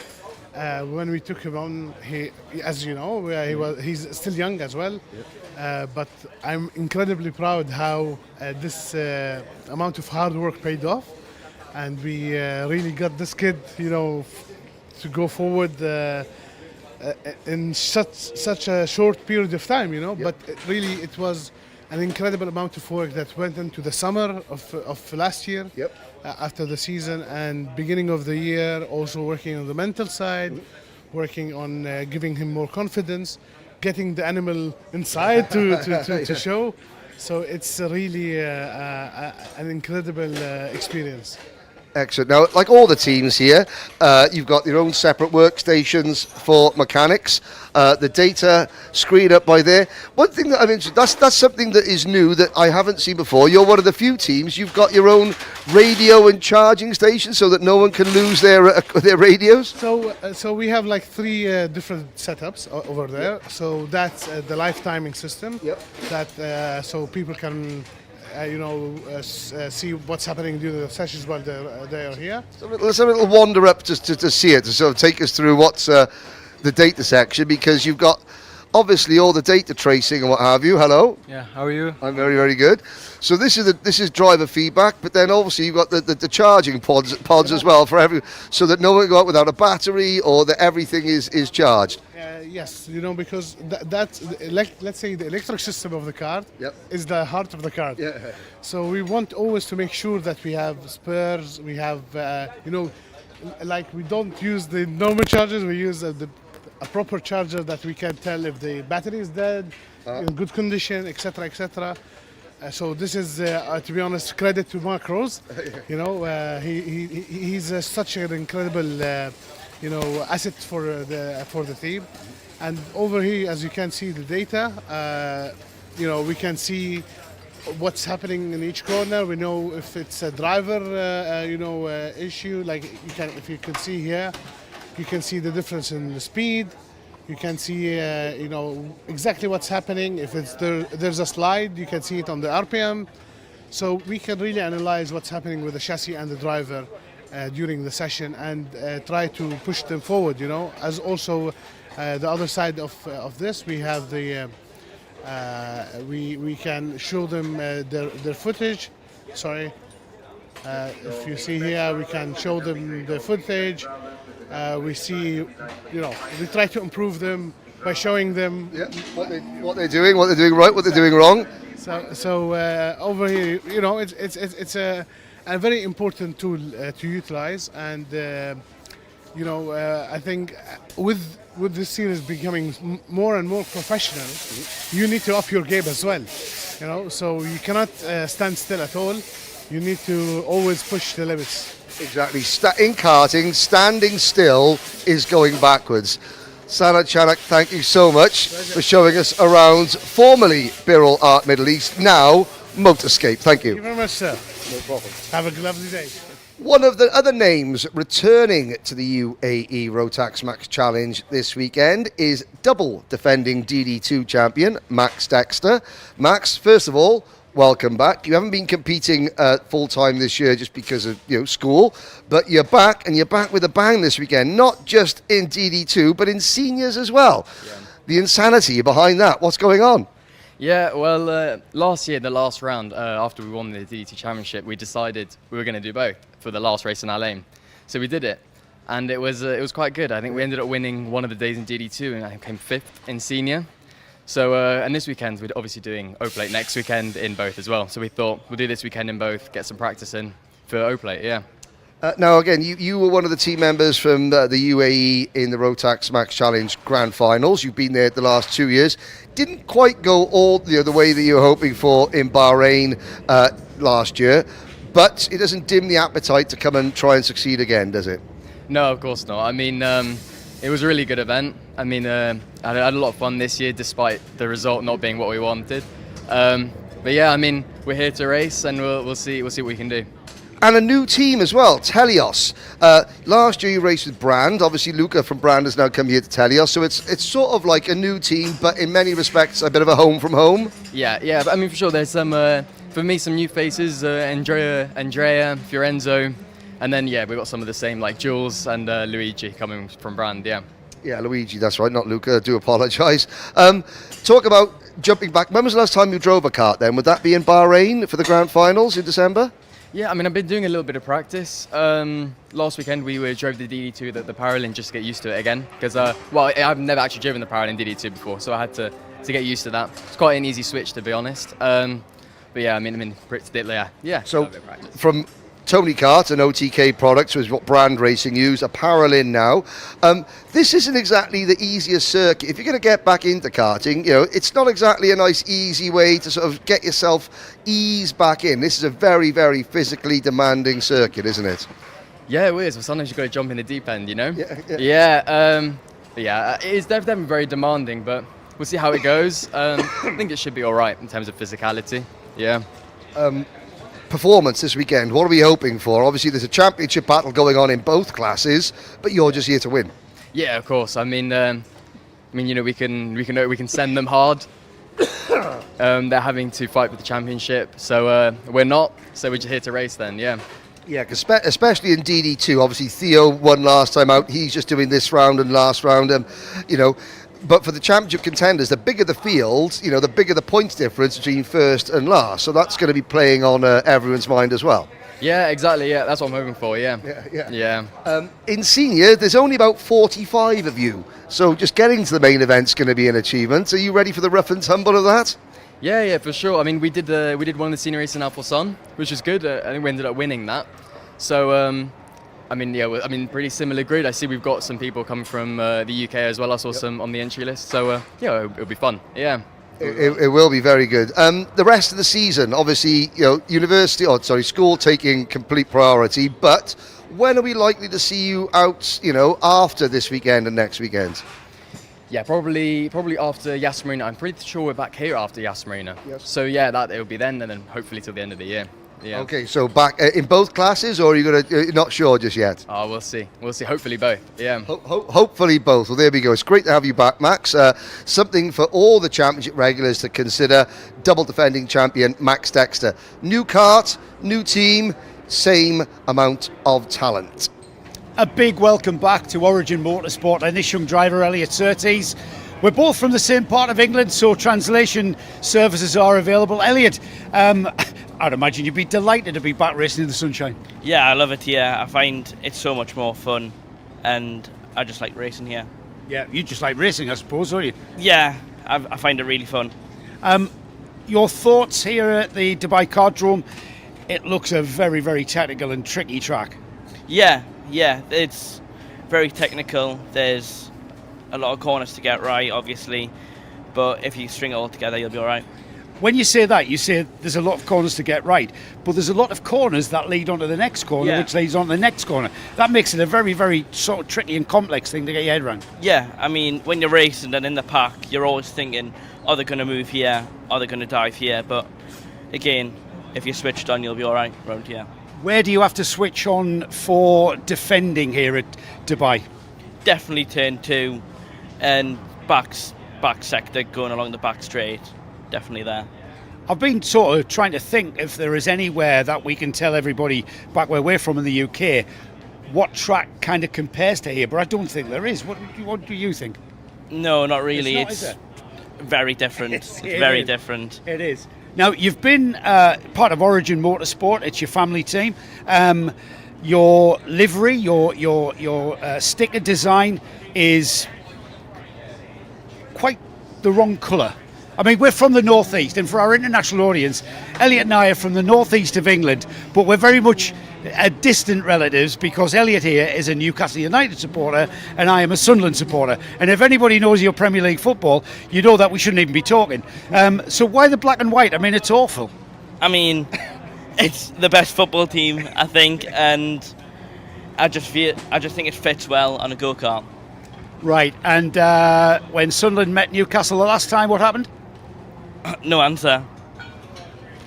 Wish you all the very best of luck, mate. Thank you. Not for your football team, but for your karting this weekend. You. Elliot Surtees, everyone. One of the most intense class battles here in the UAE Rotax Max Challenge is in Minimax. Albie J. Stubbs currently leads the championship, but not by much. And Albie, if one thing we've learnt this year is that there's a whole bunch of drivers every single race that can win in Minimax, isn't there? Yeah, it's very competitive in Mini. It was competitive in Micro, but Mini's just another level.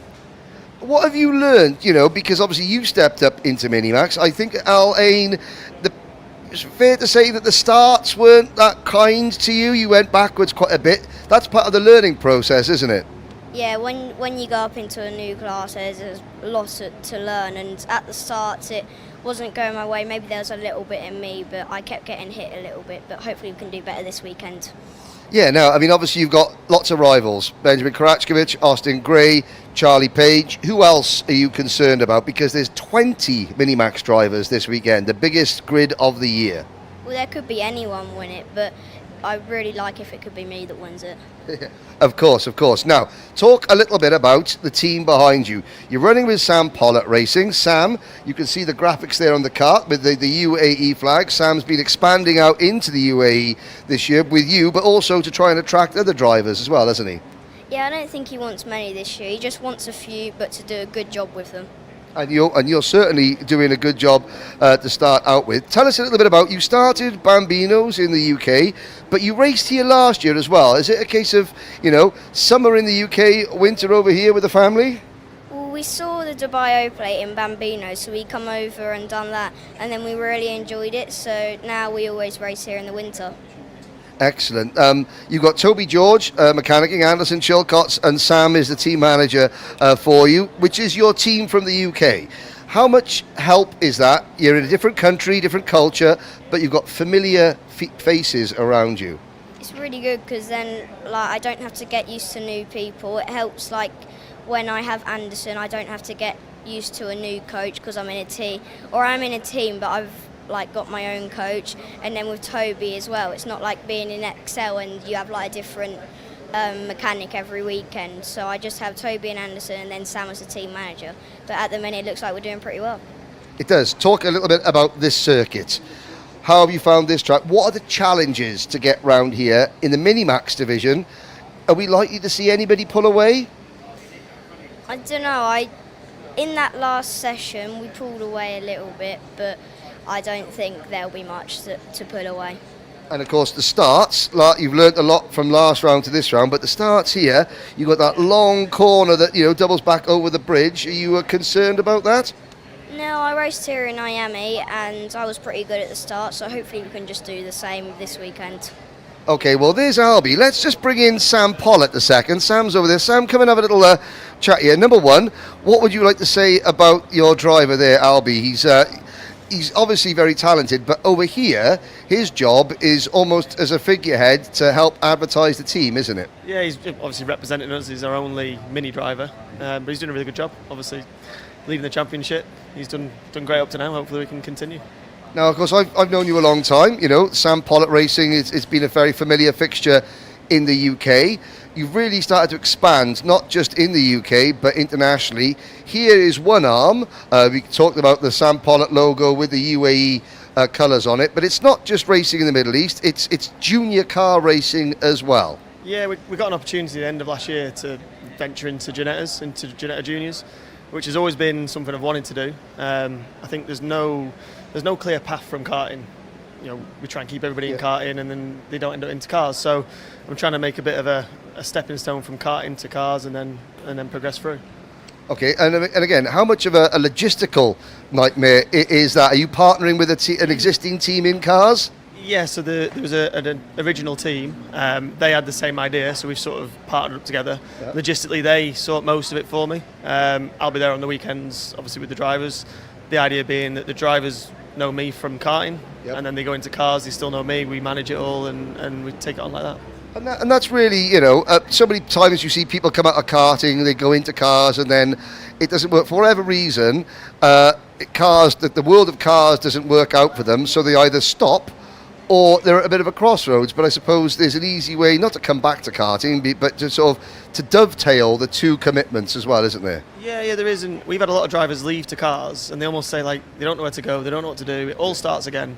Where obviously, because they already know us and they know how we operate, it's like a clear transition then into the car paddock. So and that's from the UAE, the UK, and obviously it's going to be Ginetta Juniors in the UK? Yeah, Ginetta Juniors and the GTPs and GTAs, so that even all three classes really. Oh, superb. A lot of work on your plate then? Quite a bit. I've got some good lads, so we're yeah, because, I mean, very quickly, I mean, obviously, you know, Albie, you've got Adam, you as well here, so two drivers here, but the expansion in terms of staff, logistics, all the equipment that you need, how has that come about? A lot of headache. I've put a lot on the lads that work for us. Obviously, Anderson moved out here to look after the team out here. Without him, we couldn't really done that. Then obviously Toby came on board with Albie, which again has helped. And then Carol, who looks after Adam. So some good guys that are all sort of predominantly doing the work for me. And going back from when I first met you, you know, 15 years ago, you know, running, you know, one or two drivers in UK championships, could you imagine this is where it would have led? Not at all. No, not at all. It's a bit crazy. It is a bit crazy indeed. Well, crazy is one thing, but Sam Pollock Racing, as crazy as it might sound, has got his finger on the pulse and has got opportunities for drivers, UK, UAE, in karting, and now cars. Congratulations, Sam. Thank you very much.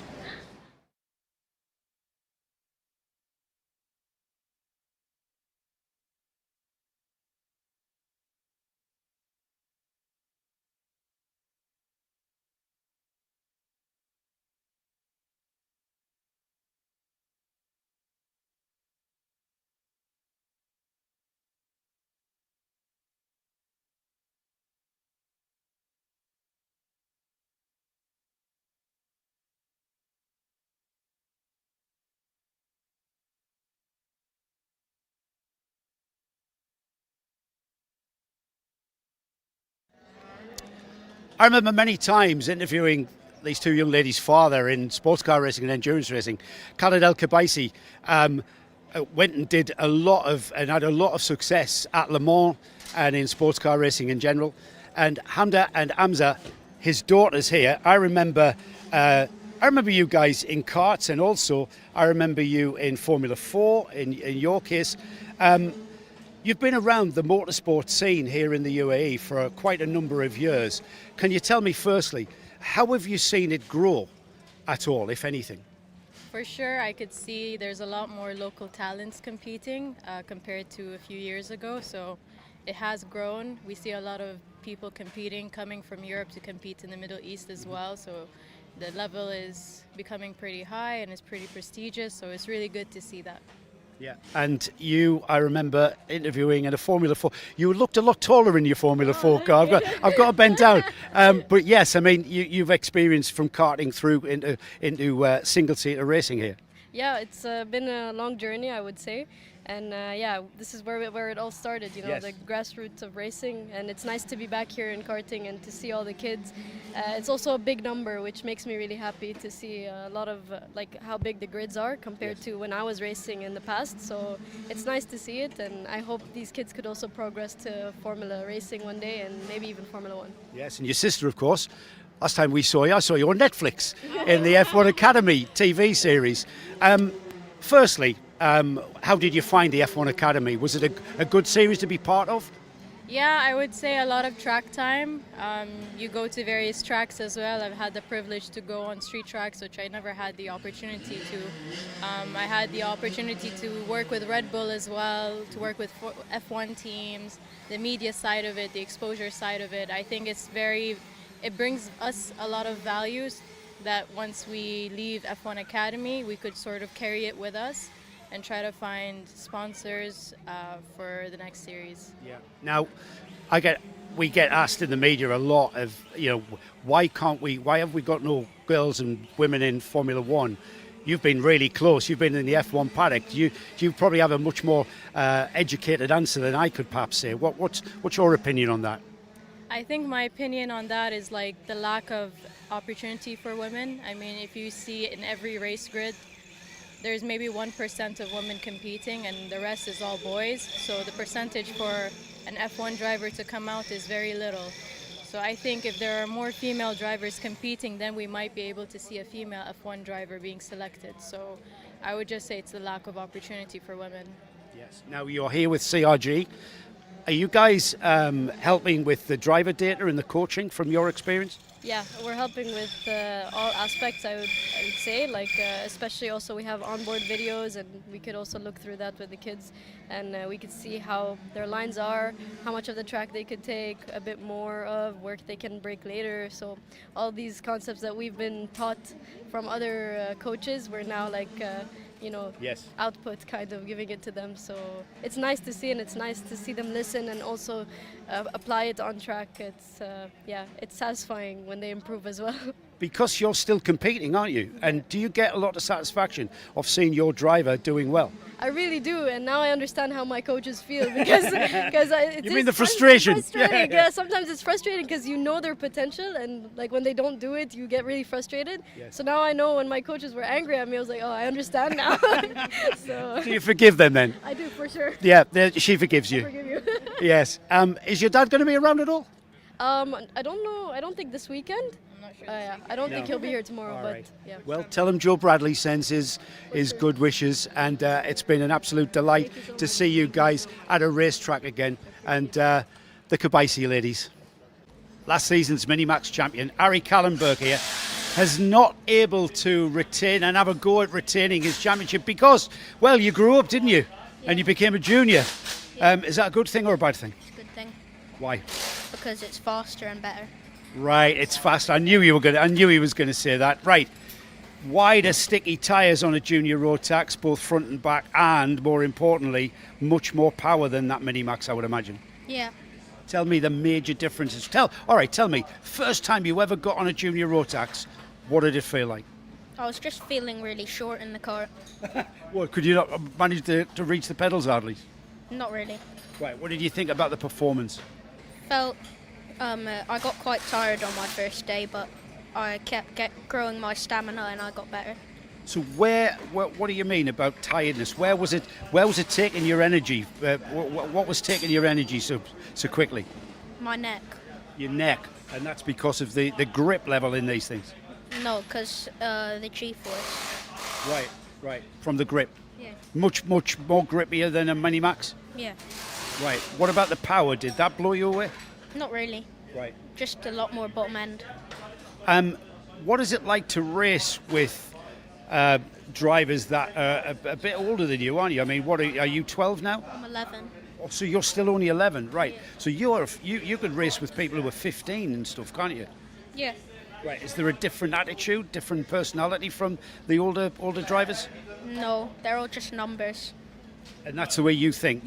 That's just a driver with a helmet on. Yeah. And is there anyone that you kind of thought, when you move up to the older class, there's people have reputations, don't they? Quick drivers. Do you consider that? Not really. So what? How do you get your head around that? What's the psychology of that? I just think that everyone's the same. Mm-hmm. Focus on hitting your braking points. Yeah. Yeah. So, have you got a chance of back-to-back titles in different classes? No, because I can't score points. Why is that? I'm too young. Right, that's what caught me out. That's why I thought you were 12. So when are you 12? Next year. Oh, so 2026, you're 12.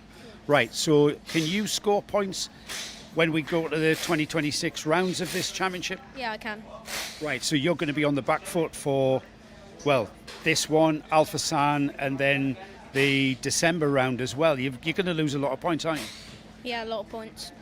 So tell me, Ari, is this just a building exercise going forward to win a Junior Rotax championship? Yeah, pretty much. I've got 3 junior years. This is like preparing for my next years. Right. Right, and so how's it going so far then? It's going all right, better than I expected. Why is that? What did you expect? I didn't expect to be as fast. I thought I'd be more of a mid-pack runner, but I'm like top 10-ish. You must be pleased with that though. Yeah, Yeah, and it's kind of like you belong. kind of. Only 11 and already at the front of the Junior Rotax pack. That's pretty special. GGM's obviously giving you good kit in this class, yeah? Yeah, they've been really good. When I joined them in December, they've helped me a lot until this point. And does it help when you've got a team like GGM around you that you make that transition to the faster class? Yeah, it was quite good. George helped me learn how to get better and learn how to drive the junior. So it's not like you're just thrown into this kart, get on with it. You actually get coached and also I would imagine the team are helping you with understanding the dynamics of the handling and the setup, etc. Yeah, Yeah. And how much input do you as a driver give to that process? quite a lot. Yeah. Give me an idea. Think about people out there who don't understand the technicalities like you and I do. So what exactly would you be saying to your engineer after a race about things like setup? Like, I'd tell them how the power felt where I'm losing and where I'm gaining.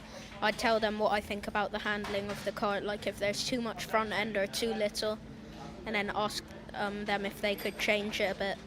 And are you at the stage now where you understand the kart and are you asking for changes like give me a different tyre pressure, give me a different camber, or do you leave those decisions to your engineers? I leave them to George and Bertie. Right, so you basically feedback as the driver, they do the engineering. Yeah. Right, you much prefer that? Yeah. Just get on and overtake people. Yeah. Right. Ari, it's been a pleasure to talk to you. Well done on last year's championship and best of luck for the coming season. It's a shame that Ari, because of age, won't be scoring points, but I would imagine we're going to see him at the front of the Junior Rotax field.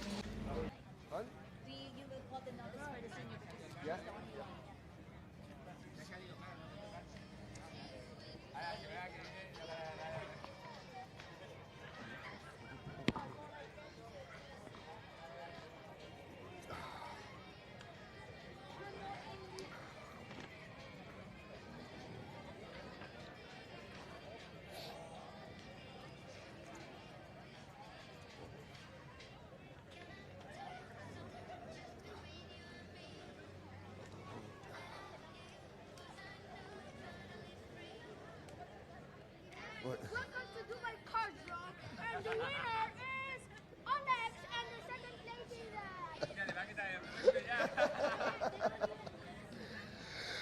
Well, that was a fantastic little interlude there. Welcome back, ladies and gentlemen, to the Dubai Kartdrome and the podium presentation for round 4, race day 2 of the 2025-2026 UAE Rotax Max Challenge. We have got the top 3 drivers plus best novice in each class, as well as the team awards to give out, and on hand to present the trophy will be Dubai Kartdrome's David Bright.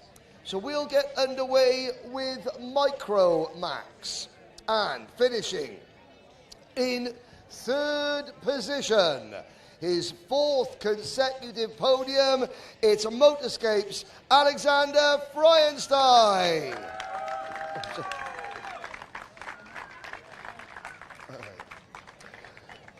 So David Bright on hand to give Alex's 3rd place trophy. Finishing in 2nd place, driving for George Gibbons Motorsport, it's Liam O'Hanlon.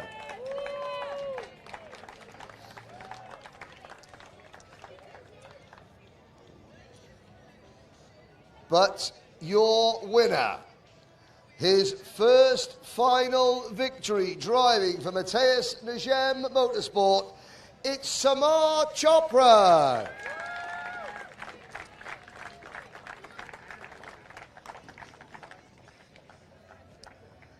So there are your top three.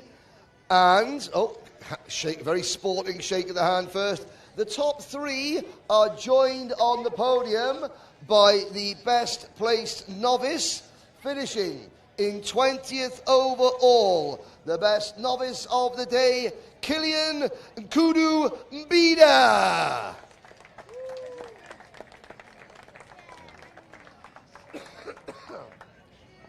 Who was the young man who was doing his best Henry impression at the start. So Kylian Nkudu Mbida is the best novice. Once again, drivers, trophies in the air. And your medal, Kylian. And if we could all stand on the top step of the podium. Let's all go on to the top step. We'll get David up here as well. Kylian heads back. Well done, Kylian.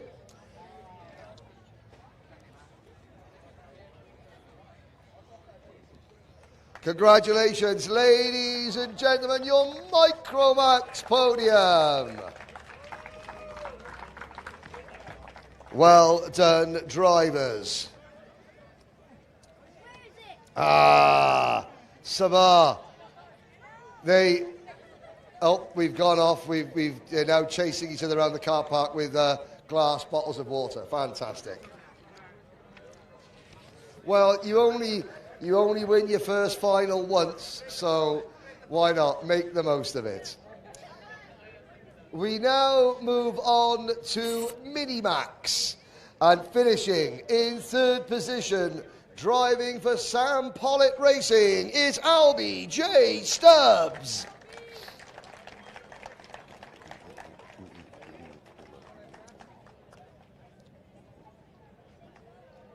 Well done to Albie.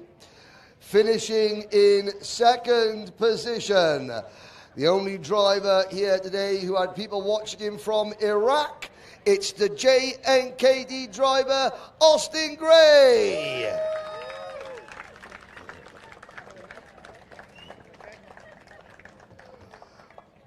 But your winner, completing the clean sweep, and I believe taking the championship lead for JNKD, it's Benjamin Karachkovic.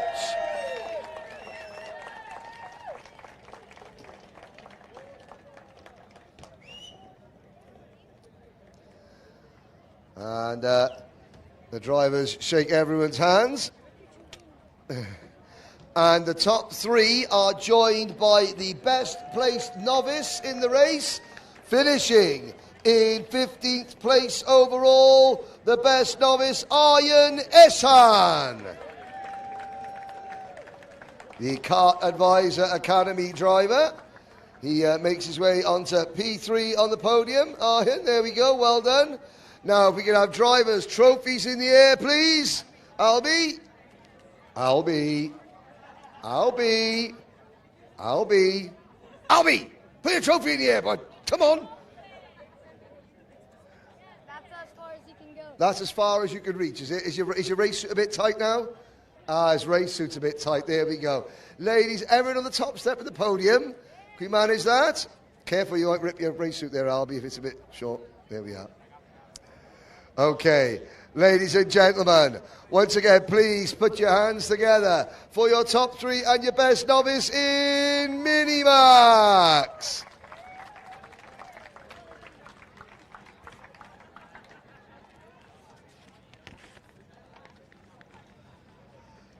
Thank you very much. Oh, Benjamin's got 2 trophies and the crash helmet. There we go. Now we move on to DD2 Masters. No novice because Nicolo Cacciatore is no longer a novice. Finishing in 3rd position in Masters, it's Kyle Blockley. Fortunately, I don't think Kyle can be here. Oh, yes, he is. There he is. Sorry, the KAA driver, Kyle Blockley, very unlucky, leading until the end of the race. Kyle finishes in 3rd position. Finishing in 2nd position, driving for the Mumbai Falcons, Maurice Knyapers. Well done, mate. 2 rounds in a row. Second. Congratulations, Maurice. But your winner today, completely another victory, driving as an independent, it's Tony Hogg.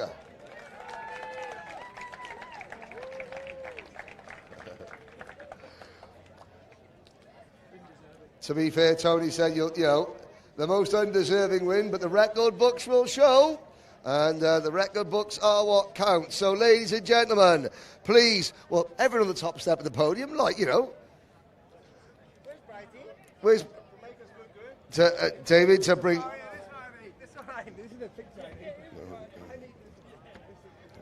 Yeah, Kyle was bringing the average age down too much, so it needs to go back up with David on the top step of the podium. There we go. Ladies and gentlemen, your DD2 Masters top 3. Now we move on to Rotax's Ultimate Class DD2. And finishing in 3rd position, his winter vacation back home in the UAE ends in 3rd place for independent driver Theo Kakati.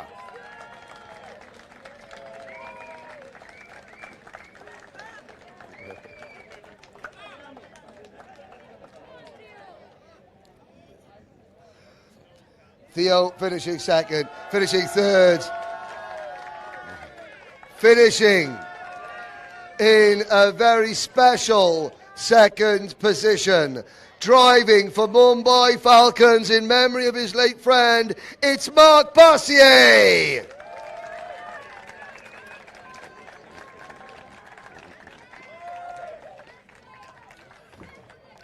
Marc Bassier, a very emotional 2nd place finish in memory of a very good friend of his who sadly was killed in the Swiss chalet bar fire on New Year's Eve. And Mark, I know that you paid tribute to your friend and racing in his memory. But the winner today, driving for Telios Racing on his return to the championship, it's Max Dexter.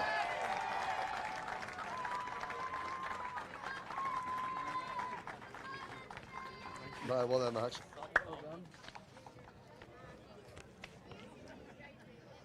So, once again, we'll have drivers, trophies in the air, like the kids. Max, come on, there we are. And everyone on the top step of the podium.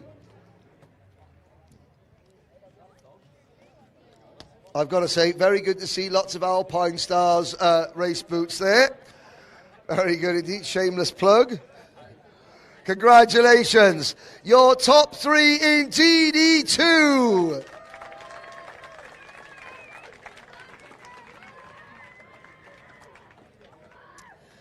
Now we move on to Junior Rotax, and finishing in 3rd position, driving for JNKD after a great final, Leo Einer.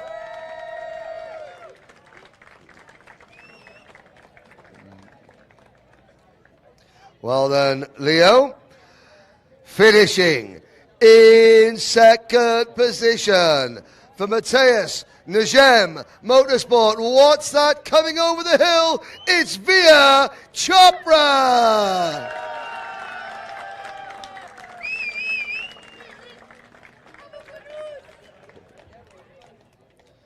But your winner today, doing the double on his return to the championship, driving for the Mumbai Falcons, it's Jensen Chalk.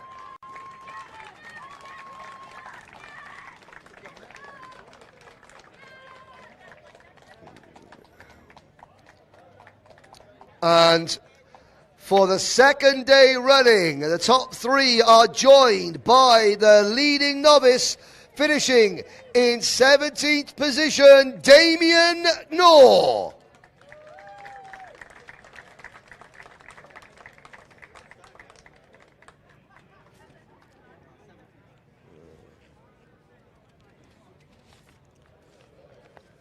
So well done to Damien. Once again, drivers, trophies in the air. Just because Via Chopra's got a nice catchy nickname, he's looking like the rock star now as well, with the sunglasses, fair play. And everybody onto the top step of the podium, please.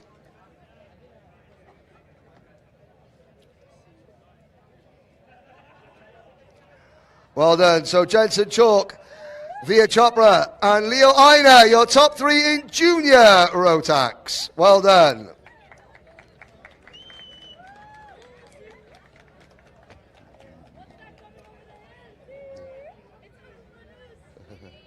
Now we move on to senior Rotax, and finishing in 3rd position, driving for Mateus Najem Motorsport, it's Zain El Homosani.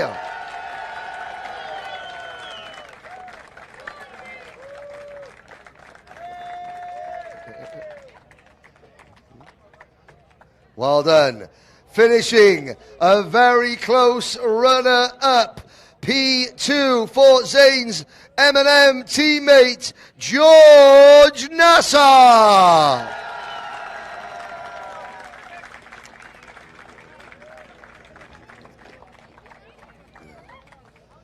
But your winner, making it 6 wins out of 6 finals, undefeated so far this season for the Mumbai Falcons, Connor Clancy.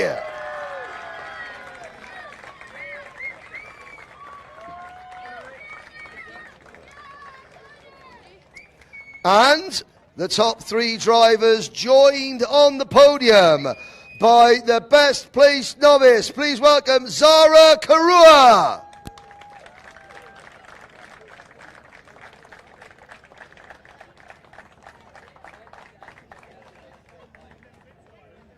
So Zara just missing out on a place in the main event, but still taking home the best novice. Drivers, trophies in the air, please. Come on now, Zane. I know it's embarrassing, but you've got to do this more when you're on the podium. You have to do these things. Well done. And give everyone on the top step of the podium. Ladies and gentlemen, your top 3 in senior Rotax.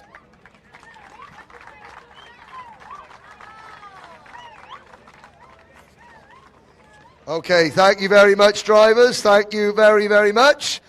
Don't forget, we will need all our podium finishers back on the podium for our group photo. But it's now time to announce the team champions.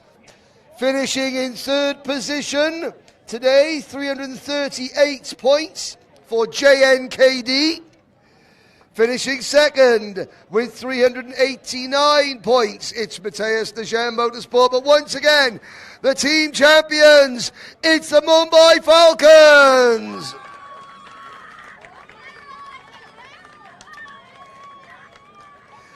We'll need some representatives from the Mumbai Falcons to come forward.